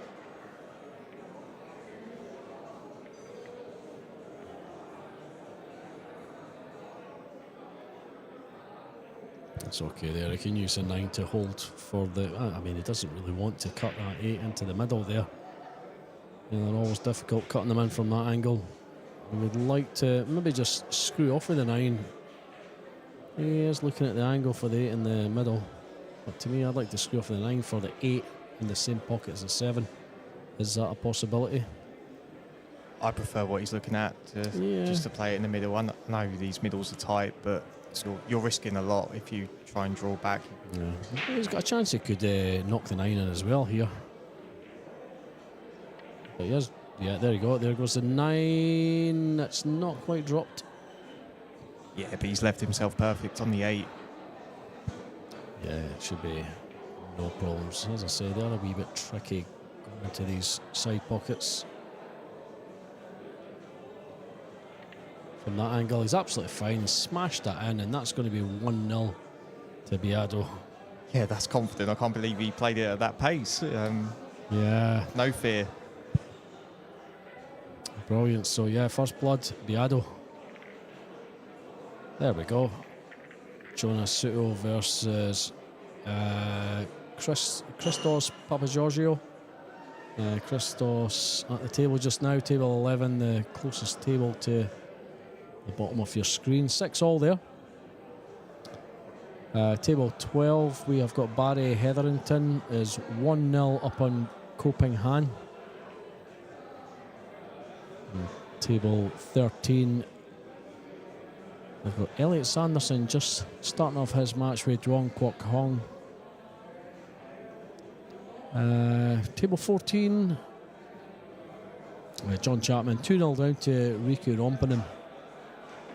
And 15, Jan van Leerup's 3-2 up against Pierre Francesco Garcia. And away up the end there, Pham Phuong Nam 1-1 with Fraser Patrick. Fraser just taking his seat there.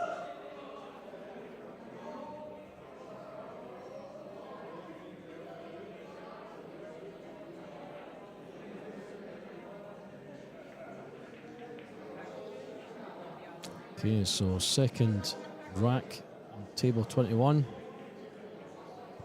Just seen Papo Giorgio miss. Relatively simple pot for a fella of his level.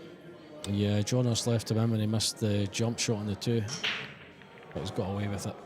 It's a good chance here for Jonas. So back to 21, rack 2. Okay, a couple of balls down. 3 balls down, in fact. But nothing easy on the 2. Yeah, that's a bit unlucky there. Really nice split. 3 balls down, you expect to have a shot. He's got a shot on most balls there, but 2's found the top cushion. It always seems to be the way, doesn't it, Danny? You make 3 or 4 down and you don't have much of a shot. Yeah, I'm a master of it.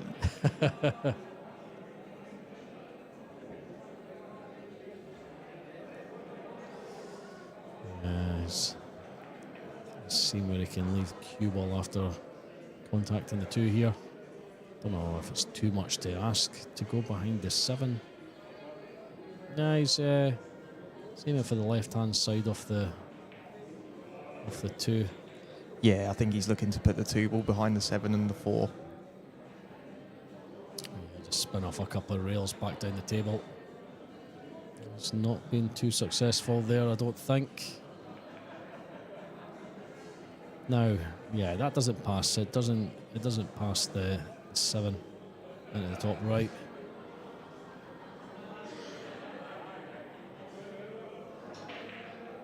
I don't know if Max can just glance off the two here and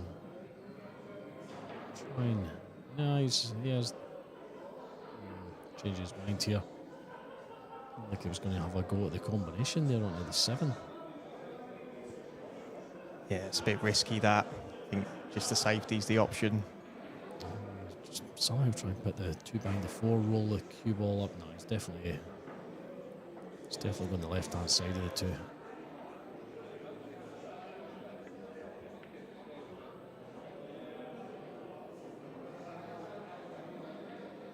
Yeah, it's difficult to get that one safe. His left on the shot here. Yeah, and you feel that Carlo's going to take this on. Absolutely, the cue ball's going to be coming back down nicely off a couple of rails for the 3.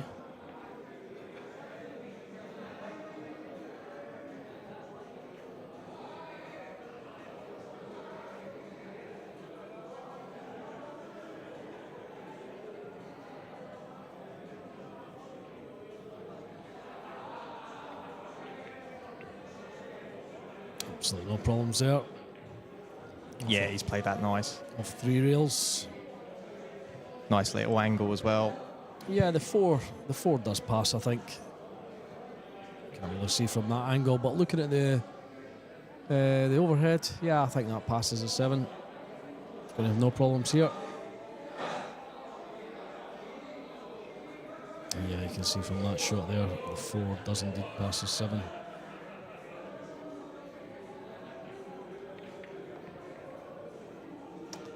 He's decided to come right across. It's a good shot. Yeah, he must have felt that maybe it was just half a pocket past the 7, not worth the risk. He's played it short side, he's played it well. So I'll just drop this one in.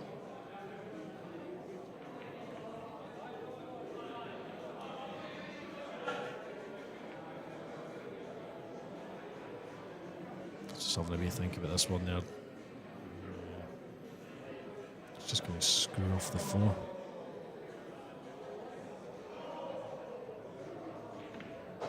He loves getting that cue ball moving, doesn't he? Look at this.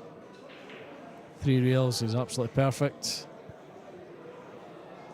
Yeah, it's one of those, you look at it, oh, he's just going to drop it in, but... Yeah, you look at it and think, oh, I could keep this simple, or I could take it off 3 rails.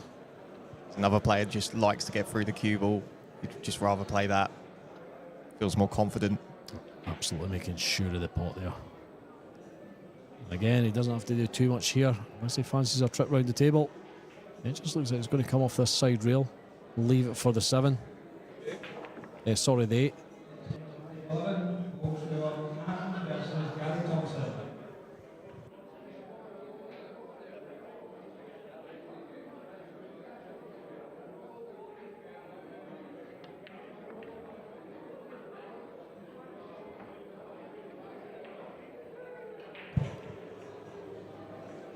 So this simple 9 for a 2-0 lead. There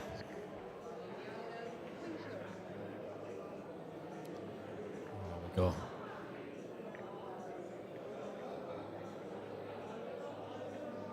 So John Chapman's pulled one back against Riku Rompinen. 2-1 there to Riku. Table 14. See Riku at the table. Dwang, Kwok, Wang is 1-0 up on Elliot Sanderson now. Jan van Leerop 3-2 up on Pier Francesco Garcia. And Pham Phuong Nam is 2-1 up on Fraser Patrick. Copenhagen, Barry Hetherington, that is 1-1 there on table 12. And Gary Thompson and Bui Cheong An have just been called to table 11. Not sure who won that match. Yeah, I don't think it was Jonas. Yeah, I got a feel for the lad if that's the case.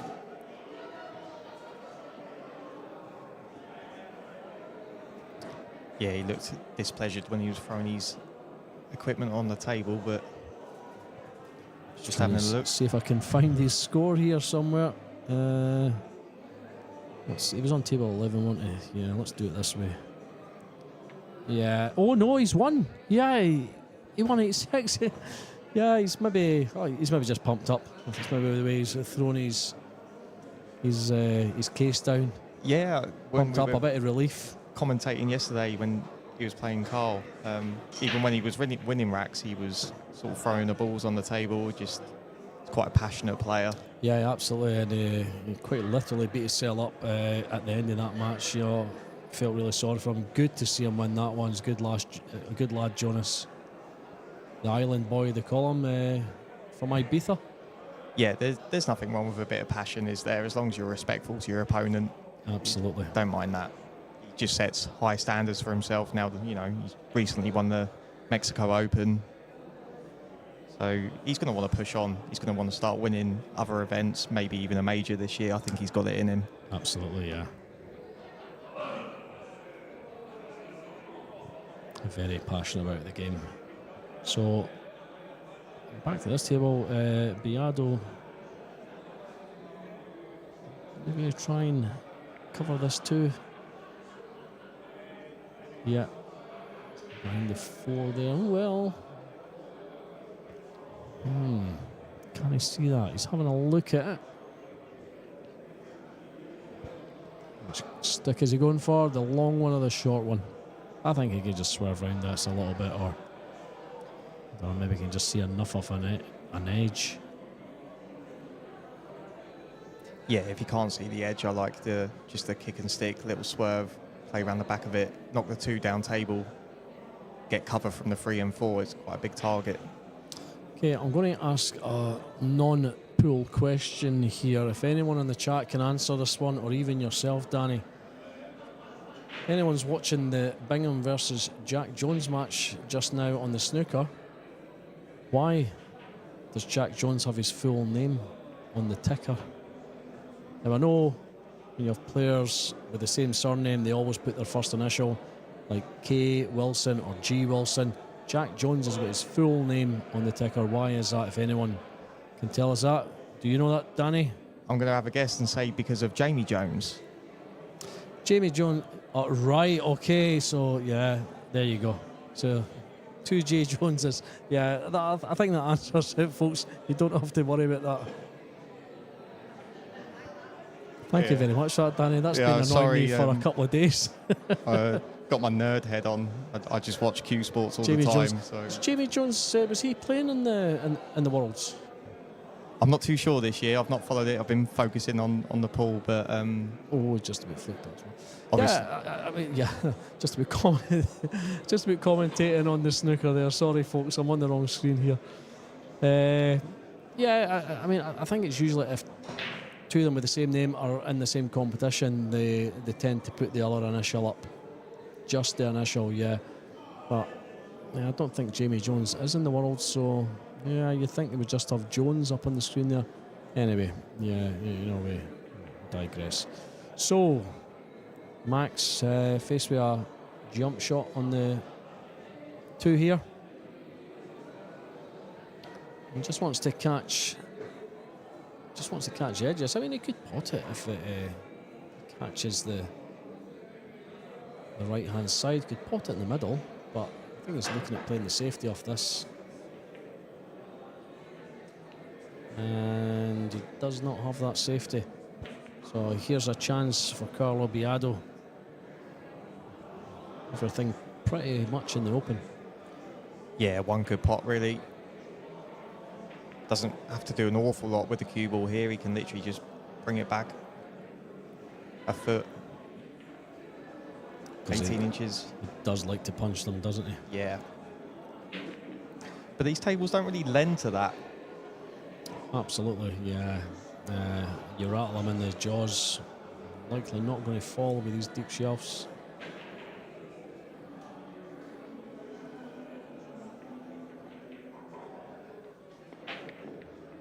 Certainly did get that cue ball moving. Yeah, I mean, if you're that accurate, you haven't got to worry about the pace you put in the pocket. And he's absolutely okay there. Across the table a couple of times for the 4 in the middle.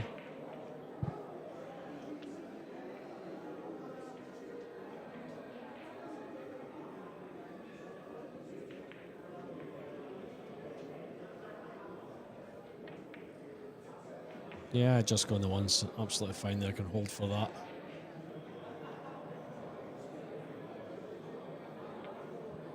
Hard to see what goes wrong from here.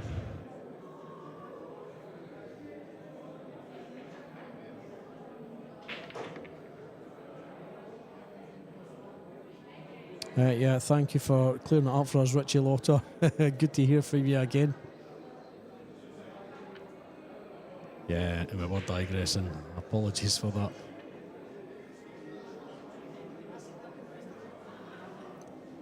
Yeah, thanks, Dark Mode. Yeah, it's we weren't 100% sure, but that confirms it for us. Makes sense now. It all makes sense. So back to Nineball.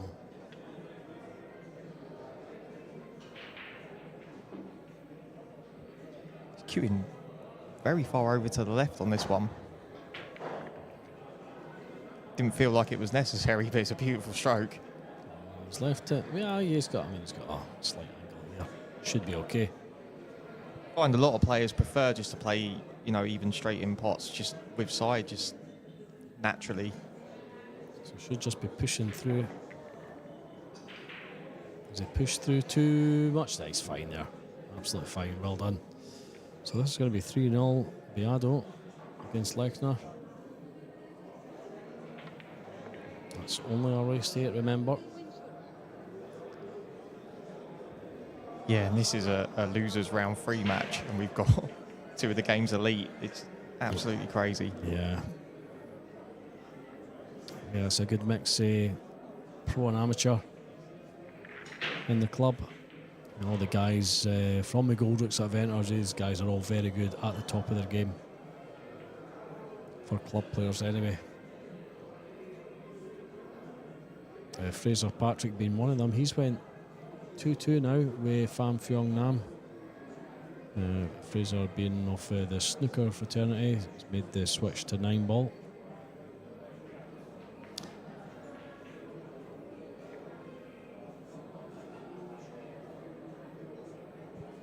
I think, doesn't John play out this club as well, even though he's got the England flag? John Chapman? No. John Chapman, I'm not sure where John Chapman hails from, to be honest with you. You probably just recognise him every time you're up here, Danny. John's always here. John travels the world playing pool. Absolutely loves the game. Just back from China last month, I think. Yeah, he played in the Hayball. That's it, yeah, absolutely. He says they were treated like absolute kings, you know. People were going mad for them. They were all celebrities. Fantastic. Yeah, I'd love to give that game a go at some point with a nice tight pockets. Yeah, I've got to master this game first before I try anything like that, I tell you. So, breaking in rack 4. Beado, there's a 9 on the move, but not going anywhere.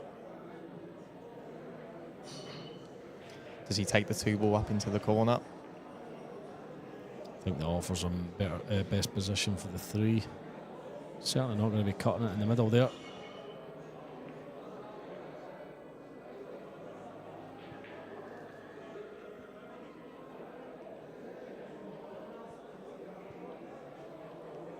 Not the easiest of looks after the break. But he's looking at the potting angle by the looks of it.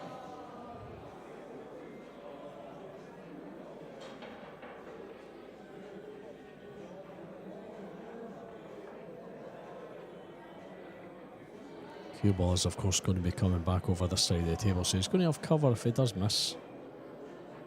Back across the left-hand side of the table, should I say.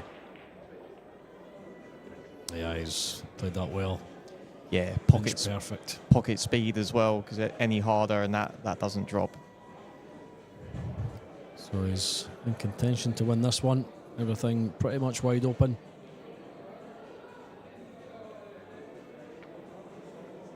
Not too much traffic to negotiate. Just drop above that 7 ball there. Loves using the rails, doesn't he? Look at this. Yeah, he just wants to get through the cue ball every shot. If there's an option of just playing without a rail or using one or two, he'll use one or two.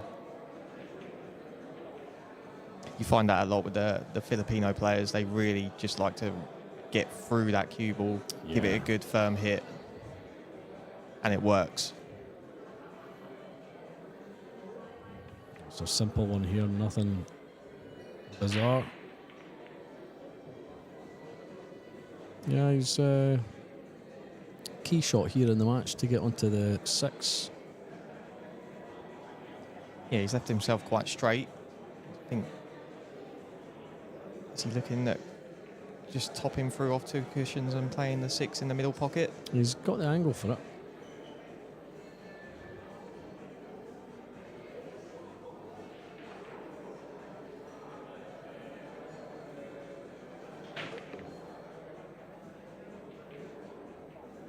There we go. Ah, beautiful, beautiful shot.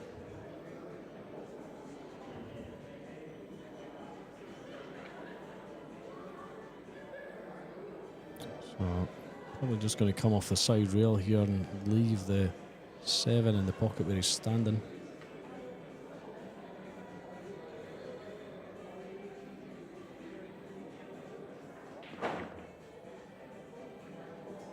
Don't even need to use the rail, just punch that in. It's amazing how much confidence he's got just to punch that so hard into these middles because they're so tight. You've got one angle, really. There's no room for error. He's just made that look easy. Absolutely. He's going to be halfway there.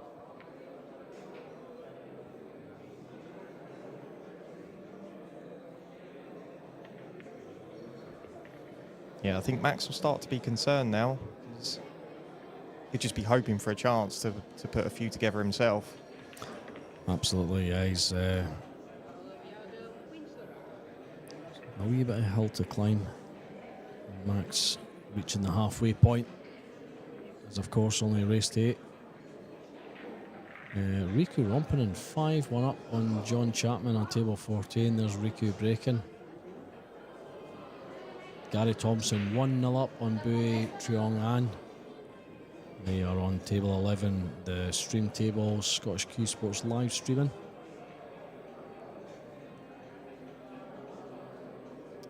I've got Zhuang Kwok Huang. It's 3-0 up on Elliot Sanderson.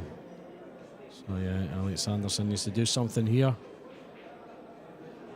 And I think he has. Yeah, Elliot's got his first one on the board. Koping Han 2-2 with Barry Hetherington.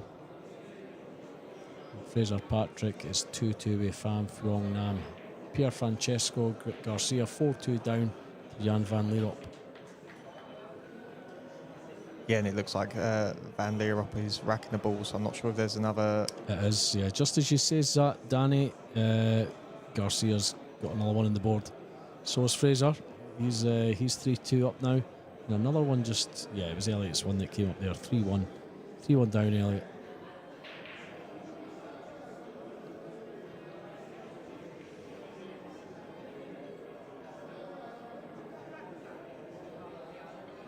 So here we go, rack 5.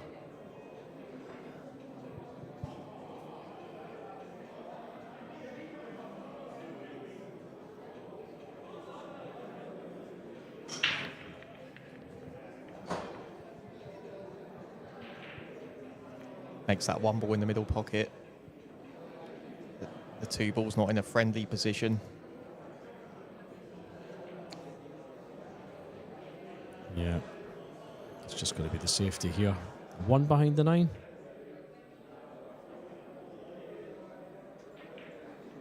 Yeah, that's a nice 1, one. sorry, the cue ball. Yeah, cue ball. The cue ball, you know what I mean. The cue ball behind the 9. Yeah, that's a good option. Even if you're slightly off, the 3 and 7's there as well. Yeah, he seems to be putting a bit of side in it. There we go. Yeah, perfect. So Max faced with a jump shot here. It's pretty close to that 9. Yeah, it's far enough away for the jump cue, I think. Yeah, absolutely. It's always nice when you got the hand on the rail for the jump shot as well. Gives you that elevation.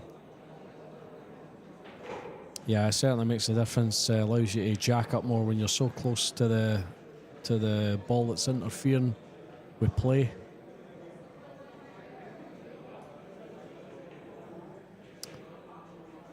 Can he kick off one rail? Just below the side pocket. Play it with a bit of right hand side. Yeah, he'll just be looking at. It's not just about making contact with the two ball. It's how does he get that two ball safe. Yeah, it'd be pushing it towards the top right pocket. But absolutely no guarantees there.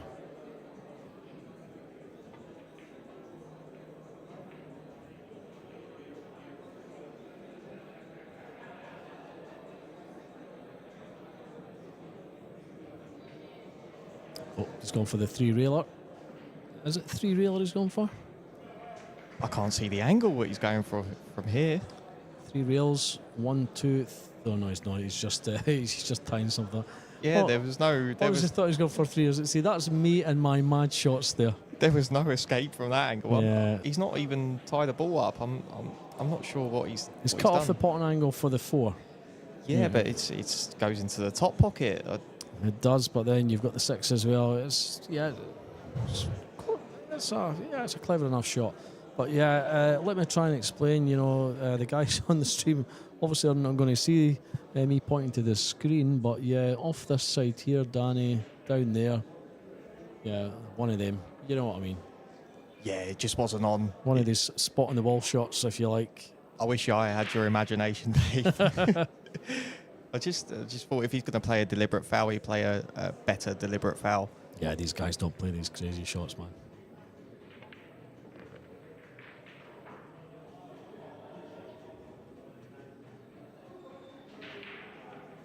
So I think Carlo, he's not happy with what he's left himself there.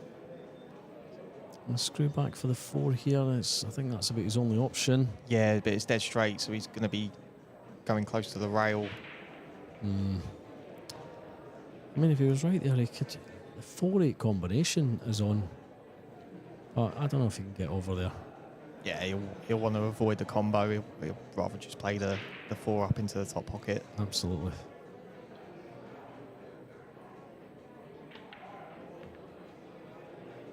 That's brilliant. That's good. He's played that well enough.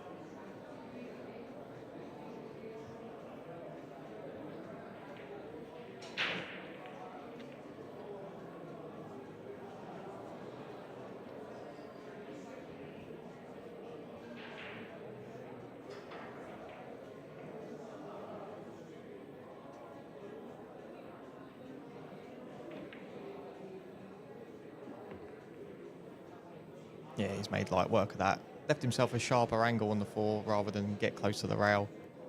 It's really good.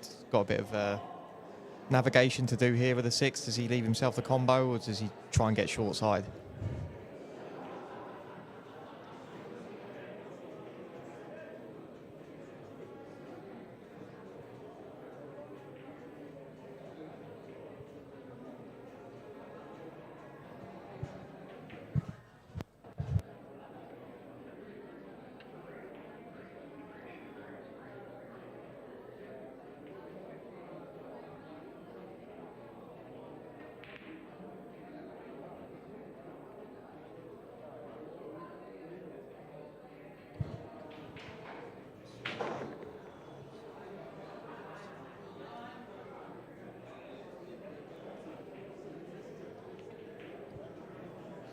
Yeah, I think he tried to get short side, so didn't want to play the combo, but has he got himself a bank? Can he bank this, Dave?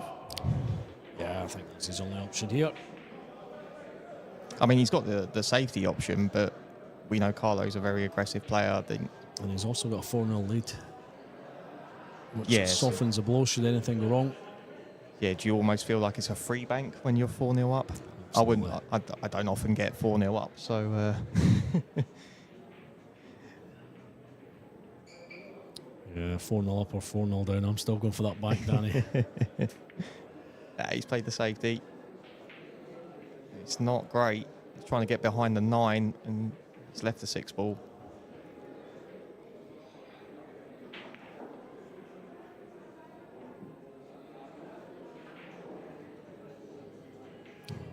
When the cue ball cleaned by a referee, Julian Roper.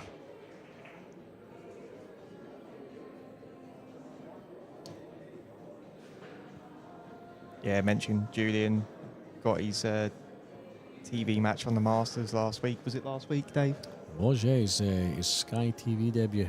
He looked so proud, and we're all proud of him. Yeah, he looked very confident as well. And not forgetting Ben Fuente-Taylor, who had his first big final on TV. Top ref is Ben. Nice lad as well. So Max has missed that by a long way there. Yeah, mentioning Ben, I meet up with him quite regularly. He's a good player himself. Yeah, absolutely so, I believe. Yeah, he's a genuine guy, a really nice guy. We'll see him next week down at the UK Open as well. Always a pleasure to see Ben. Yeah, just loves all cue sports. I believe he's had century breaks at snooker, so he can handle himself on an American pool table as well. Yeah. So,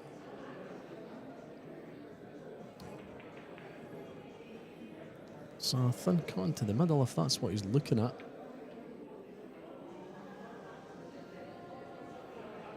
I prefer this up into the corner.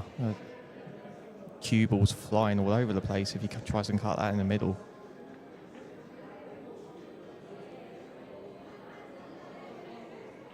Feel like he can avoid the scratch, playing it into the corner.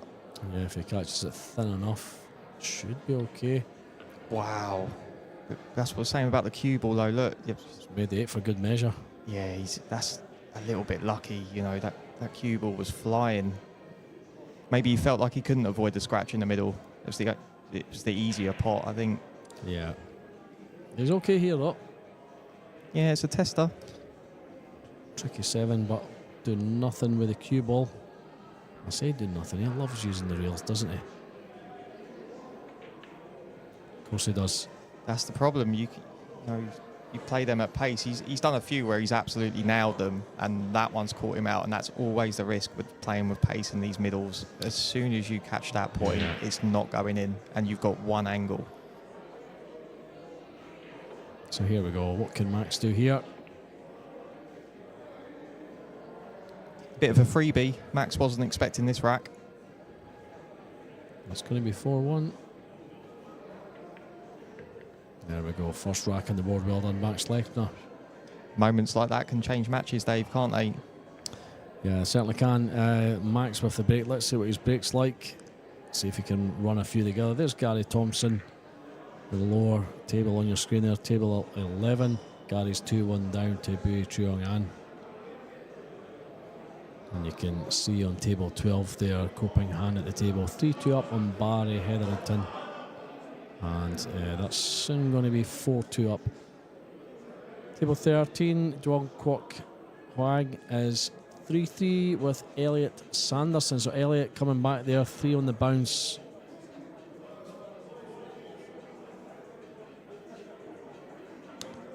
Table 14, John Chapman 6-2 down now to Riku Rompanen. John at the table. And table 15, Jan van Lierop 4-3 up on Pier Francesco Garcia.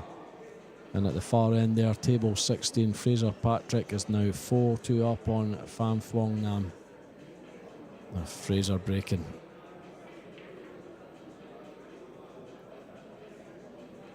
Still a few Scots left, Dave. Doing the club proud. Yeah, absolutely, yeah. Gary Thompson, Fraser Patrick. Snooker players, these guys. It's now Nineball players. Gary still plays a bit of snooker. Yeah, 5-2 to Fraser. That's just changed. Sorry, Danny, what were you saying? I was going to say, is David Kadir still in after his big win over Niels? Yeah, David's in. Brilliant. Don't know who David plays next door. Let me just have a look.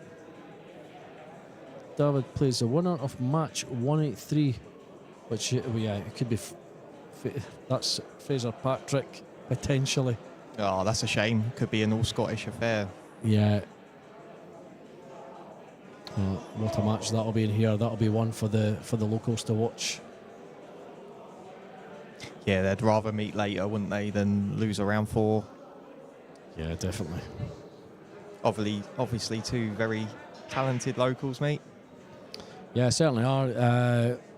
Fraser obviously coming from the snooker background, but it's just all about the 9-ball now. And David plays a lot of 8-ball. And he actually plays with Chinese 8-ball cue. When he's playing Nineball, he plays with a Chinese 8-ball cue. Yeah. With the metal ferrule. Yeah, so I believe yeah. Wow. Interesting to have a look at it if we get a chance. It's tomorrow that he's going to be playing, I think. Yeah, he's not on here today, so yeah, I get a chance to have a look at that tomorrow. Yeah, he's on tomorrow at 11 o'clock. Hopefully he gets a stream table. Yeah, I know of some clubs that don't allow that. You know, playing with the metal ferrule on the American pool tables. Yeah. Yeah, it's when you've got guys, David's quality though. Carlo's gone for the cut there with some extreme left-hand side, and it's not dropped. Yeah, he's left it. But yeah, saying there, you know, David is. I think a lot of clubs ban it because they fear that their cloth's going to get ripped to bits. But yeah, I don't think we can fear that with David. No, it's mainly the really rookie players that you worry with the metal ferrule when they're digging low and trying to draw back, and you know they're going to scrape the cloth, and you really don't want that. You know, reclothing these tables is not a cheap process. Absolutely, yeah. Hundreds of pounds. So, it's a wee tricky one here when they're so deep in the pockets like this. Just catch ball and rail at the same time, just to come across for the two. Well, he's gone through. Yeah, there you go. Yeah, just the rail first. Well done. Yeah, it was always going to be a cushion first shot, that one. But can you see the three? He's looking down the line, and I don't think even he's sure.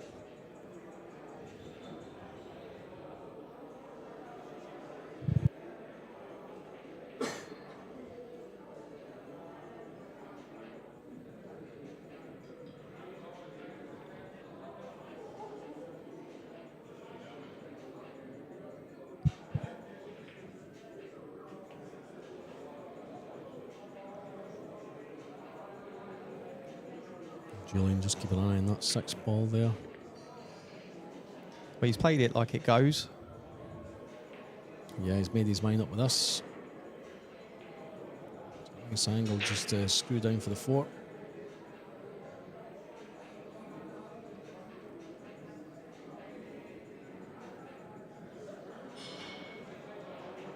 Yeah, and if it does go, he's a massive favourite to clear up.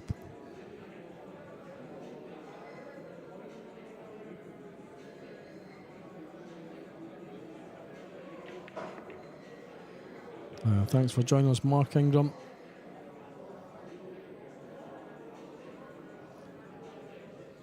To answer your question there,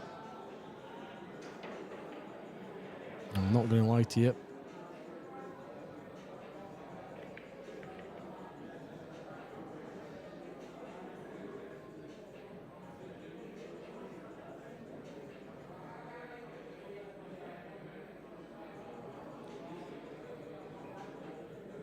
Yeah, this is almost like a practice layout that Max is left with here. Is there 8 past the 9 into the bottom left? That could be the only issue. Looks very, very tight. I mean, it's not a problem to go short side, but he needs to think about it on this shot.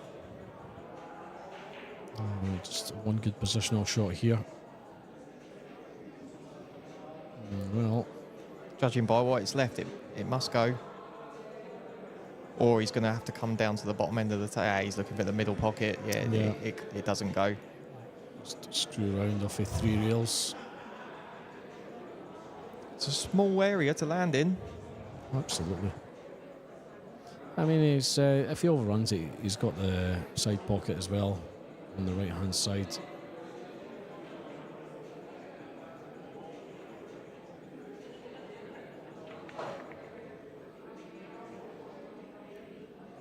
Looks absolutely inch perfect. Yeah, he's good in that. I think that's the pocket he's playing for, the way he's hit that. Absolutely fine.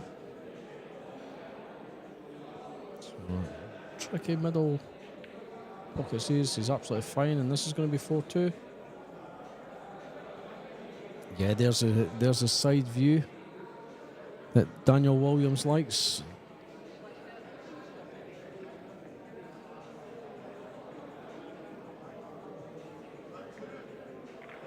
Thanks for joining us, Daniel.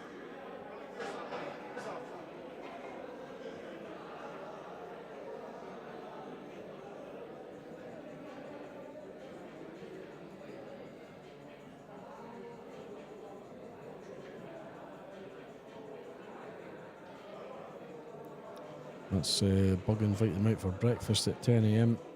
I'll see what I'm doing, lad. I don't even know where Westgate Farm is, but priorities. Yeah. So we see the second to back table as we look on the screen. I was watching some of that match earlier, and it's only 5-3. That's been going a long time. So where are we at now? 10 to 11, and it started up. Table 15, you say, yeah? Yeah, table 15. Oh, so yeah, no, so 10 past 9 it started, and it's 10 to 11.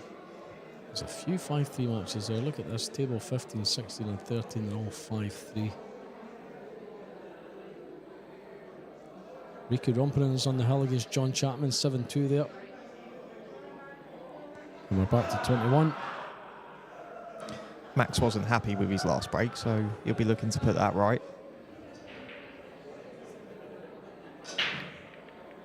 He's nailed the one. Has he got shape on the two? Doesn't look like it. As tempting as it is at Mark's buy-in, I'm going to pass on that one, Bug. We'll see you in the club, buddy.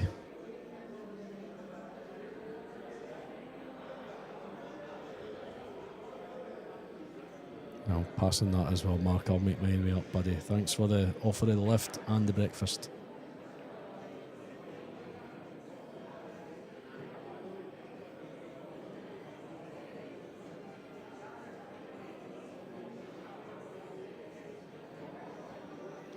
Elliot's got some work to do on table 13. He's at 6-3 down. Yeah, he's got it all to do. This is his last chance.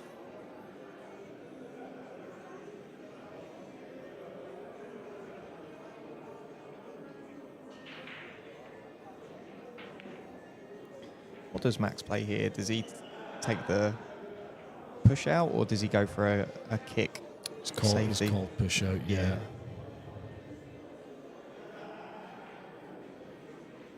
Okay, what's he thinking here? Is he thinking he's going to be put back in here, kick the two, potentially catching the 9? Or am I being crazy?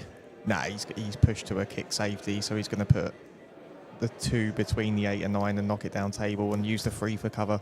Yeah, there's always the element of luck here, catching the 9 on the way past. You never know. Yeah, I feel like he's going to, don't want to jinx him, but I feel like he's going to play this quite well. Just looking at the gap now to try and knock the 2 down table. Like I say, use the 3 for cover. If he's miles off, he might flick the 9.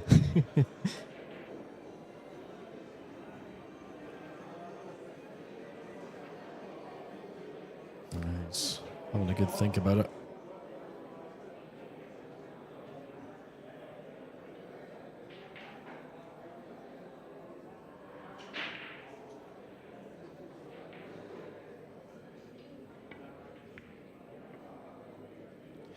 Needs that to keep running, and it's not going to. Just left it. Yeah, he underhit that by a long way.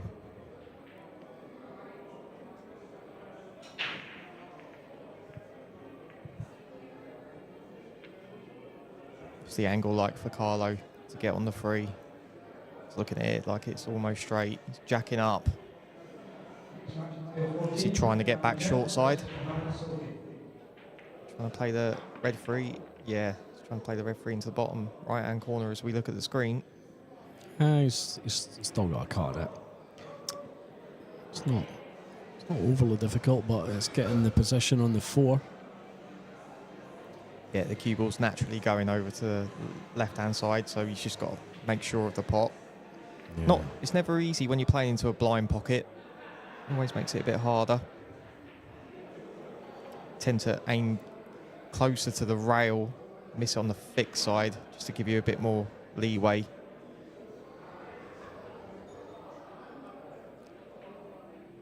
Cue ball's going to be worried about here. He's absolutely fine. He's played it. He's exactly played the shot to try and hit the 7 there, which he would have been absolutely perfect. But no, he's okay there. But see how he played it into the rail, Dave? Yeah. Rather than play it on the thin side, play it into the thick side, play it into the rail, and they still drop. Yeah, absolutely. I'm going to have a little look at the replay here. We've got the luxury of having.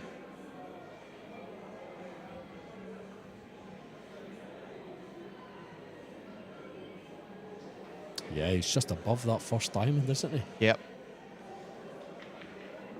Oh, he's nailed that. And he's got position. Look at this. What a That's beautiful hit that is. And perfect. a round of applause from the crowd as well. That's beautiful stroke. Such a small area to land in. And he's nailed it. Simple drawback to play the 6 in the same pocket. Was he topping it through? Wow. Loves to use the rails, Danny. Yeah. Loves to use the rails. He's gone a bit further than he would like, but he can use 2 cushions again and come back and play the 7 in the same pocket. Really does like. Look where he's queuing, right on the left-hand side. Loves to use spin. Look at this. It's an art. Does the 8 pass the 9, Dave? Yes. Yeah, then he should be out now. It's lovely to watch, you know. Seeing him just play so much extreme English on the ball.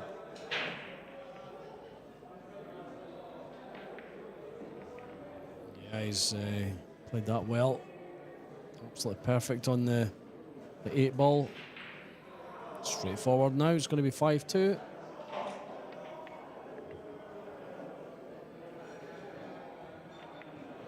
Yeah. There we have it. Well done. 5-2. Biado on Lechner. How nice is it to watch when a player like Carlo just using rails, extreme spin, just making it look so easy. Yeah, it makes you just want to get out there and have a go, Danny, doesn't it? It does. I'm absolutely itching for a game. I'm going to have to wait till probably Sunday or Monday before I can get a cue in my hand again. Yeah, I'm going to have to try and get some practice in over the weekend. Going to head back tomorrow and get straight on the practice table. Not happy with how I'm queuing, so going to have to spend some time and sort that out.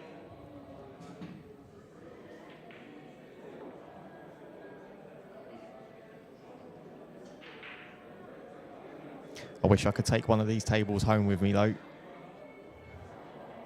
Yeah, if you've got a spare 7 or 8 grand. It's not so much the money for the table, it's the space. Yeah, I know. I mean, I've measured my living room. You know, I've thought about knocking the wall down. I don't need a kitchen, so. Dave, I've measured my garden. I could fit one in the garden, yeah. I just need a big man cave for it. But yeah, my garden's big enough. It's a funny shape, but yeah, it should be big enough. I could do it, but we'd have to lose the conservatory, and yeah. Absolutely. That's an expensive project. We've got Gerwin on. Do you know Gerwin, Danny? Yeah, I think if it's the Gerwin I'm thinking of, I played him recently at a qualifier. Oh, not a qualifier, at a Tooting event. Right, okay, yeah. Name does ring a bell. I think he come up for a Scotland qualifier. I think he was here, yeah. Yeah. The name does ring a bell. I can't put a face to him though, but definitely remember a Gerwin. Nice to join us, Gerwin. Yeah, he's a very nice guy. Very nice guy. And a good player. He beat me heel at Tooting, if I remember rightly. I'm playing so many matches lately, they all blend into one. Wait a minute. I played Gerwin. He beat me. I do remember him, yeah. Table 16, I remember that now. Yeah, unfortunately, I do remember you, Chairman. Thanks for the game. What was the score, Dave? Come on, announce it. I think it was 8-2. I could be wrong. Was it 8-2? Or did I get more than that? Can't remember. I'm going to look it up, folks. Yeah, hello, Jerwin. Thanks for watching. I hope you're doing well, mate. I'm not going to say you were lucky against me.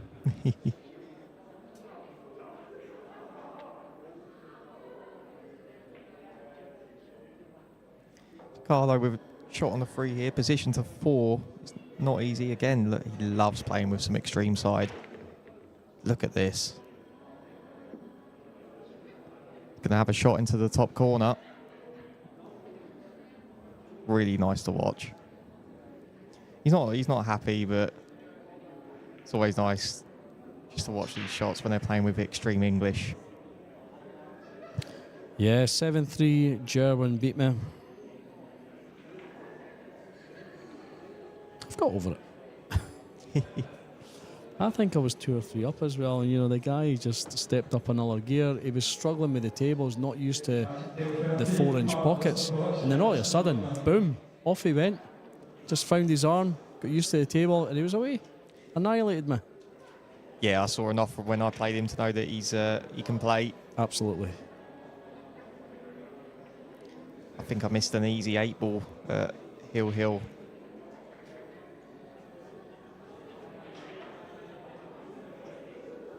Bit of an awkward bridge for Carlo here. Shouldn't be a problem. Yeah, he's played it well. Oh, needs to pull up a bit. Oh, this is thin. This is thin in the middle.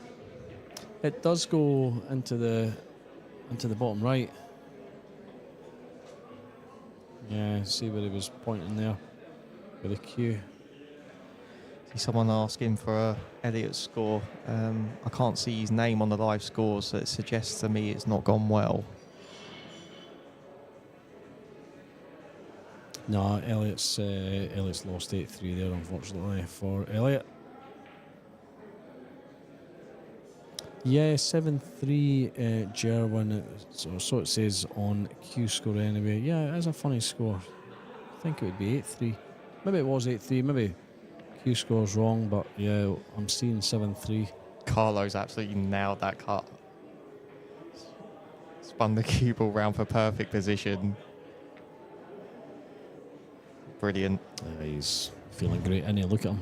So confident.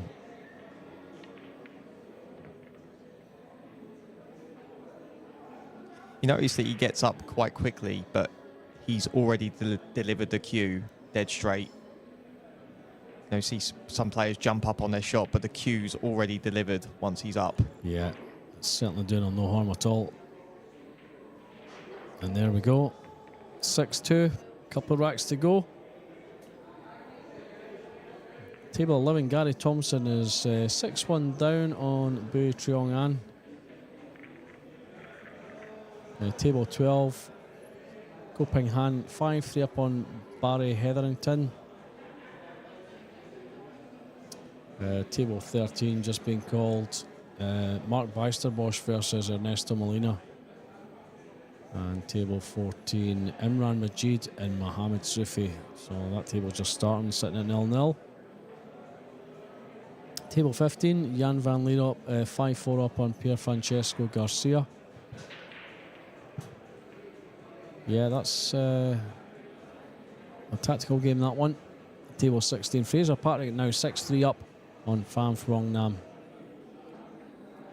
6-4 now. Gary Thompson's got another one aboard. 6-2. Gary trails Bui Triong An. Just ready to break. Come on, Gary. Yeah.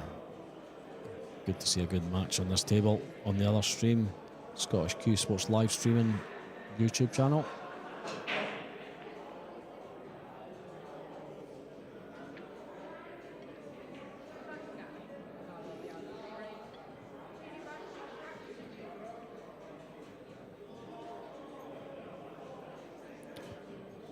So here we go, 6-2.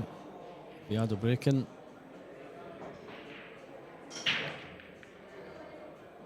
Again, he's nailed that one in the middle pocket. What's the shape on the two? I think he's got a shot, Dave.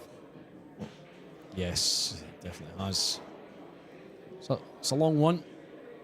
And position's not the easiest. But you've got to fancy him to use a couple of rails here. Loves the rails.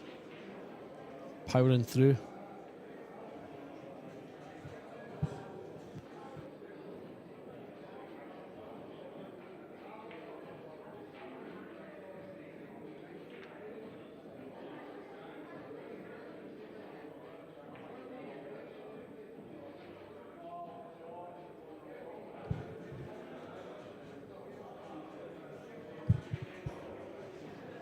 Yeah, he's screwing down. Oh, look at that. Yeah, then liked an extra couple of rotations, but it's still really nice. He struck it so pure. So yeah, he's got to be pretty precise here to get position on the 4. Doesn't want to be anywhere near that 9 ball getting in the way. That's exactly what's happened. I think is he still on it? He can see an edge. I don't think he's potting this. You know, he's cheat it with a little bit of side. Shock down. Yeah, but I mean the overhead's suggesting otherwise. Yeah, there we go. Yeah, absolutely from that camera angle. The dead cert, well done.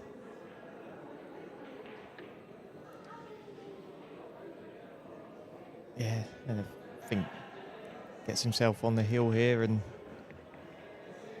we know Max is from Austria. He's got a bit of a mountain to climb now, hasn't he?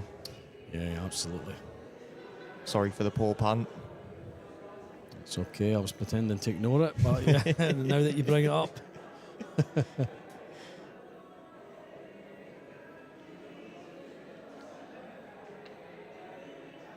So, screwing down. Needs to avoid this 8 ball here. Yeah, I think he misses it quite easily. Comes down the right hand side of it. Absolutely fine, look at this. Wants a little bit of an angle, which I think he's got. Use one rail and get up for the 8 into the bottom right hand corner. He's decided to play it into the middle. Just the middle, yeah, he only has to tap it in his automatic position on the 9 here, so here we go. It's going to be on the hill. Should have known he was going to play in the middle. He's not really been avoiding them, and as he only missed that 1-7 ball. There we go, powers it in. Max in trouble.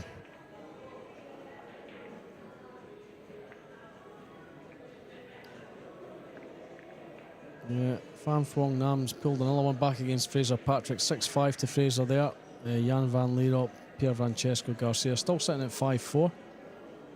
Copenhagen 6-3 up on Barry Hetherington. And Bui Triong An's on the hill against Gary Thompson, 7-2 there. Mohamed Sufi's got his first one on the board, 1-0 against Imran Majid. And Mark Beister Bosch and Ernesto Molina still to score there. There's Gary there, he's in about 8. Yeah, he's caught fouled a 5. down, unfortunately. That might be his last shot. Although the 2 is difficult, even with ball in hand. That's what he's looking at. I think, by the way you eyed that up, I think he goes into the middle pocket.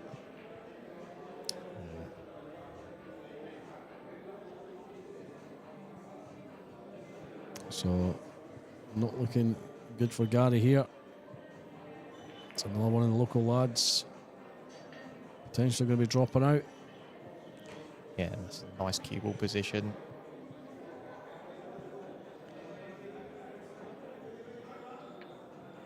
Yeah, it'd be a shame to see Gary go through, but doesn't look like it's going to happen, Dave. So we're back to 21.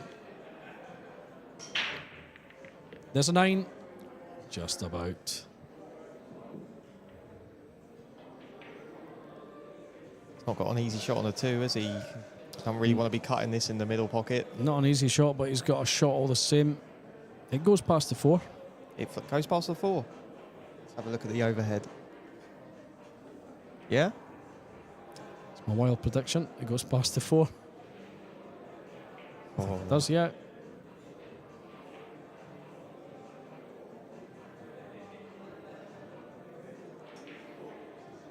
I mean, if it does, he's going to take it on. Yeah, and of course he's going to be screwing off this side rail to come back across for the 4.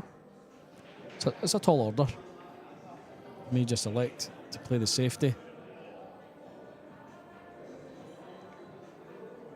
So, yeah, looked like it was gesturing as if he's going to try and cut that back into the side pocket on the right-hand side.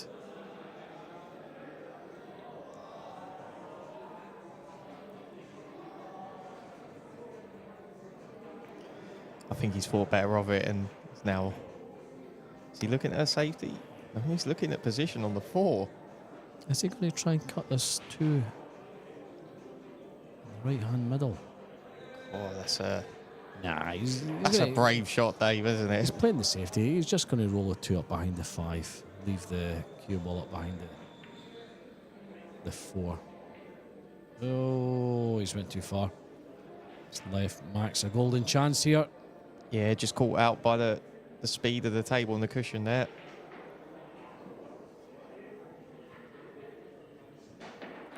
So Max needs to pounce on this. He's got a lot of work to do. More than capable of knocking off 6 in a row.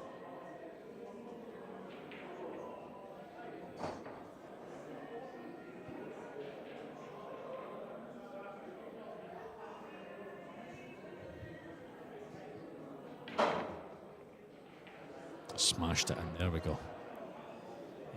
Cue ball's not great. Just doesn't want to stop. It's pretty straight into this corner pocket. So let's screw back a little for the 5.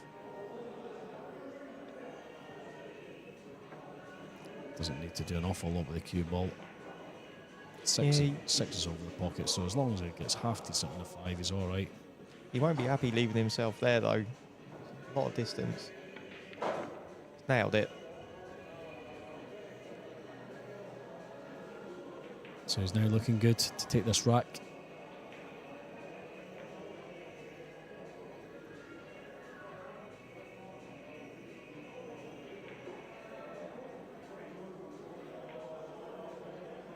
Yeah, Leo 1990 asking if Shane's playing. I think Shane is playing again tomorrow. Yeah, oh, wait a minute. I was looking at Jason there. That's not Shane, that's Jason.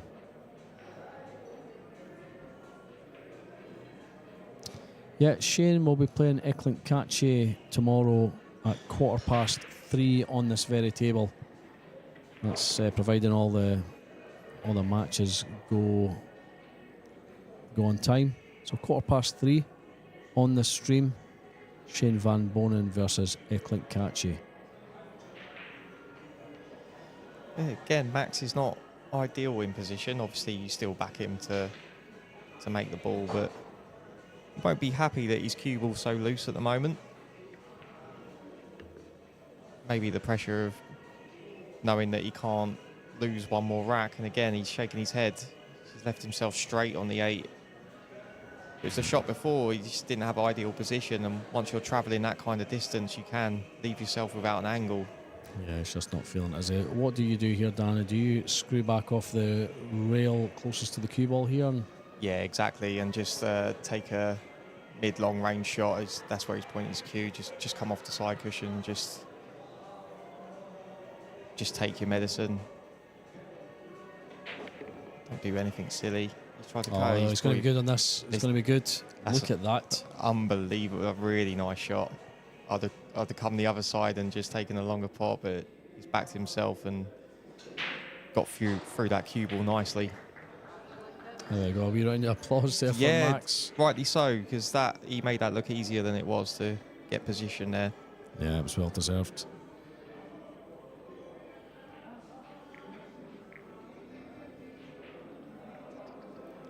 Gary's at the table, 7-3 down, so he's not out of it yet, Dave. Good for the locals. Yeah, he's pulled another one back there. Yep. Like to see a comeback, wouldn't we? Currently at the table. Yeah. Good for the fans watching as well. Seeing matches going all the way. Had the pleasure of spending time with Gary yesterday in the comms box. And gentleman. Certainly is. Loves the comms, doesn't he? Absolutely loved it in here.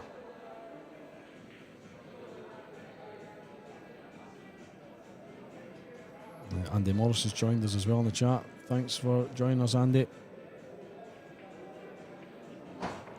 Andy was in yesterday spectating with Johnny Holden. I said earlier with this really long game that's on table 15, so it started at 9:10, so it's over 2 hours long, and it's 5-4. That's a tactical battle, Dave. Yeah, that's been 5-4. I don't know, for about 20 minutes, 15 minutes.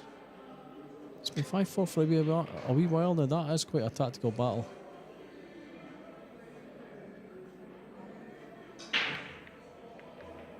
There's the 1 and the 5 for good measure.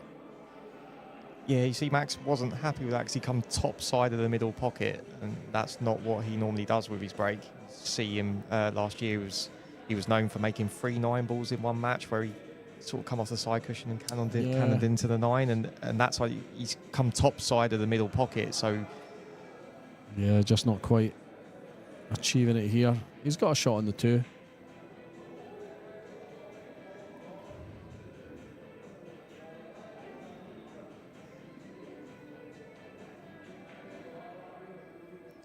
these top players are perfectionists. They're not happy with just breaking off and having a shot on the next ball. They want it to be perfect every time.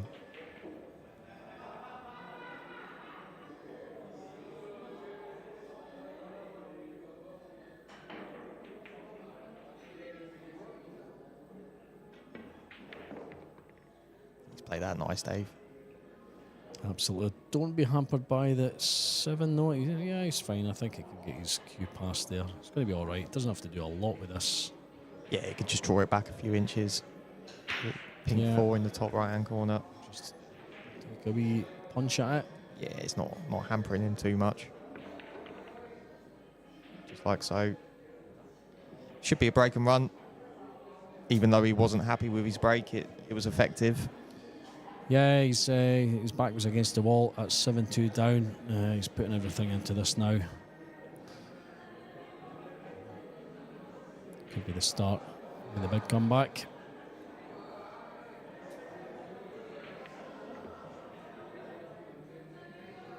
It's halfway up that mountain, Dave. He's in the ski lift. Yeah.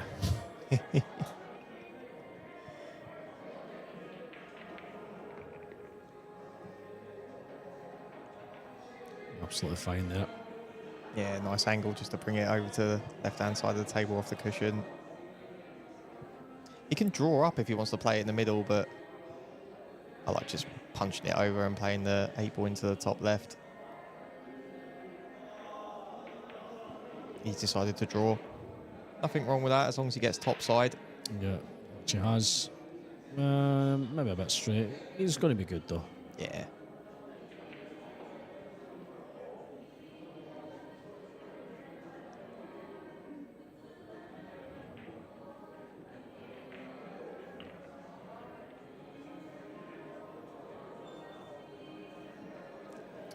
Yeah, don't write Max off yet, folks.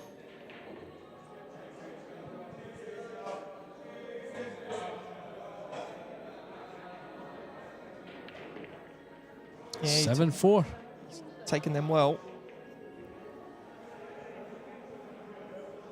Table 11, Gary's got one back. He's 7-4 now against Bui Truong An. And table 11, Copenhagen is on the hill, 7-3 up against Barry Hetherington on table 12. Table 13, yeah, this match is still to kick off. Mark Beister Bosch versus Ernesto Molina. Yeah, and that has started. There's Mark at the table. Table 14, Mohamed Soufi 2-1 up on Imran Majid, and on 15, Jan van Leerop is 5-4 up on Pierre Francesco Garcia. That must be, what, 25 minutes, half an hour at 5-4, Dave? Yeah. It's just gone 5-all. 5-5, there we go. And on table 16, Fraser Patrick is 7-6 down after having a lead to Pham Phuong Nam, who is currently at the table. Still quite a few balls on the table though. So Fraser trying to hang on in there. He must have knocked a few racks off in quick succession. Here's Gary on the 7. He's played it well. Tricky 9 here. He's down quickly, Dave. He's confident. Absolutely. Let's hope we see it. There it goes. Nice. Well done, Gary. 7-5 he's pulled this back to. Looks calm too, Dave. Doesn't look like a man whose opponent is on the hill. Absolutely. Certainly a fighter. Max has got a shot on the 2 here. This is looking good. Table wide open again. Nothing hampering anything. Yeah, this is a massive opportunity to get right back in the match. 7-5 and breaking is not such a deficit, is it? Absolutely. Confidence is going to be boosted in the last couple of racks here. He's much happier with that break as well.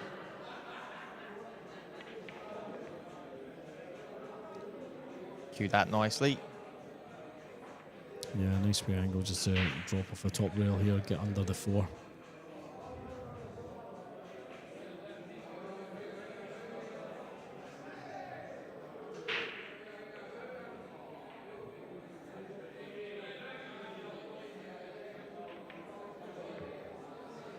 And Austria is another one of them countries that just produces top-class elite players, Dave, doesn't it? You know. Yeah, absolutely. Yeah, you've got Mario and Albin as well. And then obviously in the women's game, you've got Albin's sister, Jasmine. That's right. Yeah. Just a few European countries that just produces a lot of top-class talent. You know, obviously Spain and Germany, Austria. And they all travel together as a team. Yeah, Spain and Germany very much up there as well with the Austrians.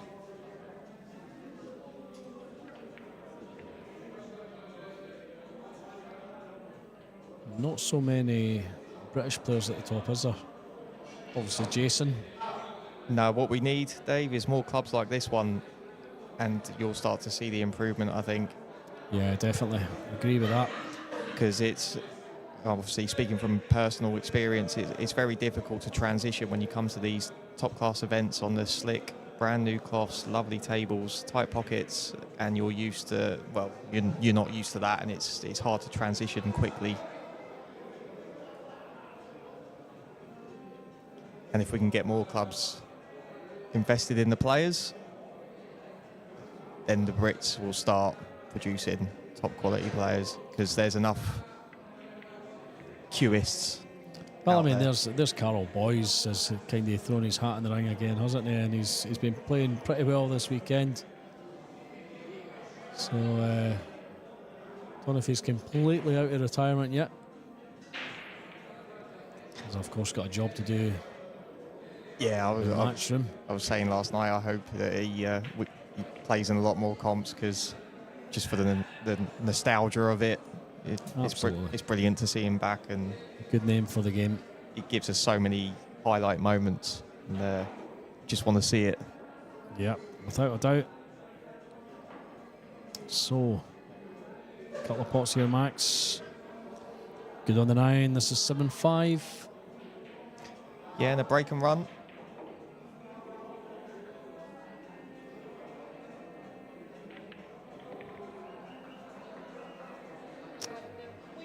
And you know what? Even though that his opponent is on the hill, he'll start to feel good now, because he's in control. And there's nothing saying that he can't finish the match himself from here. Oh, Gary, unlucky. He's played the kick off the top rail there for the 2. He's hit the 2, but he's left a tricky cut into the middle here.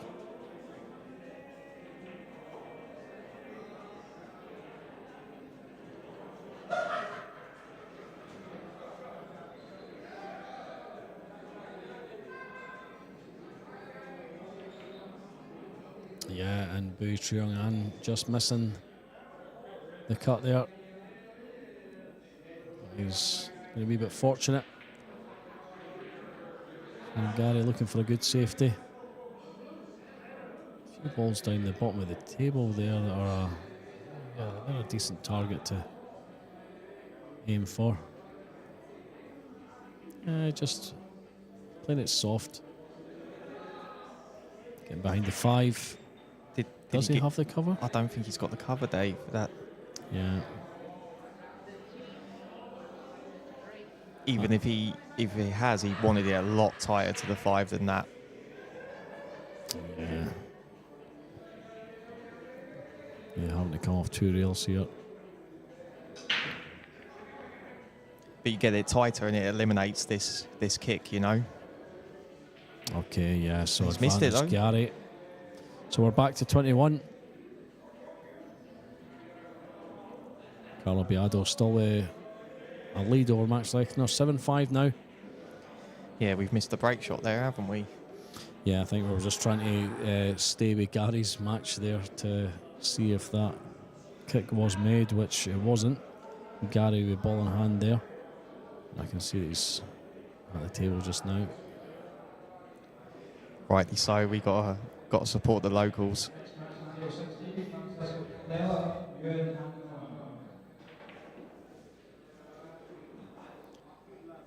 Yeah, so Max isn't left with the nicest of shots after the break. Yeah, certainly is not.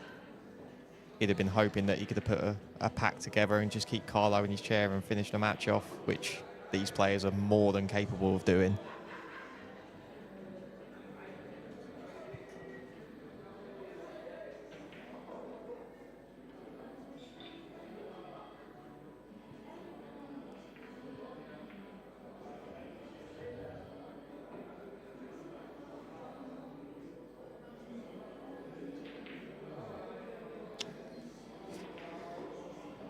What's Max thinking about here? He's called the push out, so he must not be able to see enough of the 2 to play a nice safety, so he's just pushing to an area where he feels like he can make a nice safety or even the cut, but probably the first. Yeah, let's see if Carlo fancies a cut though. It's definitely a cut back into the top right.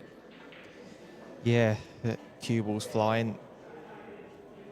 And is it a below 50% shot? Well, yeah, the cue ball will be moving, but it could be moving into that 9 and 6 there. Yeah, exactly. On the left-hand side. Could end up hooked. Could end up hooked, or he could end up, if he pots a 2, he could end up stopping nicely on the 3. Anything can happen here. It's a difficult cut, so close to the rail. He's got back up off his shot.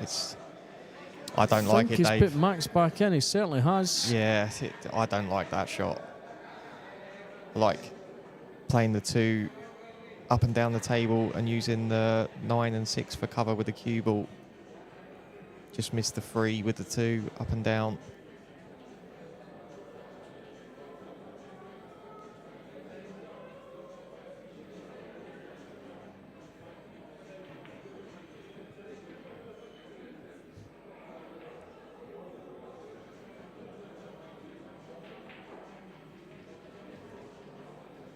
Yeah, Max doesn't like it either. Yeah, he's going to have to take it though. He's no choice in the matter. Carlos put him back in. So what's your thoughts, Max?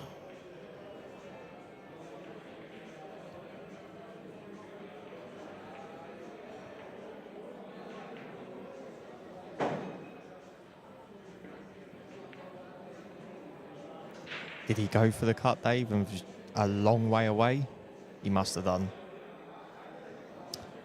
I'm going to say he's had a bit of a result by leaving it right on the knuckle there. This is tricky cueing. He did hold his hand up, but if I'm coming to the table with this, I'd be quite happy. Absolutely, yeah. Your fan's saying a shot on it.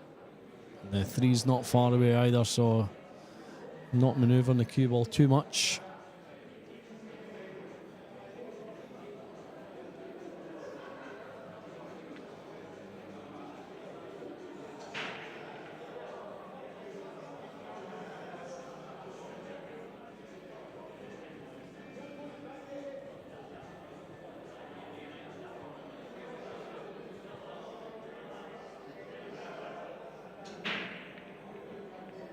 Oh, wow. A few oohs and ahs in the crowd as well. Wiped his feet, and it went. Maybe tomorrow, Dave, maybe that doesn't drop. Absolutely. Extra day, worn in cloth. You never know. Maybe the lights of the match table helped. Does make a difference, the temperature. Yeah, it's air conditioning. There's so many things can make a difference. It's been a rainy day up in Glasgow here today, whereas yesterday it was lovely and sunny and dry. All these things can make a difference. Yeah, chance for Carlo here to win the match. Love how he uses so much English on 90% of his shots. Look, he hasn't gone far enough there. Yeah, absolutely. Aye, he's still got a job to do here. He's not happy with that. It's just nice to see, you know, when you see players using so much English, and you want to see the flamboyant shots, Dave, don't you? It's good for spectators. And we're certainly seeing it here with Carlo. Takes this up into the top left again, addressing the ball with so much extreme English.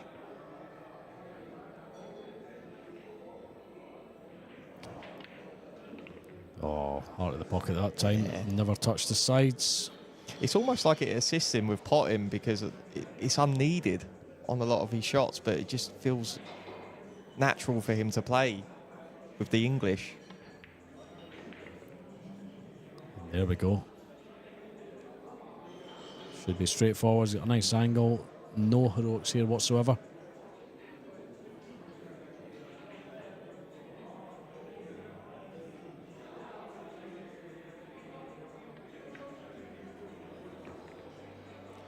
Yeah, that should be all she wrote. Max looks resigned in the background. Yeah, that's Max's Scottish Open over, unfortunately. And there we go, there's the win. 8-5, Biado over Lechner. Well played, Carlo. Yeah, very well done. Fill you in with some scores here. Bui Treong-An 7-6 up on Gary Thompson on table 11. Still there's Gary at the table. Table 12, next one up, you can see Niels Fine at the table. That's just 0-0 with Mubarak Al-Wahibi. Table 13, Mark Beister-Bosch is 3-0 up on Ernesto Molina. And table 14, Mohamed Soufi 4-1 up on Imran Majid. Table 15, Pier Francesco Garcia 6-5 up on Jan van Leeuwenhoek now. And next match, table 16, yeah, that's just started. They played the practice track. You've got Francesco Candela versus Nguyen and Tuan.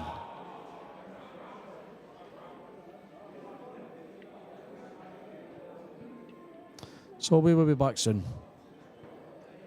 What is that it for tonight? I think that was the last match on the stream tonight. I think that's the last one on the TV table, Dave. It's been a pleasure. Yeah, absolutely. Thanks for joining us, folks. We will see you tomorrow. Go over to the stream that Gary's on now. Scottish Q Sports live streaming on YouTube. Thank you. Thanks all.